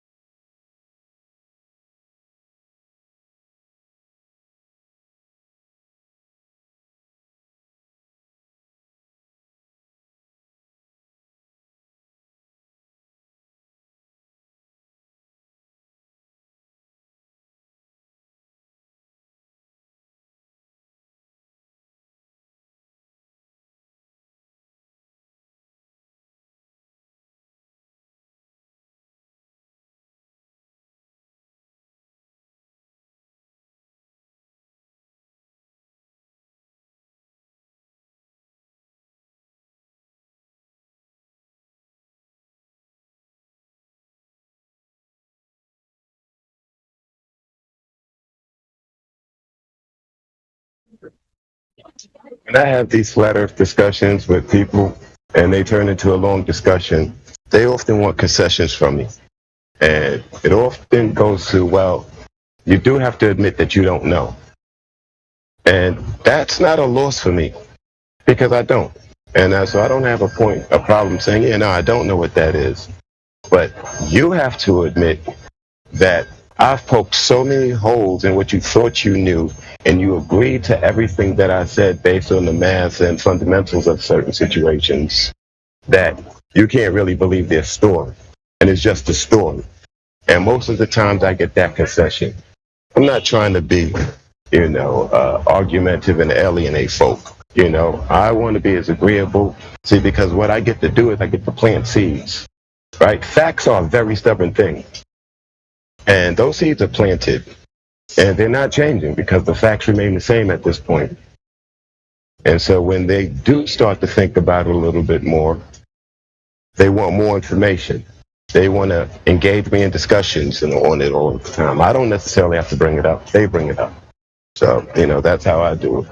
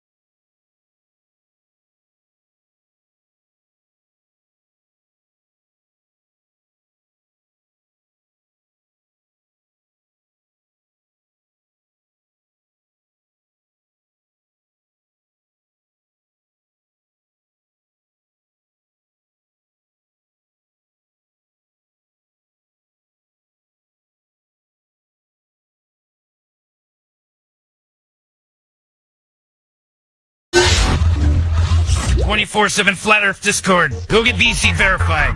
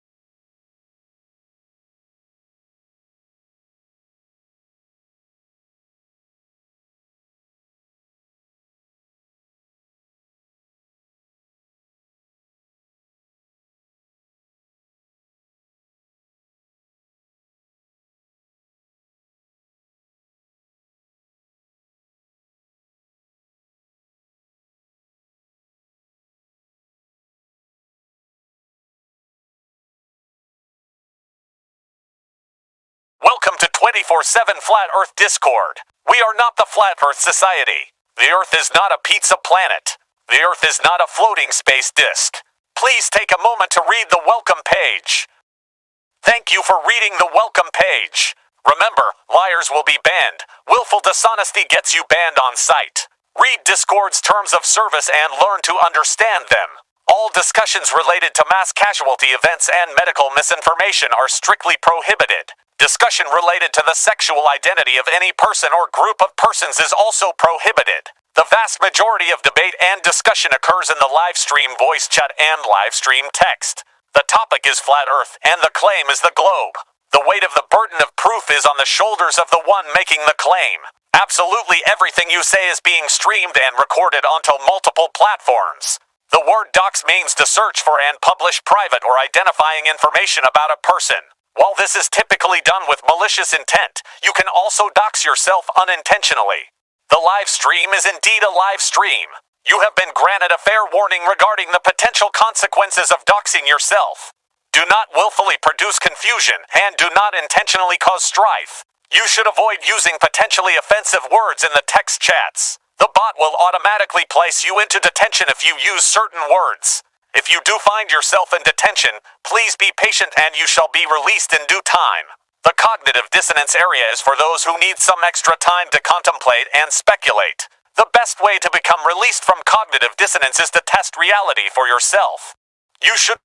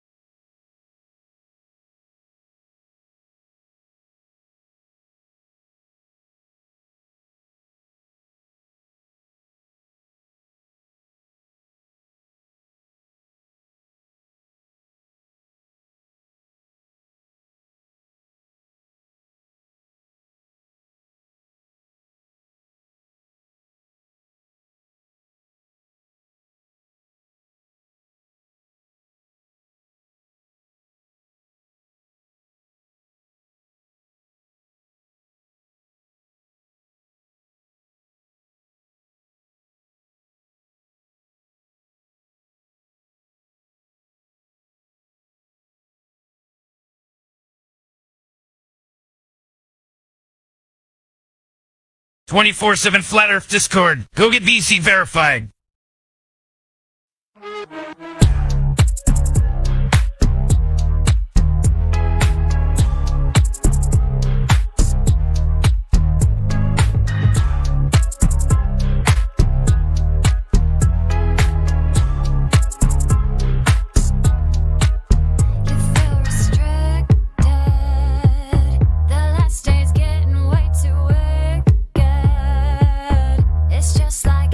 Books predicted. Been feeling different from the system. Too much distance. It's just so sick. They're so complacent. They worship 666 and don't even flinch. It's just psychotic, chaotic, following false prophets. It's psychotic, chaotic, made the world agnostic, babe. What they gonna say right now? Oh, they really wanna hate right now. But I think they're just afraid right now. Got their heads in the clouds with a mask on the face like a clown. What they gonna say right now? Oh, you wanna be awake right now? Well, you better get real brave right now. Put your knees on the ground. Gotta pray to the king with a crown. I have to tell you that we're living deep in the matrix. We in the matrix. Chase all the lies and you'll find that this place was created. You were created, darling.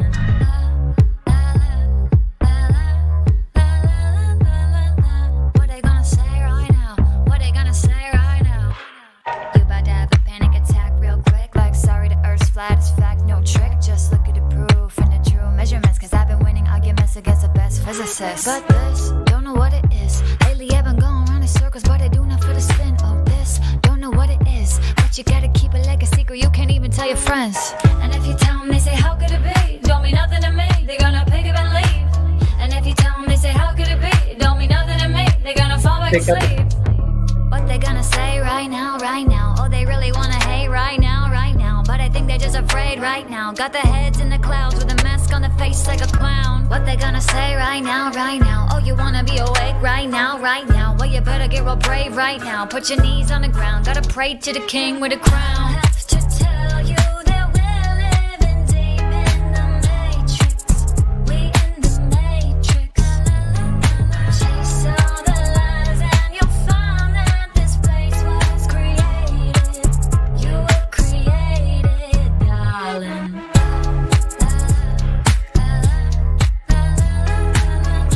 What they gonna say right now? What they gonna say right now?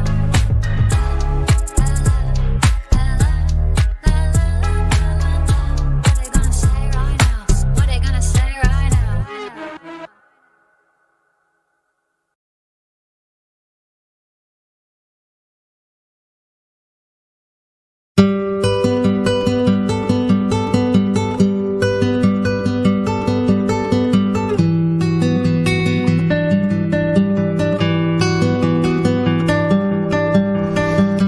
I must now tell you why,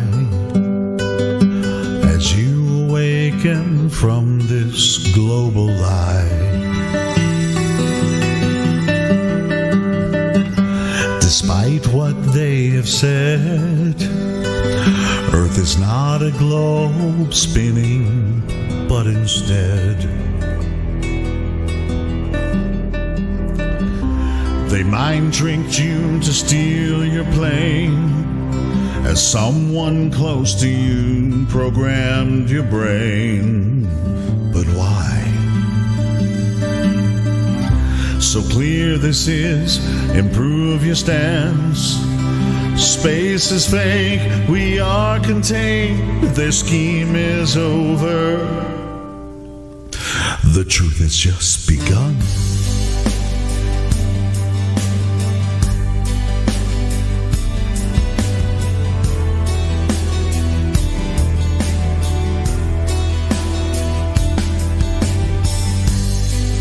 There's a place up in the sky, a pathway for the moon and stars at night. No parallax viewed of them, we're only using real life. lies and truth is shared. Earth's a place that doesn't turn. So face your fears, believe your ears. No motion do they find. I'm handing you this lovely world. Promise me that you will seek this logic with devotion.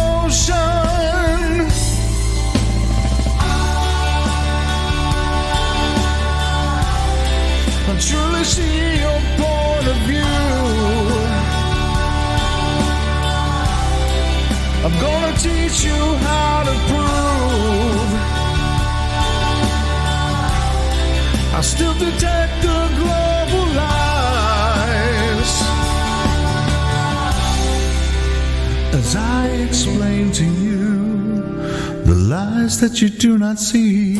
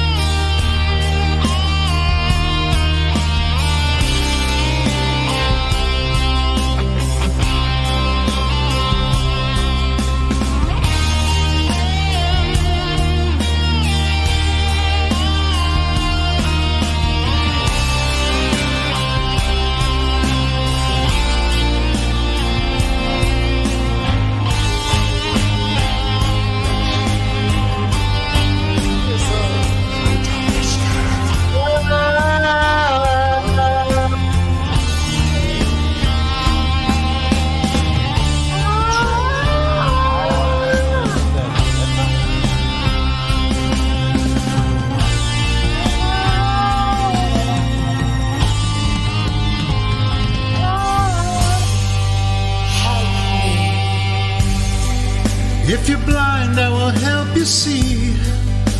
You must deny the vicious lies you believe.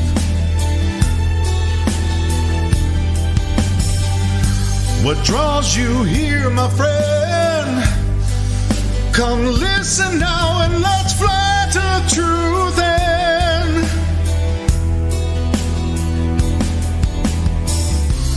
Giving advice for you to learn.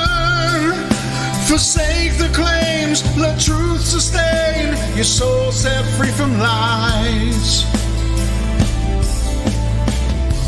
A heartfelt yearning to be had, lost in the illusion using real lies. You will despise all the global lies, but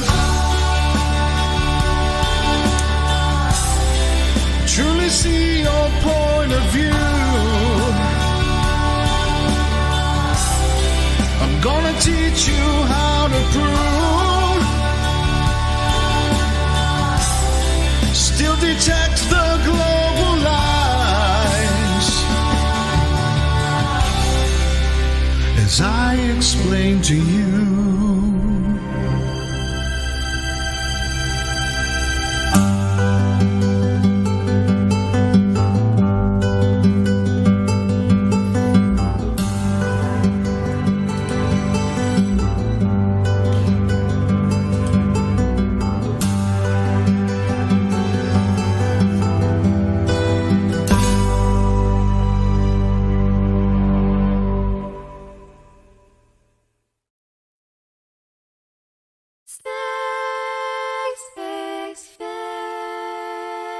Space may be the farthest frontier, but it's made in a Hollywood basement.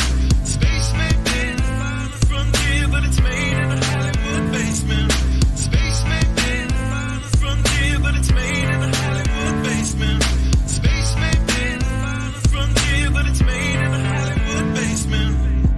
Have you ever dreamed of going up to outer space, or maybe meeting other beings from another place? Have you ever wondered what it's like on other planets? Then you watch a science show and come to believe you understand it. You feel empowered by the knowledge and you feel enlightened, listening to Bill Nye and Neil deGrasse Tyson. But then you wake up and you start to see the obvious. Life is just a lie and this whole world ain't what we thought it was. NASA's missions to the moon were never completed. They just filmed them in a room and people believe it. I used to wonder what it's like to be an astronaut. Now when I see them acting, I can't help but to laugh a lot. They give us cartoons and they claim that we live on a ball, but it's flat and it's not moving or spinning at all. Why you lying to us, man? That's something that we want to know. After that, you're gonna have to pack up all your stuff and go.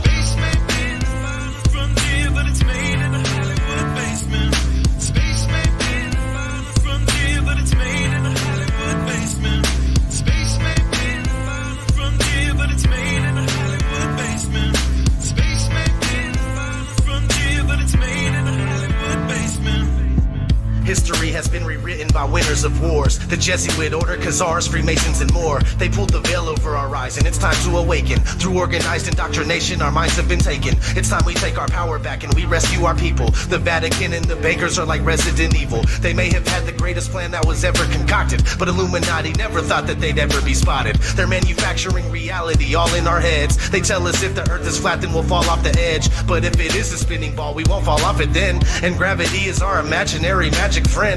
Why is water always flat when unmanipulated? Why are pictures of the earth computer generated? Why you lying to us, man? That's something that we want to know. After that, you're gonna have to pack up all your stuff and go.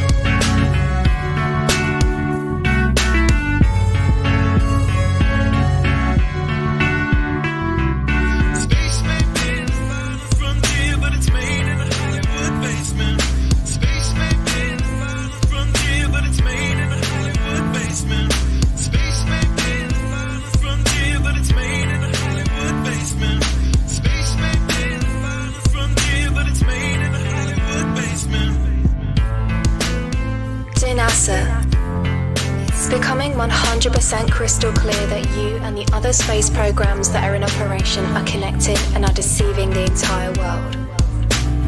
More and more people are waking up every single day, and we are now able to see right through you. But what we really want to know is, why are you lying? Sincerely, me and the great people of this earth.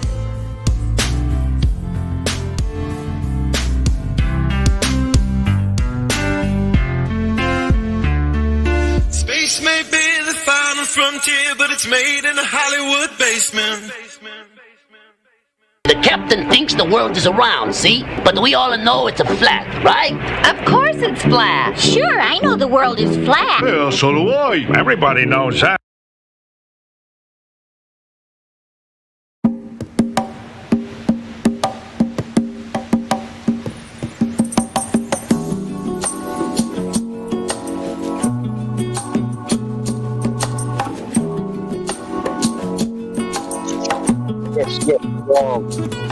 Y'all.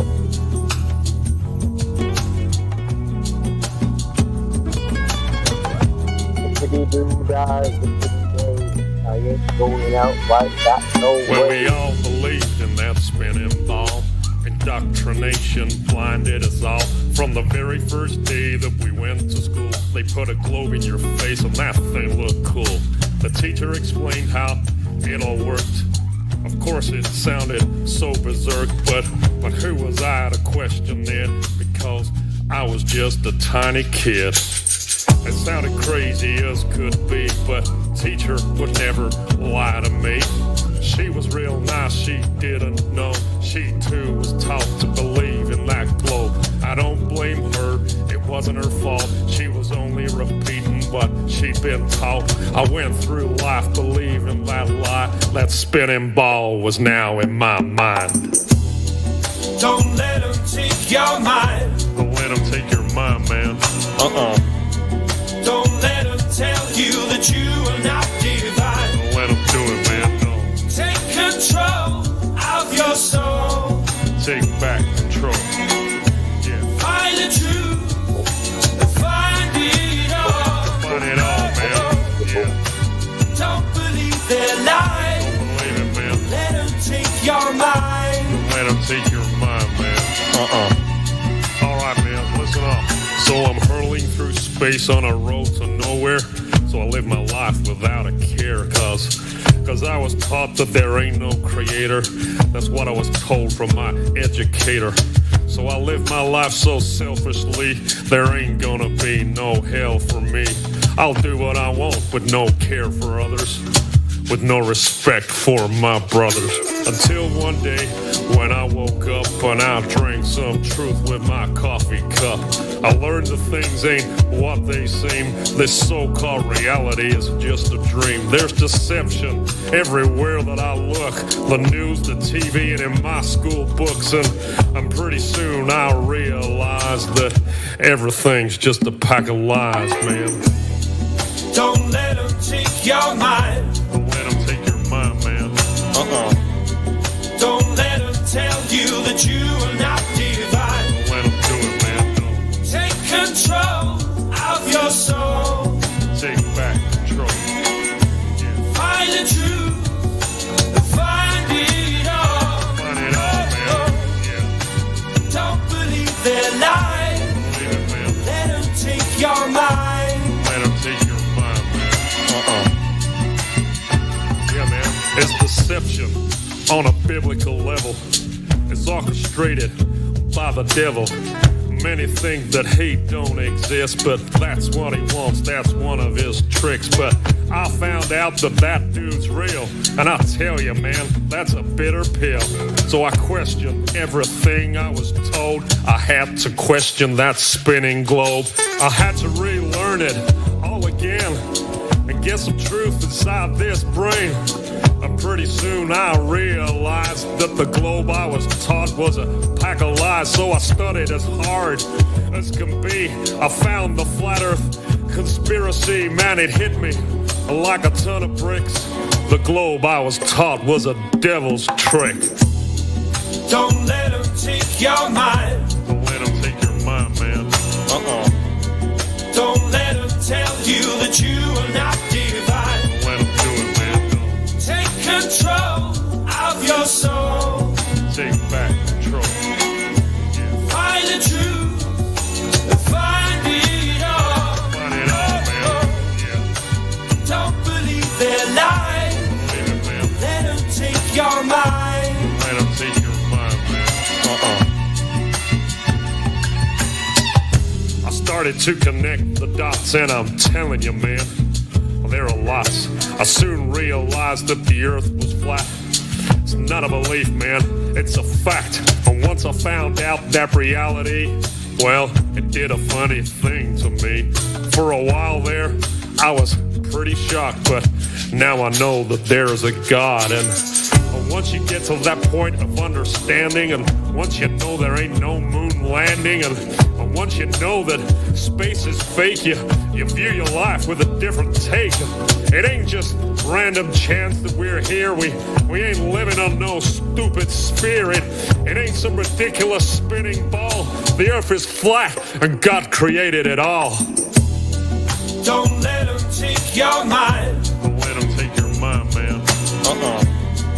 Don't let them tell you that you are not divine. Don't let them do it, man. No. Take control of your soul. Take back control.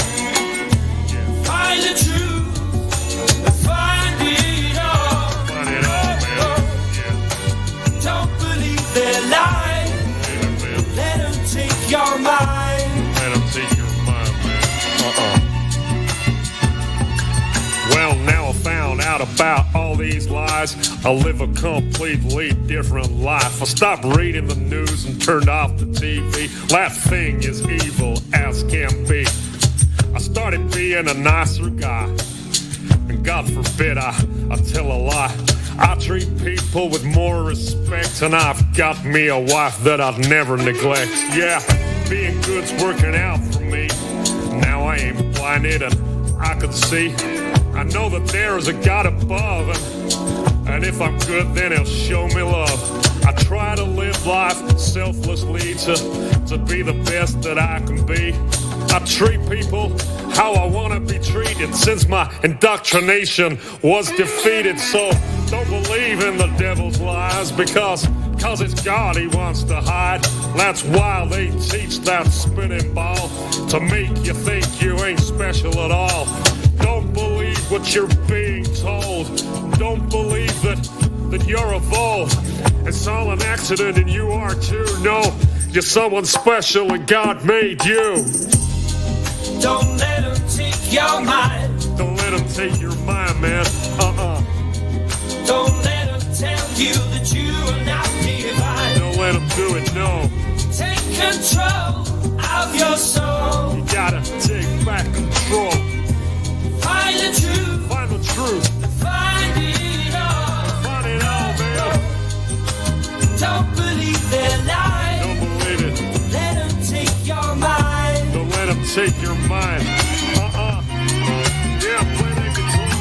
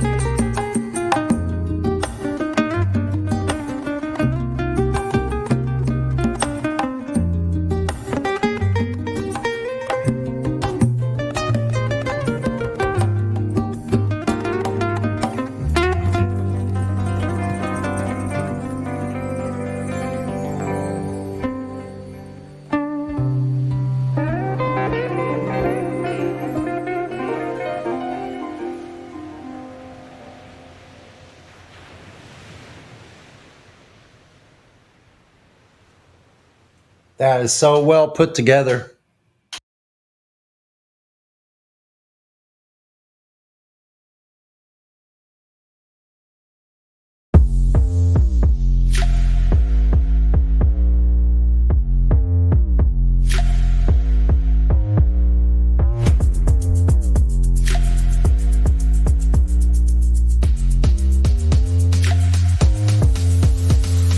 Chemtrails, massive shells, dollar bills, pharma kills to keep you ill.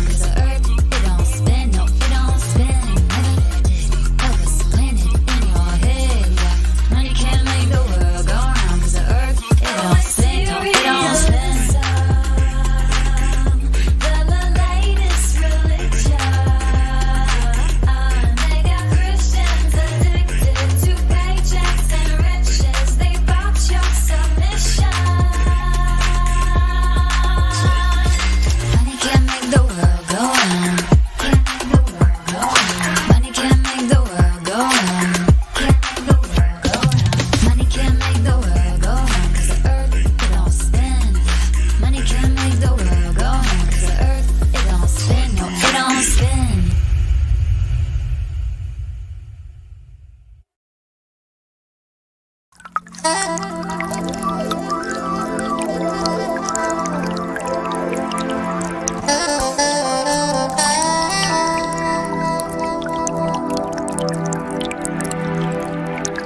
is part of the natural physics of water and other fluids to always find their level and remain flat. If disturbed in any way, motion ensues until the flat level is resumed. If dammed up, then released, the nature of all liquids is to quickly flood outwards, taking the easiest course towards finding its new level. If the Earth is an extended flat plane, then this fundamental physical property of fluids finding and remaining level is consistent with experience and common sense. If, however, the Earth is a giant sphere tilted on its vertical axis, spinning through never-ending space, then it follows that truly flat, consistently level surfaces do not exist here. There are rivers which flow east, west, north, and south. That is, rivers are flowing in all directions over the Earth's surface. Now, if the Earth were a globe, some of these rivers would be flowing uphill, and others down.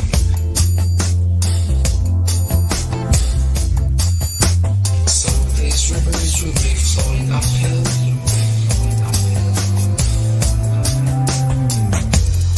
others down. Rivers do not flow uphill. If the Earth were a globe, rolling and dashing through space at the rate of 100 miles in 5 seconds of time, the waters of seas and oceans could not, by any known law, be kept on its surface. Whenever experiments have been tried on the surface of standing water, the surface has always been found to be level. To drop the theory which supposes a curved surface to standing water is to acknowledge the facts. If the Earth were a globe, the surface of all standing water would be convex. This is an experimental proof that the Earth is not a globe. There are rivers which flow east, west, north, and south.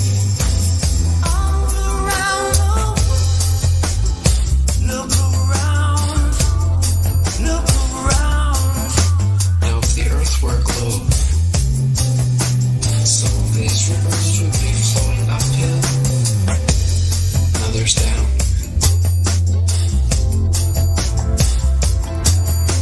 Some of these rivers would be flowing uphill, and others down.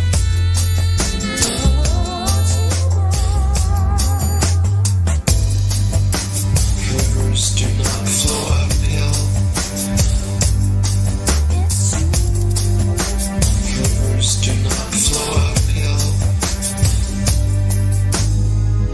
There are rivers which flow east, west, north, and south.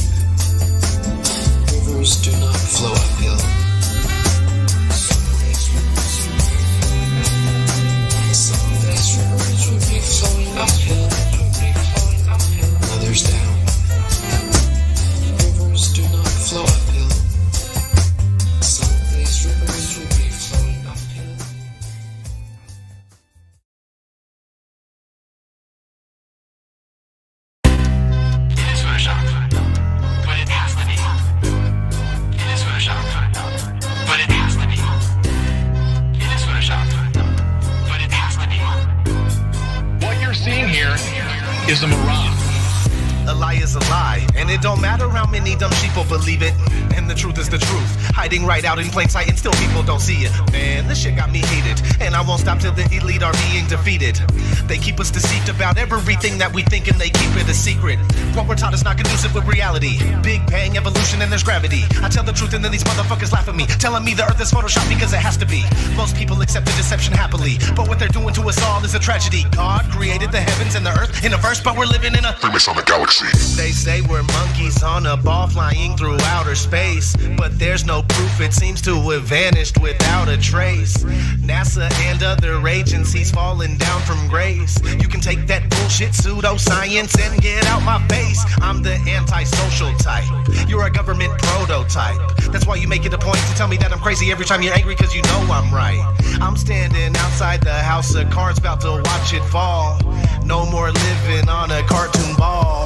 Horizon means horizontal, indoctrination is awful because you're taught the globe model. Ever since y'all could crawl, we follow rapists and murderers, liars, thieves, and sun worshippers, saying we can't see curvature cause we're all too small. And though it's never been proven, they say we're ripping and shooting, the earth is spinning and moving. Oh no, not at all. It's a criminal enterprise where deception intensifies. Assholes got us all living like on a cartoon ball.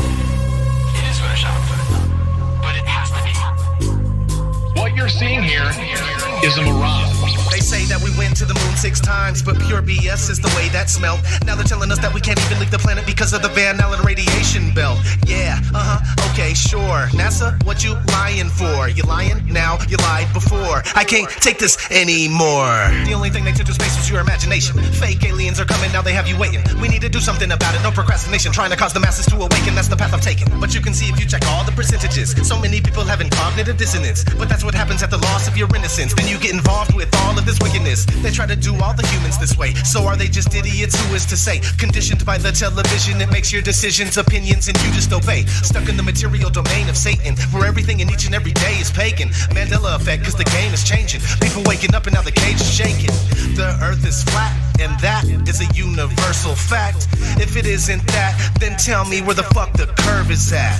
They tell us that we can't see it because we're all too small, and now we're spinning on a cartoon ball. Horizon means horizontal, indoctrination is awful because you're taught the globe model. Ever since y'all could crawl, we follow rapists and murderers, liars, thieves, and sun worshippers, saying we can't see curvature cause we're all too small. And though it's never been proven, they say we're ripping and shooting, the earth is spinning and moving. Oh no, not at all. It's a criminal enterprise where deception intensifies. Assholes got us all living like on a cartoon ball. It is the world that has been pulled over your eyes to blind you from the truth. Like everyone else, you were born into bondage, born into a prison for your mind.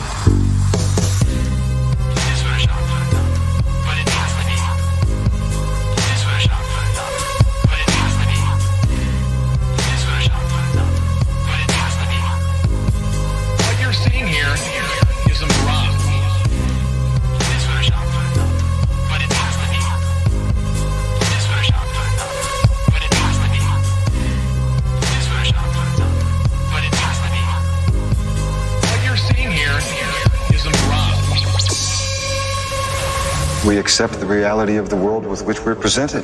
It's as simple as that.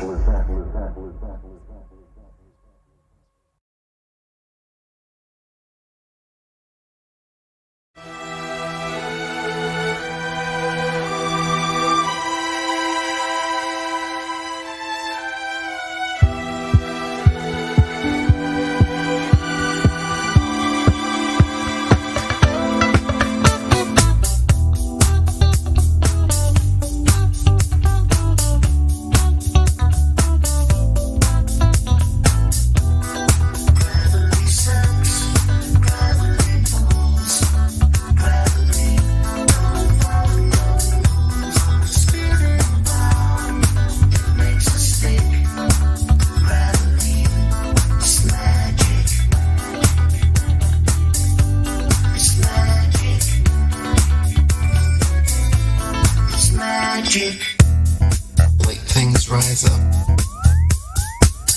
Heavy things fall down. Simply a natural property of weight and density that is very different from gravity. Gravity is a hypothetical magnetic-like force possessed by large masses, which Isaac Newton needed to help explain the heliocentric theory of the universe. Gravity sucks, gravity pulls, gravity don't follow the spinning ball, it makes us sick. Gravity is magic. It's magic. It's magic. Now, even if gravity did exist, why would it cause both planets to orbit the sun and people to stick to the Earth? Gravity should either cause people to float in suspended circular orbits around the Earth, or it should cause the Earth to be pulled and crashed into the sun. What sort of magic is gravity that it can glue people's feet to the ball Earth? Gravity sucks, gravity pulls, gravity don't follow the spinning ball, it makes us sick. Gravity is magic. Gravitation is only a subterfuge employed by Newton in his attempt to prove that the Earth revolves around the sun. And the quicker it is relegated to the tomb of all the Capulets, the better will it be for all classes of society. Gravity sucks, gravity pulls, gravity don't follow the rules of the spinning ball, it makes us sick. Gravity, it's a con trick. It's magic. It's magic. It's magic. It's magic. 24/7 Flat Earth Discord. Go get VC verified.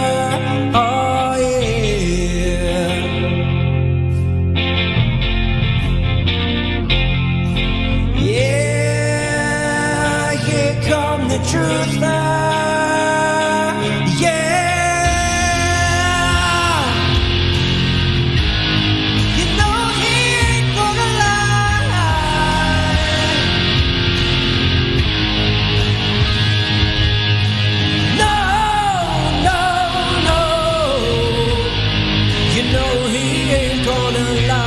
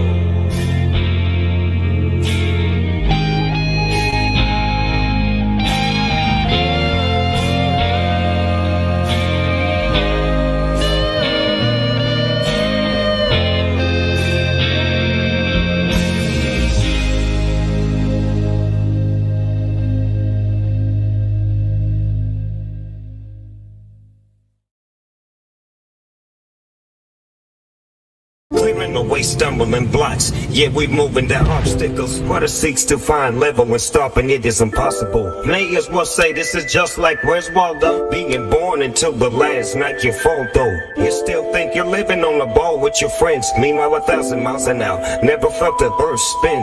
Space wizards claim that they landed on that moon, then destroyed the technology like a congress of baboons. Mankind became tools, now everyone is oppressed. Took God out of schools, now these fools need some new vests. Why do you think there are so many churches? When you make some things common, they start to become worthless. Why would they lie? So you would pay for your sins. So currency for eternity is what they're stealing. About their father's business, still destroying, killing, and stealing. Now there's hidden knowledge, and you're living by your feelings. Reaction's just a product of external stimuli, but action's always something that you get to decide. Every action leads to reaction, and you can't even lie.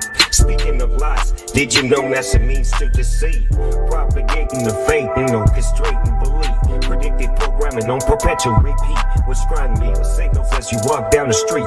If the earth is a sphere, then what the drop of a distance. Without a fishy lens, Earth's curve has never been witnessed. Scientific means that this thing must produce knowledge. And models require measurements you won't find in your college.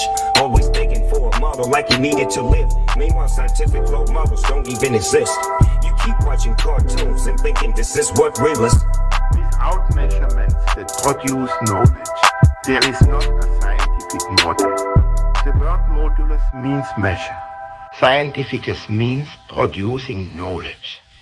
The scientificus modulus of Earth does not exist.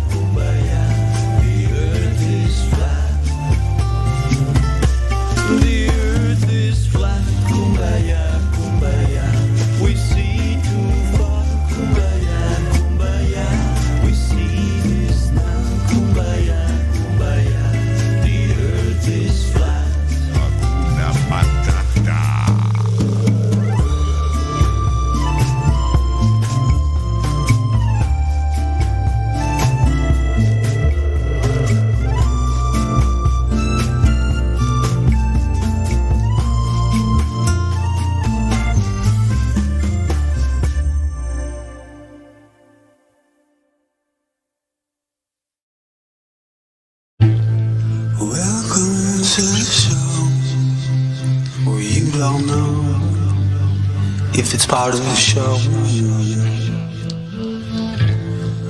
Welcome to the show. If you don't know, it's part of the show. Then they teach you to reach for the stars while opening up the bars and keeping you chained down with mortgage bills and cars. Vaccines for your arms, kids sounding supercharged. Caffeinated hate-filled scars, enraged quick repertoires. No answers for yards, caught up in emotion that's not even yours. Impossible truths like impeccable retards, lined up for your serving of gish galloping wars. No remedy can't save the lost, in love with the yarn. I'm tired of walking into refracted shards, poor science displayed by disgusting bards. Soaked in sin with your dupe is delight and a new hand of cards. Been so long, seems like for love I'm just too hard, I'm just too hard, that's it. Welcome to the show, where you don't know if it's part of the show. Welcome to the show, if you don't know, you don't know. Intoxicated ache makes you believe you're spinning in space while you have no shame or grace. It's a disdainful state I used to contemplate how to save myself from my own self-hate. Wonder why I was even made with a dreadful fate, forced to try and awake with a full plate. No one to help me stay awake or educate. I got to liberate and fight through even gates. But my brother, heaven could never be late, and rockets don't work in space. It's all fake, the show is on Mars. It's a joke, but you're too far gone, it won't be long. Pepe's beak is strong. We have our sun and we march along like streams of knowledge leading to God's holy pond, and lives of truth that hits the bong and sings the song, turns mankind from the wrong. We come in peace with a holy gown, and all of us wearing our holy crowns. So the earth is flat and we probably just won't get along. Just to go along, I said, welcome to the show, where you don't know if it's part of the show. Welcome to the show, if you don't know, you don't know.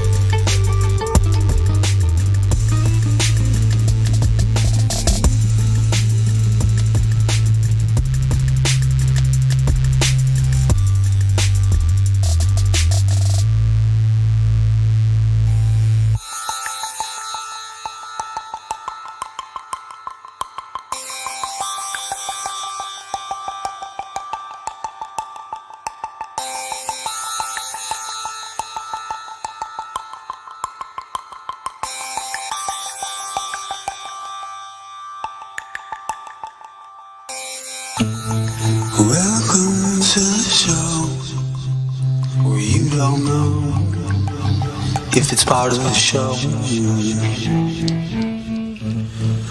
Welcome to the show, if you don't know, it's part of the show. Then they teach you to reach for the stars while opening up the bars and keeping you chained down with mortgage bills and cars. Vaccines for your arms, kids sounding like supercharged. Caffeinated hate-filled scars, enraged quick repertoires. No answers for yards, caught up in emotion that's not even yours. Impossible truths like impeccable retards, lined up for your serving of gish galloping wars. No remedy can save the lost, in love with the yarn. I'm tired of walking into refracted shards, poor science displayed by disgusting bards. Soaked in sin with your dupe is delight and a new hand of cards. Been so long, it seems like for love I'm just too hard, I'm just too hard, that's it.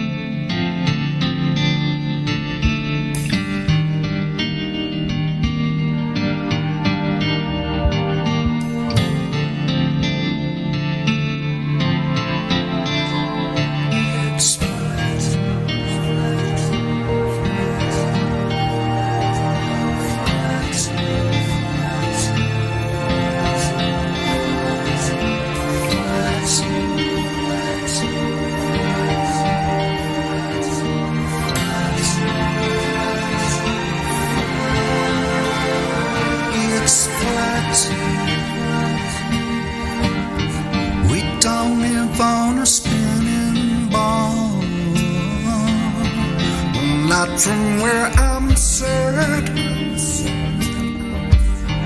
'cause I can't see no curve at all.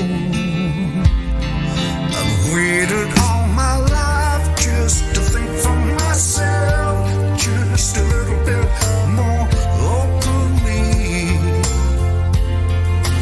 Now I've grown out far to be true, but my senses always knew. I just wanna scream the earth is flat.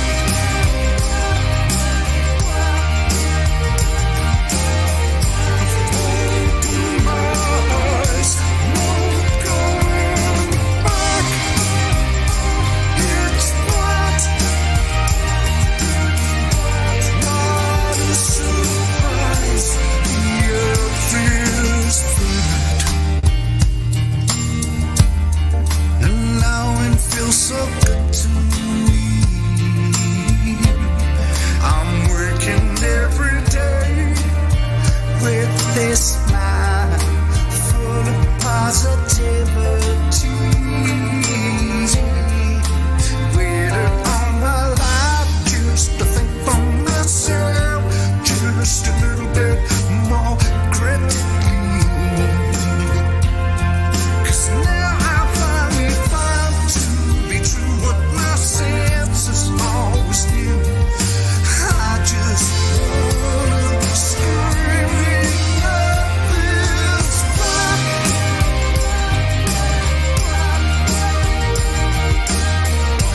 Open my eyes, 'cause it's a fact. It's flat. School answers lies. The earth is flat. I found out for yourself. No one's telling the truth. It's all there online. Now it's down to you. You stop with every debate. You can trust in what he says. Spends the time with ODD. Marks Cruz, B.O.B. And if you take the time, you simply cannot fail to see that it's flat, flat, flat. We don't live on a spinning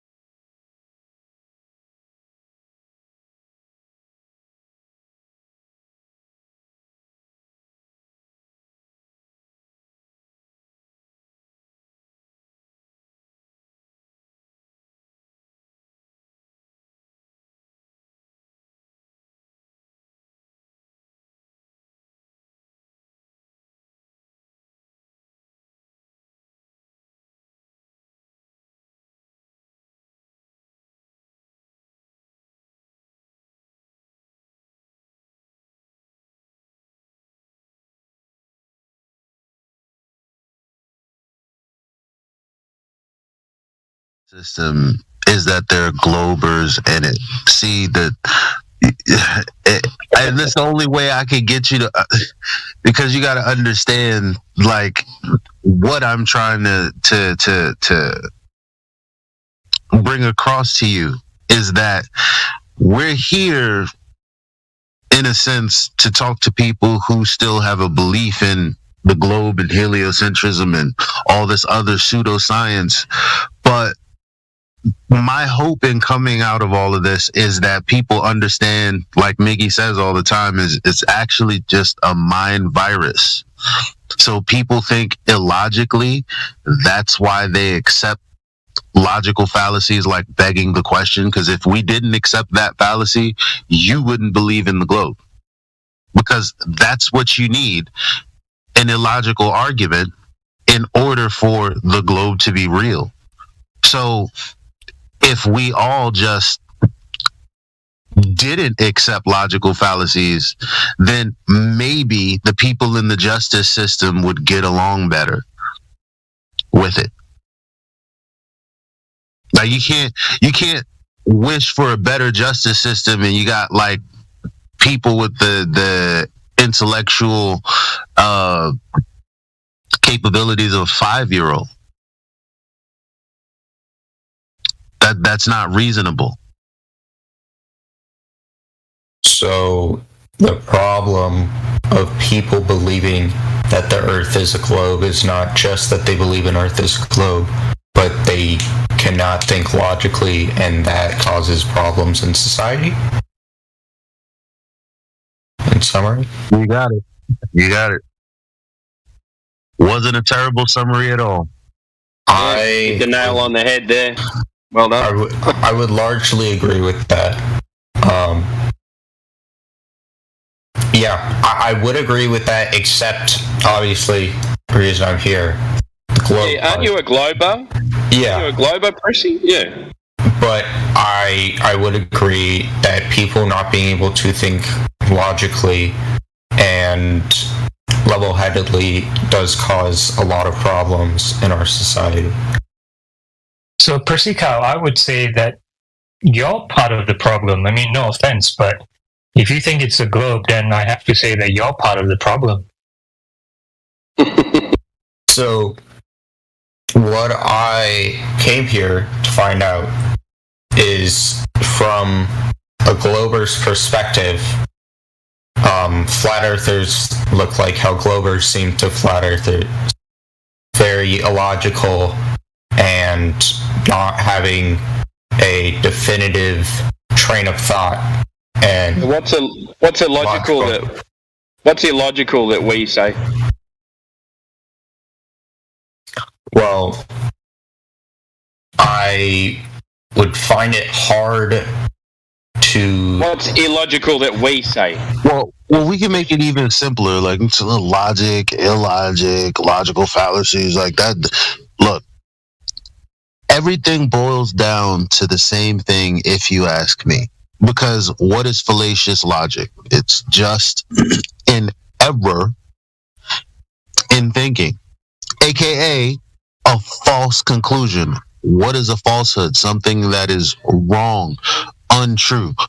All we're talking about is if a motherfucker is telling the truth or not.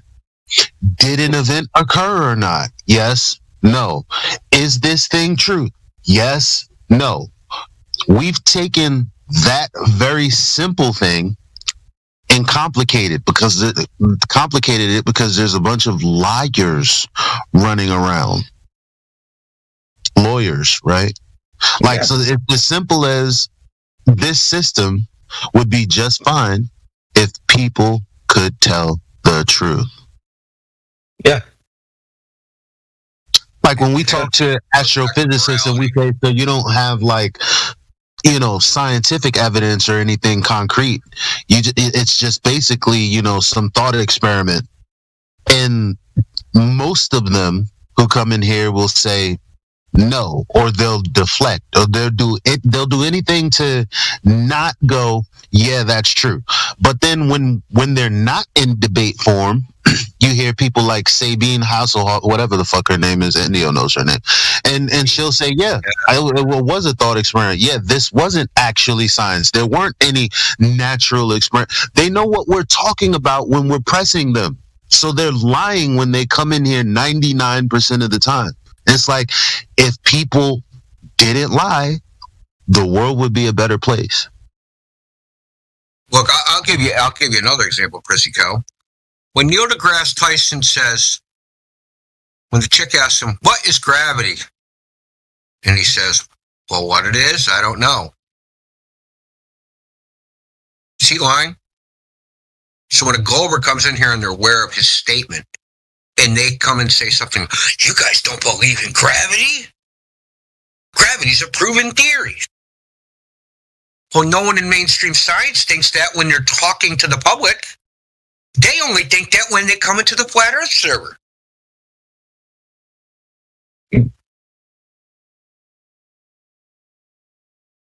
I'm gonna need receipts on that one. Dude, do you know the search bar? Find it. Right. I'm gonna help you out. Oh, wait. You go first. I'm gonna give him a certain. If you go first. Crazy, man. You know how many times someone said, what do you guys think gravity's fake? You guys don't believe in gravity? Like, you know how many times that's been said in this server? Probably thousands, tens of thousands.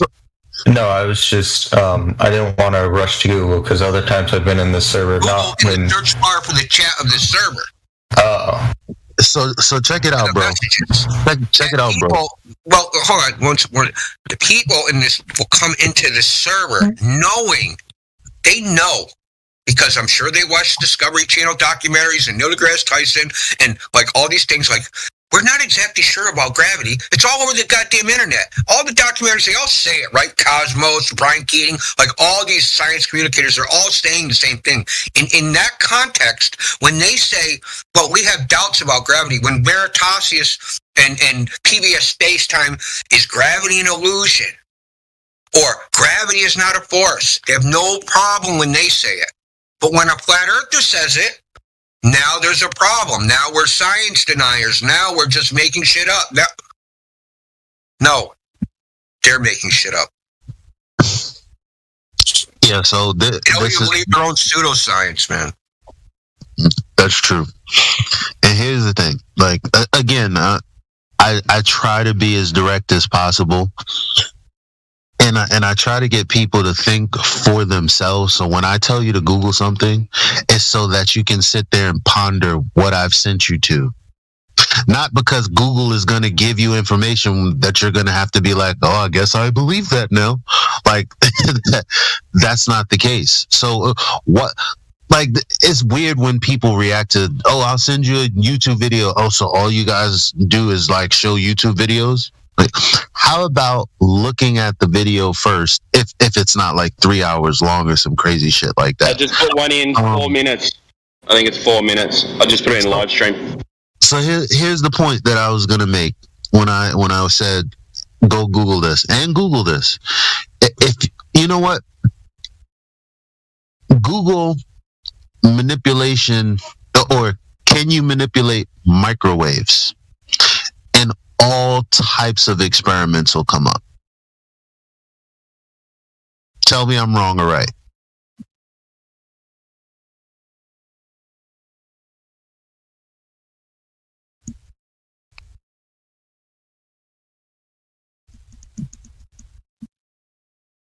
Veritably. Shut up, Sonny. Oh. Don't ruin it. Sorry. No, you're good. I'm seeing. The point is, you're finding stuff, right? There's stuff to be found. Kinda. It's not really on topic, though. It's more talking about microwaves like in a kitchen. Well, you do have a microwave, right? Yeah. So, right. So you even have a real world example of something. Never mind. The first two are about Marvel superheroes. You don't have to think about, oh, what is this thing like? You're like, I know what microwaves are. It's that thing that boils my water when I'm too lazy to put it on a stove in a pot, right? So if you type in, can you manipulate gravity? Tell me the first search result you find. Okay, the first three for can you manipulate microwaves are all superheroes. Okay. Hold on.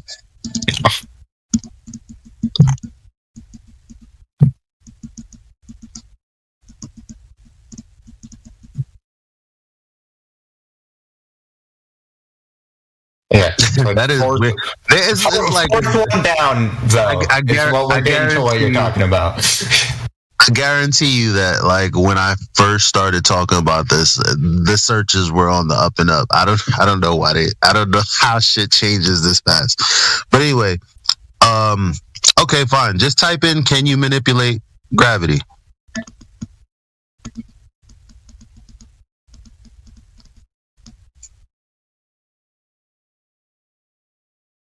And read out loud what it says. Gravity is one of the most fundamental forces in nature. It governs how objects move and interact with each other. Scientists have long sought to find ways to control gravities, but so far they have been unsuccessful.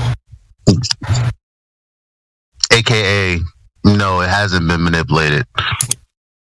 What is it, first of all? That's the entire point. You have this idea, these graphics of what something is, but they can't even manipulate it, control it, manipulate it, whatever. Because as an independent variable in a scientific experiment, that's exactly what you would need to do to validate or invalidate that it's the cause of a natural phenomena. So they're telling you right here that they've never done that. You don't need to check with a physicist from fucking Yale to figure this out. But if you're struggling with this is exactly what I mean by what's wrong with the justice system. People struggle with telling the truth, and people's lives are in jeopardy while others are struggling to tell the truth.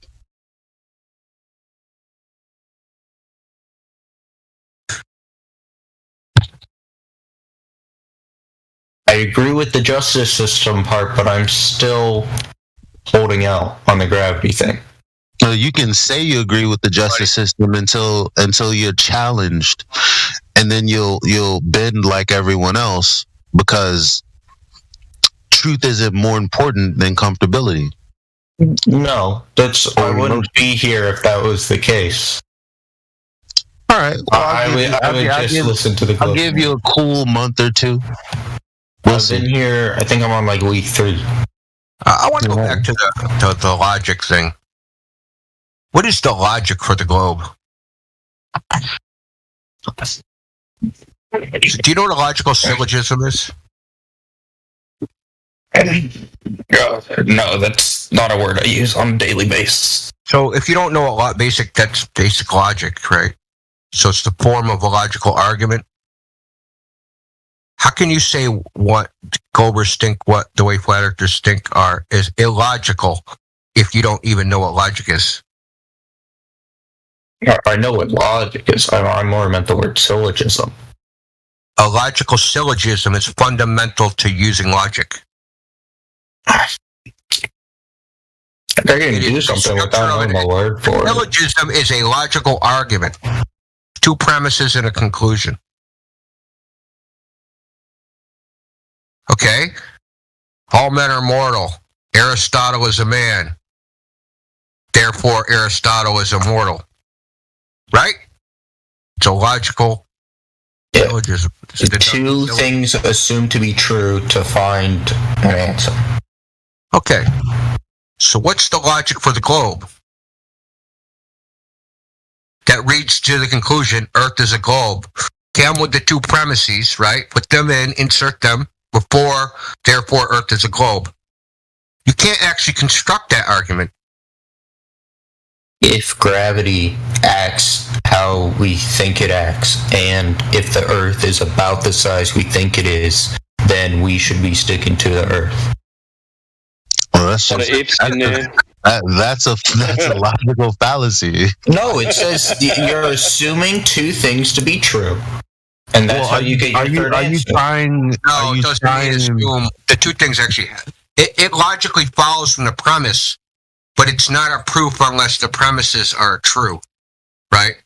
So your premise starts with if. So you can't start a logical syllogism with an if statement. Okay, the Earth, gravity works the way we think it works. And the Earth is the size we think it is. What does that mean, though? You're not saying anything. Gravity works the way we think it works. What does that mean? Come on, man. That mass attracts mass at a constant rate. The premise, like you said, has to be. I'll give you a solution to help them. Mass attracts mass. All the particles will form a ball. Therefore, Earth is a ball. No, that don't work. What? Yeah, exactly. No. Why doesn't that work? Argument to conclude the Earth is a globe, because you'll always have an affirming the consequent or an assumption within it. No, the syllogism thing says it's asserted or assumed to be true. I promise you,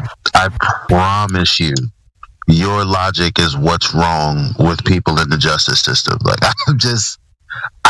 I'm telling, like, I don't even know how that just happened. What? It's like you have the words. Definition. You have the words. I feel you. I get it. You're close, but it's like having the most finely crafted blade, and you don't even know how to sheath it. You're just swinging it with the sheath on. I'm like, yo, you can't have premises that aren't proven. You can't assume them, because there's logical syllogisms, and then there are forms of and then there are just bad forms of logic. You just committed one, so you know that there's the right side of it. Now, are you questioning what the wrong side of it is? We're telling you, well, that's the wrong side of it. So be more curious as to what we mean. What do you think we mean when we say you're affirming the consequent? So, I was giving an example of a logical syllogism. I didn't say anything about what I said was true. So is your logical syllogism proof of a globe? If the two things I said and assumed are true, then yes. Okay, can you prove those premises are true then? Like right now? Yeah. Yeah, why not? Prove the premises are true with also a logical syllogism. I don't know. I spent time. So, listen, the point is, if you keep going back, the foundation of the globe is assume it's a globe. So, that underlying assumption means something which is not proven, right? Right? That's what assumption means? Something's not proven? No. What does assumption mean then?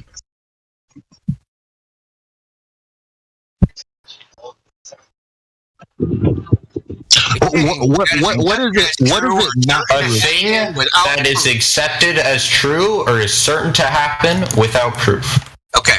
Yeah. An action of taking power or responsibility. Yes. Okay. That is correct. Assumed to be true without proof. You can't get to the proof part.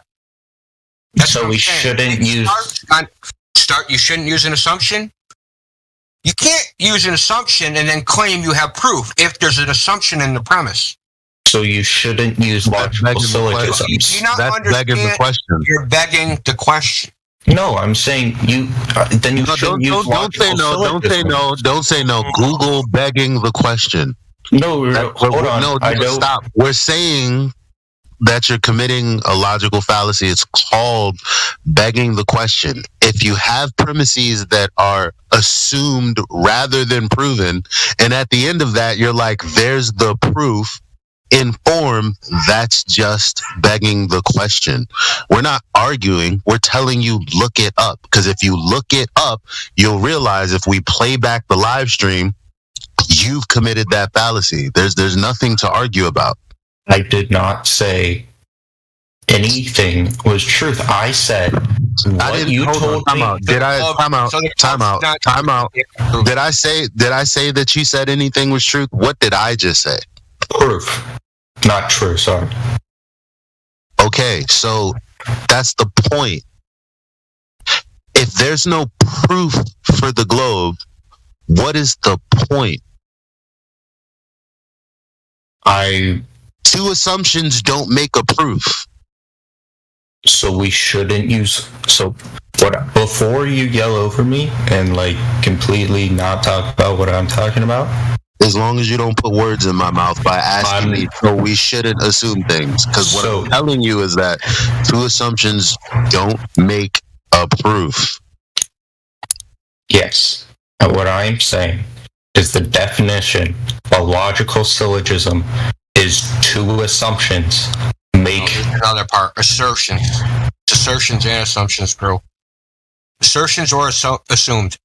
Two propositions that are asserted or assumed to be true. Now, what can be asserted are proven things that don't have to be assumed. Right? So you can make a logical syllogism with two proven items, right, as the premises. So using those two premises, then the third thing is proven, right? But you don't need premises to. that are proven to create a therefore, right? The conclusion, which will also be proven because the premises are proven.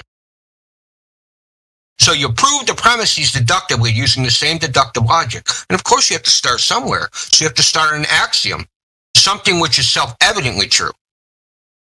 That doesn't need to be proven because it's self-evident. Such as, you're not a cow. Or, right? Your name is cow. You're not a cow, right? I don't have to prove you're not a cow. So assertions also do not state that they're facts. It says a forceful and confident statement of fact or belief. It does not say you need evidence for that. In this context, it means it means a statement that is asserted as truth, not as assumed. Yeah, but like, it's still, an assertion can be wrong. Yes, you're right. An assertion can also be an assumed assertion. But if your assertion, right, is a proven, something that's proven, right, or if your assertion is an axiom, then the combination of two of those will lead to a proof, right? So if you use an assumption, then you have what's called an inductive proof, which doesn't actually prove anything, right? It's an inference, right? So it's not proven. The only claim that can be made about it is this would be likely if those two things are true, right? So a logical. There's still an if. It's not proven. That's what I'm trying to say.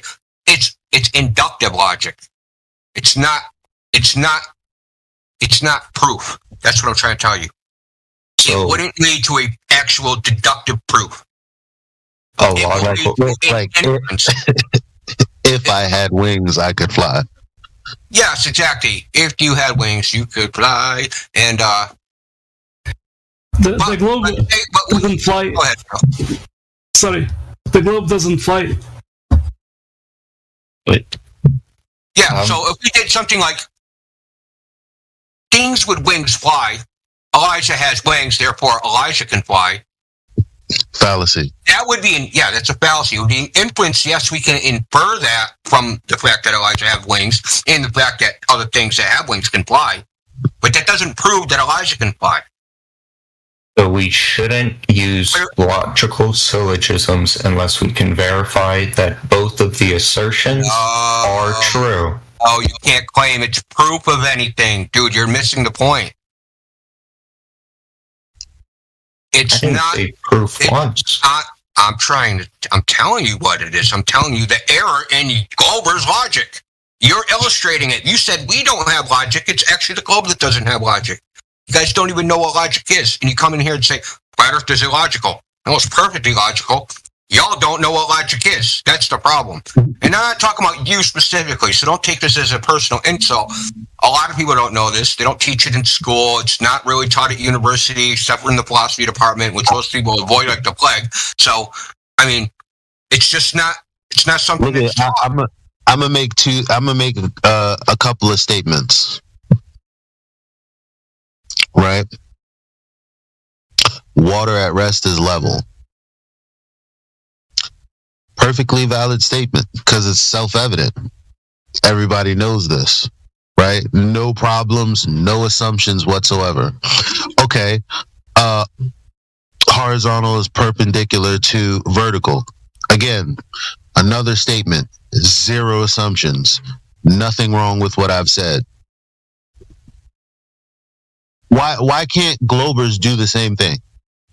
Why is there always a him and a haw and a shuck and a jive?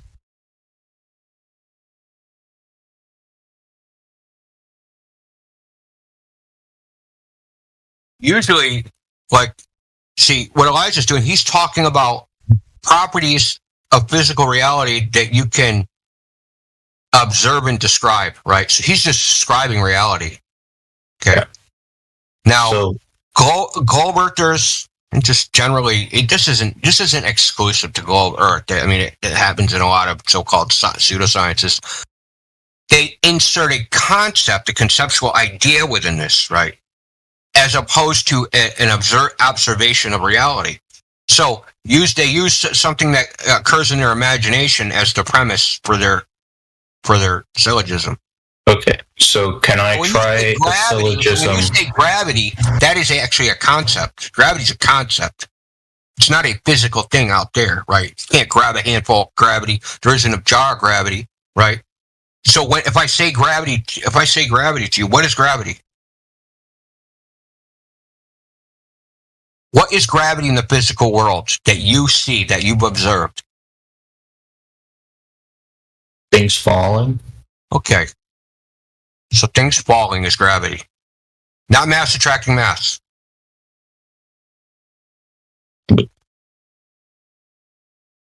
You see what I'm saying? That's a description of reality. Now, if I take that description of reality and place the word gravity with things falling, therefore Earth is a ball, that's dumb.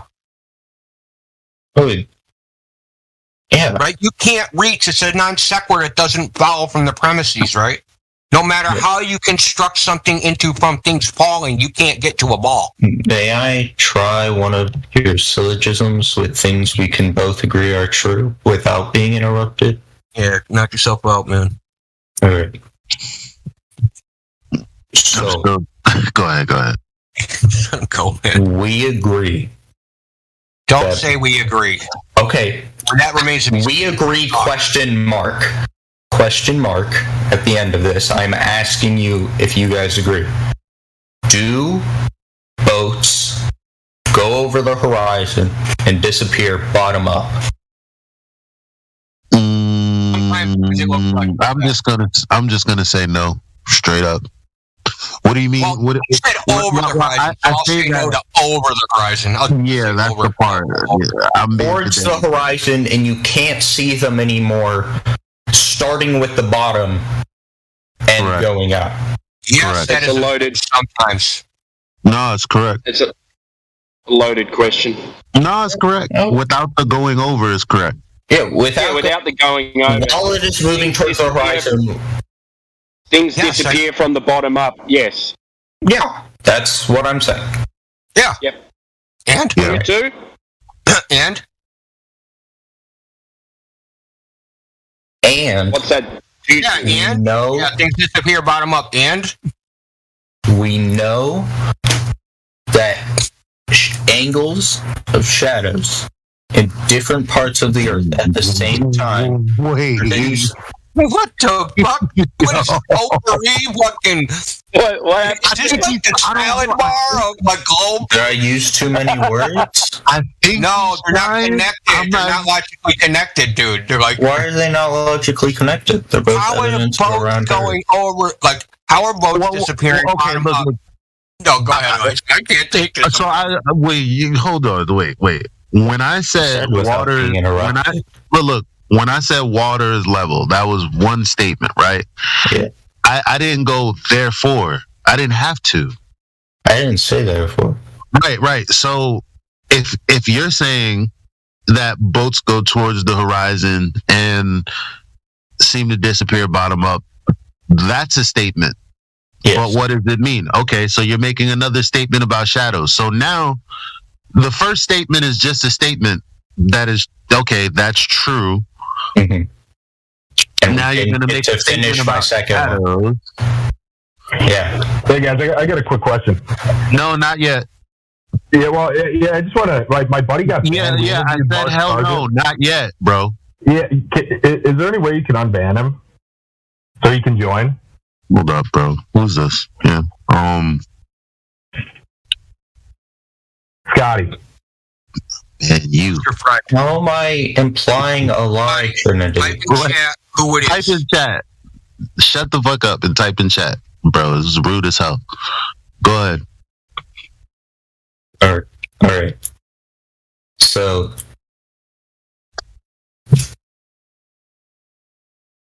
the shadows and in whatnot. short, yeah, the Aristophanes experiment can be replicated.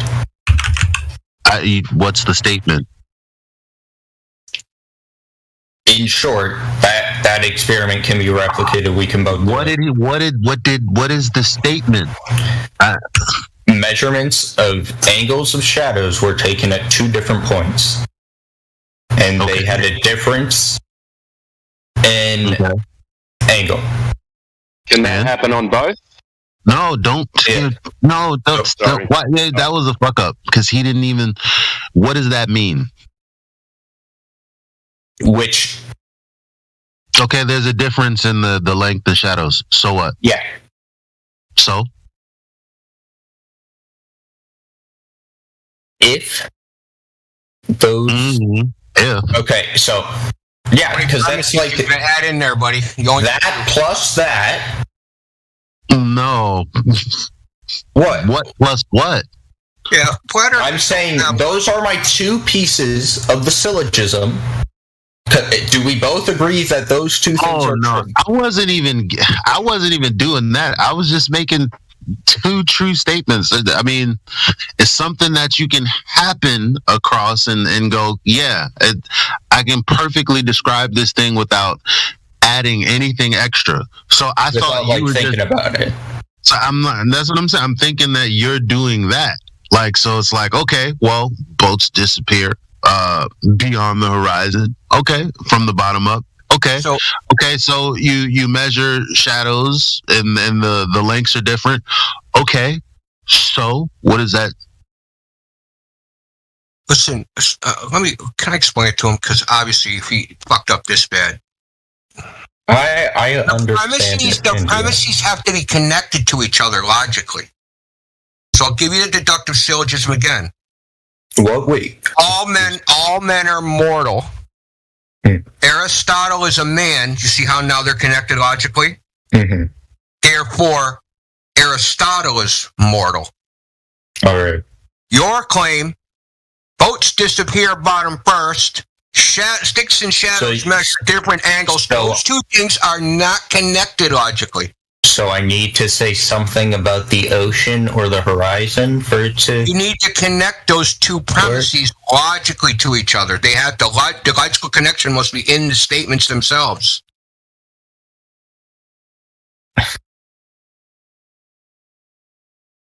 Look, you have to construct, therefore Earth is a globe, just out of one of those. Because they're not logically connected. Maybe you could reach the conclusion from the sticks and shadows all by itself. Maybe you could reach the conclusion from ships disappearing bottom first by themselves, but they're not logically connected to each other. Because they're not even the same phenomenon. They don't even have anything to do with each other. So if I watch a boat disappear bottom first, does that have anything to do with angles of the sun, or the length of a shadow, or the length of a stick, or the placement of the stick, or the placement of the sun, or anything? Or is that independent of a stick or a shadow or anything? So you're trying to logically connect them to the curvature of the Earth, right? You're trying to connect it into the Earth to being a ball. But you can't do that with those two just smashing it against each other. To do those independently. And they would, like, you'd say, here's one piece of evidence, here's another piece of evidence. But guess what? Here's your problem. Eratosthenes, sticks and shadows, assumes the Earth is a ball, assumes that there's parallel rays of light, so it has like 3 assumptions within it. 3 assumptions that can't be proven and actually don't have any evidence for them. Because, and like Elijah said, affirming the consequent, the thing you're trying to prove, Earth is a globe, is in the premise. If Earth was a globe, and I did a measurement that showed shadows with these different angles and different shadow lengths, then Earth would be a globe. Right? So that's affirming the consequent. It's circular logic. Your conclusion is within one of the premises. You might as well say Earth is a globe because Earth is a globe. You just cut out the second premise. But 2 pieces of evidence that do not contradict each other and support the same thing. No, they don't. Okay, it's not a syllogism. You're right. What I said is not a syllogism. They don't support a globe. 2 sticks and shadows support a flat Earth, and so does freaking bottom up shit. Actually, the thing about a logical syllogism again is that it involves 2 premises that are true. Yeah, those 2 things are true. Yeah, but see, they're not connected to a globe, though. You haven't done that. Now, once you start trying to connect it to a globe, it falls apart. Because then you start making all these assumptions, adding these premises that are not proven. Yeah, so if I want to make... What was the claim? What did I claim? You actually can't construct a deductive logical argument that the Earth's a globe. It's not possible. And why do you think that's not possible? Right, it is possible. Then do it. Look, you're not the first person that's tried this. It's not possible. You know why? I'm going to tell you why it's not possible. Because it always starts with the assumption that the Earth's a globe. Because that is not self-evident. If it was self-evident, right, if you went out in the freaking world and looked and you saw curved horizon or some other factor, right, that would indicate just from pure senses and was self-evident to anybody that this is a giant ball, then you could construct a logical syllogism because you would have an axiom, but you don't have an axiom. You have to have, you starting with something that you can't actually, that's not self-evident, that can only be constructed from rationality. It can't be, like I said, you're not a cow. I don't need to construct a logical argument for that. It's obvious you're not a cow. It's obvious to everybody you're not a cow. Anyone that knows what a cow is and what you are, it's obvious you're not a cow. Okay? Period. I don't have to fucking give you reasons why you're not a cow. I don't have to construct a deductive argument, even though I can, that you're not a cow, right? And it's, but the globe cannot be, just say, it's obvious it's a ball. No, it's not obvious. So never been outside and be like, bam, check out this giant ball. If we... You have to construct it. How do you construct it? If we give an argument backed up with evidence, it's not valid because it's not easily observable. Giving an argument is not evidence. Not proof, dude. That's what you're not understanding. Yes, you did. No, I did not say. I said if with I give evidence. You said if I give an argument with evidence. Yeah, so where's the evidence? Say the argument was evidence. So where's the evidence? Because everything that you said is just assuming the evidence. That's why I said what I said. But okay, fine. I'll rewind. Where's the evidence? Okay. So I've been doing like cross-state drives recently, so I've had a lot of time to think, but not a lot of time to get in the server. So what I've been pondering the past couple of days is maybe a week ago or something. I was in the call and I brought up the Eratosthenes thing, whatever old Greek guy's name is, and I was told that it is possible on a flat Earth, and I was shown some diagrams and played a Vsauce. I mean, that's kind of not relevant to the conversation we're having, because if you read Geodesy and you read what Eratosthenes supposedly did, again, like Indio told you, there's like 3 assumptions in there. So, off the bat, you know that assumptions don't turn into evidence, right? We just, or did you disagree with that? Assumptions do not. If assumptions are proven wrong, no, you can't.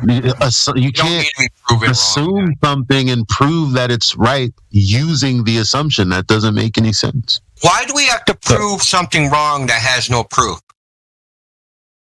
Well, the same argument. I'm going to assume unicorns exist. Prove they don't. Do you have evidence for that? I don't need evidence. I assumed it. Like you just said, if you assume it, it needs to be proven wrong. No, I said, you didn't let me finish. If it can be proven wrong and there is evidence that it does happen, the unicorns do exist, and there's no evidence against unicorns existing. You just said an assumption needs to be proven wrong. Yes, said because I was interrupted. So you misspoke then? Okay, so do you want to correct what you said? Yes. Does assumptions need to be proven wrong? If assumption has evidence that it is true, and no evidence that it is wrong. So where is the evidence? Because the assumption can't be the evidence. Like I told you, now this is becoming circular. Because if you're going to bring up Eratosthenes, if you're going to bring up Eratosthenes, and he assumed that the Earth was a sphere in the beginning, that's not proof. What does the Earth being a sphere have to do with the measurements, though? No, it's not. It's that he's assuming that it's a sphere. The measurements have actually nothing to do with it, because he's taking elevation angle measurements. Now, it's not an affirming the consequent fallacy to say therefore the Earth is not a globe, because by necessity an elevation angle utilizes horizontal lines. So that's the angles have nothing to do. No, so let me ask you a question, Prissy. We're not trying to measure the circumference of the Earth. We're not trying to do anything. We just take a stick, we stick it in the ground, we measure the shadow length. What conclusion can we just get? And you take a stick in another place. Okay, and then we measure its shadow length. Yes. Now we have two values, 2 numerical values. Yeah. And what's the next step? Why would you be doing that? I don't know. You tell me. What's the next step? To measure the circumference of the Earth. Okay, so what's the next step? I'm pretty sure it was compare the difference in angle or length of the shadows. And where do those angles intersect? At the center of a sphere, right? You're assuming the sphere from the measurements. What if I don't assume the sphere and I assume it's flat? Well, I'll come to the conclusion that the sun's just closer. Yeah, so that's exactly what I've been thinking about. Yeah, so we have the same, during the time Eratosthenes lived, in China, they were doing the exact same thing, but they didn't assume it was a sphere, and they thought that they were measuring the flat Earth using the exact same method. So that's exactly why I brought it up. Because that's why we keep telling you, right? That it's like you're using an underlying assumption to reach the conclusion. I would really love to get a couple sentences out in a row.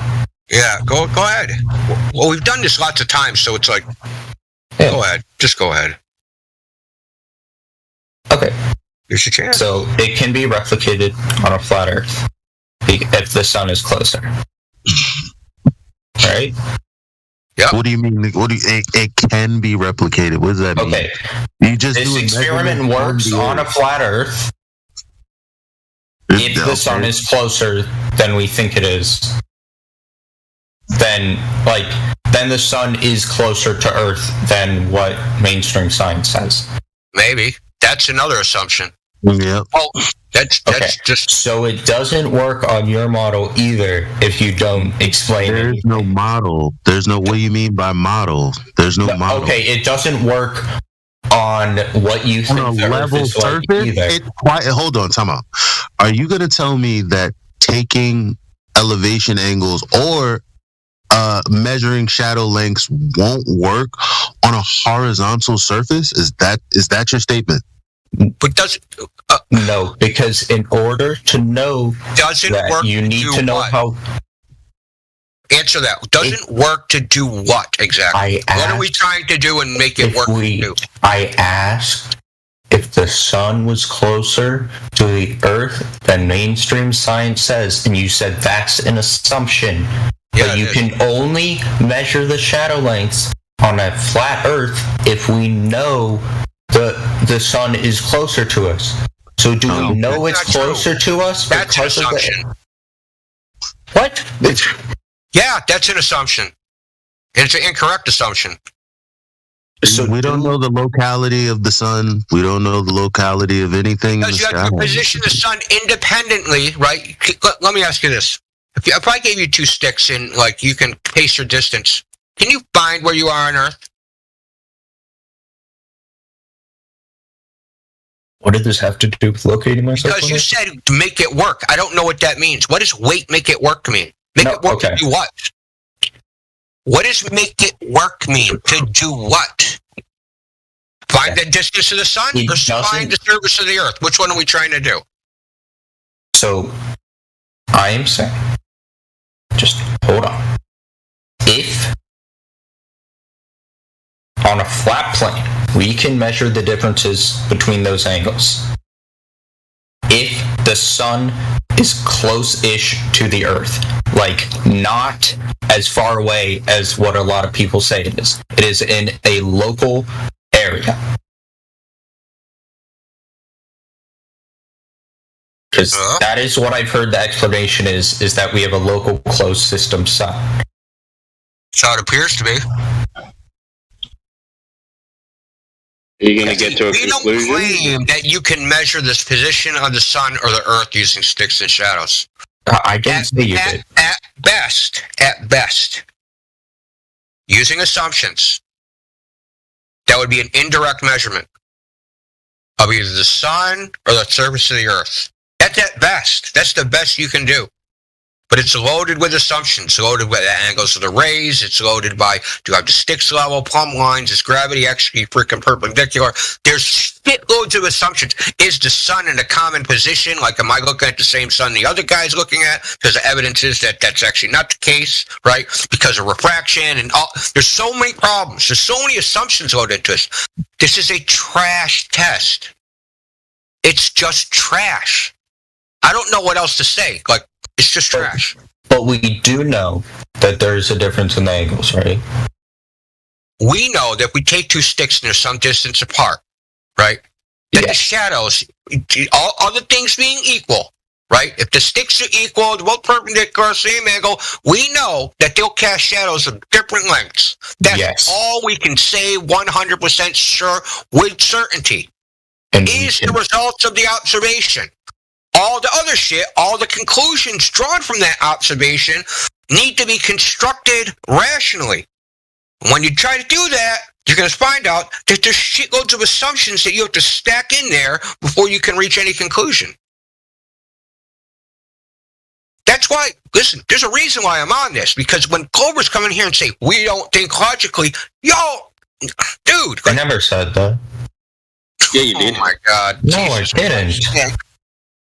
I said I came here to find out how you think logically, because a lot of globe earthers think you don't, and I didn't believe that. Stop fucking lying. That's why I want to know the logic behind your argument. Hey. Well, you haven't first learned out, any there's logic. no logic behind your argument, so it doesn't even matter what our argument is technically. You haven't learned any logic tips from your logic globe friends. You know, like that's the problem. Like, you're trying to figure it out on the fly here. If your friends were here, they wouldn't do any better. They would just be asserting the same things that you're asserting. Just, you know, saying that their logic is correct. But I mean, I'm not saying my logic is correct. No, I'm not. I didn't say you. I said your friend. Now you're being defensive. Yeah, that's a great thing about logic, is that it's really objective, and you can just you can't change the rules or make up your own thing or talk about your feelings. It is what it is. It's either a logical statement or not. It's been laid out for a long time. No one's rewriting the rules. It's almost like mathematics, right? 1 + 1 is 2. Can't change it. Can't reinvent it. It is what it is. So the globe actually has no logic. It can't make an actual deductive logical statement to prove it's a globe. Period. End of story. Okay? So that's what I'm saying. Like, when I make a statement, I'm like, there's no assumption to be had. If I need to measure an elevation angle, the first thing I need to do is to make sure my device is level. So, level is horizontal, and it's pretty freaking simple. There's no assumption there. But but here's the thing: the truth in that disqualifies the Earth being a globe. So, what do you measure the elevation angle from? The horizontal. You measure from the horizon. You measure up. This is something that we actually do. This is something that practically happens. I'm not imagining a globe. I'm not saying put a stick here and a stick there. I'm not doing any of that. I begin with something practical. You began with something practical. Okay, measure these shadow lengths. And we're like, okay, what's the conclusion?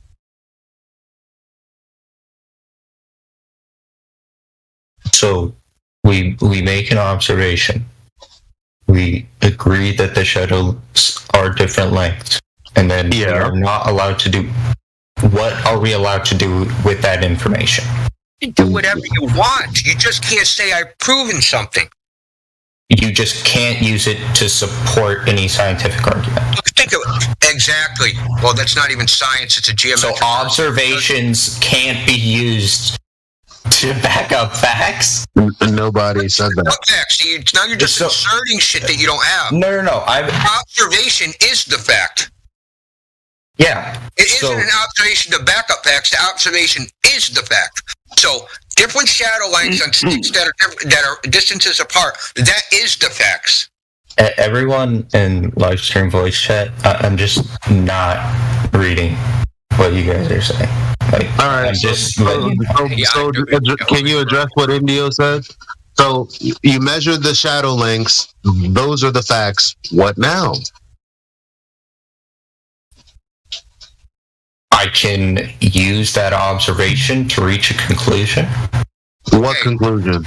Build it. That the Earth is round. Okay. How? So how did you get to that logically? Because if I would have what do you mean if? What do you have with a problem with that word? Like, no, I didn't. Nobody stopped you. Oh, I thought I heard you go, oh, when I said if. Use that word, but go ahead. Because if you have to use if, that means whatever comes next after that is an assumption. No, that's how we use the word if. Okay. Because it's a possibility, it isn't known, right? So that part after the if, that's not a fact. I think a problem that I see a lot in the flat Earth community. No, just start with the two. You have the two angles. You have the two angle measurements, or the two shadow length measurements, from two different areas on the Earth. You said, then we prove it's a globe.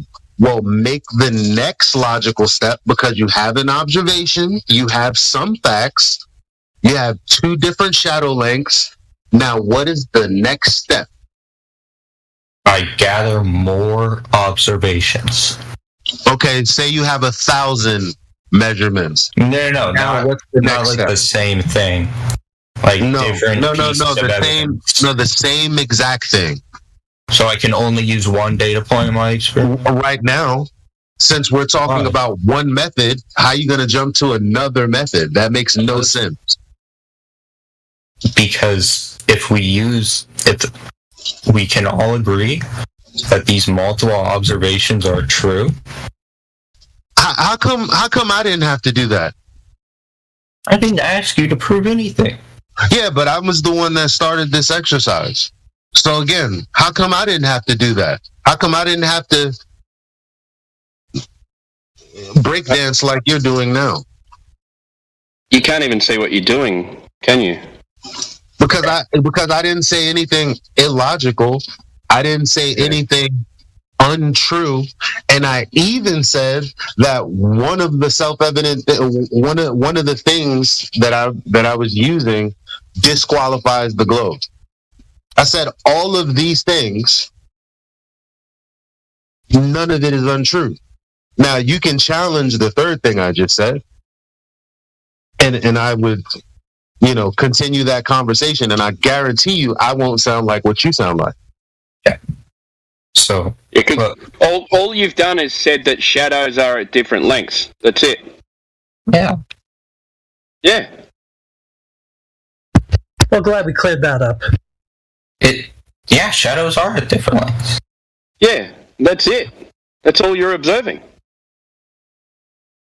Yeah, you said I couldn't use any other observations. I just have to stay here with this one thing. No, but your conclusion comes from this observation. How do you get not that just conclusion? this observation? Wait. But that's what NDO said. If there's a premise in here, okay, fine. How do you tie it to the Earth being a globe? What was your example again? I remember water being level. What was your second one? Well, that wasn't a logical syllogism. So that you had to follow closely to the conversation, because Indio and I were kind of on two different points, but it was closely related. Maybe it was a red herring. I remember whatever. Men have wings, and things with wings can fly. The men can fly. I remember that one. Changing the subject. That was. I'm not changing the subject. I'm literally going back to the original thing we're talking about. No, that was the logical fallacy, which I pointed out. So. What was that? It doesn't even matter, because that was actually a logical fallacy. Okay, so what was your example of a logical? He didn't make syllogism. He didn't make the syllogism. I did. Okay. It was all men are mortal. Aristotle's a man, therefore Aristotle's immortal. Get it? Or all mortals die. Aristotle's immortal, therefore Aristotle will die.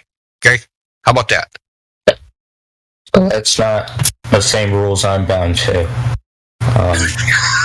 Because we know Aristotle... No, we know Aristotle did die. It's got nothing to do with Aristotle. No, but why not? Why not? Why? That all mortals die, dude. Aristotle's immoral, therefore Aristotle died. Is something wrong with that? No, because the first one you said... The first one I said was phrased, all men are mortal. Aristotle is a man. Or no, therefore Aristotle is immortal, right? It doesn't matter. It follows from books. The conclusion follows from the two premises, and they're logically connected. Right? So Aristotle has a property of the first premise. Right? So I can lay it out like this. If A equals B, and B equals C, A also equals C. Got it? Alright. So I need to make one of those. And I can't make one about anything. I need to do it about how the Earth is round. do what you want, man. But we're just telling you, man, the facts of the matter. The facts of the matter is you can't actually construct one because the globe has to be assumed. You didn't construct one with the globe being flat. I can. I can, no problem. Need a good example. Well, we have a logical axiom, right? So can I get that syllogism that proves the Earth is flat? The Earth looks flat, right? I see things. I can trust my own eyes. Therefore, the Earth is flat. Real simple. So, how can now before that's I don't even have. Wait. I don't need a logical syllogism because, like I said, it's an axiom that the Earth looks flat. So why do I need a logical syllogism either? Because if you don't, you don't have an axiom. You don't have an axiom. That's the problem. When I did not go into an axiom. When I said, I gave you. I gave you an axiom. What was that? I did. Water at rest is level. That's something that you can just observe. Like, holy shit, there's this lake, it's frozen. The ship's going over the horizon. Not over, because over. Okay, ships disappearing, bottom up, like the thing we agreed on. Yeah, there's nothing wrong with that. We agreed with that. But how do you logically connect it to it being a globe? That's the question. But let's not go in circular paths here. The point is, when we say, when we say the Earth looks flat, here's the thing about that is a problem for you. That's not really a problem. No one disagrees. No one. Yeah. If I may interject, it's something just. Hold on, Helio. You know why no one disagrees? When I say no one, I mean even globe believers, because they think that effectively, as far as we can see, it's flat locally. Except so everything if you go high enough. No, listen. Locally means. Listen. It doesn't matter how high you go. Mathematically, even at the height of the ISS, you can't see any curvature because you can only see 3% of the horizon. So, 3% of the Earth. So that horizon would look flat. That's paraphrased by Paul Larson, planetarium director. So, doesn't matter how high you go, the Earth appears flat, and everybody knows that. So that's not even in contention. So that statement right there is just true on its face. Hold on.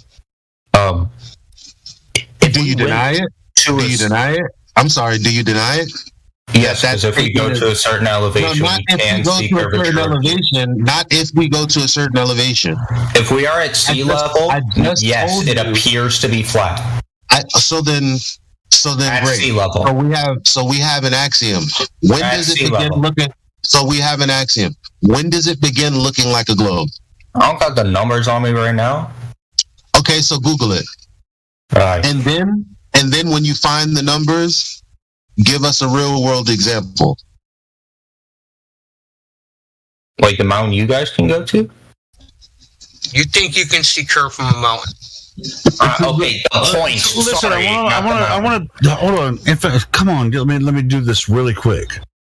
There's the term "we," meaning like I think he means by the general consensus, and I meaning I've done this. He's like, we've been there, and if we did this, if we did that, we might find this certain type of thing. So there's a definite difference between we and I. Yeah. Okay, Helio. For real? Yeah, for real. Okay. Thanks. No, it sounds funny, but no, we're talking about logical syllogisms, Helio. Like we're like be a part of the conversation. I'm gonna get some water. I'll be right back. Dude, I was listening. God damn it! All right, so it's like, who cares about the we and who cares? Well, obviously I do. So go ahead. I'm just saying, like, we're trying to get him to understand the difference between things that are self-evident and things that are assumed. It's like, I don't even know if this is like a fruitless endeavor. I guess me and Indio have time. I don't know. Well, I mean, that was my point. I think that was my point. And so that's why I wanted to just like say that, to kind of like get everything back in, and look, going up into a spaceship does not make it self-evident, or whatever he thinks he can do. That is not self-evident. If you're trying to do it, right, like if I have to make it some special condition for it to happen, then it's not self-evident. Self-evident means just casual observation. I just go and do it, and it's obvious to everyone this is what it is. Right? We don't need to, like I'll use the cow example again. We don't need to, like, rip off his Scooby-Doo mask to prove he's not a cow. Right? Someone needs to just, like, take a look at him and hear his voice. So, cows don't sound like that. They moo, and they got, like, some fur, and they're about 1,200 pounds.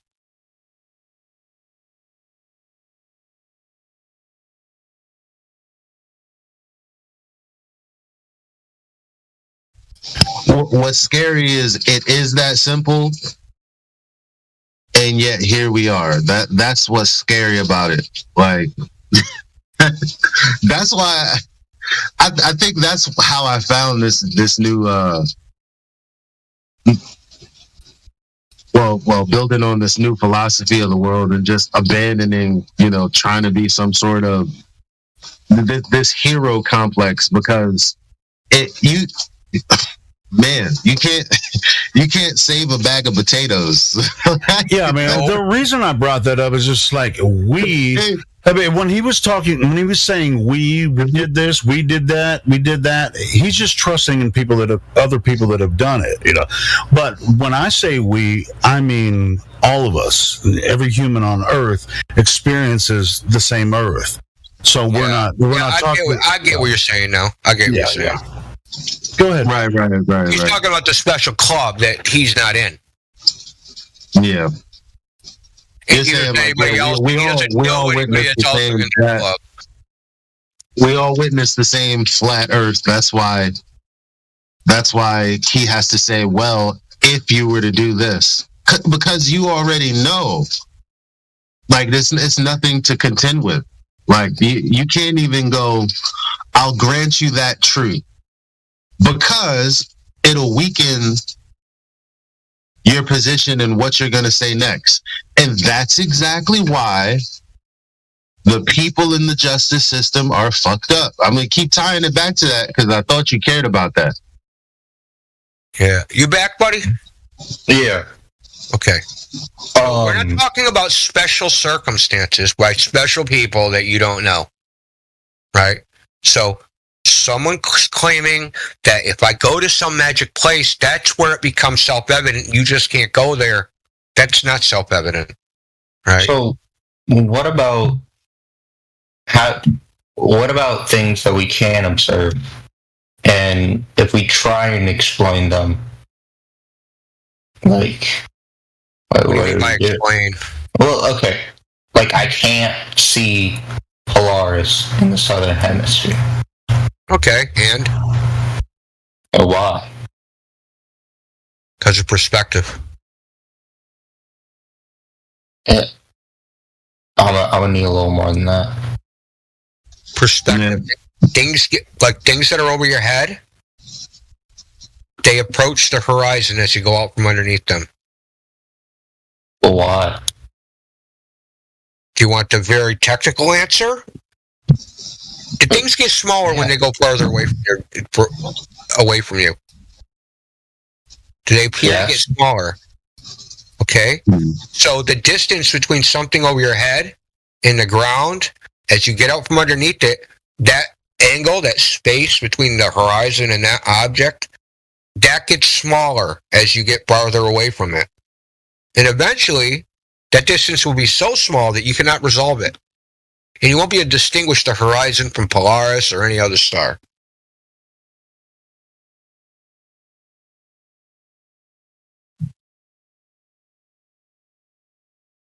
So if you had a bunch of streetlights, like a row of streetlights on a flat plane, and they're all 50 feet over your head, you're going to appear the lights to approach the horizon. Yeah, but like Polaris isn't 50 feet above my head. All right, we'll check this out. That's right. And you also don't have to go 50 feet down the road to make the lights disappear, do you? You have to go thousands of miles until Polaris vanishes, right? Yeah, because it's a lot higher. Yeah, and so you have to go a lot farther. But why can't I see the sun? From the southern horizon? Why can't I see the sun in the southern hemisphere? Yeah. Why should you? But hold on. What are you? Isn't it closer than Polaris? Why should you? Do we not know that? Why should you? Okay. Let him answer that question. That was a good question. Why should you?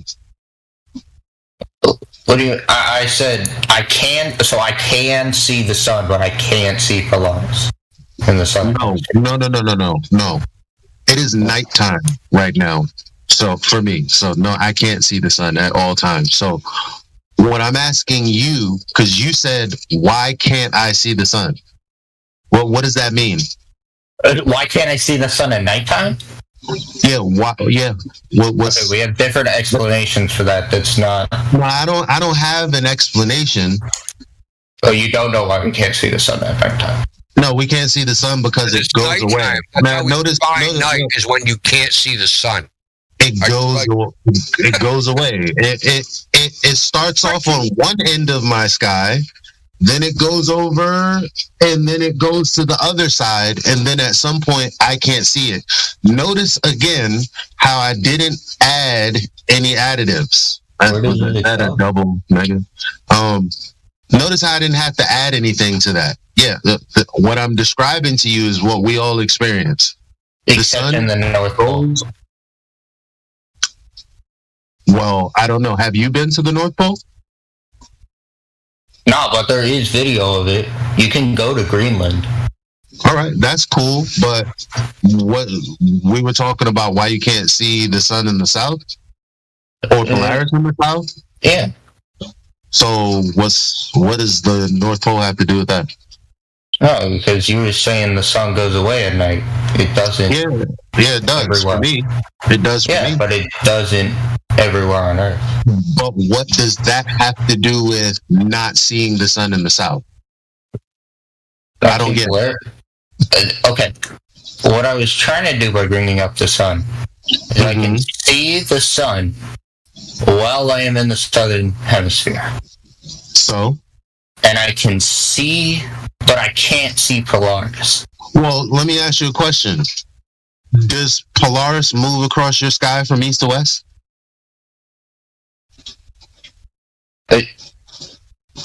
No, but if I move, it does move in the sky. Yeah, but if you move, everything moves in relation to you. It doesn't even matter if there's something in the sky. It could be a fly on your wall. So there's obviously a difference between Polaris that doesn't appear to move much and the sun that goes literally from one side of the sky to the other. As you stand and watch. No. For where I live, that's exactly what happens. It never not does that. Okay. Then in Greenland. So your argument isn't about Greenland, though.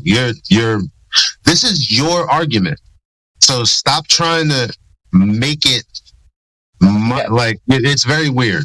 So you said, why can't we see Polaris further toward the south? And the answer was, well, the angle is too small. You're like, well, why can't we see the sun from the south? I guess in the north. And the question was, why would you? Well, no. We've evaded this question with you asking more questions. But you're the one that made the assumption that for some reason we should see the sun from the south. Why'd you say that? I didn't assume that you can see the sun in the southern hemisphere. No, you asked the question, why don't you said, why don't we? When we said, well, yeah, so we asked you, why would you? All of my questions. Arc of the Sun is not in the same place Polaris is. Polaris is higher in the sky? This is a dumb fucking question. Yeah, Polaris is higher in the sky. Yeah, that's right. So why would you see it? You're farther away. How do you know it's higher in the sky? Because we can see it. We can see the sun too. So say I'm on the so-called equator. Let's assume the equator exists. What's the farthest north the sun is going to get in the sky? Yeah, the farthest north, 23 degrees from the ecliptic. Polaris is going to be 90 degrees from the ecliptic. Now, if I start walking south, yeah, Polaris is going to disappear. Why can I still see the sun? Fucking because it isn't as high in the sky, or as low in the sky. So we know that the sun is lower than Polaris. Dude, the sun's position, it has a range of positions, a range. Polaris has no range of position. What? The sun moves in the sky. So I guess you have to. I guess he has to start over because he doesn't even understand why. No, I was asking you guys questions. I don't know what any of this has to do with shape of the Earth, though. Let me ask you this: because the explanation that globe earthers give is different from yours. So I want to know what your explanation. We don't have an explanation. We don't have an explanation because we're not concerned with what happens in the sky because the Earth measures flat and nothing in the sky can actually falsify that. But why do you not want to? Because why do you not want to ask questions? Nothing can falsify it. Okay. Imagine I have a table. All right. I take out my tape measure. I measure the table, and it's 2 feet by 2 feet. The lights are doing all this fucking funny shit over my table. And I go, God damn it, my table must not be 2 feet by 2 feet because these funny lights above it. They just don't work on my table. You see what I'm saying? Yeah. That's the dumb argument you're making. What? No matter what the lights in the sky do, the sun, the stars, the moon, it's conjecture. It's conjecture because they're inaccessible and their position can't be triangulated. So we should not ask. Okay, I won't assume. I'll ask you the question. Make up stories like they've been doing for thousands of years about what the stars are and what they do. Keep doing it. I don't care. Like, why is it? Well, here's a bet. He didn't. We gotta get back to the first because you're asking us questions. Yeah, that's even though you came in. Yeah, but you really came in here to see if we really thought as illogical as your friends said that flat earthers think, and you come here to find out that you cannot make an argument for the globe that doesn't begin with a begging the question fallacy. You have yet to prove that wrong. And you still want to ask questions about the sky and this and that and the third, and you want to make statements without making them too definitively because you don't want to accidentally commit a fallacy. And you're like, well, I didn't say that. Well, none of that matters, bro. At the end of the day, this conversation began with, well, the reason we're all here is because there's no globe proof that begins without a logical fallacy. That is literally the only reason we're here. So you haven't defeated that point, and we're telling you that that's the only reason we're here. Well, other than the Earth measuring flat, but that's why we're here. So you talking about something else isn't going to get you the answers you came here for, which is why we think what we think. Not just why you think what you think, but also what you think. That's why I keep asking questions. Yeah, we don't think about it. We don't. We told you I don't know how many times. I don't make models of the Earth based on what the sky is doing. Therefore, when I look at a sunset, when I look at a meteor shower, when I look at an eclipse, guess what I'm going to do? I'm going to describe what I saw. That's it. I don't think anything else. You know what I think about? You know what I think about? I think about whether or not I'm doing right by my child. Whether or not, these are the things I think about. When it comes to the sky, I watch it and then I describe. There's not much to think about. I think the constellations are a good point of that. Looking up at the sky and seeing imaginary objects. And the constellations are proof of that because we have names for these different constellations. And this one looks like imaginary objects. You're derailing the conversation, bro. Damn, y'all say I changed the topic. That was some crazy shit right there. Sorry, man. Can you just hold off a bit? This conversation's been going for about 2 hours, and we really I want to see it come to a halt. Not a halt. So I want to come to a conclusion at least. So I want to everyone stay out. Yeah, thanks, Timbo. Thanks a lot. Appreciate it. So, Christy Cal. So I'm going to illustrate what Elijah said to you. But he's just describing something. When you watch a solar eclipse, do you see the moon go in front of the sun? Yes. Now, are you sure? Yes. How do you see the moon during a new moon? Solar eclipses only happen during a new moon when the moon is not visible. How are you seeing the moon during a new moon? When it goes in front of the sun. Well, you can't see it, so... Yeah, you can't see it. You can't see a moon go in front of the sun. Yes, you can. What's going in front of the sun? Solar eclipses only happen during a new moon. Yes. Can you see a new moon? With the naked eye? Yeah, with anything. Yes. What device do you use? I assume a telescope. You can see a moon that's completely black through a telescope. You know what a new moon is, right? Yeah. So, I don't even know what to say right now. This was a good example of crazy cult behavior, dude. Yeah, I know exactly what to say on this point because I've made this point many times, and you've heard me do it, India. Yes, there's no way with any instrument that any person on Earth can detect during the new moon phase, during an eclipse. You're not going to be able to use an instrument to measure when. We know when it's going to happen, but we can't see the moon when it's when it's approaching the sun in the solar eclipse.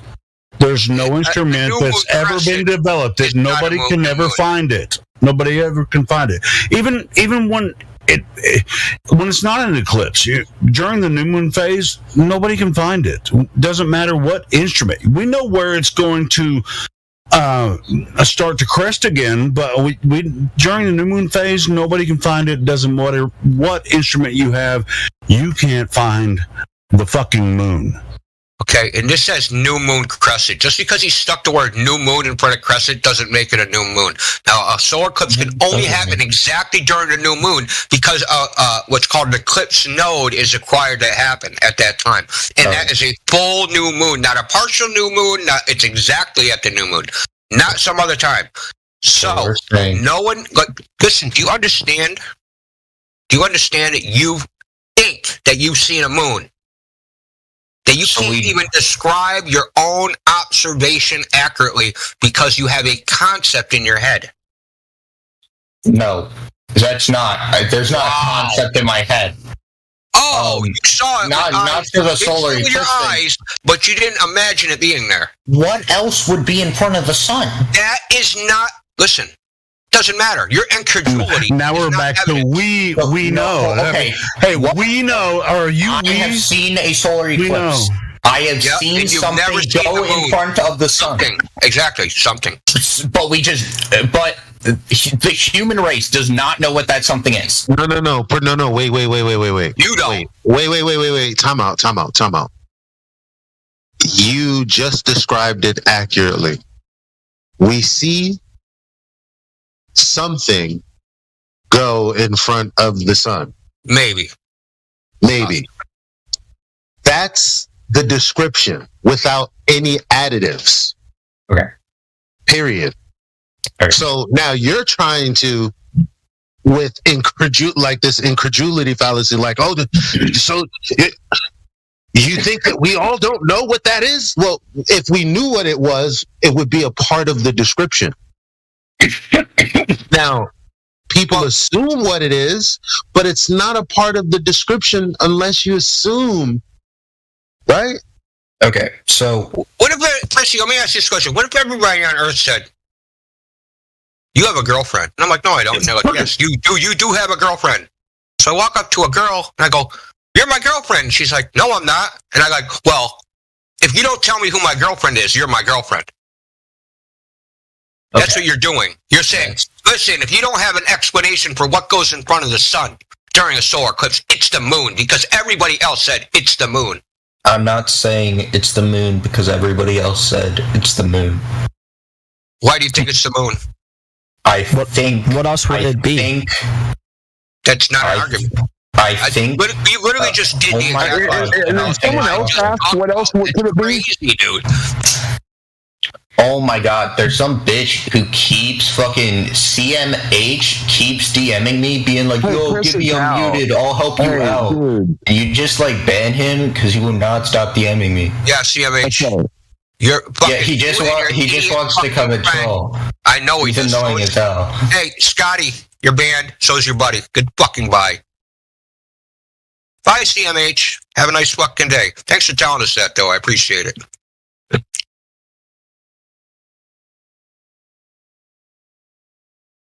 Anyway, can we carry on?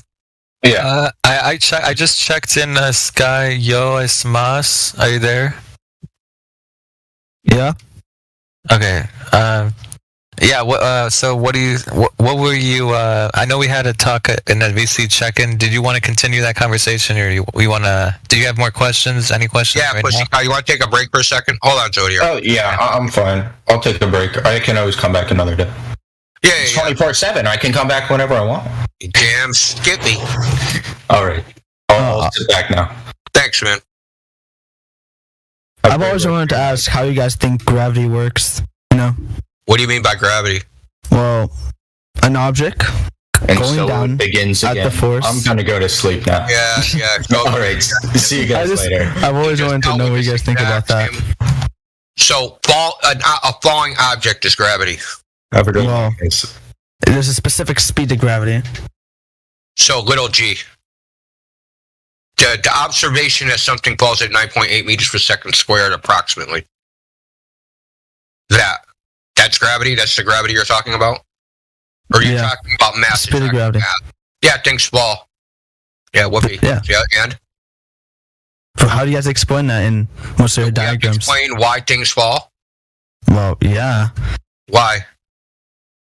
What do you mean, why? Why do I gotta explain why things fall? Okay, let's do this. I want to know why things fall, and I want to set up a scientific experiment to determine why that happens. Why does this object fall? What experiment can I do to figure that out? Come on, tell me. I'm waiting. No, I'm asking you, because you think that you probably think there's an explanation for this, a scientific explanation. So why do things fall? There is? What is it? Like gravity is a force? Yeah, that's a story. I want the experiment. Alright, give me a minute. I'll get out. Yeah, go Google it. I'll go get something. Calm down. I'm perfectly calm, dude. I've dealt with this question thousands of times. This isn't new. But I just want you to explain on most of the diagrams that you have for flat Earth how it would work. We don't have diagrams. How would what work? How would gravity work? Wait. What do you? We don't have. You're not even using the correct definition of gravity. Okay. The theory of gravity isn't things fall. It's also not things get pulled to the center of mass. The universal theory of gravitation is every particle in the universe checks every other particle inversely proportional to the square of that distance. The formula is F equals G M1 M2 divided by R squared. Okay? It has nothing to do with things falling. Hey, you know more than me about globe. I don't know how you don't believe it. Because I know more than you about the globe. That's why I don't believe it. I don't know, man. It doesn't seem right. That was weird, right? It was weird. See, the reason that we're not globers is because we know more about the globe than most people. Yeah, because it's impossible. You figured out that it's impossible once you know more about their globe idea and what they're telling you. It's absolutely impossible for it to exist. So I want to go back to the thing is, so to figure out the causal mechanism for a natural phenomenon, you have to have an independent variable and a dependent variable. The dependent variable is the observed natural phenomenon, the effect, right? So in this case, it would be a falling object. Now we want to know what causes that object to fall. So in a scientific experiment, what you have to do is you have to manipulate the cause, the independent variable, and watch the effect on the dependent variable, the falling. Now, the theory of gravity, right, is that mass attracting mass is the cause of a falling object, right? So let's do this. Let's manipulate the mass, whatever that is, right? So I'll take a school bus, and then I'll take a bowling ball, and I'll drop them at the same time, because mass attracting mass, this mass is bigger than that mass, so that mass should fall faster than this other mass. Well, when we do this experiment, they both fall at the same rate. So the mass can't be the cause. That can't be it, because we watched. It had no effect on the dependent variable. Nobody knows, and we were just talking about this earlier. Nobody knows why things fall. There's no experiment that can prove it or even demonstrate it. And no one can even think of an experiment that can actually demonstrate it. So Elijah, you still here?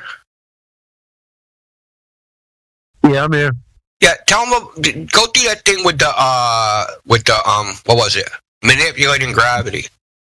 You want me to skip the microwave part? Yeah, I thought that was super clever. Yeah. Yeah, I don't know how. Sometimes, because I'm arguing with the shit that Globers say, sometimes I stumble on this stuff. So you want me to skip the microwave part? Oh yeah, I guess. If it's not necessary. So go to Google and type in "Can you manipulate gravity?" and tell us what and read out the first thing you find.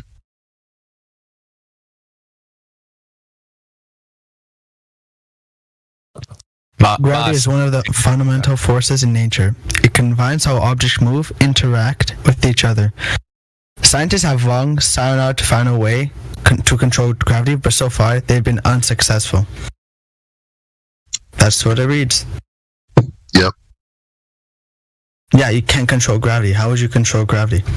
We don't have that big of a mass object to control it. So gravity is just something. So what did Indio just tell you about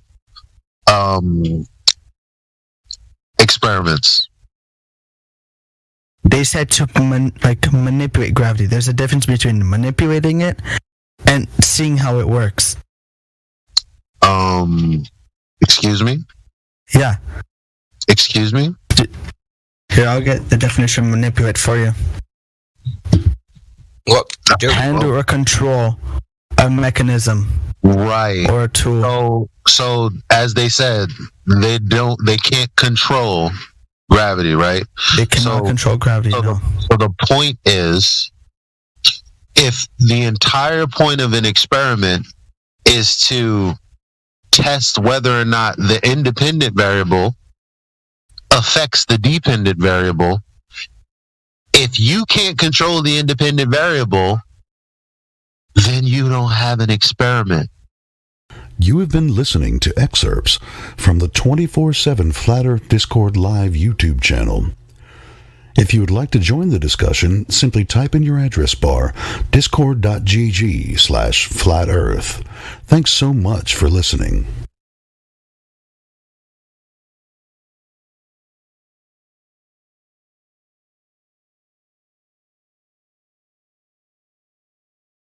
That was a good conversation.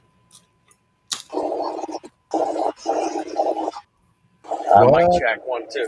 Yo. Flat Earth dude comes on. Hey. Hey yo. Hey, how's it going up there? Good man. Is my mic all right? Yeah, a little windy, but I can hear you.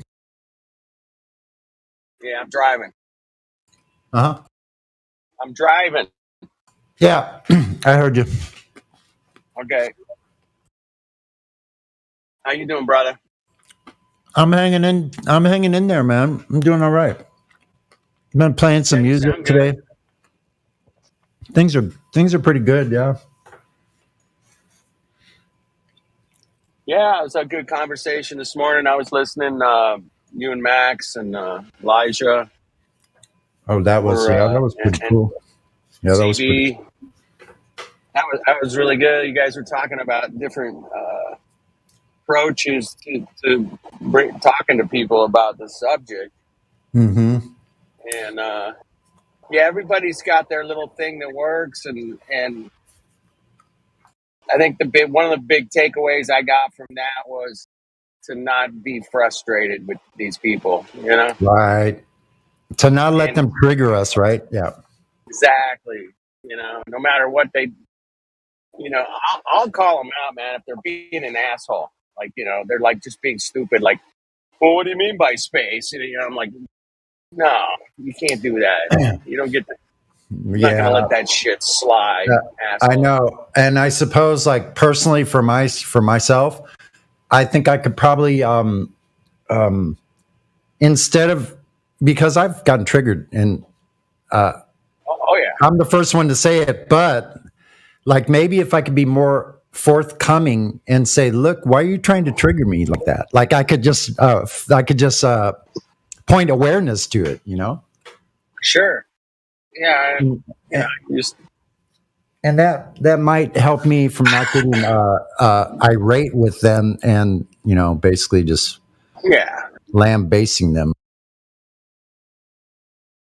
But yeah, I used to get pissed. They used to call me names and make up stories and obvious bullshit about me, and I'm like, "Fuck you, motherfucker!" You know, I get all pissed. Like, I know it's not true, so yeah, have at it, man. Call me whatever you want to. Go for it, man. I'm good. I know it actually comes back to the sticks and stones thing. Right. Exactly. Words can never hurt me.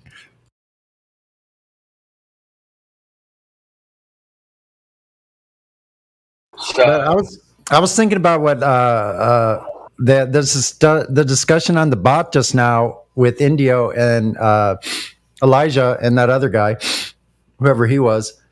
yeah. And I'm thinking about the eclipse, right? That, I mean, we know this stuff, but it's still incredible when you think about it.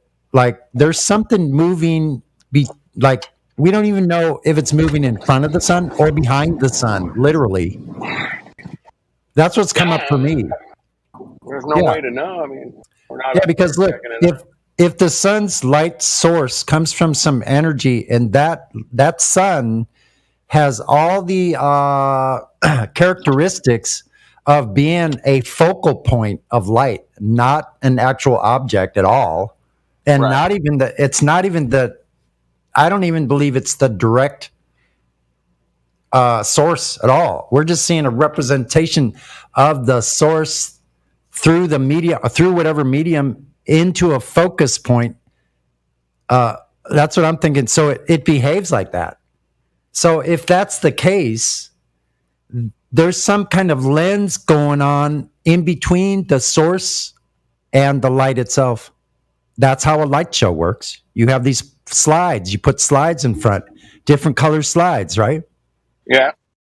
That would be behind the focal point. That's why we don't see the moon, because it's not the moon that we know of. We can't tell if it's a moon or not because we can't see the moon approaching the sun. Nope. That's a very interesting topic. It's fascinating observation that we can all check out. But it's good to get the Globers away from the sky, though. Absolutely, man. I wouldn't let that kid last night, Matthew, go off into the sky, man. I was keeping him down here on the ground, man. Mm-hmm. Best I could. AI was keeping him down on the ground too, man. That was great. Well, that must have been later. I was asleep. Yeah, it was late. he was a really good conversation for about an hour and a half, and then at the last of his, just before he was leaving, he's like, "Yeah, you guys enjoy your echo chamber." Like, it was so weird, man. Enjoy our echo chamber. That's why we all think differently, right? Because we're in an echo chamber. That echo chamber sounds like a group of people that are just echoing the same thing as everybody else, just like the globe. What? Exactly. Wait a minute. They're projecting. They're projecting big time. Yeah, it's the pot calling the kettle black. Or Yeah, no something like kidding. that, right? Like, wait a minute, you're the one that went to school and learned all this shit. That's the real echo chamber. Yeah. So I'm wondering where everybody's at because I'm gonna have to go outside. It's a nice day. I've missed too many nice days, so I'm gonna go out right now. Go ride the bike. I'm heading down to the beach right now myself, man. Say hi. Say hi to the whole crew, man. Well, I will. I'll call in time to time if Right get on. some other people to talk to or whatever. We'll see how it's going. Yeah, I'll be back on in a couple hours.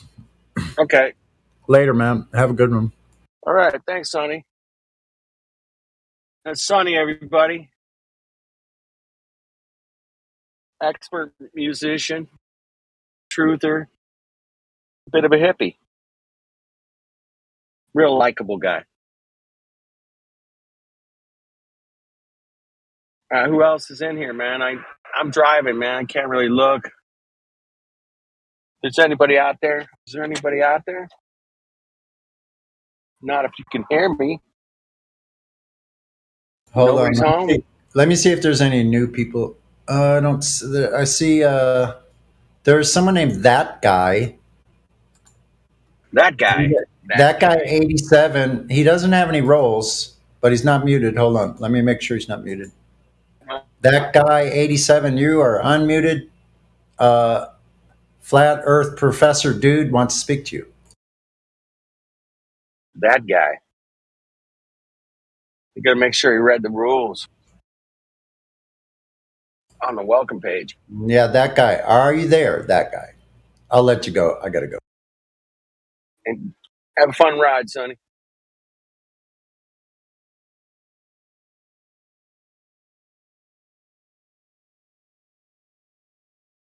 Well, welcome to 24/7 Flat Earth Discord. Join the discussion. Tell us what's going on in your part of the Earth.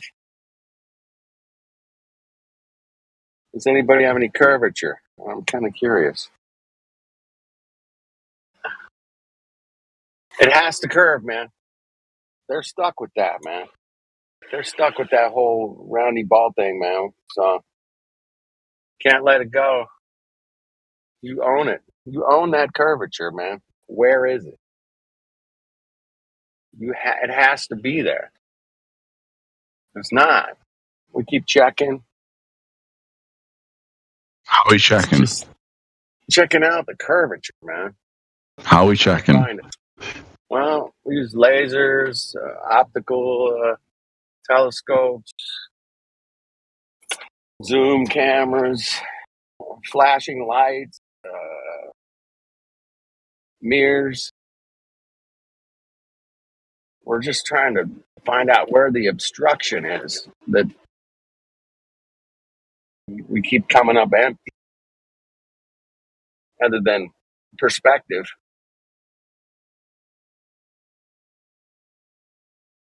And we end up with that. That's about it. How many people do you reckon are looking for that? What's that? How many people do you reckon are like actively looking for that? How are we actively looking for it? No, but if how many people are actively checking for curvature? Well, I've seen hundreds. Hundreds? Hundreds, yeah. out of 60 billion people, there's only 100 people looking for it. The thing is, it's kind of like it's kind of like a mind thing where it's like when you start thinking about something, you start looking for it, and you start seeing the truth. That's usually how it is. If you're not aware of it, then you're not like really looking for it, right? Exactly. It's not until people start questioning the globe, when they start looking for themselves, they start seeing what the truth really is, right? Instead of believing all the lies. So how many truth setters are there? I'm sorry, what? How many truth setters are there? So like, how many people are actively looking past the curvature? I mean, I don't know. I mean, it's kind of like I said. It's an awakening thing. It's kind of like getting away from the mind virus and kind of thinking a little open-minded and seeing things. Because I mean, there's plenty of people who will go on a plane and be like, "Yeah, I saw a curve," and I've been on a plane a bunch of times. And man, once you start actually looking for a curve, you realize, oh shit, there's no curve. I just wanted to chime in real quick on the topic. There's no way for us to know how many are doing this because all of the data has been censored. Sure.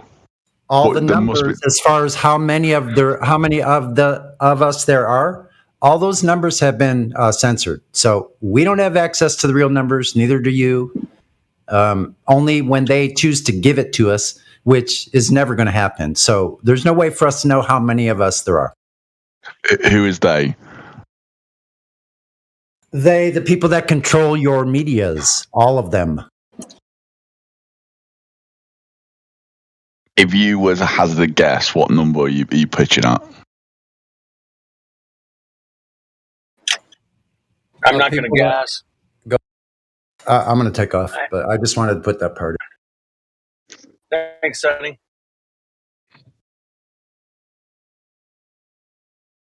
Anyway, I just love objective reality myself. Let me ask you, sir, if you walked outside your door right now, do you feel like you're spinning around the sun at 66,000 miles an hour? Is that any objective reality to that? It's relative, though, isn't it? It's relative to your position in the Earth, and it's relative to your perspective at that point. So, do I feel like I'm doing that? Absolutely not, because I'm static. Right. Now, do you know of any time in history that somebody has measured that speed going around the sun? I'm not a scientist, so I'm not going to sit here and say that is fact and that is what it is. But no, but like it's transparency, isn't it? It's perception in terms of what you believe and what you intrinsically think. Like, so why do you think that isn't happening? Out of curiosity. It's pseudoscience. That's what it is. Why do you think it's pseudoscience? Because it doesn't follow the scientific method. But why? But why? They can't prove it. It's just like... Hold on. I'll ask you. What's the independent and dependent variable? There is no dependable variable, and I'm okay with that. Okay, but then it wouldn't be following the scientific method, because in the scientific method, you definitely need an independent and dependent and control variables to do an experiment. So you wouldn't even know what an experiment was if it slapped you in the face now, would you? That's very fair, and I will take that on board. What I've always thought, though, is like, stop me if I'm wrong. I keep saying to you guys, how many people believe in this, and I know there's a number behind this. I know that. You know that deep and down. You know that deep down. We're going to say a couple of million. That's what we're going to say.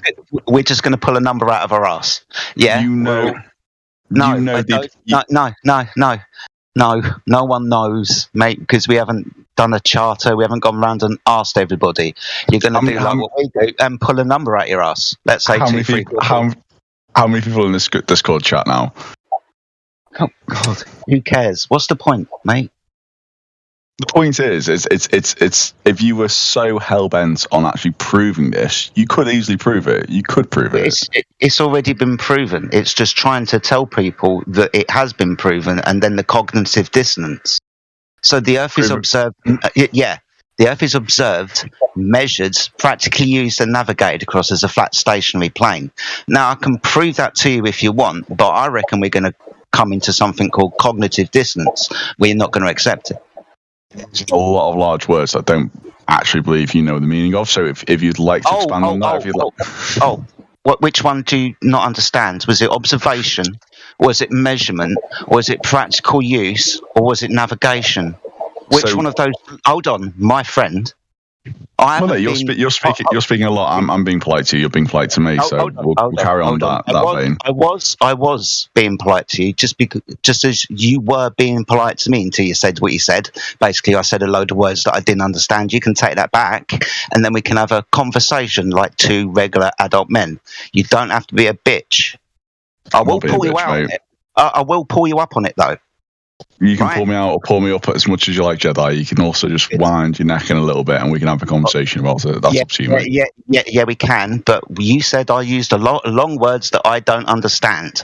So, which is the long word I don't understand? Come on. Sorry, there's some English sort of. Was it observation? Was it measurement? Was it practical use? Or was it navigation? Because those are definitely the words that I said. You spoke about the Well, he's admitting his ignorance, so it's fine. I mean, it's not really a thing against you, Jedi. So, which one of the long words didn't you understand? It wasn't any of those words. You spoke about how the Earth is proven to be flat, and it clearly isn't proven to be flat because there's many scientific bodies out there who say otherwise. So awesome. So, could you give me a scientific experiment that proves the shape of an object known as the Earth? Flip that. Can you give me a scientific experiment that proves that the Earth is actually flat? See, this is why I like asking this question, because it shows people like you don't even know what science is. Science wouldn't be the tool that you use to figure out the shape of an object. Science only deals. Hold on. Go on, Jedi. Thank you. Science only deals with cause and effect relationships. Wouldn't be the tool that you use to figure out the shape of an object. To figure out the shape of an object, you observe it and you measure it. So there's no scientific experiment to prove the Earth to be a ball or flat, because science isn't the tool that you would use. How? So if that's the case, why are we speaking about science then? You brought it up. I never brought it up, my friend. So what's the metric? What metric would you use then to prove it's flat? I just told you, observation and measurement. Or weren't you listening? Observation. So measurement is science. That's fact. No, hold on. That's fact. What is natural science, mate? No. So measurements is. Hold on. What do we answer? What's the question in science that we want to answer? I'm not talking about science. You bring a science up every turn. Hold on. You said measurement was definitely part of science. I'm trying to show everybody that you don't know what the fuck you're talking about. So, what is the question we answer in science? I know it's frustrating for you. What's the question we answer in science, mate? Patronizing's fine. I'm with that. You keep mentioning science. So, what is the question we answer in science? What is it? I'm not speaking about science. You're saying science. I'm saying. Measurement is a science. It's a fact. It's what you're going. How are you going to debate that? By asking you a fucking question, what is the question we answer in science? Don't you follow conversations, mate? Oh fucking hell! I'll do it for you. I've already answered you with this answer already. So how you don't know? I don't fucking get it. Science only deals with cause and effect. If you want to figure out the shape of an object, then you measure it. Can you show me a measurement in science? I'll go back to my previous question. What metric are you going to use then? What metric? Yeah. Observation and measurement. What do you mean metric? So metric is a measurement. Mm-hmm. Angles? Miles? What do you want? So you believe in angles, but you don't believe in measurements. Is that what we're saying? Do you know what a triangle is? I know what triangle is, mate. Awesome. So 3 straight lines that meet at 3 vertices that the interior angles match up to 180 degrees, right? Yeah? We can work on that. Awesome. Can you measure an angle within a triangle if one of those lines is curved? With a protractor, you know what a protractor is, right? If you got a triangle, one of those lines is curved in the triangle, and you put your protractor down on a triangle, can you measure an angle within that triangle if one of those lines is curved, my friend? How would you describe a protractor, by the way? A protractor, it's an angle measuring device. You find them in your stationary sets at school. So you know the half semicircle? Yeah, that. And how would you describe that half? How would you describe a half semicircle for me? Hold on. Can you measure an angle if one of those lines is curved? It's a simple question. Actually, it's a tool and a object that you use, which clearly does not lend itself to curvature. I'm fine with that. Awesome. So you can't measure an angle if one of those lines is curved, can you? Yes or no? Okay. So we can move on. Let's move on. Let's move away from science. Can you explain? No, this isn't science. This is fucking geometry. Fucking hell. So angry. Why so angry? Why so angry? Like, literally, like, mate. Shush. Breathe through nose, out through mouth. Now we understand what a triangle is. Have you ever heard of celestial navigation or navigating by the stars? No, but educate me, please. I'm just about to. So the question was, have you ever heard of it? Navigating. No, Jedi. I appreciate. I'll just mute you. I'll just mute you. Don't say my name. I'm just going to fucking mute you. I'm not saying your name. I'm saying literally Gift's name.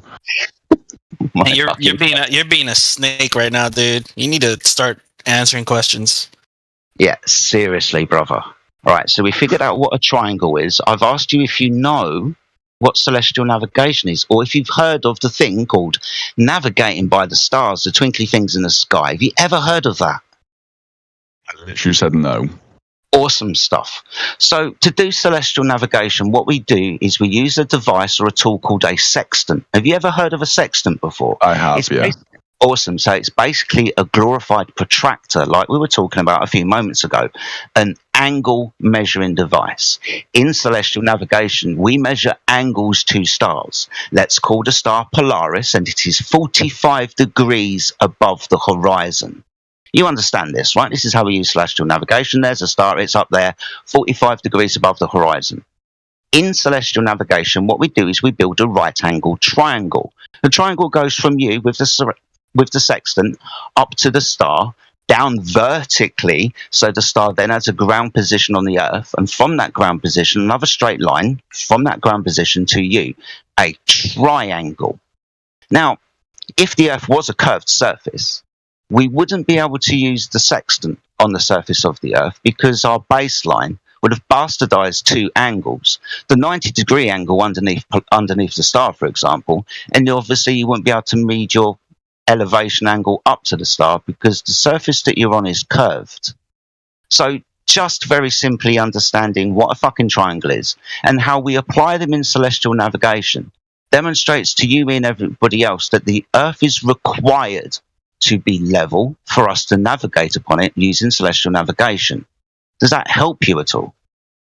I mean, you've just gone on and around about sextant, mate. I didn't bring it up at all, to be brutally honest with you. That's absolutely fine. I appreciate sextant requires 1 latitude, and that's absolutely fine, mate. So if that's where you want to go down, that's absolutely where I'm at. What I was trying to get at before you went on your little rant about sextant was we spoke about. Well, I'm speaking. Why would you mute me? We're having a conversation. Why so angry?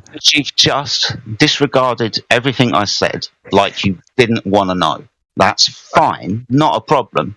But if you now understand this, do you understand that Earth has to be flat to do this, right? No, you've made very one accurate and obtuse point, which I am taking on board and I'm validating as we speak. It does not mean the Earth is flat.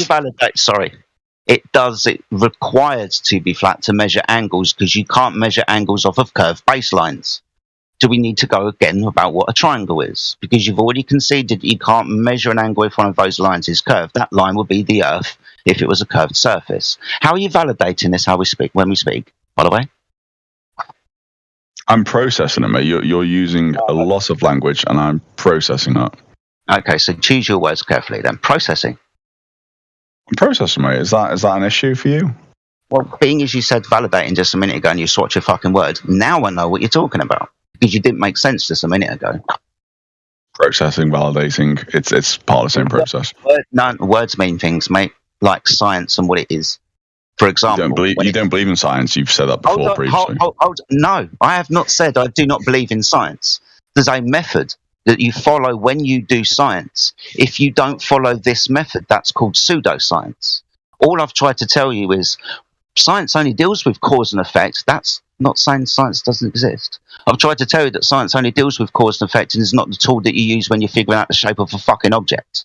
I haven't denied science. You're actually demonstrating that you're not listening. I'm listening. I'm How again could you processing. be fucking listening when you just got all of that wrong? How can you Why be is that- listening, you fucking idiot? Because why so people like angry? you say that they're listening when they're not. What should Why I so be angry? happy that? Should I be happy that you're pissing down my back and saying that it's fucking raining sunshine? You've just told me that you were listening when you fucking weren't. He's fucking trolling you, mate. He's trolling you. Just ignore him. Couldn't give a shit. He's a troll. He's a useful fucking idiot. As far as I'm genuinely not trolling you. I'm genuinely having a conversation where I'm at a different standpoint to you, and I'm trying to not align myself, but figure out where the middle ground is. And you're doing a beautiful job at articulating yourself, but there's a lot of anger. It's called hostility, and it's basically because I'm a mirror. If you're a prick, I'm going to be a prick too. If you're going to be a nice person, shit, I'm all fucking flowers and daisies. But if you're going to be a prick, mate, hello. I feel like you're at a disposition which is a little bit more negative than I am. What's that disposition being? Is you don't know the words that you use. You're saying things like, I've denied science when those words haven't even come out of my mouth. You're basically lying to try and get through the conversation and sound smart. Can we progress, or are you going to block me? That's where I'm at. Yeah. We can definitely progress. You're just going to let him gish gallop all over the place? If he wants to. Well, it's probably best he figures out his vast confusion because he thinks he's got the radio voice and he can come in here and, well, we're standing in different positions right now. And he's coping, but since he's using the fancy voice, he thinks it doesn't come off as coping. When you said, oh, you don't believe in science, that's a grade A cope.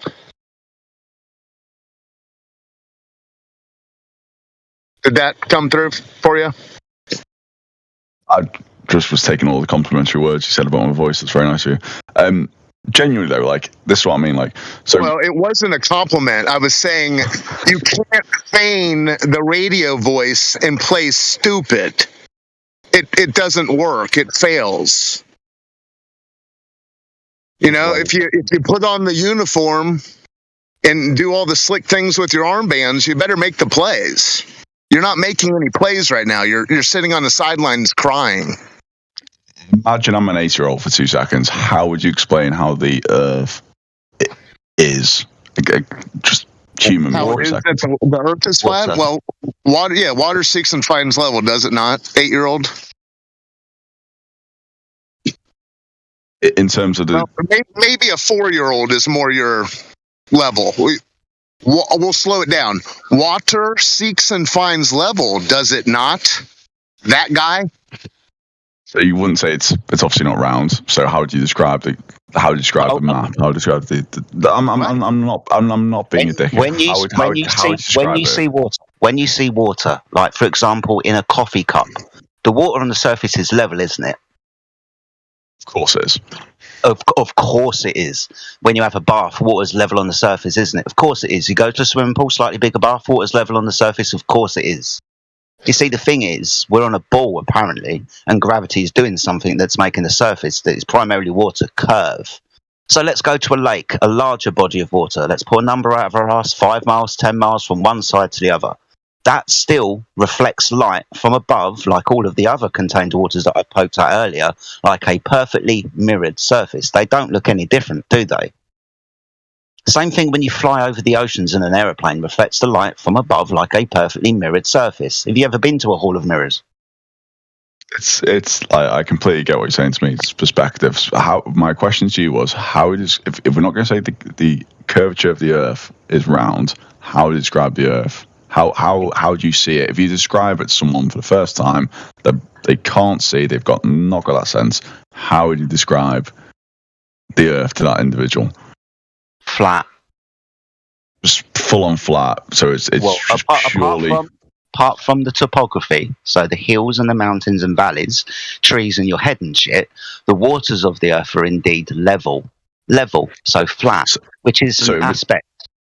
So if it's flat, there's an end. Is that what we're saying? No one said anything about it. So expand on what happens when you get to the end. I haven't said an end, and I wouldn't know what happens at an end that I've never got to. That would be speculation. I would literally have to lie to you. Or I could say I don't know. Yeah, this isn't omniscience 24/7. That guy. Sorry, say again. Apologies, I messed up. This isn't omniscience 24/7.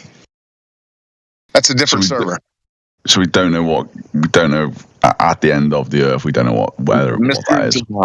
I mean, have you seen it, mate? Have you seen it? I'm asking you guys because this is like. No, what's at the end of the universe? Use your fucking eyes. I'm not trying to wind you up. I'm genuinely trying to ask a question. Because here's the thing. Listen, people like me genuinely believe the Earth is round, and therefore we know or we believe that if I got on a boat and I sailed around the